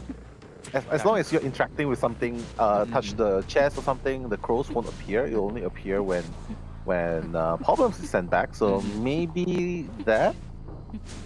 I mean, Perseka has no idea. He has no idea. He does not. The thing is, he's right across the dungeon. He's gonna have to make a Hail Mary play to make it all the way here. And Perseka is just roaming around. I think he's gonna spot out where the dungeon is. He's gonna teleport right away, and actually, he's gonna go for a save. Okay. Nice. Splitting the attention here, giving Paul Blems another sign of life. But now, we're gonna see Perseka didn't even spot out the Gardener. Nice. And even if my leg goes down here, he still has exit path to work. So Gardener problems is already going towards the back end, but be very careful because Perseka already has teleport ready. Posh, this is nail biting. It is. It is. Look at that. Paul Blems tiptoeing around this area. We'll see if because he's already dead on Cher for sure. So, but the thing is, yeah, do you want to leave him to bleed out and use up his exit paths? Really stalling it out. We don't have any more detention here. Rivals Esports, their never say die attitude is being put on full display here, folks. True, very true. Perseka is still trying to stay within the radius of the middle while going towards the edge. Okay, the Nidus is gonna be proc. He knows that someone's here, but Mylek needs to buy enough time so that Obelms will be able to open the gate and go and escape, right? So Mylek has one more charge to work with. Let's see if he puts it to good use. Pre-dropping pallets, that's really smart of him. And now we see him use the windows. He's going to use teleport right away to spot out if Paul Blems is here. Paul Blems, he does have a bubble to work with. And also the dungeon's here. The exit gate is not being pushed just yet. And now Paul Blems has a pallet to work with. This is going to be very intense for him to hold and contain this hunter. Nice! The pallet vault speed boost. Paul Blems is buying so much time. Mylek might be able to open it. Oh, okay, he had to go for that vault, and now is he actually going to go for that chair? We're going to see Mylek trying to open up the exit gate. There's no more teleport to work with, it looks like. Rival Esports, ladies and gentlemen, able to at least deny the 5-point game. Wow, what a play. Perseka, let me just say this. Perseka was supposed to get that 4K. Yes. But Rivals, my god, I don't know if they prayed to the god of war for protection or something, but they tanked it out, and beautiful decision to come back in and hold on and rescue. That rescue was so important. Because if he didn't rescue and decide to gamble it onto going to the dungeon as soon as it's fired, the game wouldn't end that way. But beautiful decision to go rescue and then from there split up and getting the attention. Even Pablos was buying so much time. They know what's at stake. They bought enough time, and Perseka ultimately crumbled to the communication and teamwork of Rival Esports. 3K denying the 4K. Yeah, can I just say also Perseka, just tip my hat off to Perseka as the hunter, because he played an amazing early to mid game. And that was his game to get the 5-point lead into. Because he was just minuscule steps ahead, you know, able to kind of stuff the rescue, forcing out the tide turners out of Schmitty. Sorry, not even Schmitty. He was containing the hunter out of the other two rescuers. And towards the mid game, I think that's when the pressure started to get a little bit to Perseka that Rival Esports was able to capitalize on. Yes, it was a 3-1, but in this meta, especially when Sprinter is up next, it's kind of terrifying knowing that Sprinter always gets that 5-point game. So it would have been great if Perseka got a 5-point game. Still, a 3-1 is really good, but man, you know, you just got to give up to the tenacity and the never say die attitude of Rival Esports here, but especially on the side of Paul Blems and Mylek. They really didn't want to go down without a fight and did not want to surrender, even though the situation looked super dire. True. I agree with you. I mean, you gotta think about it for a moment too. Like, RM has done their research and got a draw against Sprinter, right, in the first game for today. So maybe Persica getting a 3K here would be enough for the MST survivors to get a draw against Sprinter, because MST survivors were playing really, really good. Like in the game against Raven, they were playing really good. They were getting draws all the way up until the last game where they got a 3-man escape. Right. So who's to say they might be able to replicate that here? True, right? and I would have to say also, even though it went the full overtime game, that could be them kind of warming up. Because usually you'd want them, actually if you're playing the first game, it's kind of like you're finding your bearings, you're still kind of put on ice. At least now you could say maybe the endurance is a bit shot, but you could say that they're very much warmed up. So if they can just tie this one out up against Sprinter, and if they could possibly take a page out of Red Moon's book and try to tie this out, they can actually call themselves the victor in round number 1, which is no easy feat at all going up against rival esports. But I will also bring up that whenever the pressure is on Sprinter, he actually performs really well. It was said in that interview by ZZVOG that like whenever Schmitty would apologize, oh sorry, we weren't able to get a point or we weren't able to tie, he's like, I got this. And I don't know, Sprinter, the stoic man as ever, he always comes correct and he always comes prepared. Yeah. And the one thing I absolutely love about B4U, which is known as Rival Esports now, is doesn't matter which faction fails to get the point, like you pointed out. Like, sorry, I couldn't get the point. The other faction is always going to cover. Schmitty got a draw, it's fine. The survivors came in and won it for them, right? And now the survivors got 1 point. Then Schmitty, Sprinter's like, okay, I got this. So you gotta love the synergy here. Like, it's like being in a really supportive relationship where, you know, sometimes you have a bad day and then this guy's the person, you know, like the boyfriend's the one giving that emotional support when the girlfriend's down. And then sometimes you have a bad day on the boyfriend's side and the girlfriend's the one giving that support, your partner. So they have this kind of relationship. I know it's weird. What would happen if both factions have a bad day? And they both support each other. And they try again. in the next round. There's always a round 2, guys. Don't worry. We play competitive with A5. That's true. We tried. We tried. Yeah. I like that analogy though. It's like covering your grounds as much as you can. You try your best, obviously. But if your best isn't quite there, at least you have your teammates to rely on. I get by with a little help from my friends. True. We all do. We all do need that friend. Those kind of friends in our lives, right? But hey, speaking about friends, looks like the MST friends are heading into Leo's Memory round 1 second half up against Sprinter. Okay. Oh my god. Another prisoner pick and a puppeteer, Bosh. So what's interesting is that Sprinter usually bans puppeteers. So the fact that the one time he did not ban the puppeteer in this tournament, it gets picked up right away. So they know something's up and they're going to pick that puppeteer and add the psychologist into the mix along with the prisoner. So I'm kind of liking, seeing the prisoner. We barely see prisoner that much. I mean, we commentated this game for how long, and this is like the most we've seen him in one weekend. So I'm super happy for this. Yeah, I'm super happy as well. And considering how well Malik played it just now, I think, MST is probably like, yeah, we can do that too. We have Seven, we have Z, we have Sawi. And Sawi's done amazing as well, but I don't think she'll be playing the prisoner. So we'll have to see who's going to be playing who. Yeah, looks like Z is going to be playing the prisoner. And I love this composition, but it's kind of lacking in mobility though. Like, there's no toy merchant. Patience being banned. Yeah. And then if you're up against an opera singer, right?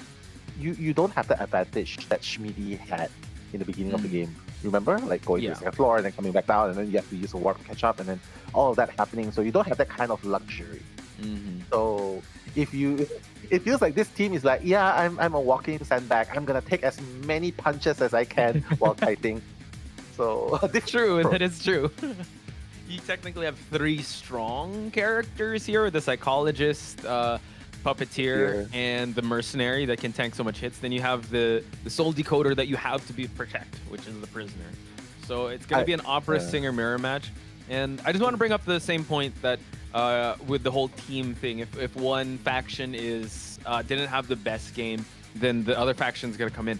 Same with MST. I feel like the survivors are like, okay, we will not let your efforts go unwarranted, Perseca, we will honor this by trying to tie this one out and giving our best, because that is the best shot that they can try and get. And the confidence boost they can get if they're able to secure this round one is going to be huge. So hopefully, you know, I see a lot of people in chat also giving that the sunflowers to Perseca. So hopefully we see an amazing match coming out of the survivors of MST. True. Here we can see that Sprinter is taking a different spawn location. Perseca took the one above the Mercenary. Here he's taking the one below Mercenary. So maybe run right for the Prisoner from the very start. True. Stop. I mean, if you get the Prisoner out of the way, decoding is gonna kind of slow down. Not necessarily. I mean, Mercenary is not really necessary. It's definitely not the fastest decoder. So if you're able to down the Prisoner right away and force rescues to happen, you can really stop the objectives from moving. But anyway, folks, let's see how round one, second half is going to play out in Leo's memory. That's Mellow Mellow. I'm Potch Spice. We are commentators for this Leo's memory match.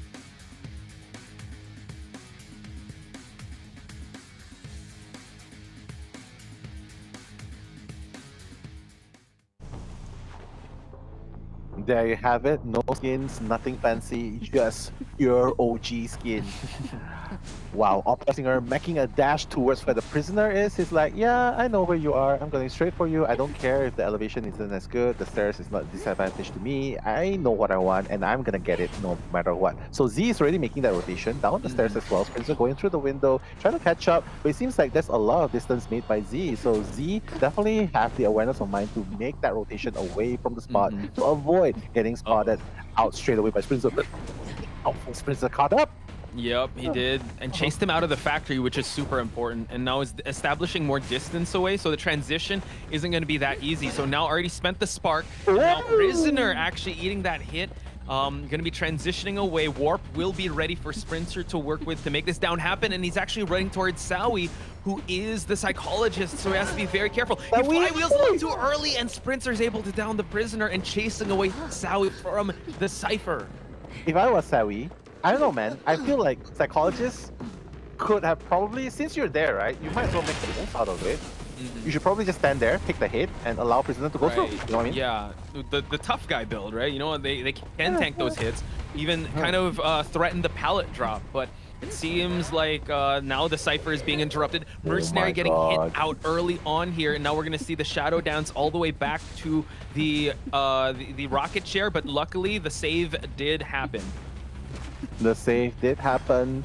Let's see if this is going to be enough to buy some more time. Okay, pause has been initiated.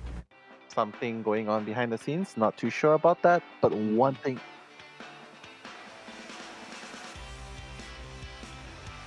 One thing is I can't pause it. Sorry, I gotta I scratch my nose. I was like, all right, okay, no, it's gonna pause. But one thing is for sure, Sprinter is off to a great start. Because why? Yeah. Sprinter's avoiding all the tough guy builds, all the tough guy characters, and going straight for the decoder itself. And that's the thing. You don't have anyone to support. You play someone like Prisoner. Cool. Like you have a super good decoder. You can connect Cyphers, you can help them. But in theory, what happens if you get chased first? You know what I mean? No one's there to support you, and the survivors are gonna have to take over, try to tank for you a little bit, try to support you a little bit, maybe body block for you a bit, and it's gonna slow down everything. So in the end, I think it cancels out each other. So I don't know, man. Tanky people are out of sight, out of mind, and it seems like Schmidt is just the one only target.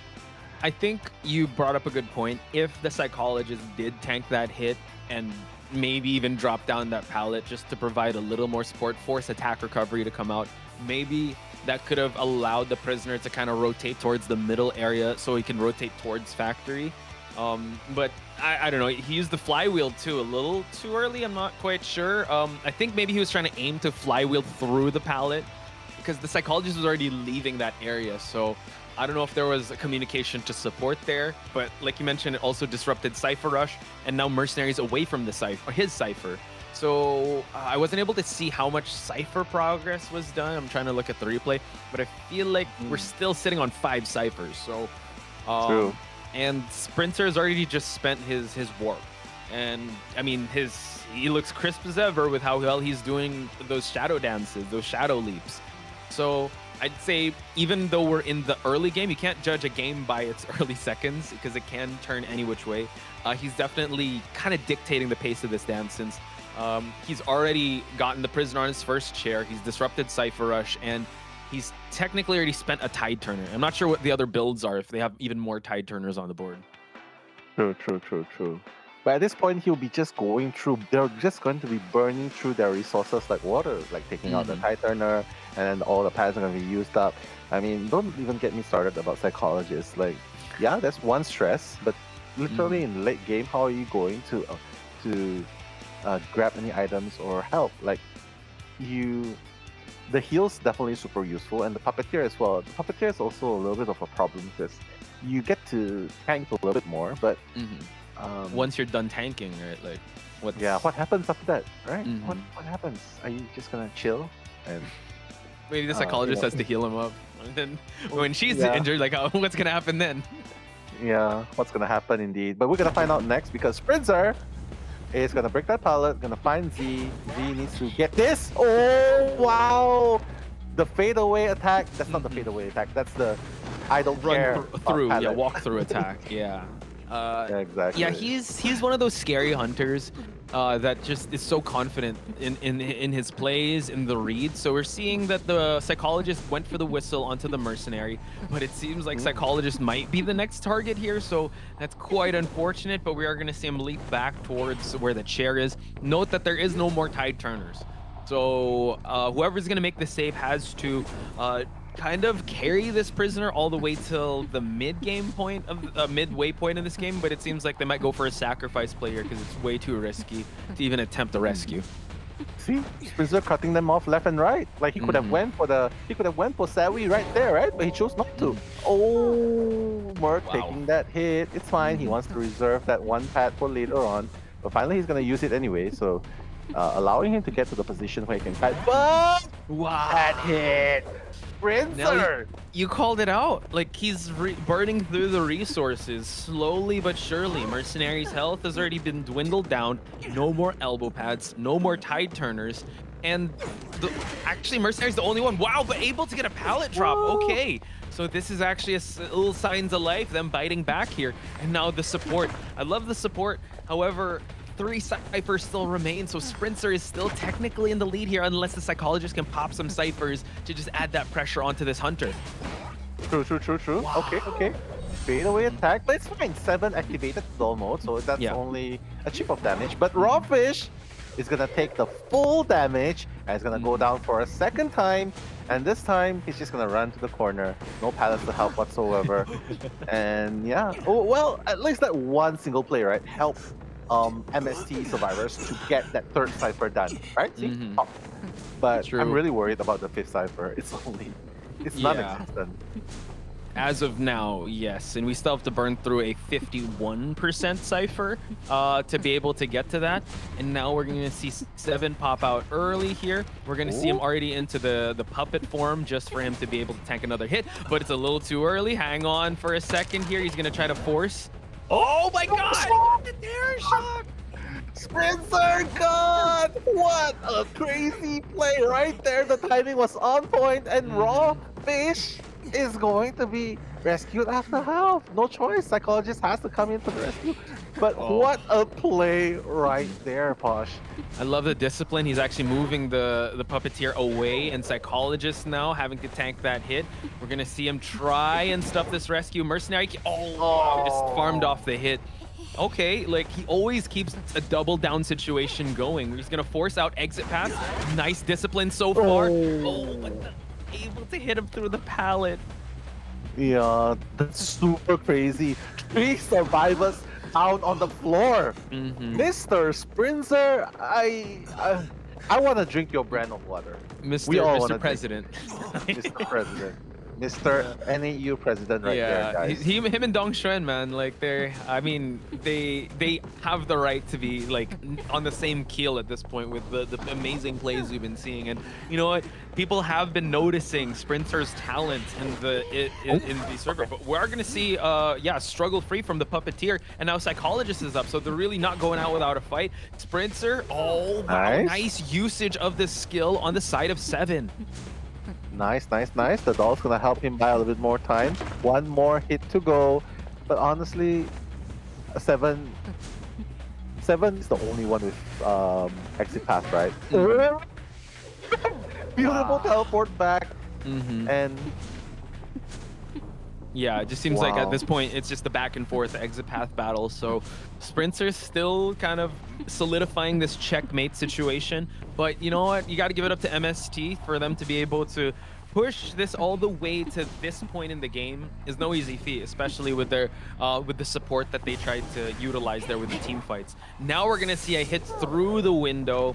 Puppeteer does still have exit paths to work with, but we're gonna use a warp just to close out the distance. Puppeteer has already used up his exit path, so now Sprinter, it's only a matter of time before he's able to down this last survivor. Yeah, I mean 7, what? 7's the only one here left, and both of them has no exit path left anymore. That's the problem. Yeah, this is looking really hard. The kite's gonna be a little bit longer here, but what exactly can you do? The Terror Shock's gonna solidify it, and there you have it. 4K. Mr. President Sprinter. Wow. With the way he played that was it was really good. I mean, I think he just capitalized on the I would say like they really tried going for a tough guy build and having one decoder, and he realized, okay, I need to go for that one decoder. That is the crack in the armor that this team has gotten throughout their picks and bans, and he executed that really well. I mean, MSC had their shining moments with that pallet stun to provide a little bit more time, but I think Sprinter put way too much effort into the early game for him to dwindle the resources. There was no more elbow pads for the mercenary to use. Tide Turner, they only brought one. It was already used up early on. So just textbook Sprinter performance with how well he played that. True. Textbook Sprinter, right? 4K right off the bat, and he's like, yeah, that 2K, nah. It's probably, it's not gonna happen again. Not especially when my team needs me now. So very, very well done, Mr. Sprinter. We thought that Persica did enough with the 3K, but apparently Sprinter he raised the pot to like, wow. He raised the pot. 3-1. Okay, how about a 5-0? Yeah, that's Sprinter in a full nutshell. House. Yeah, full house. I raise you with my 4 of a kind. I thought Royal Flush. Royal Flush. Well, it's 4 in the nations technically, so yeah. Round 1 goes to Team Rebels. Wow, amazing stuff going on right here. Yeah. I would say though, you know, MST really not going out without a fight. Just they really tried their best with how they tried to navigate through that situation, and it doesn't take anything away from how well Perseca did perform. You know what? Both these hunters are so game and so ready for this matchup. It's just, yeah, Rival Esports. You know what? We said this yesterday as well. Like, they're the first team outside of the Chinese mainland division and also the Japan division to get sponsored by a known team, which Rival Esports did get. So it's definitely showing. And what a way to start out their career in Rival Esports by having such an amazing performance thus far in IVT Summer. Yeah, what a way to start off the finals, right? And I mean, MST is still doing really, really good. Like, considering the score that we see, 6-3, wow, yeah. There's a noticeable gap there for sure, even though it's only a 1 kill difference. But, you know, it's not any team that we're talking about. It's Rival Esports. And Rival Esports, formerly known, playing under the banner of B4U, they've been to places. They've been to the higher tiers. They've been to the higher tier competitions. They've been to KOA, the largest ones. Yes. Up against super crazy good teams from the Chinese mainland division, from the Japanese division, from all the other divisions. So coming back here, I think I think it's only fair to say that MST, as long as they can play to their best abilities and leave no regrets, take it as a learning experience, regardless of the results. I think that's already a win for them. True. To begin with. Yeah. Yeah, it would be nice, for them to topple, like, the David and Goliath story, but at the end of the day, there's nothing for them to lose and everything for them to gain. And the least that they can gain is that experience, that matchup knowledge. Just take home the experience, and also take home the experience of the fans cheering you, right? Because there's a lot of love I see in the chat for MST. And a lot of people in the chat also know that they're going up against one of the juggernaut teams out there in IdentityV as a whole, not just in the NAEU region, because Rival Esports is known, like in KOA, in IVS, just the worldwide showcase. So they're bringing a worldwide aspect here. So MST really has to be a sponge and kind of absorb it all and try to move forward and play at their best, basically, like you said. Play at their best. Yeah, true. But of course, gotta give some shout outs to MST. I'll go for as well. Yeah, like, MST, going through that 2 hour and a half, I forgot to mention it as well. It's definitely gotta be, they're warmed up, but you gotta admit, it's definitely gonna take a toll onto their stamina, onto their 100% performance, right? Right. Because when you're tired, the awareness might increase, the awareness, the presence. You're just not. Yeah, true. It's probably like, usually I would say like, hey, okay, Hunter's going here. We're like, the Hunter's here. Okay. When you're tired, when you're really tired, and, like 3 in the morning. Your brain's kind of lagging a little bit, and like response time isn't as right, and then you're shoot, Hunter's already here. I'm still coding. All right. Oh, I got hit. Why did I still click on flywheel? But it happens to the best of us. True. But hey, thank you guys for being in the chat and showing a lot of love and support for both teams. And I'm seeing a few people saying, before you Terror Shock. Yeah, that Terror Shock by Sprinzer definitely added a lot more pressure to the Survivors team, right? Because Sam had to travel halfway across the map just to try and make that rescue. Oh yeah. It was the way he Sprinter approached this map. It's like, how would I say this? In the overtime match, we did see a little bit of pressure being put on the Hunters, I believe, or if it was at the third game where it was LX, the evil reptilian. Like at the start, it was really good, right? And then towards the end, when it was the 3-person Exegate war, you started to see LX kind of swing rapidly. I feel like with Sprinter, you just never see him go that phased. Like he's always unfazed in all these matches. So you definitely have to come in with that confidence and know that. And I think Psyche also said it best. Like you have to have that confidence to know that you have the ability to beat a hunter like Sprinter, because it comes down to confidence and mental stamina. To know that, all right, before the game even loads, you already have that mindset that we can do this, guys. True. Yeah, you gotta erase all doubts, which is why people always recommend. Which is why you see some people early in the morning, they talk to themselves in front of the mirror, like, "Hey, you can do it." Daily affirmations. Okay. Yeah, daily affirmation. You're beautiful. You're a sexy man. Wow. I don't know if you're looking at me or your camera or all of us. Okay. But yeah, like permission. Yeah, because sometimes you need someone to mirror that towards you, right? So I wouldn't be surprised if they're shouting to each other in the DC. You can do it. I can do it. We can do it. So that'll be so super wholesome. At least for fun, right? And that's why it's important for you guys in the chat to give those affirmations to Team MST. And also, if you're cheering for rivals, they aside from them affirming themselves of what they're capable of, I think it's very heartwarming. And Roland did say it. They look at the chat too. They feel your love and support. And also Santi Devil as well. Every time we're interviewing him, or you, Nell, you've interviewed him twice. You know what? He's always smiling from ear to ear, seeing all your messages. So it really helps for you guys to give that support and send that good vibes in the chat, just so that you can kind of ease the tension of the competitive environment that is IVT. True. Yeah. A lot can be done. I mean, it's always the, how do you say? it's always the mind and the body has to be one, right? What's that saying? Yeah, mind, body's gotta be one, aligned.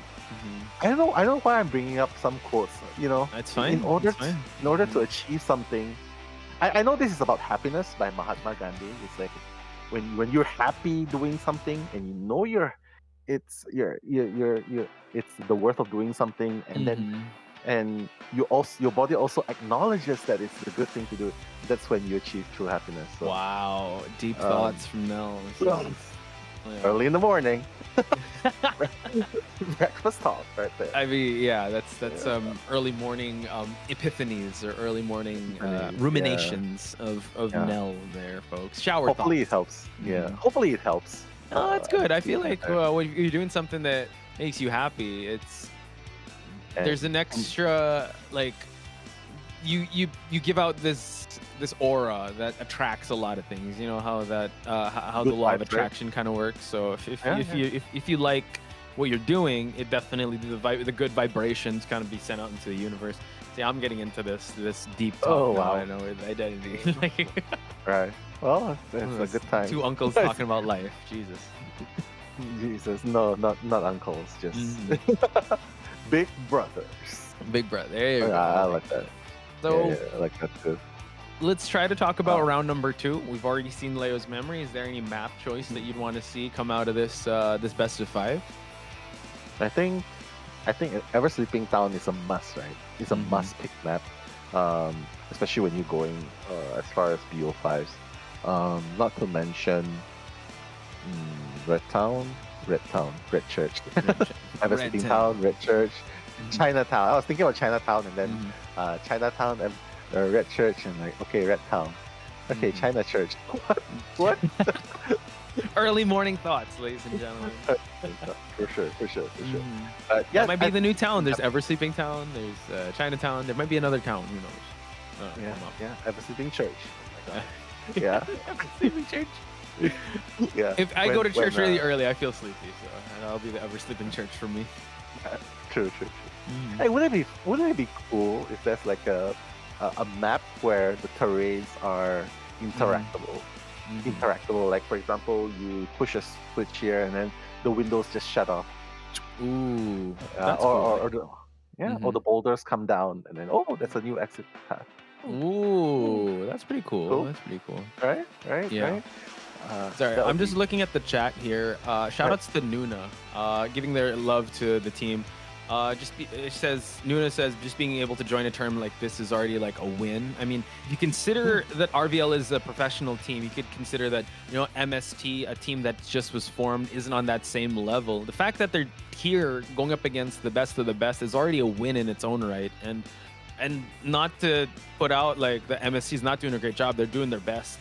And they're able, Perseka is able to get a 3-man elimination, which is an incredible showing. So yeah, let's see more of that in the chat because MST definitely needs it now more than ever. And like we said before, I think it pays a lot for you guys to stick together as a team and kind of figure things out before. And even a lot of pro players, especially in the NAEU region, acknowledge this, is that there's so much swaps here and there. But the reason why Rival Esports is very much so at the top of the heap is because they stuck together this long. They know each other like the back of their hand. Yeah, they know each other so well.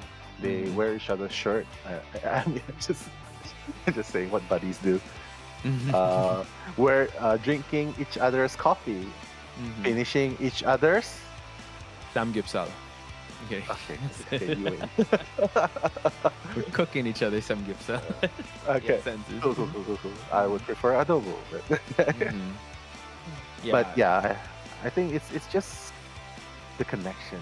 The synergy, like you know, my leg loves to decode. Get him to decoder. You know what I mean? You know that he can fight even if he's playing a decoder. So it trust him. Yeah, we know Roland's always gonna make that rescue. Trust him. Yeah, trust him. Yeah, we Schmidt's not gonna slip up. I mean, he's been killing it since. Focus on decoding. Like he's the type of you guys just make sure your calibrations are perfect. I'll take care of the rest. Yeah, just don't bomb Cyprus, please. Just do your thing. Right? That's how I feel when I play with you, man. I you got this. You can survive kiting. We're just gonna decode, and you're like, Yeah. Hell. Yeah. Nah, It'd Nels be so got funny. this. He's kiting with the postman. He just keeps like throwing the dog at the hunter. Yeah. Go. Eat the dog. Okay, wait. That's a really bad example of saying it, but No, go, because- dog. Ankle bite. Yeah. Ankle bite. Go, Pikachu. But it's a dog. Right? Bites to your ankle, slowing you down.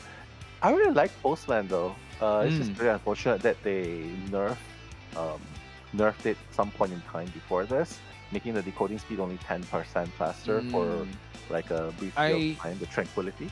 If I remember correctly, I think they buffed his dog bite again in the new patch. I don't know if we're playing with that new patch now. So, give and take. I don't know. I feel like a dog bite also is one of those underrated stuns. That's not necessarily a stun. It just slows down. It'd be kind of cool if like every time the dog bites the hunter, it slows down the hunter even more, or it lasts long because you're getting your ankles bit, right? It's like that hurts. True. What about this? Maybe an adjustment where if the dog bites you at the ankle, the more you move, the more it's gonna slow you down for the full duration. It's gonna slow you down. But if you stop for like 2-3 seconds, the dog will be like, "Oh, you're not biting. You're not fighting back. Yeah, bad. Okay, I released you earlier." Right. That's a good trade-off because hunters can get greedy. It's like, no, I could, like, especially if they're so close. And then you hit the dog, like, no, I could go for the swing, but then it'll penalize you for that. But if you just wait 2 seconds, sure, it'll allow maybe the survivor to kind of transition for a vault or a drop-down pallet, but at least the dog's gone. That's pretty cool. Yeah. Unless. Ooh, you know what? I'd like that, but then you also add the fact that if you send the dog out and a survivor, like there's friendly fire, he can eat a survivor too. Or, I mean, that's right. Yeah, you can sabotage your teammates. Oh my god, I don't. Could, but I get a lot of like complaints. it could be fair because like technically the patroller bite, like so that'll be funny. That'll be funny for you. Or a different dog each time. You send out a letter. Ooh. So he has 3 different dogs. 3 different dogs, and you can send it all out at the same time. Oh Jesus! Okay, just like it becomes like a charge thing. That's okay. I think Postman is the new hunter, guys. He's the animal tamer. He's the animal tamer. Sending out Maybe a letter? Cerberus. Go ahead. Cerberus, yeah, for real. Tranquility. Oh no, the hunter's nearby me. I don't need that letter. Okay, another letter for you. Chill. Go. Relax. How do you feel? Okay, so we're talking about like new maps, right? Have you tried the new map with the horse racing track? I did, and I didn't really like it as a hunter. It's very wide. As a survivor too. Maybe I'm just not used to it. I don't know if it's gonna be used in competitive because it's really that big and there's a lot of. I mean, the swamp also is not being used in competitive, right? True. I don't know if we're gonna add more maps to competitive. I definitely like that, but for you, if you could add another map in competitive, what would you want in that map? Okay, obviously not a 3rd floor anymore. This is already hard enough. You don't want the golden cave where you could climb the ropes? No, God no. Probably a map where it's really open. What? It's really, if you could really like open. what area? Like a forest open? Like what's set the tone here now? Like a desert. A desert. Okay. And there's like whirlpools that slow you down in parts of the like map. a quicksand. A quicksand, yeah, a quicksand slows you apart. And there's no high walls at all. No high walls. No high walls. Wow. Ripper will be crazy. Yeah, I know. You could just like stand across from north to south and just like do a foggy blade. It just travels all the way. It's the desert, right? So yeah, it's a desert. I mean, it would be cool if there's elevation too. You know what I mean? Like instead of just straight staircase going up, maybe in the desert there's going to be like a little lump of land, a little bit of a hill, and then like just difference in elevation. I think that will help out a little bit to balance things out. So how would you put pallets and windows? There's none. It's just a square box with quicksand. There's pallets. There's vaultable fences. Okay. Where like what the wildling does with the fence. But other than that, it'll be pretty interesting to see everything. There's gonna be a lot of fences. I think that's the only thing. So it's sort of like playing Pac-Man. Pac-Man. Yeah, like the puzzle Pac-Man. You know? Yeah. So it's just the flat. Okay. I see that. I mean, yeah. I mean, that's gonna be really disastrous because the hunter can pretty much see what you're doing. The entire map. If you'd ask me that question, what kind of map I'd want, since what would you? Yeah. Well, I really like this year's Koa theme, which that post-apocalyptic world type environment. So I definitely like something to that theme. I'm just not sure if I would want like an abandoned town or building that would be cool in that environment.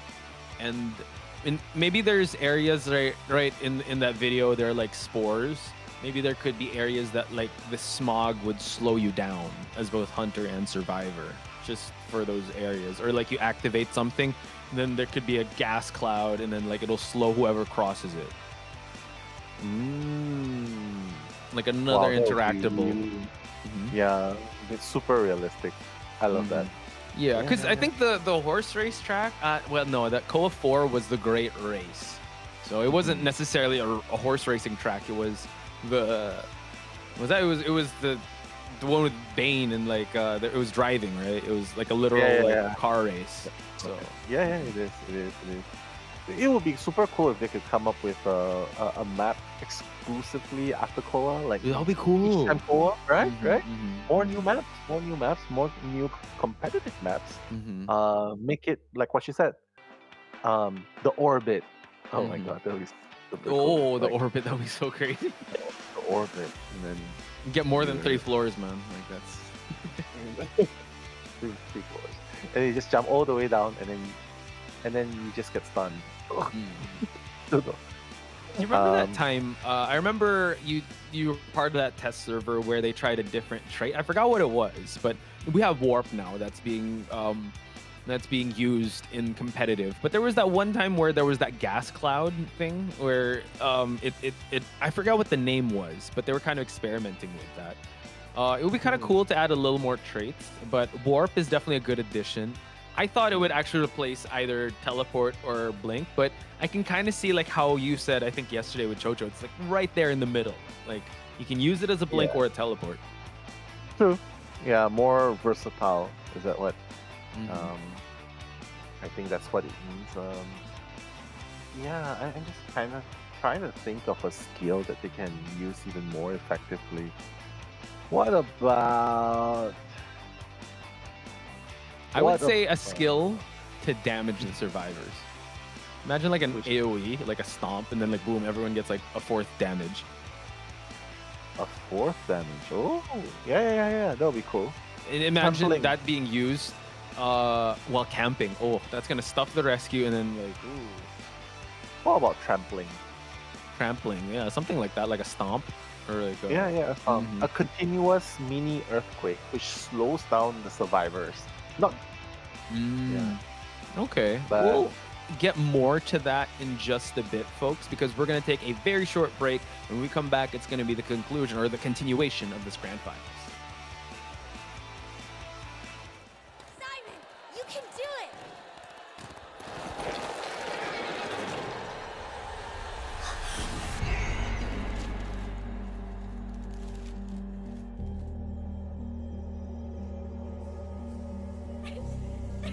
I once thought there was only laughter in the castle.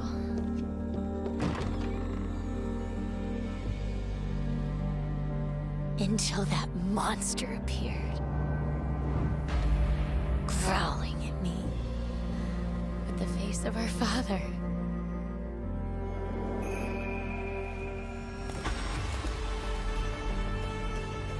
Simon, can you hear me?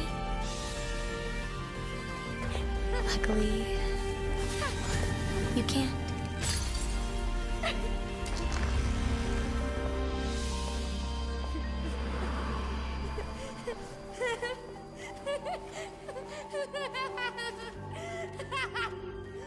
And I... no longer here.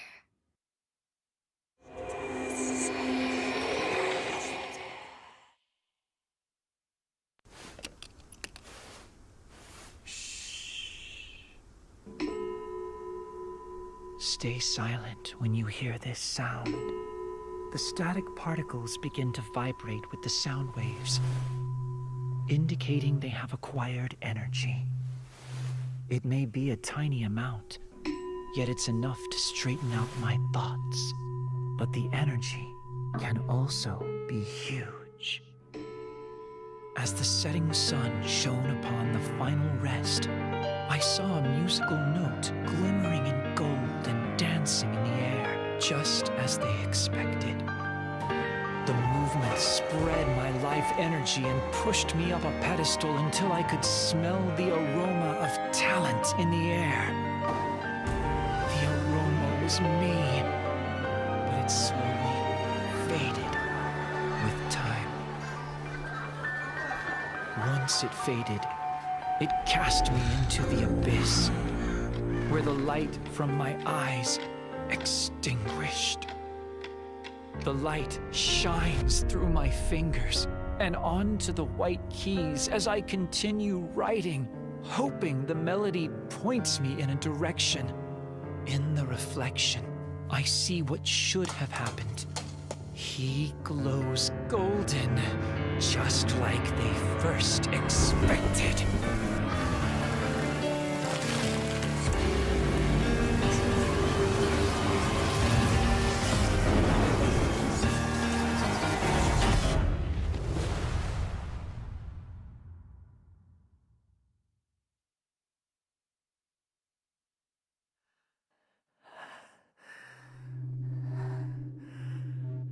Stay silent when you hear this sound.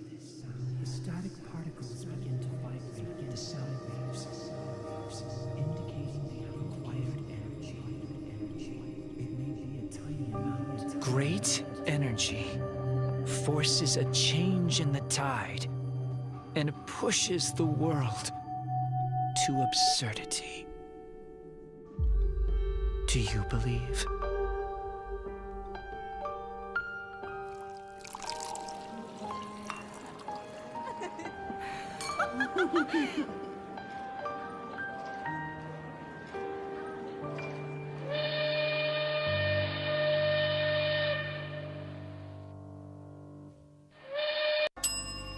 A letter from Demori Academy. Who got it this time? The moth student.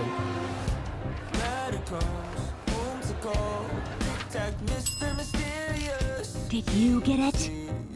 No, it's for the black sheep. Who was the letter sent to? The swan. Who got the letter? Nobody. Quiet. Before we begin, let me introduce a couple of new students.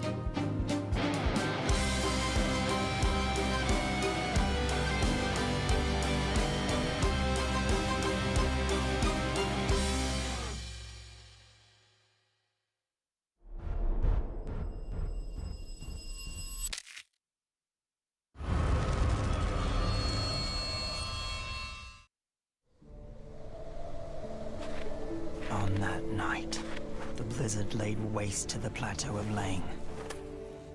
She brought light before my corpse. She could have told me the bitter truth, so that I could escape the intolerable surge of emotions. She could have gouged out my eyes, so that I could not see the demons of hell in the skin of gods. Or his ugly face that is so like my own. But it matters not, for the secret is forever buried. After all, corpses do not speak. But the price of it all, her humanity fell into the bowels of the gods. Fret not, Mother. The hunt of the gods ended on the night the blizzard laid waste to the plateau of Leng.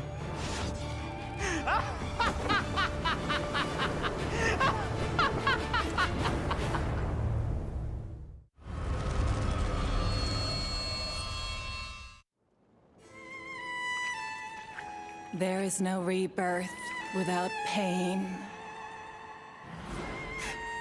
The whispers by my ear, the scars from the pain. I was once lost in superficial applause before I crossed path with that touch of red. When the throat is slit, everything I wished for comes true. A mark forever sealed between my eyebrows. On the night the jailbird lost its voice, we chose to go our separate ways. Yet, I returned once more.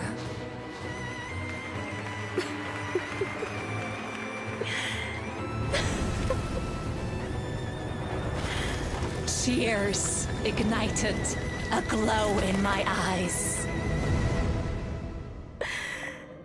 Ashes were once flames.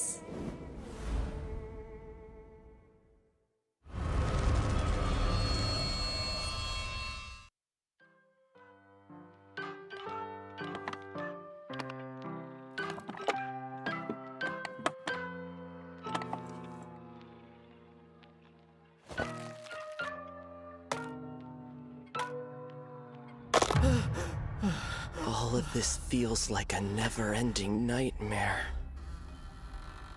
Sometimes, I cannot tell if I'm really awake.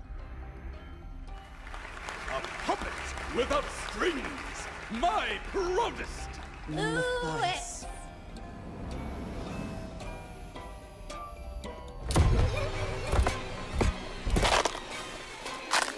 Thank you for coming tonight! Please come see my next amazing performance with Lewis!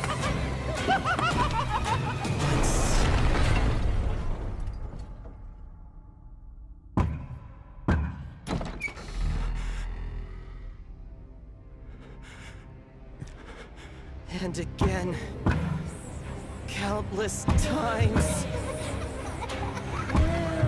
I want to wake up from this nightmare. Happy birthday, Matthias.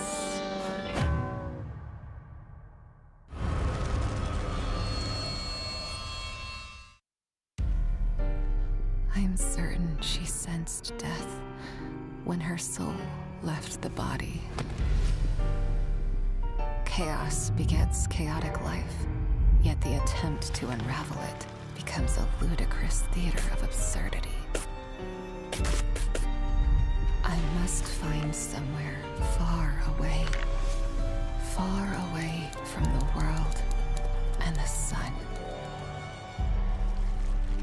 Once the soul and mind can be calculated with accuracy, they can be separated from the body and roam the world.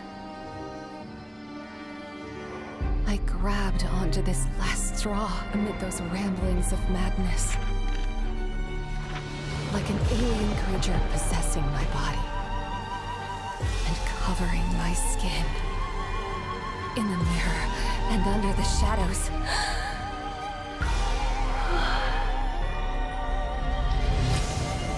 My body becomes its vessel.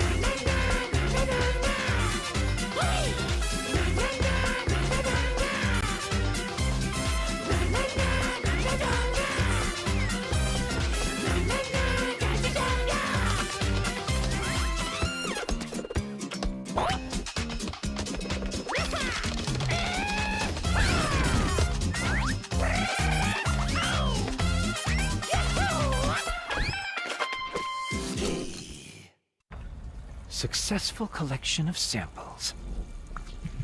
Begin extracting and separating the toxins.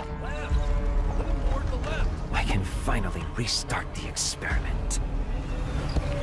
The subjects are in position. Now it's time for the second toxicity test. They seem to have different visions. That leaves us with one last variable.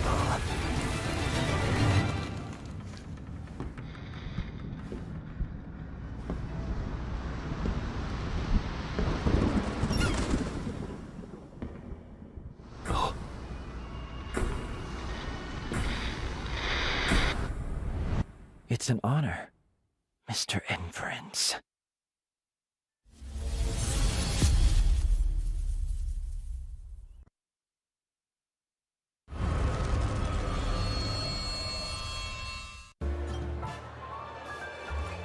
Amidst dazzling lights and clinking glasses, this game of suits and numbers is but a simple ruse.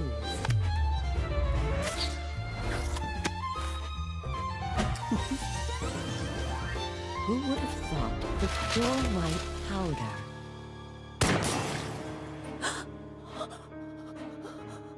would be stained with mud and blood?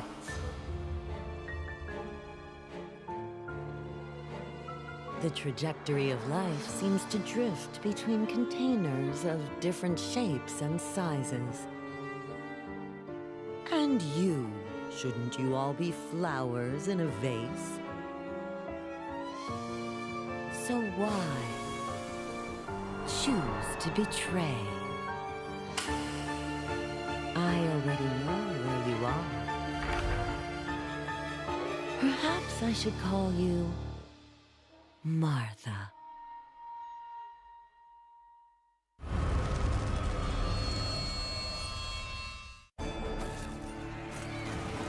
Do I ever feel afraid? No. All of this is merely a trial of flames. Just like it was back then, when my parents did all they could to save me. It's a miracle. It's a miracle. It's a miracle. A miracle? Yes, the temperature lies in those seemingly cruel flames. That's precisely what it is. A miracle. Extinguish. And reignite. It's a weapon. One that reduces all dirty secrets to ashes. It's a test. An impartial trial that tempers the will. It's the tender embrace that binds us to the past. In this scorching heat, miracles are what I shall seek forevermore.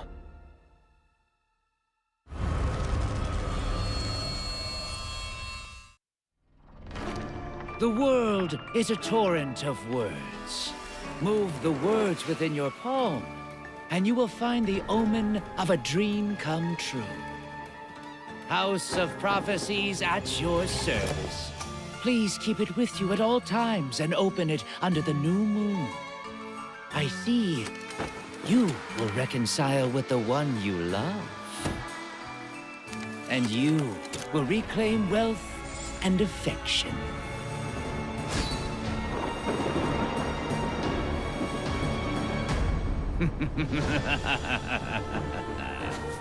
Look at these manipulated fools.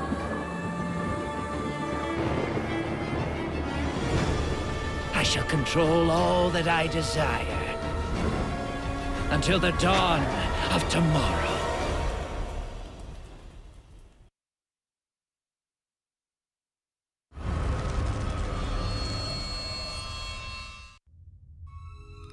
No witness, and no murder weapon. The victim simply vanished into thin air. It all began at that hotel. Only those beneath the light are met with pursuit. Walking in the footsteps of giants, bidding farewell to the mundane.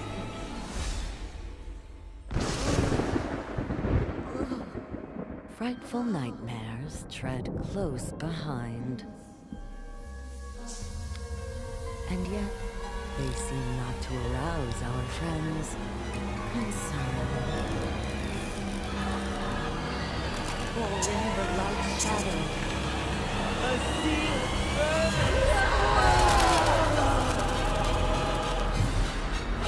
of delicate wings bestowed as offerings unto that deathless radiance.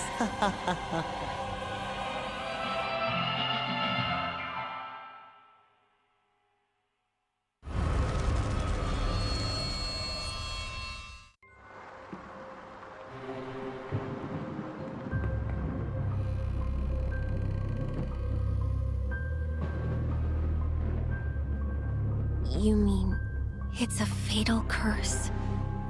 As bizarre and twisted as all this may be, my instinct tells me that these were not born of a curse. The unknown sparks fear, and fear leads to misguided choices. Science becomes the death to falsehood, while faith seeks eternity through reincarnation. All that is unknown and unsettling shall be proved a hollow fabrication in the end. Merely a means to release pent-up desires.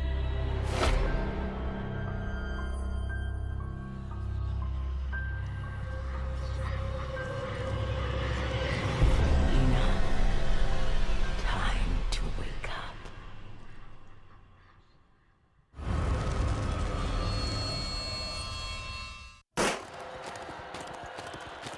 Simon, you can do it!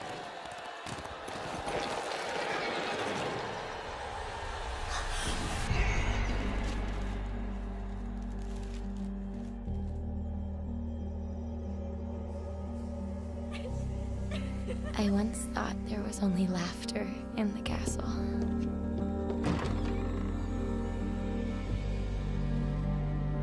Until that monster appeared, growling at me. With the face of our father.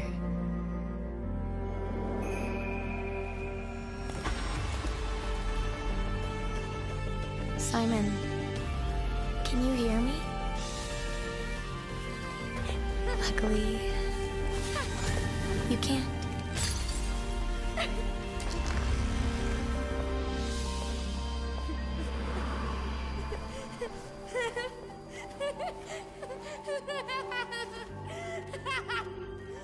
And I no longer here.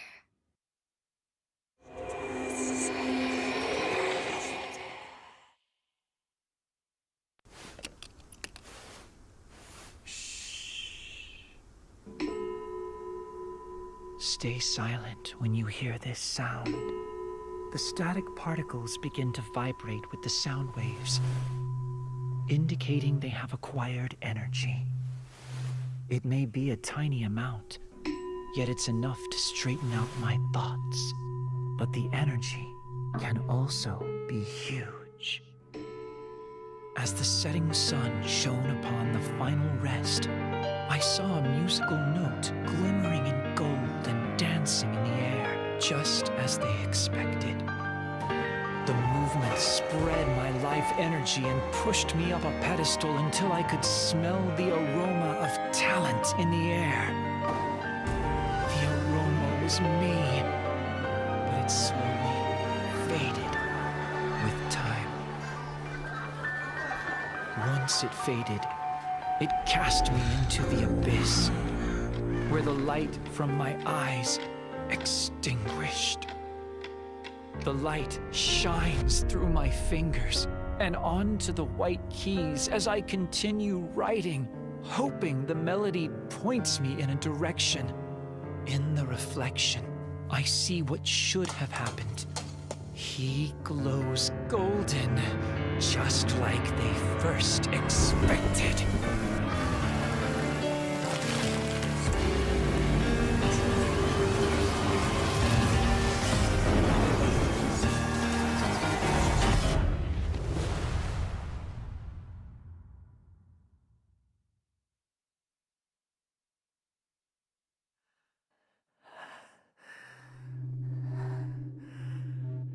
Stay silent when you hear this sound. The static particles begin to vibrate with the sound waves, indicating they have acquired energy.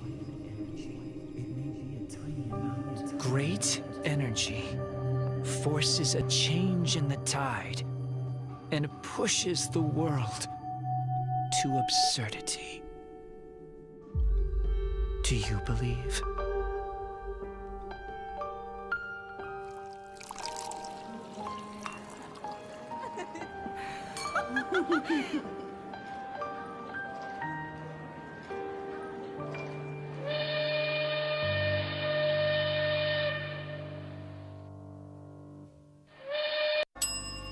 A letter from Demori Academy.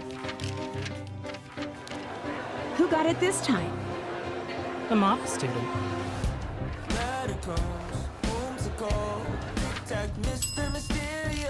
Did you get it? No, it's for the black sheep. Who was the letter sent to? This one. Who got the letter? Nobody. Quiet. Before we begin, let me introduce a couple of new students.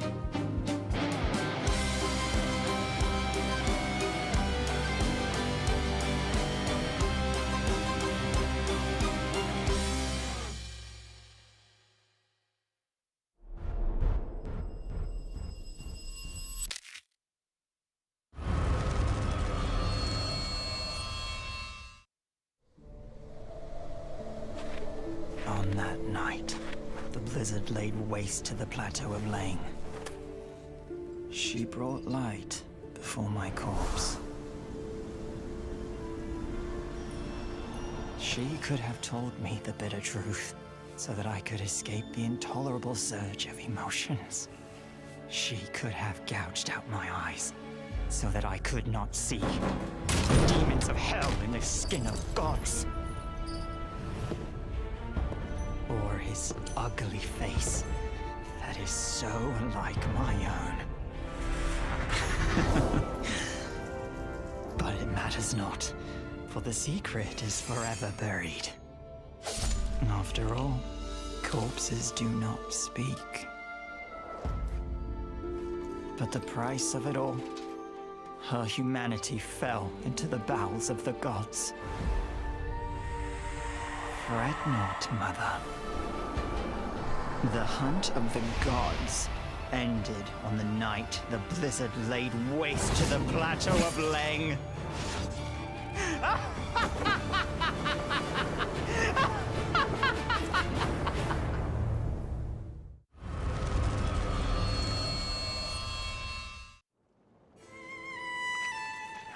There is no rebirth without pain.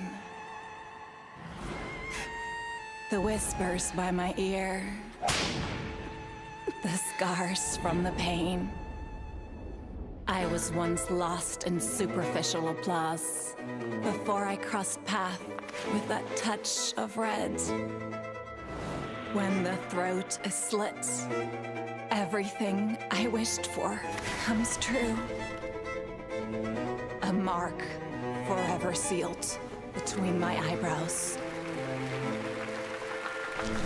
On the night the jailbird lost its voice, we chose to go our separate ways. Yet, I returned once more.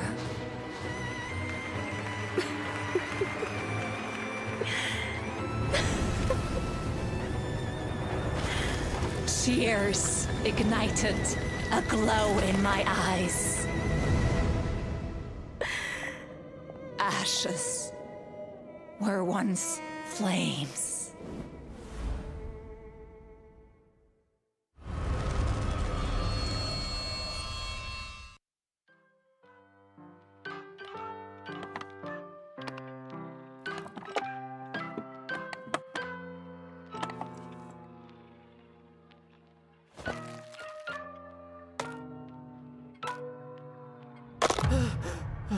All of this feels like a never-ending nightmare.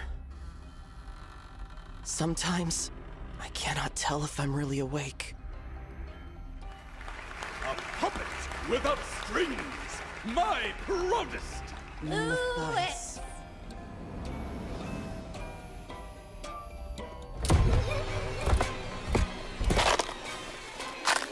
Thank you for coming tonight.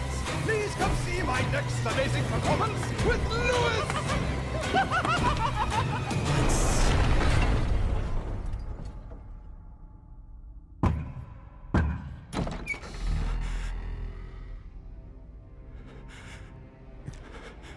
And again. Countless times. I want to wake up from this nightmare. Happy birthday, Matthias.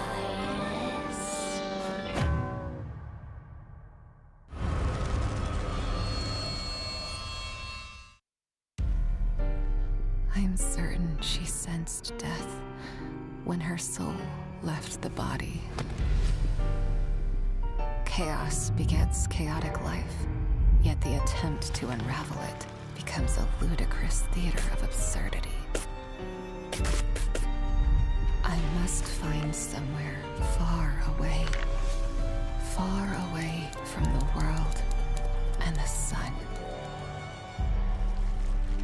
Once the soul and mind can be calculated with accuracy, they can be separated from the body and roam the world. I grabbed onto this last straw amid those ramblings of madness. Like an alien creature possessing my body and covering my skin. In the mirror and under the shadows.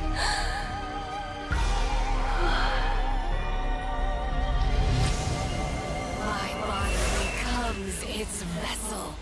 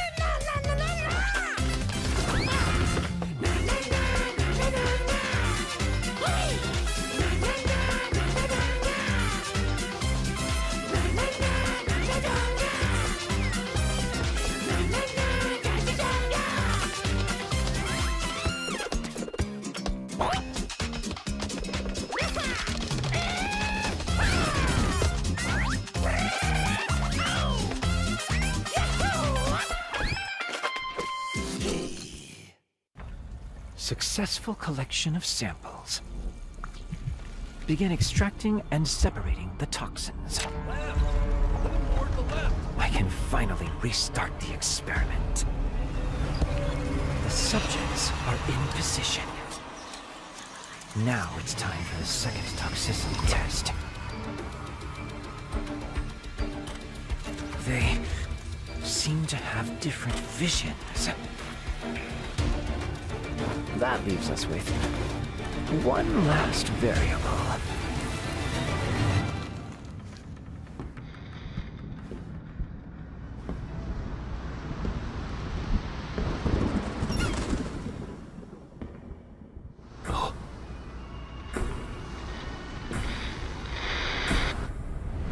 It's an honor, Mr. Inference.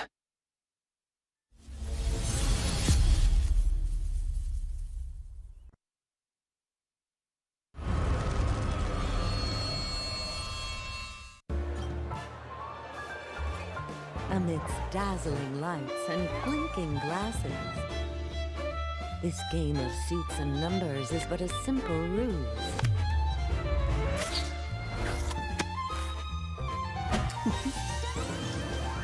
Who would have thought the pure white powder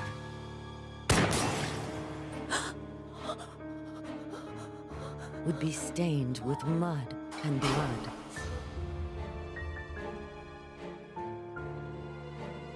The trajectory of life seems to drift between containers of different shapes and sizes. And you, shouldn't you all be flowers in a vase?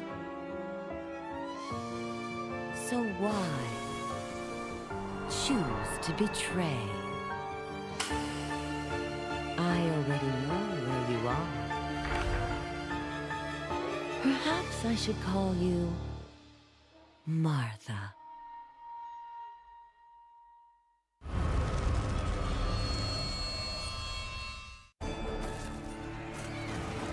Do I ever feel afraid? No. All of this is merely a trial of flames. Just like it was back then, when my parents did all they could to save me. It's a miracle. It's a miracle. It's a miracle. A miracle?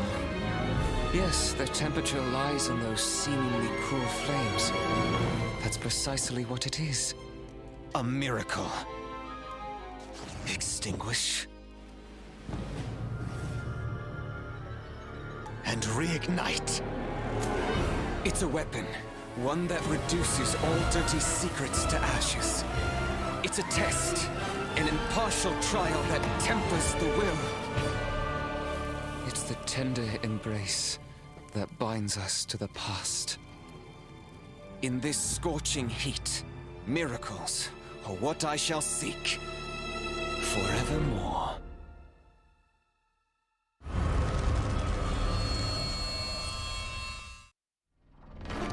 The world is a torrent of words. Move the words within your palm, and you will find the omen of a dream come true. House of Prophecies at your service. Please keep it with you at all times and open it under the new moon. I see you will reconcile with the one you love. And you will reclaim wealth and affection.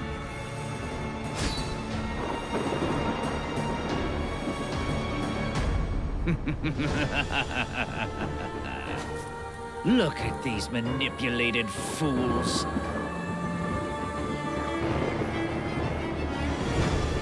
I shall control all that I desire until the dawn of tomorrow.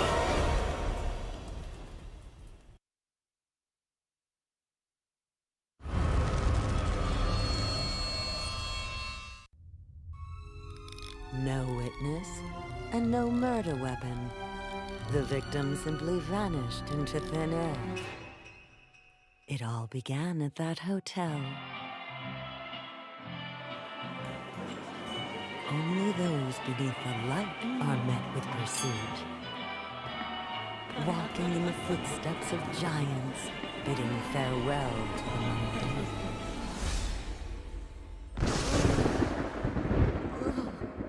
Frightful nightmares tread close behind. And yet, they seem not to arouse our friends' concern. Falling in the light shadow. A sea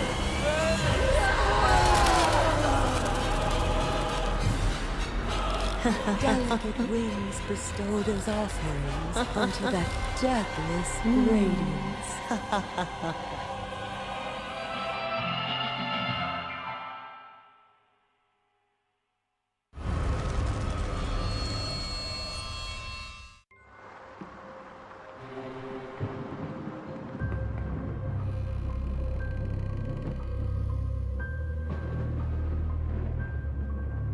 You mean it's a fatal curse?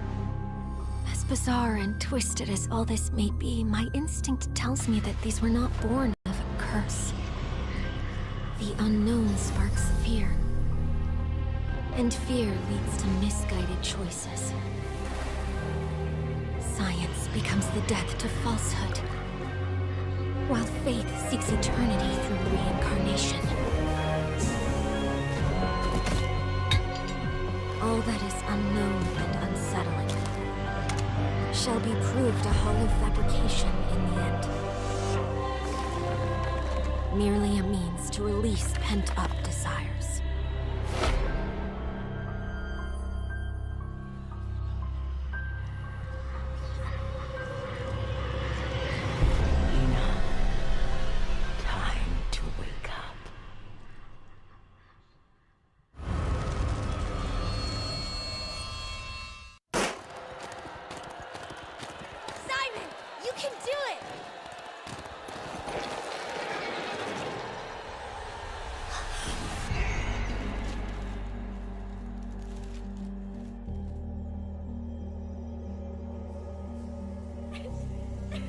I once thought there was only laughter in the castle.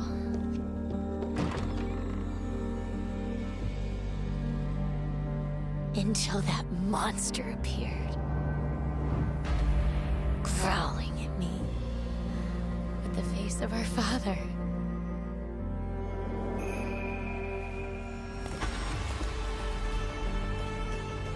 Simon, can you hear me? Luckily, you can't.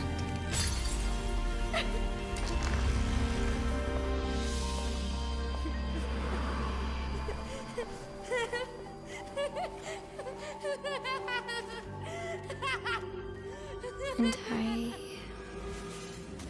no longer hear.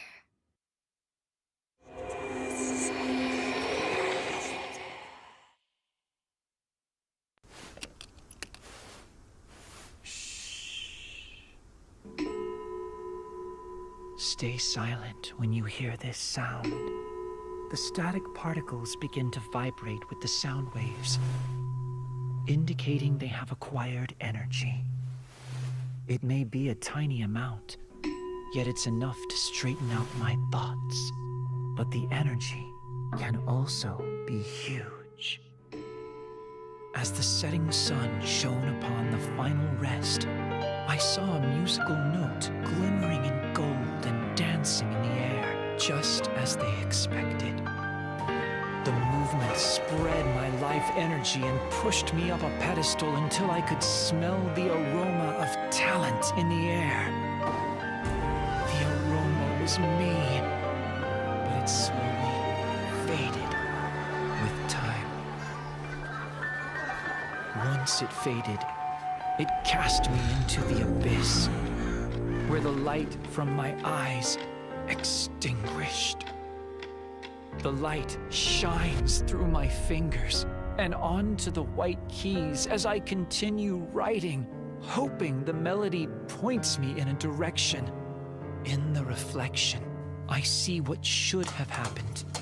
He glows golden, just like they first expected.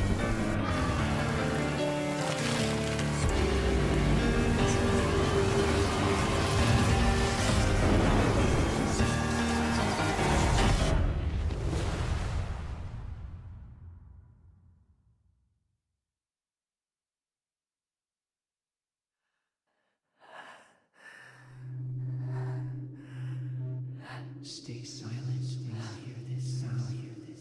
The static particles begin to vibrate with the sound waves, indicating they have acquired energy. It may be a tiny amount. Great energy forces a change in the tide and pushes the world to absurdity. Do you believe?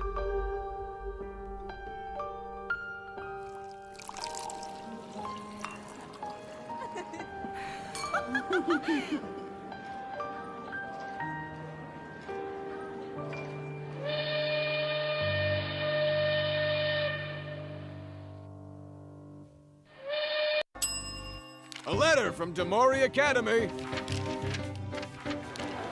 Who got it this time? The moth student.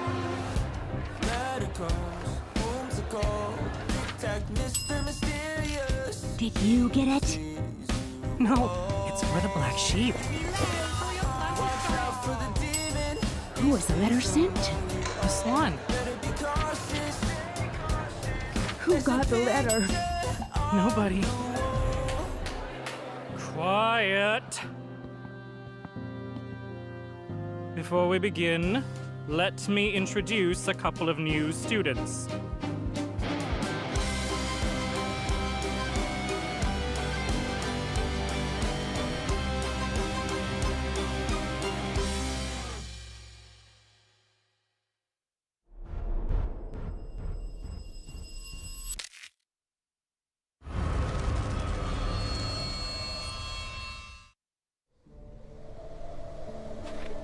On that night, the blizzard laid waste to the plateau of Lane. She brought light before my corpse. She could have told me the bitter truth, so that I could escape the intolerable surge of emotions. She could have gouged out my eyes, so that I could not see demons of hell in the skin of gods. Or his ugly face that is so like my own. But it matters not, for the secret is forever buried. After all, corpses do not speak. But the price of it all, her humanity fell into the bowels of the gods. Fret not, mother. The hunt of the gods ended on the night the blizzard laid waste to the plateau of Leng.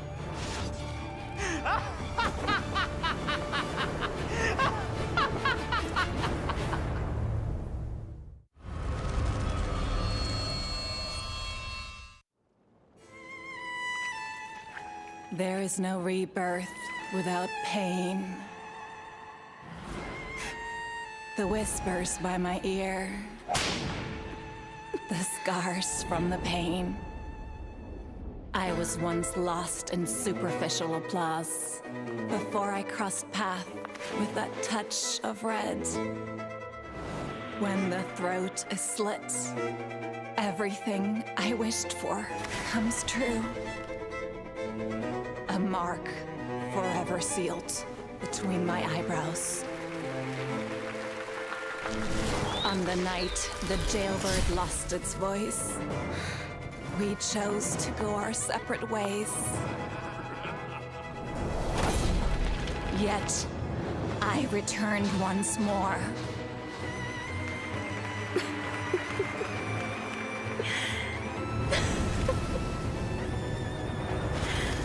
Tears ignited a glow in my eyes.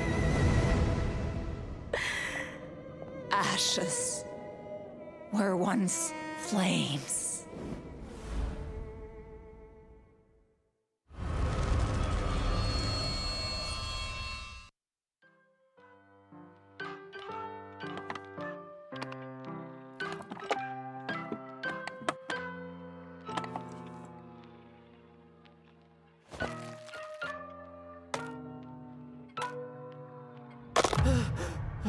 All of this feels like a never-ending nightmare.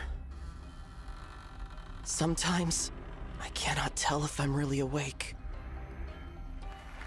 A puppet without strings! My proudest! Matthias.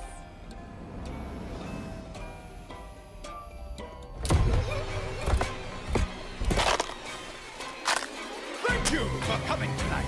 Please come see my next amazing performance with Lewis!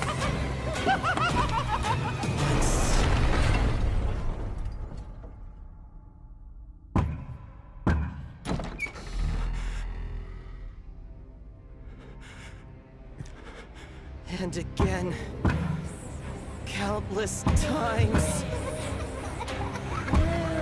I want to wake up from this nightmare. Happy birthday, Matthias.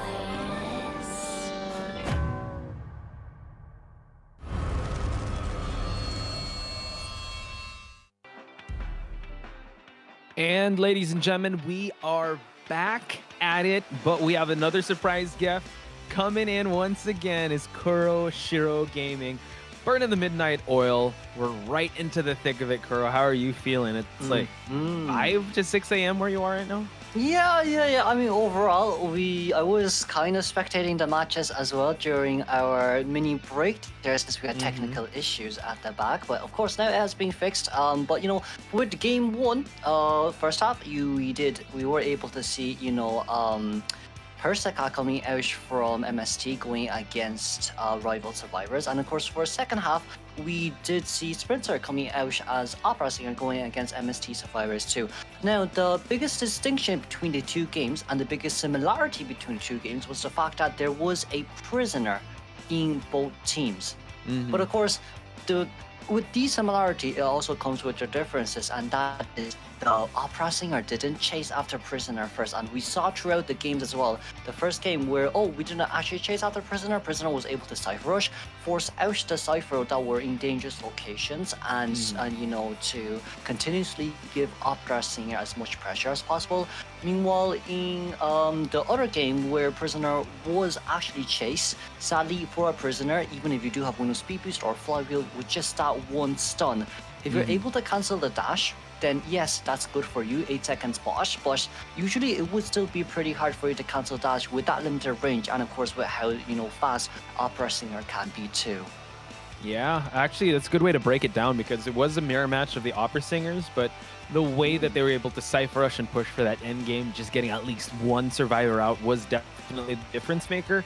And considering that, like you said, go after the prisoner and just dwindle the resources and kind of push for the end game on your own terms was how Sprinter played that one out. And considering that also, this was one of the first times that Sprinter did not ban the Puppeteer, and Puppeteer did come out. But in that effect, when the Puppeteer was doing the kiting, it was a little too tough already, because you still had a lot of ciphers left to be finished, and you have fully fed Sangria, and there was not much resources to boot. So it really, the devils are in the details, folks, and it was just such a close fought battle. But in the end, it is Team Rivals to actually take the victory in round number 1. Again, it's a best of 5, so race to 3. We're still gonna have to find out how this one's gonna play out. Definitely, that's for sure. But you see, also the same thing as well is that we have been sometimes a little bit skeptical with, Warp on Opera Singer. But one of the games with Opera Singer coming out, we did see how well Opera utilized that Warp in order to get from the bottom of the stairs directly up towards the top of Factory, where that window is. We once thought it was impossible, but it seems like it will be possible this time as well. So like for moving forward in rank or in future tourneys, yes, definitely with Quenching Effect, even if the survivors do manage to hide well, you can still warp upstairs if they are upstairs. Yeah, that was actually a good way to kind of cut off. I believe it was Schmitty in that to that second story, just to kind of cut him off and actually cut off the entire factory for him to use and just kind of chase him out of it. So Warp, you know what, a very welcome addition. I like it. I actually thought, I think, Nell, we were talking about it a while ago, it kind of is the in-between of Blink and Teleport. But for you as a Hunter, I mean, I know you play Hunter from time to time. How do you like Warp? Or do you use it in your arsenal? Or how do you like the utility of Warp in the meta now? Well, in the current meta now, we will be seeing some nerfs soon with the current duration as well, for some of us who are seeing the passions for 40 seconds to 50 seconds. But the reason why Warp is so good, especially as Hunter, and why it's making the game a bit more Hunter-sided, is also because of the fact that pairing up with Quenching Effect, right, you're going to be able to teleport wherever you want to with, half the map range. And because of that, once you do see someone you want to chase 50 seconds in towards the game, right after, disturbing some other survivors, that means, hey, I don't necessarily need to teleport towards a Cypher machine to catch up to you, in which that's what we have seen, Hunters like Beaumont has been doing in order to prevent the, distance pulling with knee-jerk reflex. But instead with Warp right now, it's more flexible in exchange for the distance provided as well. So like with Warp, it also allows Hunters like, Anne and Waxartist to be more viable in tourneys and in rank sessions for us. So there you go. I will have to take note of that 40 to 50 seconds. I'm not sure what they're playing in now in this server, but that's definitely a big kind of change that you have to play around with. And considering that from our games yesterday, we've only seen a handful of warps. So I don't know if we're going to continue to see it move on, because, both of them actually had warp on their arsenal. Maybe because, like you said, the change of elevations, and they were able to actually provide that pressure. So moving forward, I'm sure that we are going to see some Opera Singer bans. I failed to recall who chose Leo's memory, though, but we just have to wait and see who will choose the next map in the next matchup. That's definitely, yes, for sure. But also just to add to your point as well, I think I think one of the biggest one of the biggest factors we've really seen today was that the game Orville versus RM with that clerk matchup. With only 40 seconds in towards the game and Cheerleader getting hit and immediately warped on, I think that is what the difference maker will be. Because of the fact that warp is only 40 seconds, that also means that, if we want to change targets immediately, it's you can use it as a mini blink to catch up towards the survivor. But then like with only 40 seconds, what does that mean? That means that you're able to move around the map wherever you want to go, locking ciphers or disturbing survivors. And in exchange for that, they're not going to be decoding anymore. And what does not decoding mean? That means less cipher pressure. And of course, with that clerk matchup early game, you're only like barely one cipher machine done in that scenario. But of course, because of ORVL survivors, strategy in going against clerk, going against the cipher lock, they were still able to do it, yes, but it was still a very clutch at the end of the day. So we will be seeing some adjustments with warp, but for now it will only be the cooldown.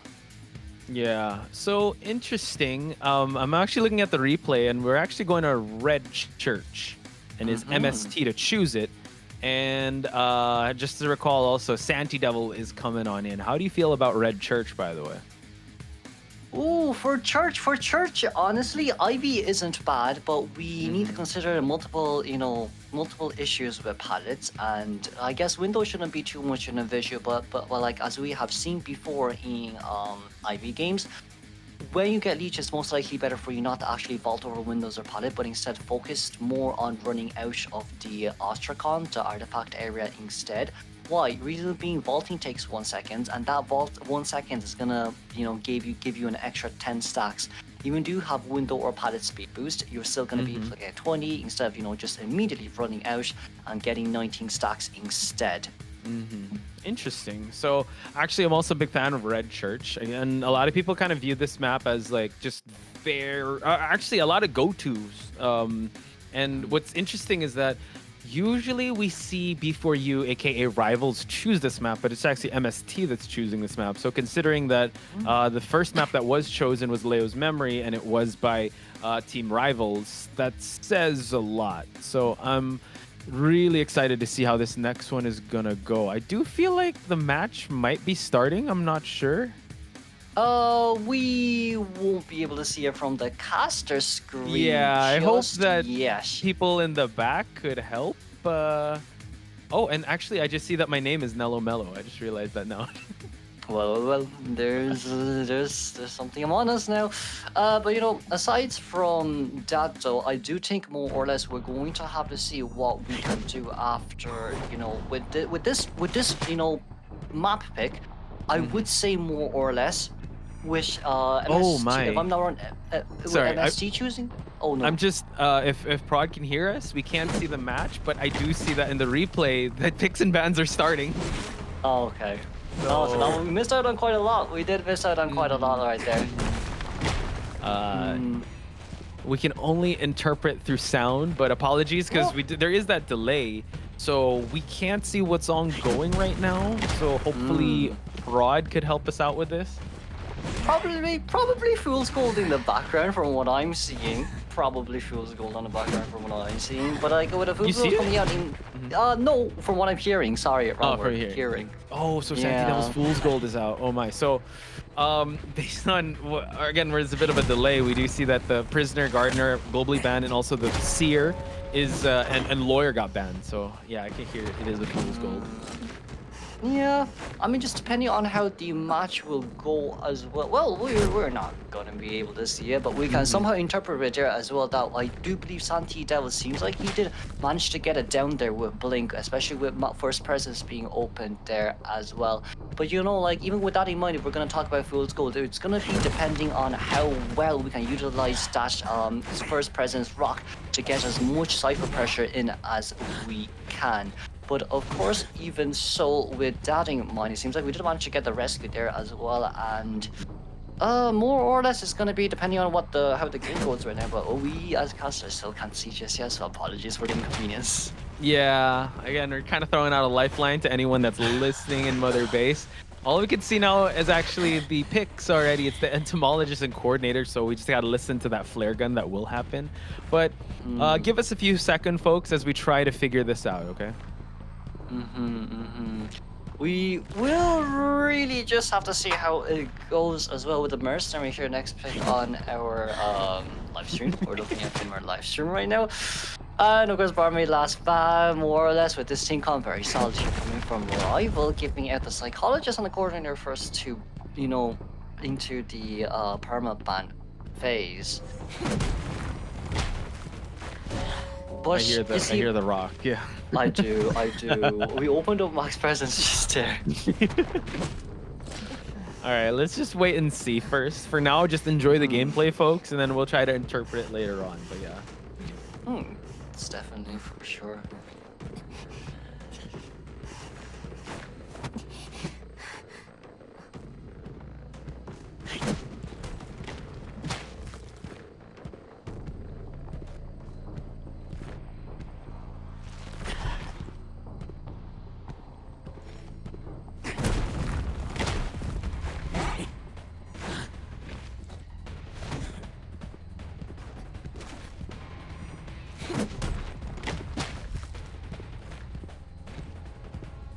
Okay, we're finally seeing the action here, and it looks like injuries across the board here. Again, apologies for the technical difficulties, folks. It seems like Paul Blem's able to flywheels through on the entomologist here, so Santi Devil really has his work cut out for him, Courier Kuro. Yes, but of course, we see on Entomologist's hands as well, she did manage to utilize all of her bees here too, so the containment definitely was great with 4.5 Cypher Machine done. And of course, Mercenary, and it does seem like Acrobat rushing the Cypher Machine near top corner. We did manage to get a 1-man elimination though, thankfully, for the Fool's Gold. But even so, 1-man elimination on Fool's Gold is already very, very, very well done, considering how hard of a character he can be, especially in tourney server. True. It doesn't really result in like an opera singer 4K, but the fact that he's able to eliminate Paul Blems was definitely a huge win on his side. Schmitty now using the Acrobat Bomb just for him to be able to make that transition and drop down that pallet. We're working on one more Cypher, so can RVL improve on their score from just a 1-man escape to actually a a tied game. Schmitty now working with an Acrobat Bomb here. He's going to set the fault zone here. Nice usage. One more chip damage and he will be falling down. It is also a max presence Fool's Gold right here, but it seems like we're going to utilize Warp here immediately. It might be a little bit too early to utilize the Warp, and of course the Snowball, very nice dodge right there. Fool's Gold, one item down. As long as we can get a normal hit, the survivors can pop it up in the Cypher Machine. And of course, Acrobat having 3 more balls left on his hands to use here. The Cypher Machine will be able to pop, and of course, we'll just have to see how endgame goes. Yeah, Schmitty once again forcing out the warp. No endgame trait for him to pressure that exit gate, but he's able to get a crack onto that wall, and now Acrobat has definitely done his job for him to be able to push for that endgame to happen. It's gonna be a 2-man escape, so all things considered, definitely an improvement from the first game, but you gotta give it up to Santi Devil to bring out the Fool's Gold. That's definitely for sure. We might not be able to see the full game mastercasters, but of course, you know, from our viewers' point of view as well, tell us what has happened. Please do tell us what has happened. But like, all things considered, right? If we're gonna talk about the pros and cons of the survivors teams, it's the entomologist coming out immediately, which is a really good surprise as well. We thought the entomologist, we've been hinting about it. Entomologist uses it to counter the Ivy, in a sense, when it comes to mid-kite supports and harasses as well. But like going against Fool's Gold as entomologist and being able to eliminate entomologist, even if it's 4.5 ciphers in, it's still really good. Why? Because this is a character with movement speed boost. This is a character that's able to dodge you and lock you in certain areas. And of course, with, you know, the broken wall ranges for Fool's Gold as well being relatively thin, Santi Devil definitely did a very good job with that Fool's Gold early game as well. I'm looking at the replay. That was actually an early down by Paul Blems. It was actually in the 1-minute mark. He was able to actually get the chip damage from the fault zones, and he was able to actually get him down at the 1-minute mark. So we're going to look at the match stats here. Yeah, the elimination of Paul Blems at the start. Again, not an easy survivor to down, but the fact that Santi Devil bring out a non-meta hunter and for him to be able to get a tie is still a win in his book. So I would have to say, you know what, Santi Devil trying to introduce a little bit of off-kilter hunters, trying to get as much points as possible, still getting a tie is still good because the point differential isn't that bad just yet. So it's still round number 2, still a lot of room to work with for both sides. That's definitely for sure. As we do see here as well, even though with a very fast end rebound kite here from the entomologist, allowing herself to contain 112 seconds right after getting off chair. You do see the coordinator as well, definitely coordinator gun support to allow the entomologist to rotate to a better area. Cordy with 2H5 decoding progress, 30-second containment. Mercenary here with 223% decoding progress, 1 rescue and 16.3 second containment. Alongside with Acrobat here, 167% decoding progress, 1 rescue and 69 seconds contained. Of course, from Acrobat side, we definitely had a snowball because of the 150% plus decoding, and a mud ball with a rescue and a fireball with, you know, the 60-second containment. Dungeon was also nearby, but sadly Santi Devil did manage to get the upper hand there with the collision on the walls for the double chip damage on the Acrobat and fully denying that dungeon escape. Yeah, just it could have gone sideways for Santi Devil, but the fact that he got 2 survivor eliminations is still all good. Again, apologies, chat. We are back into the mix here. We can see everything. A lot of people are saying that we're commentating on Nightmare difficulty or we turned into Mind's Eye. Again, thank you for tuning in and also bearing with us the technical difficulties, but we're back into the mix here. And RVL still in the lead in this matchup, technically by, I believe, a 2-point differential, because 3-1 and 5 points. Oh, well, actually more than that. 3-point differential. 3-point, yeah, 3-point difference. That still shouldn't be too bad. You see, like, as long as MSC can still tie this one, if they can get a 6-2, the points still can come back for MST, like a 3-man escape and a 3-man elimination, which is definitely still possible, seeing from what we're seeing with MST survivors and MST's hunter as well. But I would say more or less that Fool's Gold pick was something that we definitely want to see come out. But of course, it will be a little bit of a treat here for the viewers as well. You know, especially with such a fast down on the entomologist, which is something what's more surprising for us as well to see, especially with the movement speed, especially with the locks and suffocations from different areas. For Fool's Gold right now, those pocket, you know, those not pocket picks, but those like very niche breakable walls that you can use, we can also learn something from that as well and move on towards future games. Yeah, and I mean, the map that they chose here, I would also believe that this was possibly to build up Santi Devil's Fool's Gold pick, because he was doing really well. And usually Fool's Gold, I think it was also brought out in Koa, courtesy of Sutaneko of Team Cat in South Korea. They did well. Again, a tie game is what they opted for. So unfortunately, when Fool's Gold did come out, not the same welcome wagon as, like, let's say a Breaking Wheel at launch, or who are the other hunters? Night Watch at launch. Yeah. Opera Singer too. Like that was a kind of a crazy time. Do you have a favorite, like, launch hunter or launch survivor that you remember? Like, wow, this was a dominant hunt, or this was a dominant meta. Oh yeah, well, there's only one, and that's only Sculptor for me. Back in the good old 2020 meta. But you see, with launches like these as well, I do believe it's also the reworks that have come out. Well, not reworks, but the buffs and nerfs. With the Gamekeeper buffs, we're seeing so much Gamekeepers as well, right? But like with Voidetta's Soulweaver, after her buff, it's a little bit, for me, it's a little bit disappointing that we don't get to see her much as well. Yeah, true. I would definitely want to see some of the OG ones come out and play as well.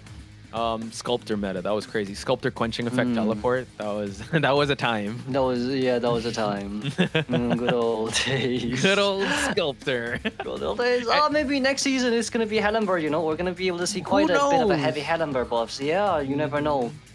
I forgot which Mitake, I believe, in one Koa brought out the Hell Ember and actually got a 3-person elimination in Koa. So this game really surprises us, folks. And no surprise, actually a little bit of a surprise here. We're going to see Sprinter ban out the 2 rescuers in Mercenary and First Officer. So wonder who will be the main rescuer of this team. Will it be Aeroplanist? Will it be Wildling? We'll find out in just a bit. But they're going to pick up the Cheerleader and Perfumer to start out. Ooh, with the Cheerleader and Perfumer pick out here, though, there might be one slight issue, and that is going to be Anne here if Spencer actually decides that he wants to go out with the Anne. Now, Opera Singer is still open, yes, but if we do have Anne, we know that the, you know, very very good tip with Anne is you burst out the cats right after it's got on the survivor, and then you can immediately jump. Yes, that will only occur if you have very good pin, but for our tourney server, most of the survivors have these anyways. We're going to be able to follow up with an acro bash band here instead of another rescuer, it seems. Okay, so this kind of opens up options for them to be able to pick up some rescuers, since technically we got 2 kiters here. Again, Perfumer we did see yesterday was quite risky, especially if you don't get the first perfume going and get injured. We are going to go with a forward, and we did talk about the forward meta kind of like not being prioritized as of late because of the hunters that are coming out, especially with Opera Singer in the mix. So this is going to be a little, it's going to be hard to kind of pull distance away, and if you go for some over support, you're not going to be prioritizing decoding, which Opera Singer does kind of falter in. Yeah, and I do think it's especially with the fact that, like as you just mentioned as well, we don't see forward as much because of, you know, current meta as well. It's not only because of Opera, it's also because of Ivy, it's also because of Wax Artist, it's also because of Anne. And you know, with the forward being chosen out here and hovering and selecting on the female dancer right now, female dancer might be one of the options to counter the Opera Singer when it comes to, you know, supportability for other survivors.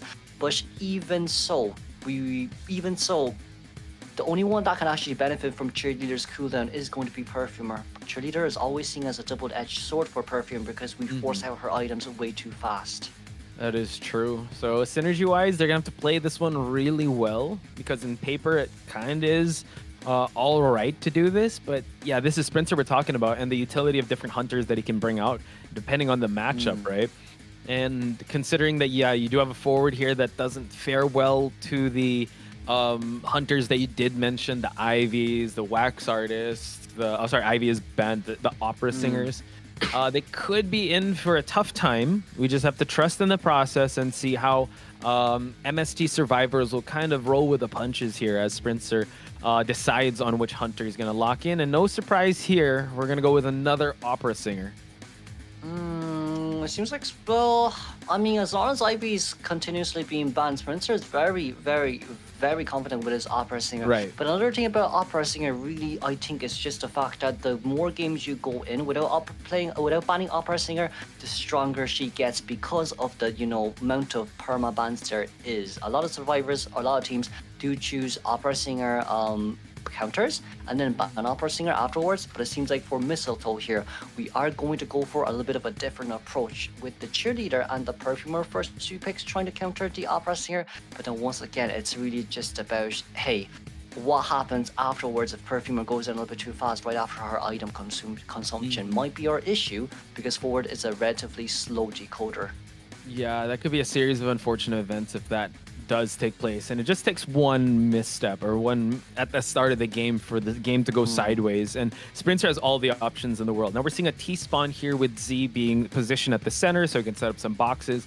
We have Savvy over there next to the shack area, Rawfish at the red carpet, and Seven way across to provide those buffs. But we do know that Sprinter on this Opera Singer can make haste and can cover a lot of distance with the way he's able to operate this Opera Singer. So without further ado, we are about to head to round number 2, second half, folks. Again, MST is in the back foot here with a 3-point deficit and a round deficit up against RVL. Rawfish on that forward, Savvy on the Perfumer, Seven on the Cheerleader, and Z on the Perfumer, Sprinter on the patented and very meta Opera Singer. We have also Kuroshiro, the one and only, the legend himself, Kuroshiro Gaming on the mic, along with me, Potch Spice, giving you the commentary action.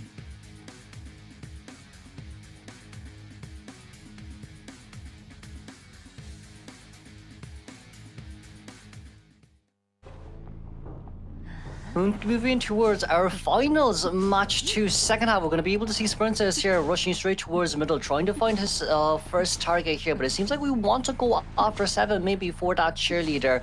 But with the footprints being dropped out by both Zed and Seven, it seems like we're going to go after Cheerleader here instead as our first chase. Persona-wise, it will be Trump Card Detention, Destructiveness alongside with Berserker. Okay, and we see that Sprints are actually overextending a little bit, unable to find the cheerleader or unable to find the target that he wanted. Now he's going to rotate towards Shaq to see if anyone's here. The Tinnitus can be your best friend or your worst enemy. It can trick you, but we do see that Sawi might actually have to take this first kite. Oh, Sawi did a brilliant job there because we forced Spencer to actually force out of the dash mode, the shadow lead mode, but of course without force hit, it allows the perfumer here to actually rotate towards the next nearest window and try maybe buy more than enough time for the perfume to get ready. But it seems like Cheerleader did manage to cooldown reset there, thankfully. Okay, now we're going to see if Sprinter's going to wait and see if he will go the other way. He's going to drop down, goes for the blink, and what patience we are seeing in front of Sprinter. One more hit, and this Perfumer will be falling down. Does have one more Perfume to work with, but injured Perfumers, it's not going to work out so well. He's already put a Perfume down. He's going to go for a backstep. Seeing anyone? No, unable to get it, and now Sprinter knows this is an easy target to down, able to get him through the pallet. 90-second down on Sprinter here. Very nicely done. But forward putting very well on ball here. We could definitely get a really good stun forward. Half a ball here currently being utilized, and Sprinter could not be able to react on time because that was so unexpected. But it seems like that stun time wouldn't be all that long anyways as Perfumer goes down still forward. That was almost half the ball consumed. But for Sprinter, oh, there's another one coming. Very nicely done. Wow, so here we have, the support coming out all the way. We still have a fourth of a football to work with. Sprinter seeming to have enough of this forward. He's going to try to go for it again, but he's able to punish him for it. We do see that 7 is here for that support, so 3 survivors in the mix here. Means there's only 1 survivor that is decoding, so they're investing a lot of effort into this Perfumer. Cheers are coming on in, but this Perfumer still won't go down and still has not seen that rocket chair. We missed a hit right over the pallet though, but her Perfumer still being able to contain here just for a little bit longer. That's going to be another pallet vault, but we don't have pallet speed boost here just yet. We're going to try play around here for a little bit longer, but thankfully we did miss the hit, but it wouldn't be able to buy any more time as Cheerleader not being able to assist that encouragement 5 stacks a little bit earlier for that movement speed boost. There is a basement nearby, but it doesn't seem like we will be going down into it anyway. But of course, in exchange for this, as Posh have said as well, it was a 3-man assistance there. We've only 1 survivor who's out there decoding, and even so, it's still just 2.5 Cypher Machine, 3 minutes in towards the game. But you see, with this in mind, right, Survivors has done their job. They've stalled out for more than enough time, and all they need to do now is wait for accelerated decoding and to guarantee the tie. True, and now Sprints are now forced to go for an early hit here. 7 trying to make distance. Able to actually get the Cheerleader down, so this is actually going to buy some time for the escape of Sawi. Going to use that pallet to just try and create some distance. He's going to make behind this other pallet where the top broken side is where the forward is at. The forward football isn't a threat as of late, but the forward does have Tide Turner. With the Perfumer going down here, what is unfortunate is the fact that forward doesn't have enough balls to actually ball stun rescue for the immediate Tide Turner come out. Half a health, it might be just a little bit too difficult here from the survivor's point of view, and if we do find forward here immediately, it might just be a failed rescue situation. Forward, hello, how are you doing? And good night to you, for you who tries to hide and buy for time for your survivors. I mean, I think that's a receipt from jump scaring him twice with the forward stun. So Sprinter now really putting some injuries on the board here. Actually baiting out the flywheel and also double downing, triple downing situation. He already has his next survivor that will be sent to the rocket chair next. So it's only the female dancer, and the only female dancer here has 2 ciphers to work with. Not looking too good in terms of IDV mats, and now Sprinter chooses to chair the Cheerleader. The worst case scenario here is forward was being forced to use up self-heal here too, and of course forward as the slowest decoder in this game right now with 1 full Cypher Machine remaining and another Cypher Machine at 66%. For female dancer, no items remaining right here. Forward trying to look for an item, but the biggest issue here is we want a tie. If we don't get more than a tie for this one, we're gonna have a really hard time for game 3 because that might be the final decision match for Orville versus MSC, but with the abnormal pick just to guarantee this 3-man elimination here from Sprinter. So, saving grace, the forward did get a syringe, so he is healing up towards the red carpet area, and he still has Tide Turner. Not much of a football to work with. He does have to make a basement rescue happen, so he can tank a hit early on here. And now he's actually going to get sniped out early. He's going to use the football, gets the hit, but he's actually gathering more distance away from the basement, so it's not looking too good for the Cheerleader. And Sprinter continuing on his dominance to down the forward. Female dancer here was a little bit too far away because she was looking for an item at graveyard. She did get an elbow pad, yes, but she can't just use it to get it towards basement because it wouldn't be enough time to rescue the cheerleader there. We're gonna go opt out outside here instead, but female dancer with only one elbow pad, and of course 4 without an exit patch here. We did manage to use the elbow pad to get towards the next transition area, but dungeon is not going to be opened until 180 seconds later when forward bleeds out. Yeah, so Sprinter in a checkmate scenario here, even though Z is doing an amazing job containing this Hunter, but the forward does bleed out quite a while. We're going to go with a charged up attack for him to secure the 5-point game. And just like that, that's 2 rounds up for Team RVL. With that game, those survivors did brilliantly, especially when it comes to utilizing the body to cancel out the dash and make it go in towards cooldown. So like when from what we've seen with the Perfumer game there, with the Perfume force and then forcing Sprinter to actually cancel his dash and forcing Sprinter to hit him, that definitely bought way more than enough time. But I do think, sadly, it was just 2 slow decoders in the team. Cheerleader 10% decoding debuff, and of course that forward 20% decoding debuff, which, you know, even with a very good 60-second force blink, the Cypher Wave machine was barely only at 40-50%. Yeah, you gotta love the tenacity of the team fights, right? But when you're up against an opera singer and, you know, Cypher rushing meta, I feel like that really, I mean, it looked great on paper, but the name of the game is getting objectives, getting out of the red church. And I think that bought enough time, but it kind of canceled itself out because you only had one dancer using the music boxes for the speed boost. And I get that, you know, accelerated decoding was going to be a thing. But yeah, with a fast worker like Sprinter that just puts so much pressure from the start to finish, it's really hard for for the team that goes up against them to kind of get a foothold on this match. So looking at the match data here, Sawi having an amazing kite, I would have to say. You know, it's forcing out the escape from the shadow form, continuing having 2 excellent perfumes, I believe. But in the end, it wasn't enough for him to be able to contain the Hunter long enough. That's when Rawfish came in for the stuns and 7 as well, ultimately leading to a 5-point game for Sprinter. Yes, but of course, with the survivor support here as well, for pulling that ball immediately and predicting when someone actually pick up the Perfumer was absolutely brilliantly done. It was have a ball pulled, but sadly, the Opera Singer did manage to recover pretty fast there as well, not allowing Perfumer to rotate towards the middle and take that window speed boost and to contain for even longer. But of course, with the second ball rescue there on mind as well, yes, we did manage to cancel out the balloon animation, but sadly, that wasn't enough of a stun to allow Perfumer once again to rotate towards a little bit of a better area to contain. With the cheerleader coming to support, yes, we have 2 slow decoders coming in to support you now, but now once the issue is there's only 1 survivor decoding now, and it seems like Female Dancer did also place down all her music boxes already to allow the Perfumer to rotate towards 2, which is why she didn't have any items when we saw her earlier as well. Yeah, just a series of fortunate events for the Hunter, and also a series of rounds towards Team RVL. So it looks like, you know what, coming into round number 3, they will have not just the round advantage, but also the map advantage, because they can choose where to settle this round number 3. And if MST doesn't at least tie this out, we're going to crown the new Summer IVT champions as team rivals. So that's a lot to digest, especially if you're Team MST, and you got to give their props to them because they just came out of an amazing match up against Ravens, and they went all the way till overtime. So you got to question how the gas tank is looking for these survivors and hunters. Definitely, and it's also alongside with that.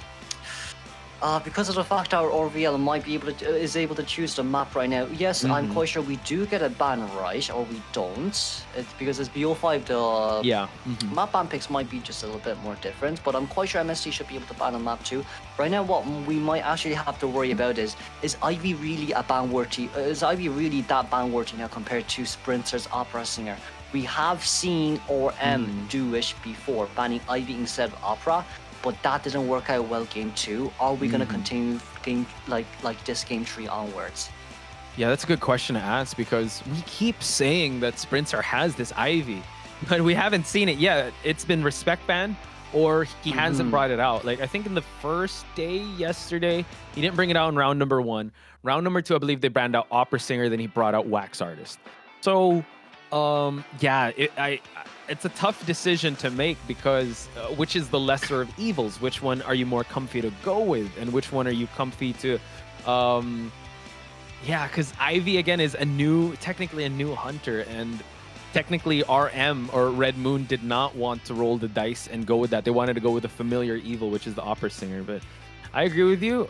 If you ban those two out, you're kind of leaving room for his Dream Witch. You're kind of leaving room for his Wax Artist and his other plethora of other hunters. Yeah, it's definitely for sure. But game 3 with only 2 bans here, though, if we decide to go with Opera and Ivy ban, yeah, you still have so much more to go to. And of course, with the map selection, that just means that there are just there's just, way more that we can expect from Sprints as well, and from the Survivor side. We haven't seen Chinatown out just yet. We've seen Leo's, we've seen Red Church. Chinatown game 3 might not be a bad map to, close it off. But for our substitution here, it seems like we'll be putting Santi Devil on towards the sidelines, and Persica will be coming in as the hunter, hunting for game 3. Yeah, Perseca making a lot of waves with how well he was able to perform in the previous, in yesterday's matches and the matches today. So I think Santi Devil coming in with his Wax Artist in the first game against Ravens and coming in with his Fool's Gold now kind of did his job. He was able to kind of perform and just provide the team a little bit of momentum, or at least just tying things out and continuing on this trajectory.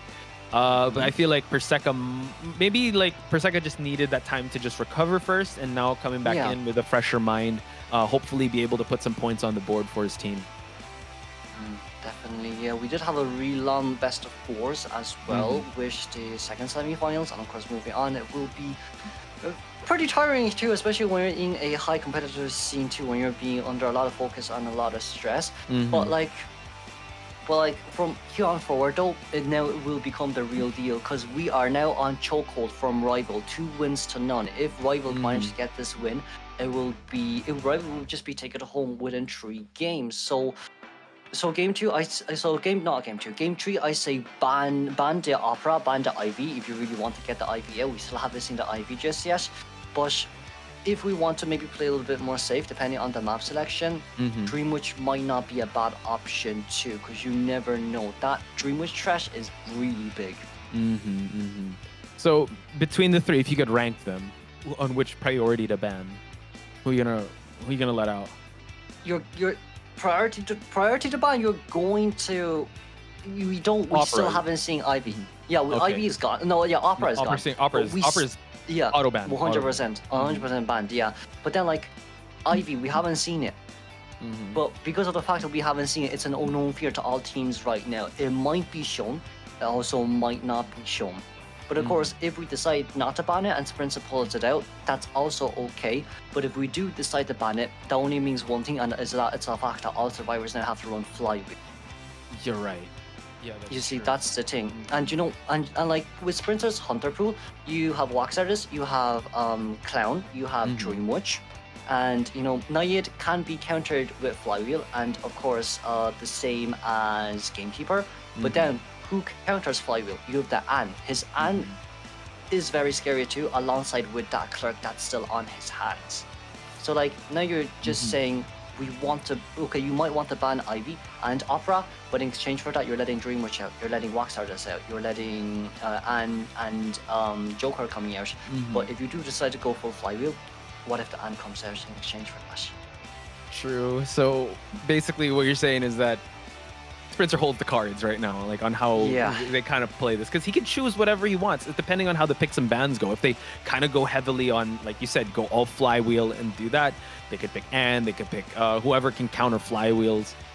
Ooh, not looking too good for our folks here at MST. So hope you guys in the chat can give that support. It seems like we're gonna go with a huge map in Lakeside Village. We have not seen this map all throughout the weekend.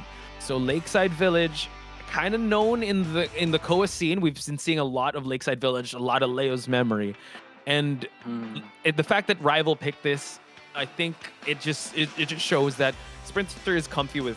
He can pick out any hunter in this map, no matter how big it is. Yes, but we will have to call back to Quad right here with the Lakeside Village. Dream Witch 4-man elimination against TE from RVL side as well. That Dream Witch will now be an issue. That Dream Witch will 100 now be an issue. Even if you do spawn at Big Boat, that does not mean you're safe. Because this is Sprinter's Dream Witch we're talking about right now. So, Here's a question. How does Ivy perform in Lakeside Village? Ivy works all right. Ivy works all right, but the slight issue you have with Ivy in Lakeside Village is Big Boat and of course Small Boat. It's just those two areas in general. If you have a rescuer like Mercenary, hey, even a Merc or First Officer against Leech, it's okay. Ivy won't chase after them anyways. But now you're gonna have to ask yourself, do we want to let the Ivy out and play maybe Embalmer if we still have it alongside with, let's say, another kind of Ivy will be Barmaid? Or should we just not ban Ivy and Dream Witch overall because, you know, their counters are Psychologist and Barmaid, the one who tanks extra hit. We bring those two out and then another Rescuer and another Supporter, and would everything be fine after then too? If I get this correctly, between that and a Dream Witch, would you allow the Dream Witch to come out or the Ivy? Because for sure, Opera Singer, we cannot let that rock anymore because it seems like he's getting stronger and stronger ever since their first game with Red Moon. Going with the Unfamiliars again, like I know it's not as battle tested as, like you mentioned, his Dream Witch against TE because that was just a legendary performance by Sprinter. So is that how we're thinking that they're gonna they might approach this match? Yes, that is how we're really thinking right now. Because you see, the thing right now is Lakeside Village is such an unpredictable map, especially when it comes to both team sides as well. Not a lot of people are willing to choose it, and if Rival is willing to choose it as their map, that means they have something up their sleeve right now. I think it's also with the fact that, like, if we remember that the reason why I emphasize on the format elimination is because of the fact that if we chose Lakeside, that is a huge possibility for Dream Witch to come out. But if it is also a huge possibility for Dream Witch to come out, that means we might not necessarily need to ban Ivy, because whoever counters Dream Witch also counters Ivy, calling back to Barmaid and calling back to Psychologist here as well. Right, so then, like, in that case scenario, we might say, do we want to maybe go for the Wax Artist here instead, alongside with the Opera? Because we have seen how well the Wax Artist is played by the hands of Sprinter. But then, like, in exchange for that, you're kind of like saying you're gonna let out Sprinter's main hunter. You're gonna let Sprinter's main hunter and Hidden Pick coming out instead, which is also another huge unknown variable. So for MST survivors right now, this might be a really big issue. Lakeside Village is not one of the maps that a lot of players actually prefer to play into. Yeah, that's correct. It's going to be a little tough, and the fact that RVL chose to have this here just says a lot that they're confident in their picks, and that's just the side of Sprinter that we're talking about. We also have to look at Perseca's side and what the hunter pool he brings to the table, and can he use any hunter? Because for sure they're going to ban out the Opera Singer and possibly an Ivy as well. I'm not sure what else Perseca brought out in the best of 4 that we did just see. I forgot.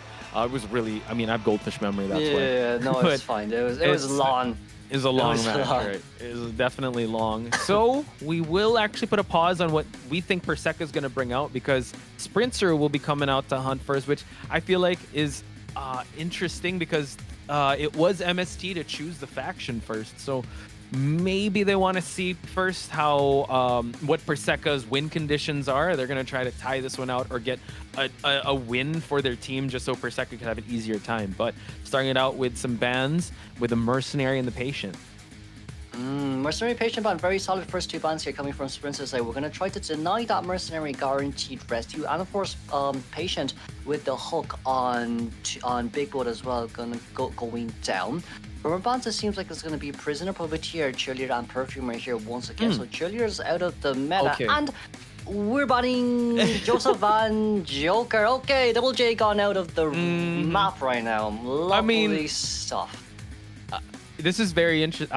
We called this yesterday. That was I don't know if they're gonna play this like an exhibition match. Because maybe they know, I mean, maybe they heard us talking and they're like, oh, what do? We force out whatever. So I get the Joker, but the Joseph ban is quite interesting. And we see an Enchantress. I love Enchantress, but in the meta now, she's not necessarily the best. So I think they're kind of playing like this exhibition style, unless they know a meta I'm not really sure of. Well, I mean, with the Enchantress, you could potentially utilize, you know, the one stack curses to cancel out Opera Singer stashes, since we did let out Opera Singer once again.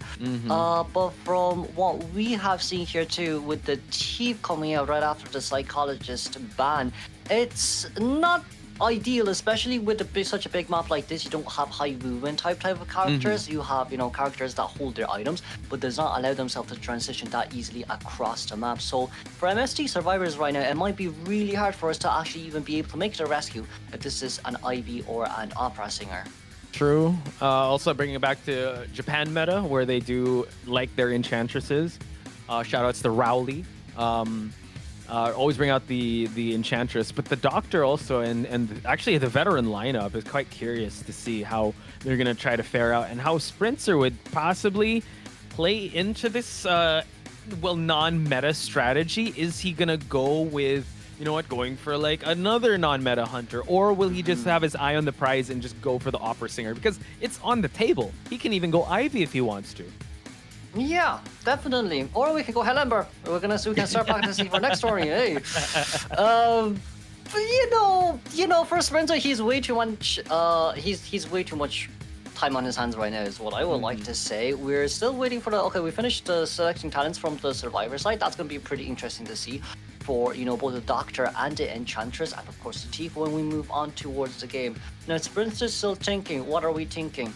This team can't run anything against Hellember. Please. Give it to me. Oh, practicing next season. Oh, Gamekeeper. Gamekeeper, okay. We talked about this before. I know Nell brought it up that he missed seeing the Gamekeeper, and Sprinter bring it back here. Again, the Gamekeeper at the Moonlit River Park in the previous game did so much damage. Again, you're not going to see that much, well, I would say traps, but he still has a really good hook, and he could really build up a lot. And considering that this is a veteran lineup, not sure if the Doctor would fare well in terms of the matchup here.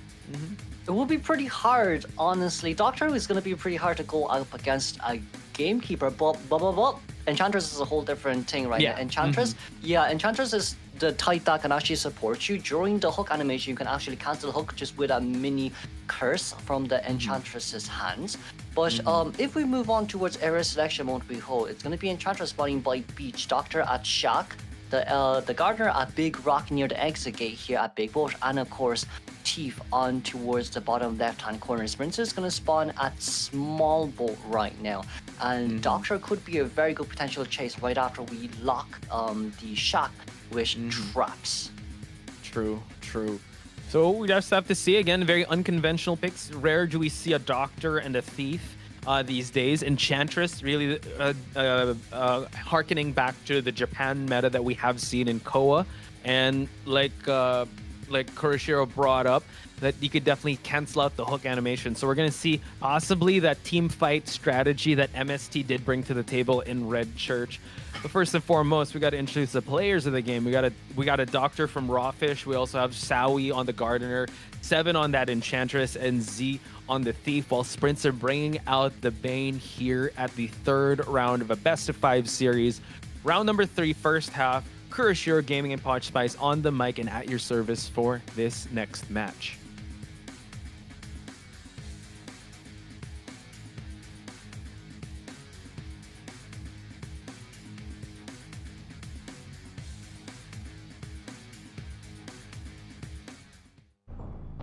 Right then, this will be one of the ultimate rounds of our IVT 2024. We're going to be able to see Sprinter right here rushing straight towards the corner of double 11, looking for where the Thief is, but it seems like we might be missing out on the Thief's location, as we are going to rotate back towards double 11 once again, but Thief is already so far out.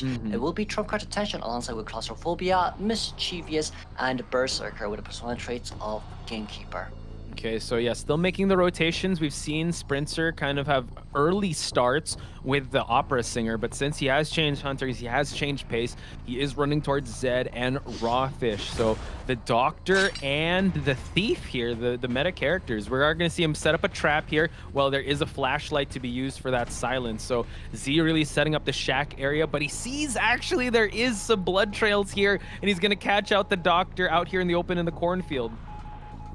Not only is this bad for Doctor, Teef might have to actually be the one that comes into support right now, as we do see Zed placing down a little bit more items on disarm the traps during set, but Doctor just can't vault over it during the hook animation time. We should be able to get a heal right here, but if we blink open, very nicely done by Sprinter, but it's gonna be a flywheel counter, but it's still a hit over the window.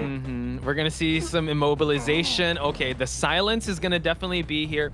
We're gonna see him actually use it up. And more thief action here. He is going to get the Doctor onto this balloon, and that is a first down onto one survivor. So Cypher progress, at least the Enchantress was able to pop a Cypher. Looking at this build, they don't have any tide turners, so they will have to go for a support here to carry this Doctor away from harm. We missed a hook there, which is a little bit unfortunate, and of course the hit on towards that edge as well. The only thing Spencer has to be worried about is we cannot hook on towards the edge. You can hit, yes, but you can't hook, because hooking just gives extra stacks of curses. Now then, with the Teef coming in, we would be able to see a lot. We should try deploy some flashlights down if we have any, but with that cancel animation and after half rescue, Doctor might be a little bit of a tough situation right now. True, and now we're seeing the Thief with that support once again with that stun, and now we're gonna see another flashlight being placed. Not quite, so the Doctor needs to heal up. We're gonna see the Enchantress try to farm some stacks, so this is good support, and they're only allowing the Gardener to actually go for the decoding here. So now Enchantress getting another stack. They're really trying to support this Doctor as much as they can as this Doctor heals up to full. It seems like we're going to change targets for Enchantress seeing said, but that's actually not a bad choice, simply because of the fact that if you let Enchantress go to Doctor and heal, Ench will just come back once again and harass as much as possible. Our Gardener didn't want to try get rid of this chair nearby, but it seems like we did not have enough time, and neither did we have the bubble to do so. 2 Cypher Machine done. This will be Enchantress's first time on chair, and that's going to be Gardener hit. Doctor now able to get that rescue. We're gonna see some grappling hooks from Sprinter here just to close out that distance. Doctor getting into the mix here. We're gonna see him try and bait out any movement, any flywheel he does. He's holding on to it. He's just gonna hit him out of that animation while this Enchantress still tries to siphon some curses. But we do see Enchantress and Teef coming in together as well, just to try get a little bit of a heal on. Enchantress still have 3 stacks of curses, which is very nice, but we didn't miss the hook on Doctor, but Doctor being able to buy so much time for her teammates right now. Sadly, we couldn't get the heal, but the Ench being nearby is already a good enough of a threat, especially against a Gamekeeper. Yeah, especially if near that beach area, the water makes picking up and also moving so slow. Actually, just moving so slow. He's gonna use the 3-stack curse already, so now really going for a protect meta here, and now just leaving the Doctor to use up the exit pass. I wonder if anyone's gonna pick him up, because he could actually go for the Enchantress. Nice flywheel to avoid the hook, but now he's gonna try to hook him through the pallet and gets the stun as well. Able to actually get away from the hit. Survivor's health does seem pretty bad right now, but that's also still okay since Starter did just get up, and Teef should be nearby as well. Enchantress being able to bait out that drop down there too. We don't have anything just there just yet for, a curse stack to fall down the window, so it will allow Sprinter to hook back towards Big Bo, and we should be able to chair upstairs. Right now, the good news is this is Enchantress's 2nd time on chair, but with Cypher Machine decoding progress alongside Wish accelerated decoding speed boost, we would be able to see a 4-man endgame. Rawfish able to actually get this rescue ongoing, but now Sprinter looking elsewhere, finds out that someone had made this rescue happen, so he's actually on site to see if he can actually try and clip any of these survivors, but an excellent utilization of that hook just to close out the distance. Gets the stun. Let's see, we're gonna see a block here. Nice movement, and down onto this Enchantress. The last Cypher is actually moving on quite nicely. This could be a 3-person endgame, and it is. Yeah, a little bit unfortunate that Enchantress doesn't have borrowed time right, or else we definitely could have been able to get up and run away from the Gamekeeper while cursing him. But it seems like right now it will be curses to you as we return back to the main. Our Doctor being strangled downstairs right here, as we do see she will be suffocated, but maybe we might not be able to find where the Doctor is, as Dungeon is also just nearby. We're going to be able to teleport away, but it's only Gardener who's near the other area. And very beautiful hook, and that's going to be a hit down. And he baited out the flywheel as well. So Sprinter's looking at a tie game here. Let's see if they can actually get 2 survivors out. The Doctor actually playing real close over there at the shack area. I mean, sorry, at the big boat area. If Sprinter can close out the distance and catch one of these survivors, it could be a dangerous situation. But now we see that the exit gate is being moved by Raw Fish here. Let's see if they can actually make a rotation to save that Gardener. He is able to actually kind of close out the distance, but it's going to be a foot race to try and get this Doctor out of the game. Nice avoidance, but now the Doctor's caught out in the open. Flywheel didn't come out from Doctor though, as Zed is now currently going back towards where Gardener is. If Gardener can't be picking up here, it will be at least still a guaranteed tie game since Teleport is not ready just yet. Yeah. But sadly, well, you know, even if Doctor did manage to get the Flywheel out, it's going to be really hard to contain a gamekeeper with unlimited hooks and, of course, 50-second detention time. True. Another race towards the exit gate here. Sprinter, I don't know if he's going to make it. The exit gate is going to be open, and actually MST is going to get a tie game from Sprinter's gamekeeper here. An excellent showing on both sides. And now we see Sprinter. You know, it's still making the gamekeeper work. A very unconventional pick, but I think this is what they need to do to make things work. They're so accustomed to the meta, but you're able to introduce a little bit of strange support and just over support. They're still able to make it work. Yeah, I do think, especially with the fact that, like, you know, praise the Doctor, of course, with the heals, but I think one of the biggest surprises there was how well Enchantress faced off against the gamekeeper. Yes, our kite wasn't enough, but that's only because of the fact that we were injured already, trying to actually assist the Doctor with the containment and shack. But even after that as well, we only had 2 stacks on hand, but with each stack we were able to utilize it right after hooks, vault over the pallet to prevent the terror shock, and of course with the window vaults as well as big boat. But because of this, which, you know, all the unconventional supports, on the unconventional picks, you know, being able to tie against a gamekeeper as Doctor, Gardener, and a Thief on your team comp is already a huge feat from MST Survivor side. It's huge. It actually begs the question, because Opera Singer was available for Sprinter to pick up, and he went with a gamekeeper. And like you pointed out, and it did play to full effect, Enchantress was able to cancel out a lot of these hooks. And whenever he got the hook, he'd stun just to cancel out the hit and vault over the pallet. So I think maybe if we saw an Opera Singer match, because that was the hunter that Sprinter did choose throughout the entire match, could have been a different story. But you know what? These are the facts, folks. This is the breakdown of that entire match. MST Survivors definitely hanging in there with this very off-meta pick. Again, you made me a believer with how well they played this one out, really distracting, supporting, and they were still able to get a tied game. Doesn't change the fact that MST is still in a deficit, but this is where Perseka comes in. And this is where things can get very interesting. If Perseka can get a victory in this match or even tie it out, we can push for that round number 4.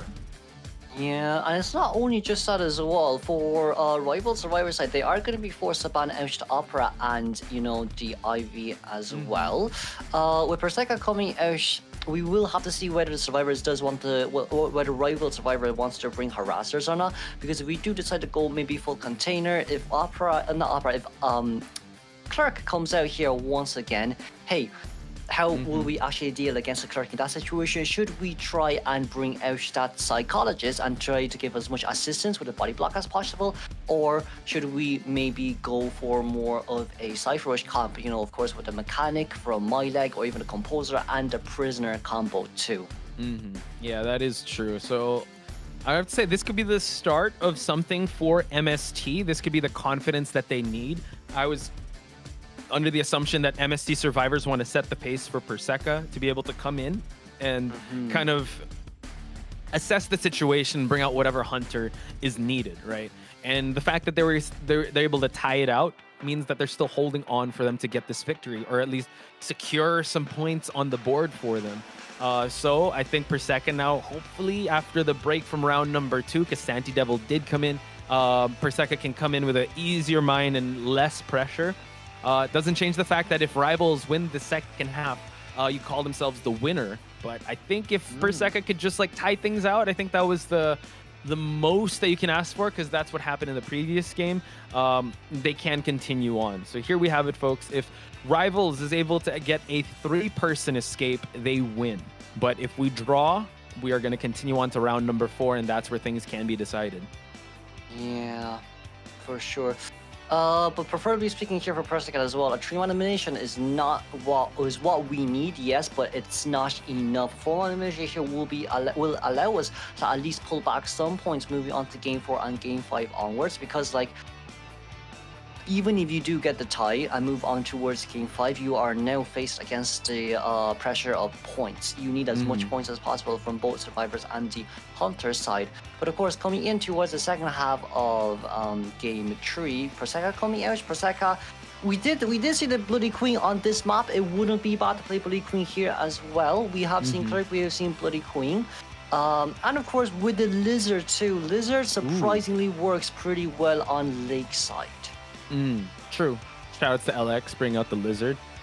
There were also some jump spots I was not aware that could happen, like especially getting to the coaster area, first stop or fourth stop. That was, yeah, Lizard on Lakeside. There are some excellent spots, especially you don't have to walk all the way up the ramp. You can just jump all the way to that ramp, also to the small boat area. So we'll have to see. I hope Persika comes in guns a-blazing in this next match, because they could give Rivals a run for their money coming into round number 4.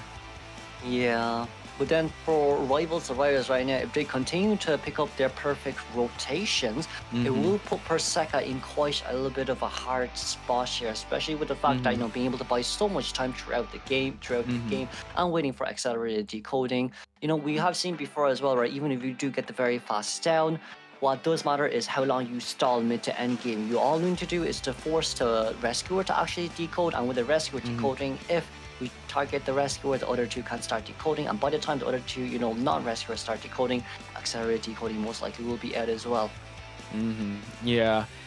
I think while we're talking about decoding, I'm trying to remember the globally banned survivors that RVL has, and what other hunters they have, what other survivors they can bring to the table, because you saw how unconventional the picks and bans were on MST side. Are they going to kind of go with that same route and kind of best them in that area too, or will they continue to go meta, play things very straightforward, and try as much as possible to conserve their strength all the way in round number 4? Because you can get your best characters out of the way if you could see the end in sight, but if it doesn't work out and you have to go in round number 4, you're kind of stuck with the mess of not having possibly a gardener, possibly not having an acrobat.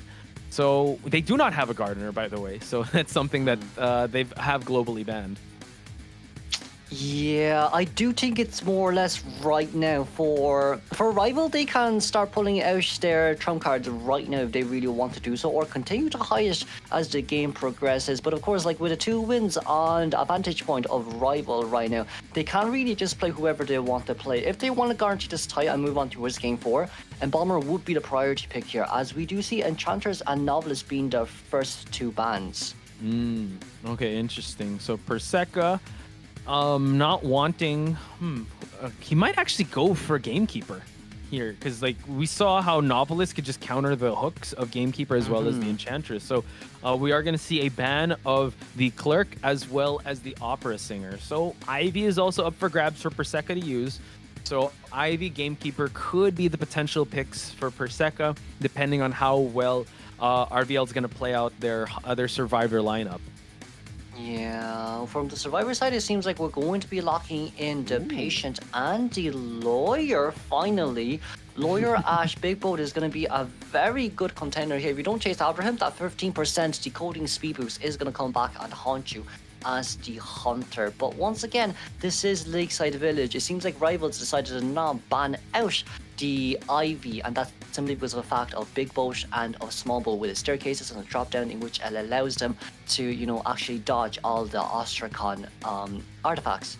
Right. And the third ban is going to go to the Weeping Clown. So Weeping Clown's going to... I saw your video actually with the changes that would happen. I'm not sure if the changes of the Weeping Clown will happen here, but off the table. We are going to pick up a mercenary here, and this is what RVL is kind of known for. They don't really necessarily go for stunners or over support. They just go with a safe 1 rescuer, but they bring 3 tide turners, and they just rely on each other's excellent rotations and kiting ability. Yeah, Weeping Clown honestly isn't a bad choice when it comes to bans, but one of the downsides really of Weeping Clown when it comes to Ivy is that he does stay stationary for a little while preparing his rockets. We will be able to see the Magician ban here. Next follow-up, it seems like it will be Puppeteer.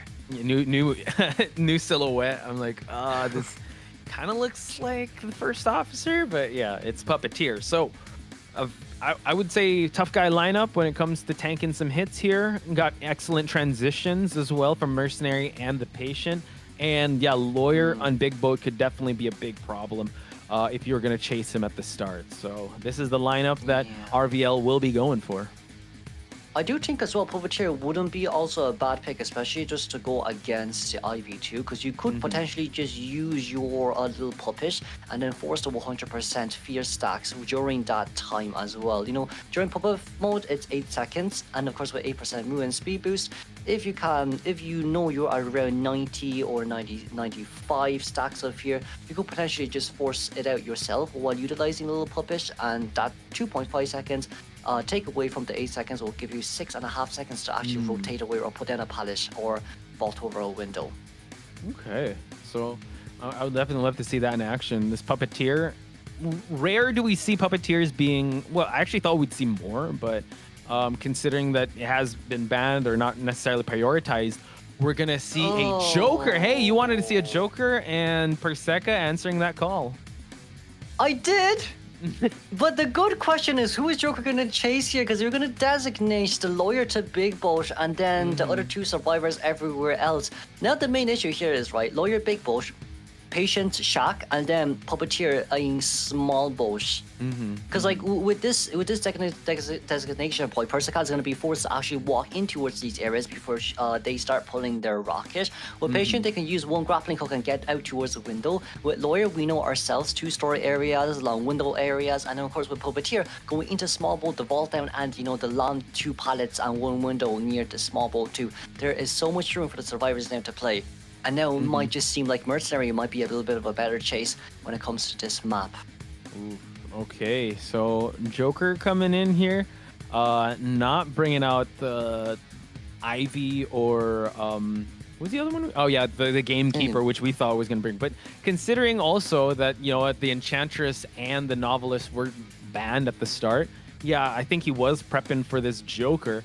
And like you called out, we do have Shack for my leg. You have Schmitty on Small Boat, Paul Blems on the Big Boat, and Roland out in the open here, where Perseka is going to spawn over there near the Big Boat area. So possible first targets. Who do you think, Kuro? It's going to be really hard here because if they've done a really good job as well putting the Mercenary here near the Big Boat exit gate, because we have 1 window and 1 pallet there to play around. So no matter who you really chase after here, you're going to have a really hard time, because not only do you have to catch up to them first, you also need to get rid of the pallets near the area too. Lawyer is too hard of a chase. Same as Puppeteer for rocket dash hits, and of course a Patient who can dash through, you know, Big Boat and Small Boat.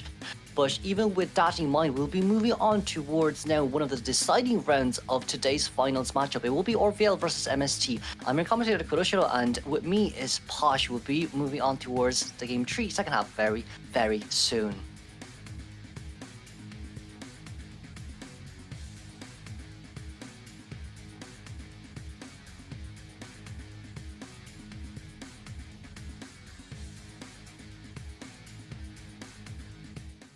All right, folks, will this be the final match, or can MST hold on and push for that game number 4? We are going to find out in just a bit, as Perseka, you know what, goes around the map, gets some parts for him to build up his rocket just so he can get that unlimited dash. We do see some 3 ciphers being worked on. It seems like Roland might have to take this first kite since he is the closest one in the area.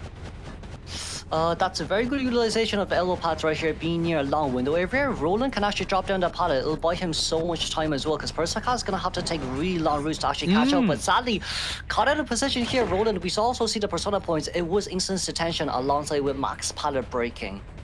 True. So, used one elbow pad and already eliminated one pallet, so it seems like Perseca smells blood in the water to try and go for the main rescuer.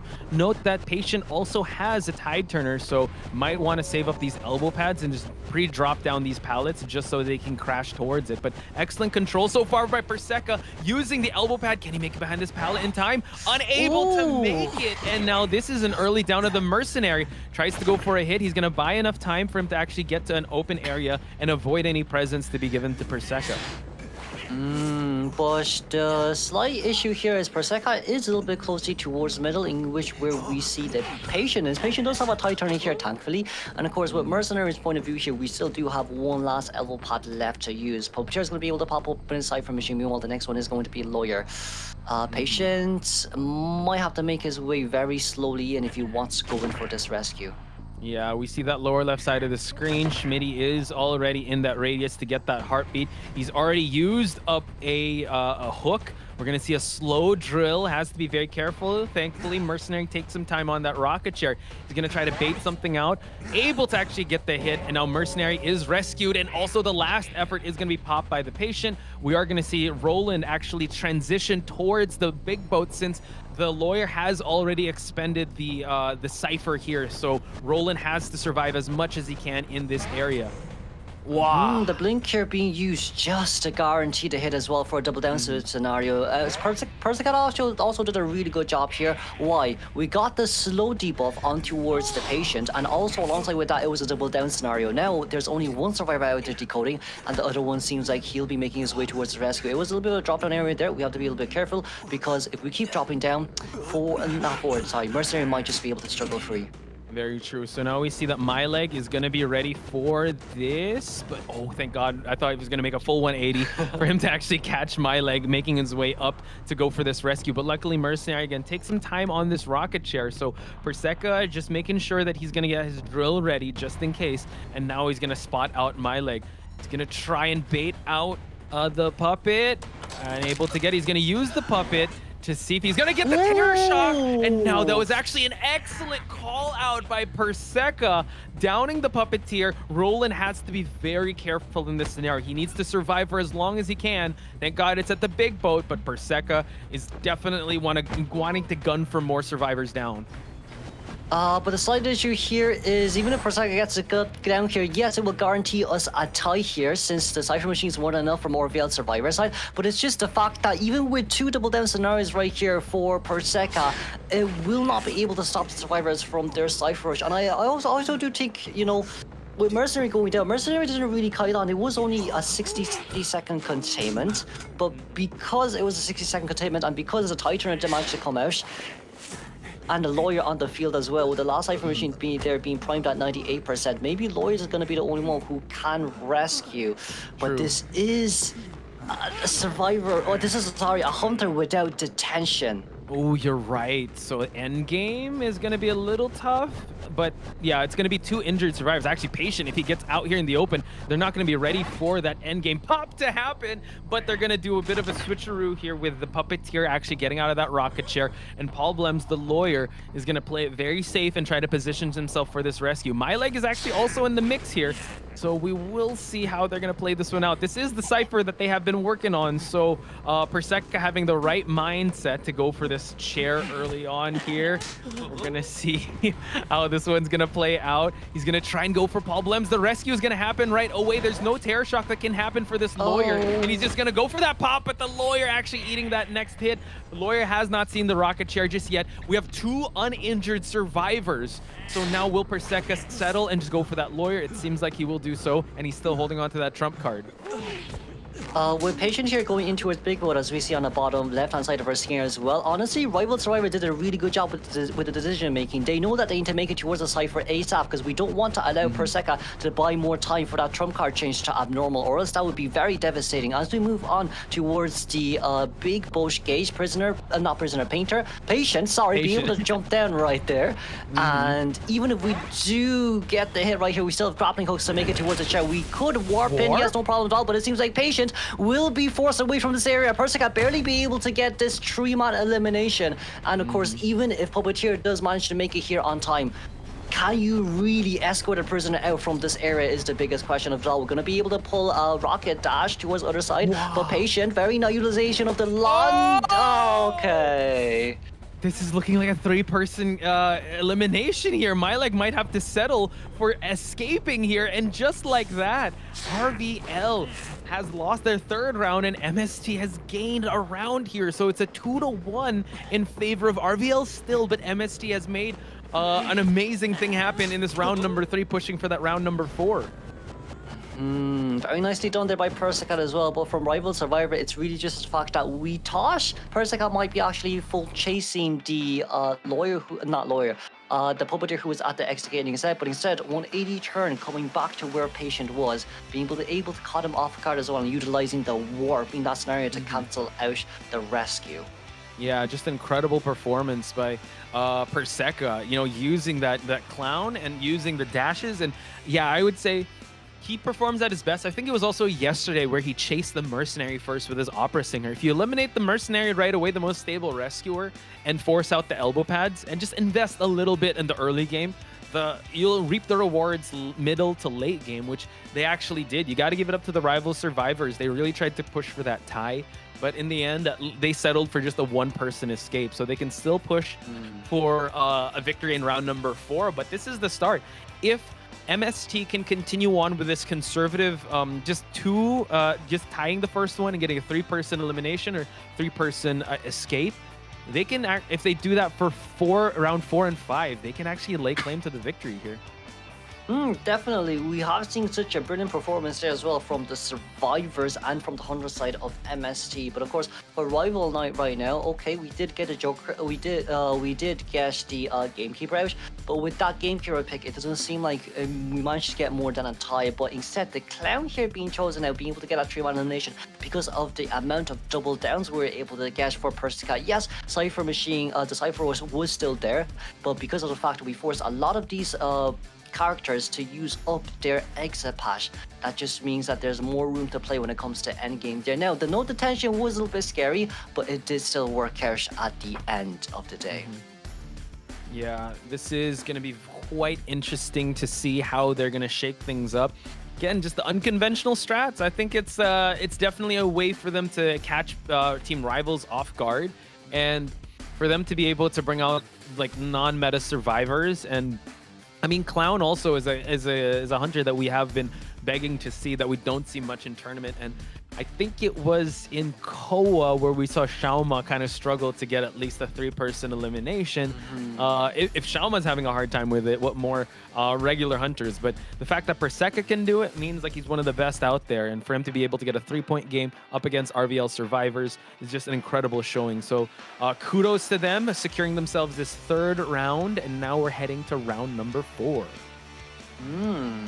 No, round number 4, there's not going to be any permabans remaining on the side of both survivors. But of course, for the hunters, they will be receiving their ultimate 3 bans, very similar to Game 3. Well, no, Game 3 only had 2 bans, but like for Game 4 onwards, it will be 3 hunter bans. Now, it will open up a lot of opportunities here for MST, and for MST's hunter side as well, they're not too worried. We have seen the BQ, we've seen the Reptilian, we've seen the Cleric, we've seen the Opera, we've seen the IV. There is not enough for you to actually finish there's not actually a lot for you to ban out against. Why? Because even if you do ban one, you do have proficiency on another hunter at a really, really high level as well. Yeah, just I'm excited. You know what? I've only been seeing best of 2s as of late, and this this game is spoiling us with round 3 and round 4. And again, it's a best of 5 series, so you got to give it up to MST for holding on.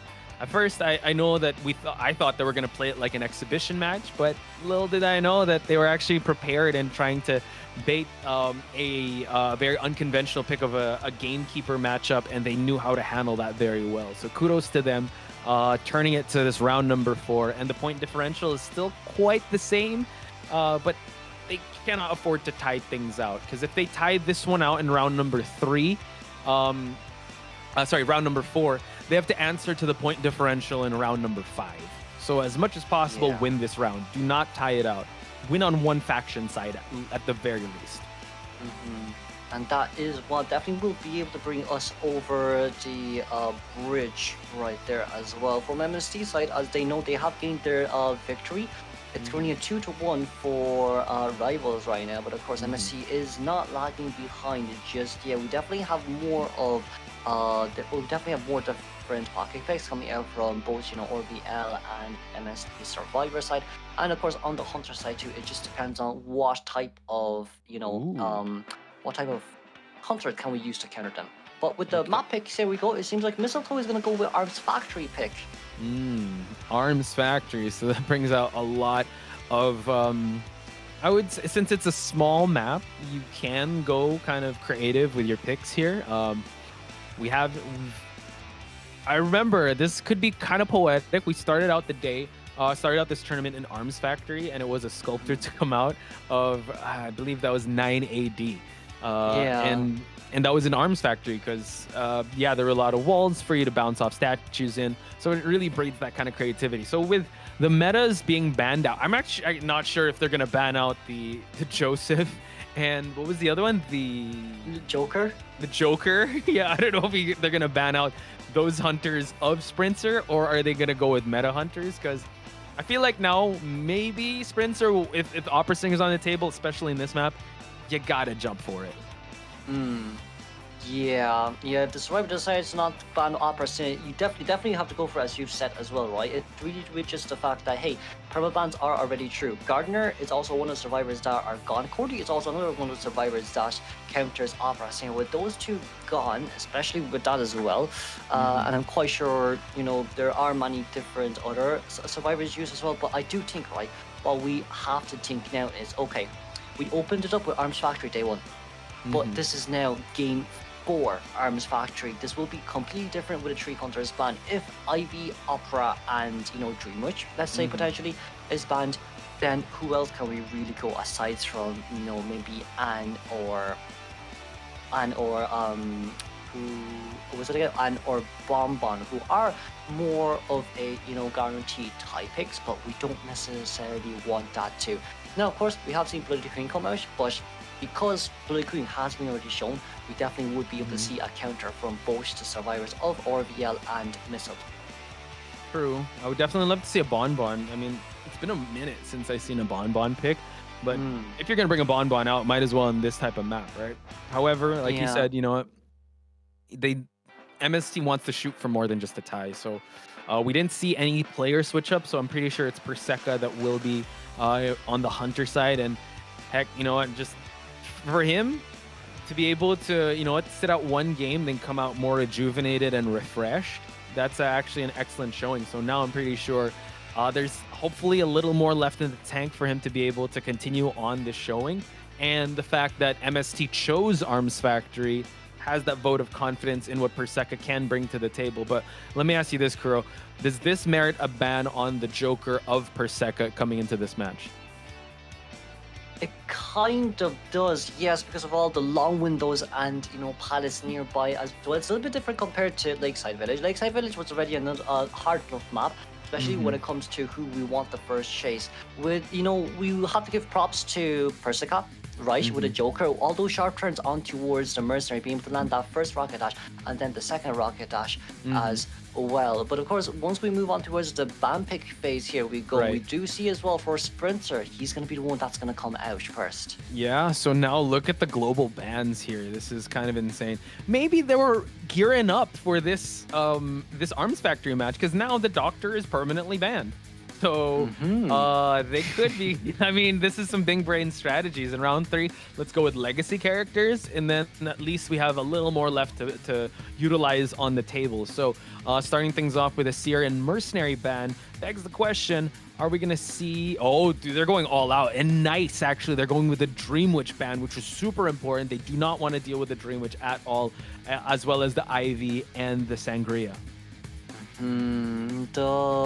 As we said as well with the bans here, Mercenaries are kind of just, you know, basic bans here from the Hunter side. Of course, from the Survivors, we can't really pick out Priests on a map like this, and of course with Cheerleader being permaban as well, We're gonna go for Magician and First Officer, first 2 picks. Instead, we decided to go for a Rescuer here because we were a little bit more afraid of, you know, Sprinter banning maybe First Officer next, or even just banning Gravekeeper next. But with a First Officer pick here, I do think it will still guarantee their Cypher's potential coming out from MST side.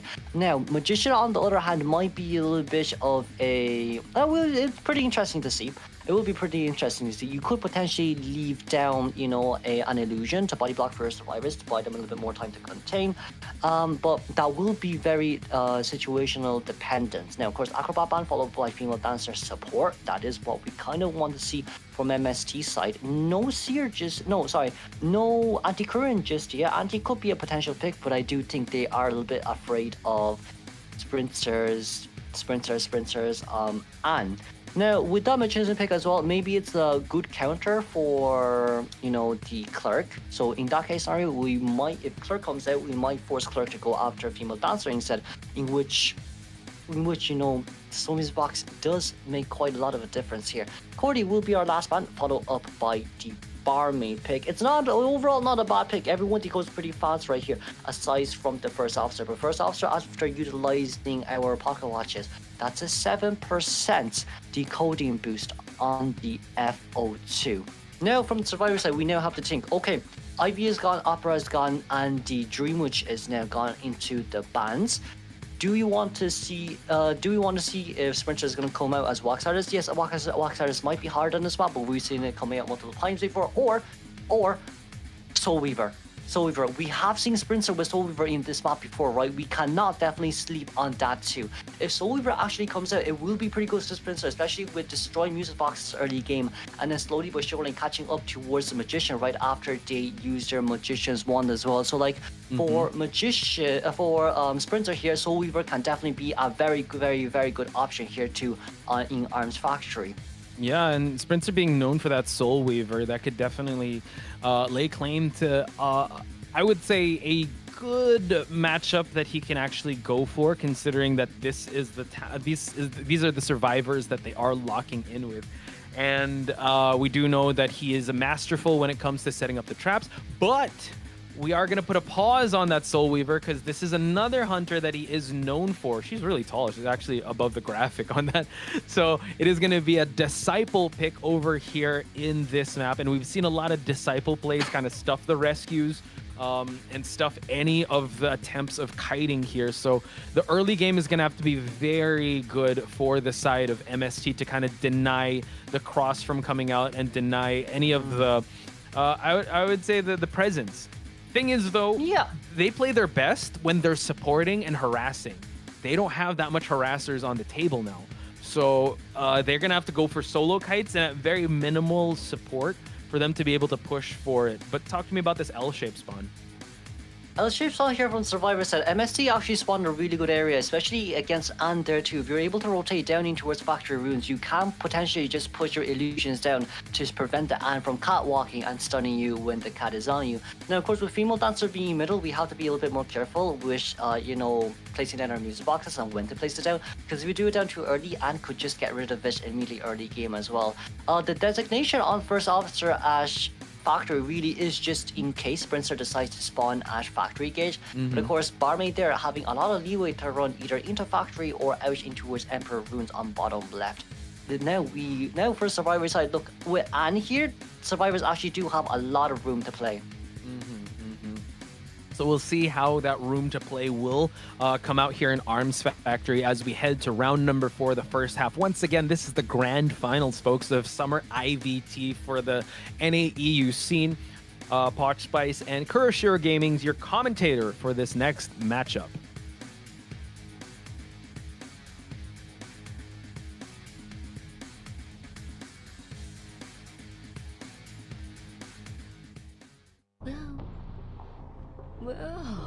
Let's see here. This will be game 4, first half of ORVL versus MST. We're going to be able to see 7 here becoming the first chase of our Anne. And it seems like the Cypher Machine Factory will be locked here as well. We are at a really good area here for Magician. And of course, with Soup being ready in 2 seconds, it will be Trump Card Detention, Pallet Breaking, and Berserker as our persona traits.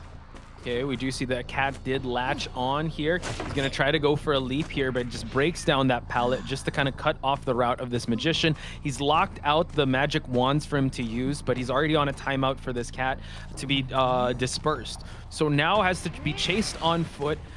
Z is actually in this area as well. Gets the Cypher disrupted just a little bit. Nice rotation here to avoid the cat, and illusion as well to force out a hit. Now able to actually get a 180 here. He's gonna actually go for the flywheel, so excellent call out there by 7. There is warp ready here as well, but there's only 2 survivors decoding because Female Dancer was placing down music boxes for his teammates. Right now, we managed to get some, but that's going to be a no attack over here. They're very nicely done by Sprinter. And of course, with the second catwalk here, we're going to be able to catch up here really fast. With warp coming in right here, do we get the vault back? No, we don't. We have a window speed boost here to utilize and another pallet there that can be used, but sadly, we didn't win that mind game as the magician. I love the attempt. That was so good. The way he was able to play that warp scenario and for him to transition outside, but Sprinter is just a little bit ahead in that exchange. But now we're looking at the Cypher progress. I mean, that was an excellent kite. One Cypher is about to pop. We are going to see him be able to get the tier 1 presence, and Sowi's going to get interrupted. We do see that the first officer is here for that harassment of this rescue in basement, but he's going to have to play this one very carefully if he wants to save before half. Oh. Yeah, we did manage to get a jump down here though, but that's another attack of Corby here coming from Sprinter. Very nicely done. It's going to be a double down situation. Can we get a hit? No, we didn't get a hit right there. But it seems like First Officer will be in a safer spot as Magician is trying to get out of here. Barmy want to come in for the Palace Dawn to assist the rebound kite, but it seems like it will be denied here by Sprinter. Yeah, the drop down hit could have been very devastating, but at least the rescue did happen. So now we're going to just collect the pound of flesh that he was able to actually put on the table here. So now 2 Cyphers have popped. They haven't worked on their 4th Cypher just yet. We're going to see a heal come out of the Barmaid. So good utility that is being used now, but Barmaid does get the attention here of the of Anne. We do see that Rawfish is also here. So they're trying to pressure the rescue. First Officer fully healed up, but they have no more Tide Turner to work with. Yeah, it might be a little bit hard here as Barmaid getting a hit right here, forcing herself to use doubling here once again. Sprinter having another catwalk here to use. It's quite a little bit of a big area here, so it's going to deny the rebound kite immediately. But it is quite a big win here for Anne, especially with that hit on Barmaid, forcing the last Dublin out and then immediate rescue. Well, not immediate rescue, but like right after rescue, to immediate hit on towards that Magician, denying all possibilities of rebound containment. Just the wherewithal, and my goodness, able to actually deny the pocket watch from being used. I love that he was able to set the cross down on the chair, and he's able to set the cross down over at the shack area just to deny that usage of that pocket watch. We do see that warp is available for him to work with, for him to pressure some Cyphers. They're opening up their options with 4 Cyphers that have been touched. They only need 3, but they're just accounting for the harassment that will come to play since this is a fully fed disciple. I was gonna say Bloody Queen, but yeah. Oh, well, I mean, they are both tall in a certain aspect, but we're gonna be able to get that hit on towards the Barmaid right now. This cat that came back didn't manage to scratch on towards Barmaid, but that doesn't matter because Barmaid doesn't have any doubling remaining. One was used for herself, another one for First Officer. Seems like Sprinter right now wants to go for a little bit of a map control right here, as we do see where First Officer is, but we might actually just go down immediately because we got the cat on us anyways, so there's no point in utilizing the last pocket watch that's on his hands. At least he can use that pocket watch for the rebound kite, but how things are looking now really depends on how this next rescue is going to happen. They are opening up 1 Cypher at 70, 1 at 67, and 1 at pushing the 60% mark. So it's looking all right. They just need that female dancer to go for this rescue. Luckily, the First Officer takes some time on the rocket chair. Tried to harass that Cypher that is being moved. We did see a cat scratch onto the Barmaid over there at the factory area, but everyone's too spread apart here for them to kind of go for this pressure. I love the far camping strategy that Sprinter is doing, just so we can just kind of harass the Cyphers that are being touched. But now we see the female dancer trying to make their way to this rescue. Female dancer is far back, but it seems like Sprinter is going to be able to pick up Tanaya's right here. And alongside with losing it, we might be able to actually spot out where Female Dancer is. Female Dancer, it seems like she is currently crouching, but this cat might be able to find Female Dancer here. Female Dancer getting some cat scratch marks on her, and of course the cat herself will come in for the normal hit. She might not be able to make it towards the rescue right here, and it's a little bit too far away. With Sue being ready in 2 seconds, we're going to do a sideways catch, very nicely done by Sprinter. We're going to be able to get a jump right here, and that's going to be the full denial of that wand. There's no tricks for Margie anymore, and there's only a barmaid left with a doubling speed boost on her hands. She is not going to be able to outrun that, and sadly. Yeah, we're seeing the scratch marks on the floor here. The cats are going to be ready in just a bit. What an excellent performance so far by Sprinter. Sawi is going to try to gain some distance as much as they can, just to push for, I don't know, a dungeon escape as much as can, but able to get the cross down. Gonna go for the charged up attack as well and force the Female Dancer to use up the exit path, and now switching all the way to teleport. We are going to be able to find Female Dancer here, but Female Dancer only having her persona left to contain for her. We're going to be able to get a sideways jump right there. Very nicely done. That's an immediate 180 finger turn on towards that catwalk. And it seems like without any exit pad on towards this Female Dancer, yes, we use rope to catch up here immediately, but that will only speed up the process of Female Dancer utilizing her own exit pad right now, as Anne is going to make her way in. So just from the start, right? Sprinter was not messing around. This is also another hunter you have to be very careful of. The fact that he brought out this Anne in a clutch scenario, usually Anne known for the ties, going above and beyond that, was just an incredible showing. And the survivors, I have to say, you know what, the Magician having Seven having an excellent kite at the start of the game was really good, but at the end it wasn't enough for them to be able to get a tied game at the very least. A 5-point game is very dire because now Perseca has to be able to get the same just for them to push for that game number 5. But it's looking like Sprinter definitely had a checkmate scenario there. Yeah, I do think as well it really just comes down with early game. Magician did definitely contain really well, but we didn't actually rotate towards where Female Dancer placed down a slow music box for the survivors to contain in. That area was fully, well, I wouldn't say denied by Sprinter, but it was never accessed by the survivors as well. We did see the triple music box right after the elimination on, you know, the Magician. We saw it near middle towards where Factory was. I'd say if Magician maybe didn't double back towards the triple pad area where he was containing in between the shack and in between middle, maybe he would have been able to actually contain for a little bit longer, because you know slow music box does hurt and quite a lot. True, yeah. Yeah, bring it back to the first chase of 7. You got to give it up to him because he was able to manage a lot of the situation very well. He was able to use the flywheels, the speed boost, the pallets very well to almost deny the usage of that warp, and he was able to kind of extend it a little bit. It was just also a little bit unfortunate that the basement was in the shack area, and it forced the first officer to kind of go for that rescue down at basement. Again, it was an excellent rescue because there was a drop down hit. It could have gone sideways if it was not executed properly, but at that point it just seemed like the way he was managing the resources of the survivors, and they weren't able to actually cipher rush their way to pressure Sprinter. He was able to take his time and pick his shots well, and ultimately leading to the 5-point game. I also do think it's the fact that, you know, like Magician denied 2-3 cats early game already. That is more than enough, you know, for at least that guarantee tie. But because of the fact that we definitely do need the support from the Female Dancer, sadly Female Dancer Cypher Machine was still lagging behind me, while the other 2 Cypher Machines were 40% on average from the survivors side. We will be able to move on towards the stats page here, as we do see as well. It's the Magician with 76-second containment time, and that's early game. If we count out the tie turn time, because you know he was hit immediately right after he got the rescue too.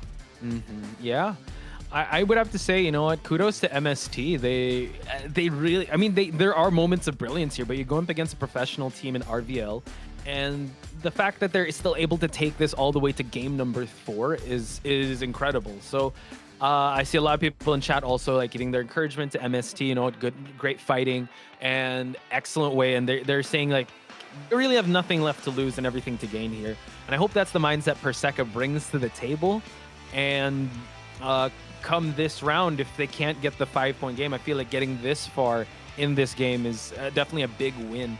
Since this is one of the closest games, I feel like one of the closer games that we did see against B4U was with Fusion and Mushin's Hunter. They went the full BO5. Yeah, it's been quite long since we've seen this, but now the small issue is it's a huge pressure on Perseka right now, needing a 4-man elimination before, we actually return to Game 5. I'm going to be interested in seeing who Rival actually decides to ban for their third ban. Do we necessarily need to ban out the Joker, or should we maybe try get that Clerk out of the way too? True. So here we have it, folks. This is the victory conditions before we talk more about the bans that will be coming out. If Rivals gets... if there's a 3-person elimination, then sort of 3 and...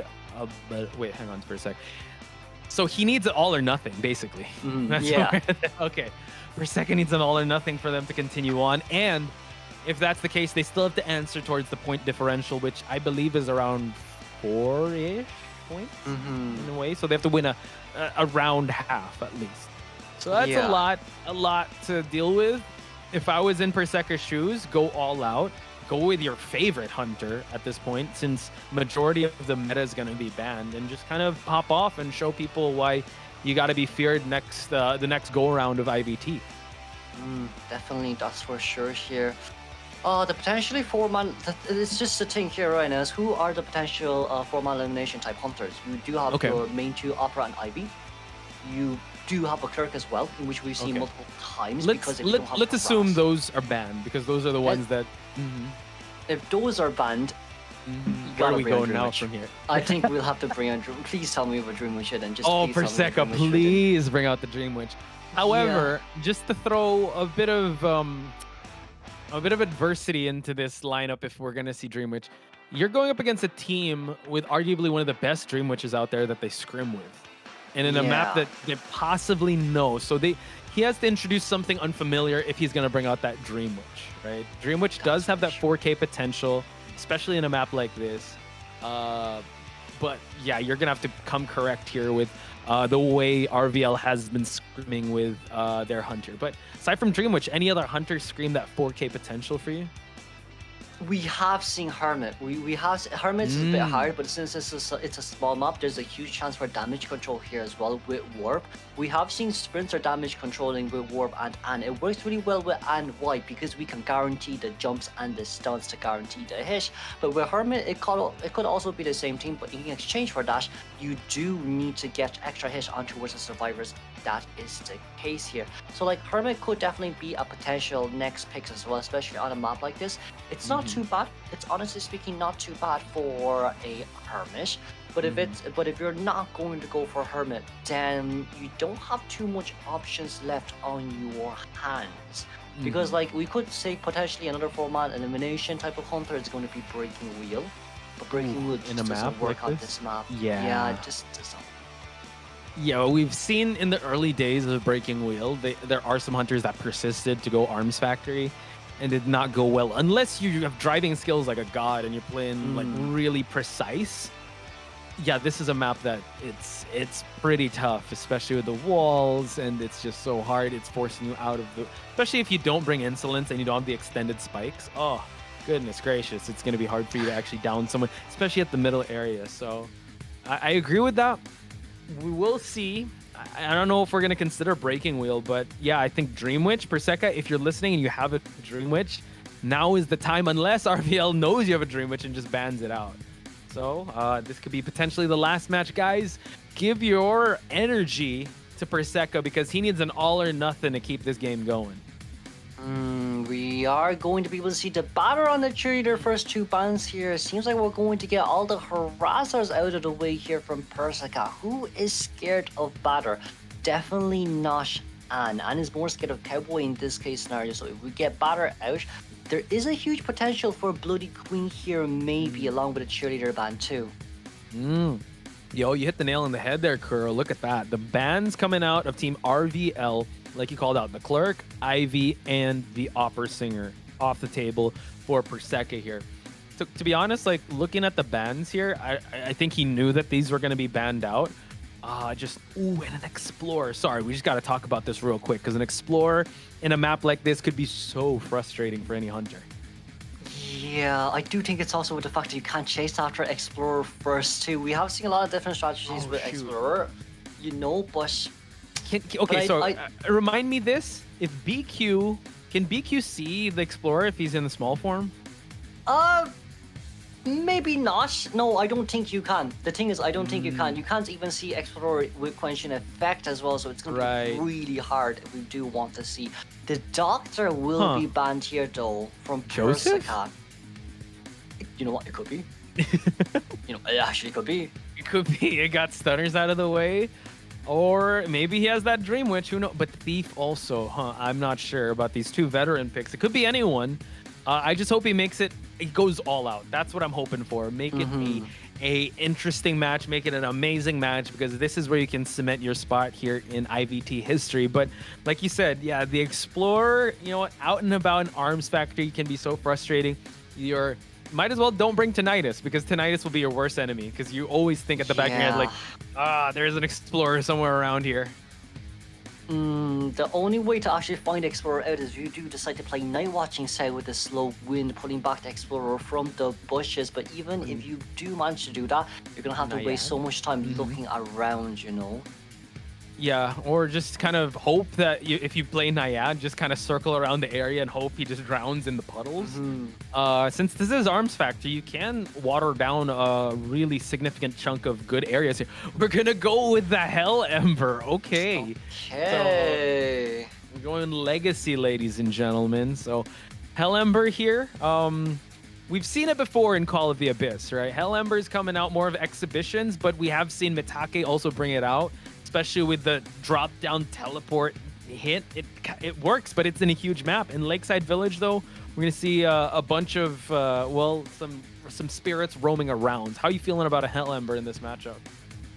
Well, maybe there's a chance for your Embers to find Explorer. True, Maybe. But for Hell Ember here, I do think what we're going to be more focused on is actually the chair camp here, especially against Mercenary. If we can get two flames on our hands, you can put one on the you can immediately summon one yourself and put another one on the doll to at least try guarantee a double down situation against a Mercenary. Okay, and this is, again, I love this strategy. They're going with unconventional picks. I don't know how, I know that RVL does train a lot, but how often do you train for a Hell Ember in high-stakes situations like this? So now we're going to see a spawn of Paul Blems and Mylek giving way for the sandbags area to be opened up, but it seems like Perseka wants to go for possibly Roland again. I have a feeling that he has been finding so much success chasing after the Mercenaries at the start. He might do that, but thing is, Hell Ember's chase at our early game is going to be a little tough. He's going to have to play this one really well for him to add more pressure on the board for his team. And this allows Mylek to just decode. We're gonna have to see if we decide to go out here with Blink, Warp, or Patroller or not. Patroller definitely will be one of the best contenders here, especially with having a Phantom out early game 2 to get the Patroller's bite on an immediate double hit on towards the Survivors. But, of course, before we move on towards the game, this will be Game 4 of our finals of IVT 2024 Summer. I'm your Casa Kuroshiro, and with me is Posh Spice. We'll be moving on towards this final matchup very, very soon.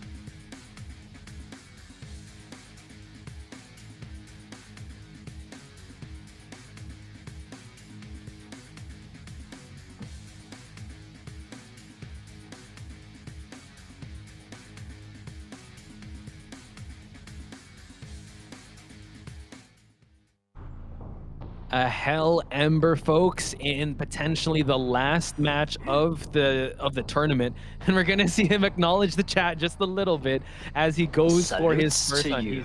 Yeah, salutes to the chat. Can we give some clap emojis for Perseka here and playing impeccably well, going up against the best of the best here that NAEU has to offer in Teams RVL. So it seems like Paul Blems will be taking this first kite.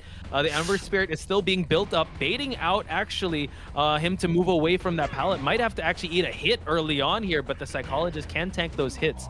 So far, so good on the side of Perseka here as he tries to hunker down and zone in on Paul Blems. Perseka did a really good job, especially with the red light trick there too. We do see Persona side, it was instant attention here, so we're going to see if we can get as much chair camp here as possible. The first hit there was great, but once again, you're against a psychologist who is triple hit scenario, so you will be forced out of your embers here. Chair camp might not be the best, but at least second hit will register 60 seconds in towards the game, and we do have under puppet here to catch up if Problems decides to rotate out of this area. We do see you as well, he's trying to be very careful, but even with being careful here, we did not get a throw over the wall right there, Sally. It will be blocked by the tree. Yeah, I like how Paul Blems was kind of baiting that he's going to go one area, but tried to swing a little bit too early. Can Paul Blems get to a good spot here? Unable to get to a windowed area, and Perseka able to cut out the distance from Paul Blem's kite. All things considered, that was a 1 minute kite on Paul Blem's side, allowing the Cypher progress to happen. And this is kind of scary because you have an Explorer out in the mix, so it's going to be tough for him to kind of control the early game because you have that constant Cypher pressure. Roland now is making his presence felt here as he tries to make and close some distance to go for this rescue, while the Explorer still adds more pressure. Yeah, Explorer is also trying to make his way into... No, he's not. He's going to pick up a page that's nearby, but Explorer does have a tie turner effect as well. During the teleportation time of the doll, as we did see as well, when you teleport towards Helenberg's doll, you will face towards the next nearest survivor, and it was towards Explorer. But of course, Explorer being able to get this backdoor rescue here, Sally Perseka didn't realize that there was someone in front of them just there right after teleportation, being able to get that hit, and now you cannot teleport over because of the long walls here once again. That is absolutely brilliant right now for Paul and Blems and for the survivors to buy even more decoding progress. Can I just say RVL is just so good at baiting hunters or just spreading the attention out real thin for them to go for backdoor rescues or backdoor Cypher pops, because that is one of the keys to victory in their previous matches, and the fact that they were able to get a sneak rescue there was insane. Now forcing out the blink here, but we do see that Paul Blems does have access towards this window, so continue on with this chase. We're going to see him drop his Ember Spirit here just for him to add a little more pressure onto this palleted area and force Paul Blems outside the factory. Didn't get a hit right over the pallet right there, but thankfully Psychologist is going to be able to vault over that and take the window speed boost here as well. We do have another Phantom here left to use, but does that matter much? No, it doesn't. The Phantom's going to go towards the backside, getting rid of the pallets instead. Psycho being able to rotate towards another new pallet area. We do see as well Explorer with a 50% page there. The beautiful pallet stun coming from Mercenary. That was out of nowhere as well. Definitely just spreading the attention out thin for Perseka here. We do see that once that Cypher reached the 50% mark, the Explorer could actually hit the page onto it for him to go for that pop, but no, we're actually going to wait on the 90% mark, so that Cypher is as good as primed once the Psychologist does get hit. We are seeing some support coming out here from the Mercenary as well. Perseka just going to get that hit and the pop. Beautiful timing on the side of the survivors here. A 4-person endgame for RVL survivors. This Helenberg pick actually wasn't bad for Perseka since we did get a 90-second down, but sadly the backdoor rescue did change the whole game around, allowing Psychologist to buy so much rebound kite containment. We do see here as well Roland currently being the main base as the Mercenary, but Mercenary with triple elbow pads, he can just elbow pad away from this area, but Roland seems like he will not be able to react on time. Most likely because of the fact that we don't have the tension, so we are going to be able to take that hit as Dungeon is near Bindle as well. The Psychologist is going to be able to get out on time, and we're going to be able to take the Dungeon here from RVL Survivor side. It's been 2 years since their last defeat, and Rivals once again will go unrivaled. Let's congratulate the champions of our IVT 2024 summer. It will be given to Rivals. Incredible performance all throughout the tournament. Again, a great consolation prize going up to MST, fighting till the very end, giving us some excellent showcase matches. But we got to give our flowers, we got to give our congratulations to Team Rivals. I like how you said that, going unrivaled in this matchup, again, staying ahead of the pack and being the head of the table here in the NAEU tournament. What an amazing performance, an entertaining match, and like you called out, Perseka having an good early game was actually really good. It's just that towards the mid to late game, once the backdoor rescue happened, it kind of went sideways on his part, and it was just a little unfortunate, like you said, the walled areas there, unable to get his puppets thrown for his map pressure to be felt by the survivors. Yeah, definitely. But like, even with that in mind, right, we have seen as well how strong a Hellenberg can be against the current meta here as well. You know, getting that 90-second down is already an amazing feat, especially against a triple hit psychologist. But sadly, the fact that when we teleported out, we didn't realize that there was a survivor right in front of us, even though it was indicated to us. But of course, we do have to give the huge random applause to Persica right there, being able to show us such brilliant performance. But Rivals will be the main highlights for us today as well. As we've said before, 2 years since their last defeat of IVS 2022. And throughout these 2 years, they've been showing us consistently brilliant performances. Right, they've been stuck through thick and thin, and with Sprinter, with Schmitty, Roland, MyLeg, and all the other survivors and coaches in mind, they have shown us so much more improvement. They've been able to show us so much more, great matchups as well. Right. And it's not only that; it's also the fact that they managed to defy our expectations of how well an NAEU region team can be. Yeah, and I'm excited because the fact that they were able to go up against a team like MST and take it all the way to the fourth round shows that, you know what, since that RVL is kind of leading the pack, it's kind of raising the other teams to level up their games too. And I think Schmitty said it during the interview, like it only helps if more teams like improve. Like the whole NAEU scene is slowly improving. If a team like that, like if Perseca can get a 3-person elimination on RVL, that means they were able to do it for a Koa-based team, or a team that was able to defeat or get close matches up against international teams. So I think it's great that, you know what, RVL is leading the pack, but they're also helping elevate other talent as well and helping elevate the competition. And it's great to see household names like, you know, Team Ace, also like Ling, Mushin, all those guys. But now we can put on the IVT Hall of Fame Perseca with how well he was able to play that game, and also Team MST for them giving us an amazing performance.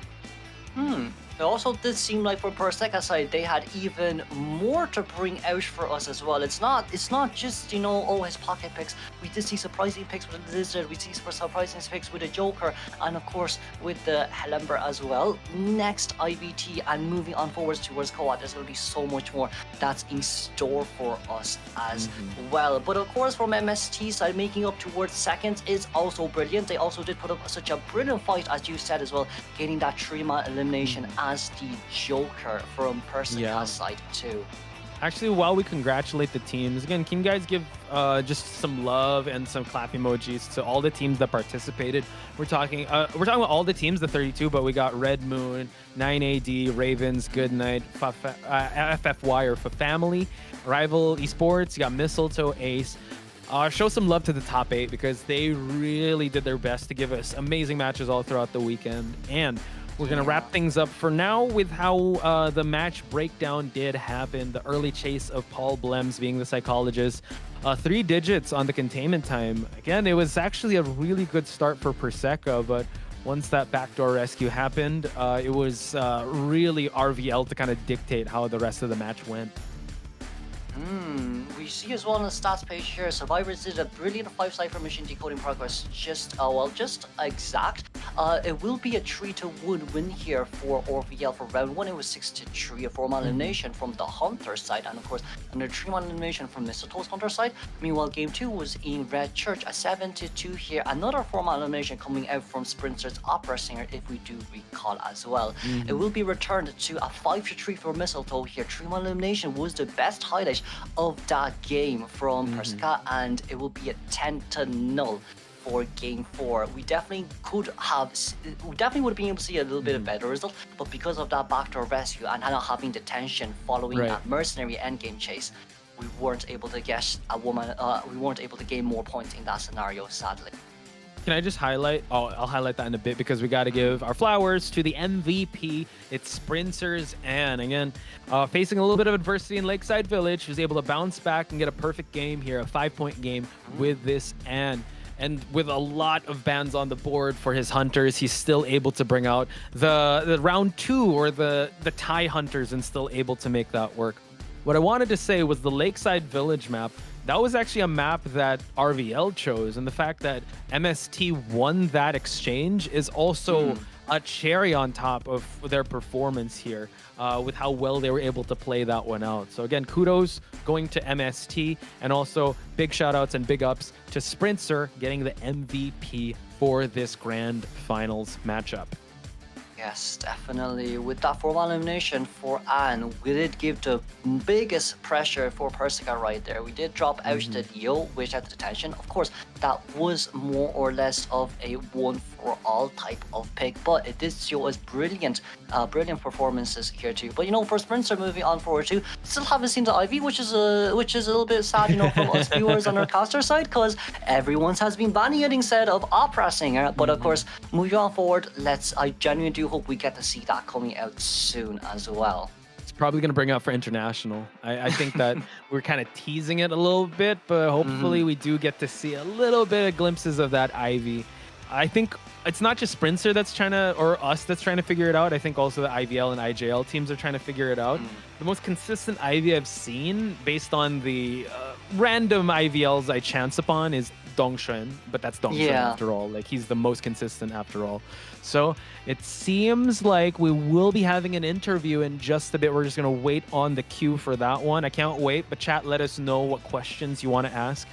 Team RVL, Kuro, what questions do you want to ask? Because we're about to head towards the interview, and it is none other than the captain himself, Schmitty. Schmitty, first of all, congratulations on a well-thought-out battle. How are you feeling after that incredible performance? Very tired. It's 2 a.m. Aaron, it's 7 a.m. He's been up since 8 a.m. Wow. So, very tired, but we are excited, and yeah, just words can't describe how we feel, but yeah, very tired. Yeah, I can imagine. I can imagine. Kuro, any questions to ask our captain? Definitely. I guess I do want to hear a little bit of the backstage when Sprinter got that format elimination. How did we as a team felt during that exact moment? Were we on VC screaming, shouting, or was it just like, oh, a sigh of relief saying, hey, Sprinter's got this for us now, we just need to guarantee this one-man escape, or, you know, a four-man escape, as you guys have done? Yeah, we expected Sprinter to four-man, so we were happy, but again, we're super tired, so we're exhausted. Of course, we celebrated, but we had to lock in and like, we have to get at least one. So yeah, we were very, very ecstatic when we played RM. When we beat RM, I was jumping through the window. But for this match, it was very more tiresome, and yeah, but yeah, we were happy. Yeah, but well, I mean, I can imagine, you know, it has been a long day for each and every one of you, so we won't keep you as long as possible. But I just do want to get your quick take on this tournament and how you feel like the level of competition is, and how does it feel, you know, representing rivals now? You got to feel really happy that first tournament out and you guys get the first place spot. Yeah, this tournament was fun. It's good to see competition's rate rising in NAEU. We had to really try hard this tournament, especially with the likes of Ace and RM. RM being a phenomenal team, by the way. Can't give enough credit to them. And the next tournament, CH4 should be playing as well. And unfortunately, the OM match was not streamed. Obviously, OM being very good. So I'm glad that the competition is raising. And rising in the server, so it's a good thing to see, and it's good that we were able to win our first tournament sponsored, so hopefully we'll be able to show the world that NAEU can do well, and hopefully we can show that in IVS. Well, let's go. Kuro? I would say, you know, we have already asked Roland of, you know, your words for the fans, but I guess what I will ask instead this time, instead of the fans, what will be your supporting words or words of encouragement for all the other teams moving forward here as well, since, you know, you guys will be the one leading NAEU for our region here as well. So what advice would you give to them as one of the, you know, leading teams of our region? Yeah, I think just keep up the good work. There are a lot of teams with a lot of heart, GSL being one of them, RM being one of them, MST is very good, RV, we all know RV. Just keep up the work, keep practicing, and you can dethrone us, and you can, you know, make it far. Co has 2 teams, not just one, so don't give up the fight and keep pushing every day. If we can do it, you can too. all it takes is a little effort. All right, let's go. Schmitty, thank you so much for the time. Any final thoughts before we head off to bed, real quick? Any thoughts for the people watching? My leg wanted me to say his favorite streamer is Kiro, so I was forced to say that. Thank you. And we love you. Well, both. you're hold at gunpoint now, but at least you're off gunpoint, thankfully. But yeah, thank you guys so much for all the support and love. We listen to everything, so we do appreciate it. Schmitty, thank you so much. Yeah, you are the man. You go get some rest. Congratulations once again, and go celebrate with your team. All right, thank you. Will. Thank you. Thank you. All right, bye-bye. Bye-bye. And just like that, Kuro, we've finally hit the finish line in this tournament. Let me interview you. How do you feel now that we've kind of crossed that finish line of IVT? These were really interesting matches that's been brought up, except for especially with the finals here as well. You know, the Clown, we've seen Lizard for semi-finals, of course, but I'm sure there will be more to come as well. I would say as well, very, very, very encouraging and good words there from Schmitty too. A very nice encouragement as well, and you know, with the fact that hey, as long as we keep pushing as a region and as a team, anyone can make it. Even Schmitty highlighting that hey, you could possibly dethrone them too, which yes, might possibly happen, but that does not mean they will let their guard down against anyone in our region too. True. I like how they welcome the challenge, because it's not just them versus everyone. It's NAEU representing, like he's thinking the entire region, and he gave that message to keep on trying, keep on working hard so we can help each other and have these amazing tournament results. So once again, folks, here we have it. Again, an intense performance between Red Moon and RVL, ending in a 2-0, and then a barn burner of a match between Ravens versus MST, going up all the way to overtime, but MST ultimately taking that victory. And here we have the best of 5 series. Ultimately, MST getting 1 round in, and RVL taking it 3-1 for them to call themselves your IVT Summer 2024 champions. Definitely yes, but we did see as well with the semi-finals there from the other 2 teams, because highlights will once again of course be Ravens versus MST with the triple back-to-back tie game. Yeah. Well, maybe you could say 7 back-to-back tie games, because you were officially baptized in the OT crowd for the OT shift when it comes to commentary.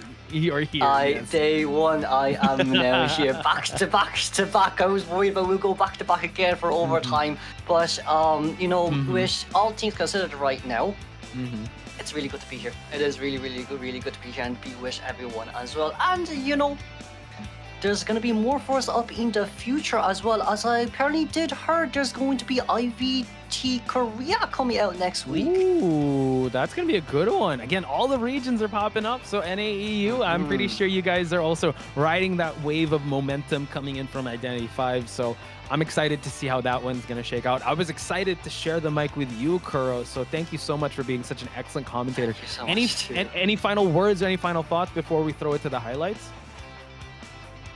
Please support the commentators and the casters on the backstage, please. We've done so much of a hard work, and we are very glad and appreciative of everyone here supporting us as well. We'll be hoping to see more highlights coming out soon. I'm quite sure, you know, with the IVT Korea coming out next week, it might be IVC and IVT Southeast Asia, if I'm not wrong, if that's the case, and then following up will be IVS. There's going to be more to come. There is going to be more performances to see as well. So, of course, for everyone, stay tuned, stay safe, and drink lots of water. Go. With that being said, folks, support your favorite teams, support your favorite players, support your favorite content creators, follow Shooter Gaming on YouTube, and just have an excellent day wherever you guys are in the world, and of course, play some IdentityV, folks. That's it for us. We'll see you guys on the next one. Bye-bye. Bye-bye.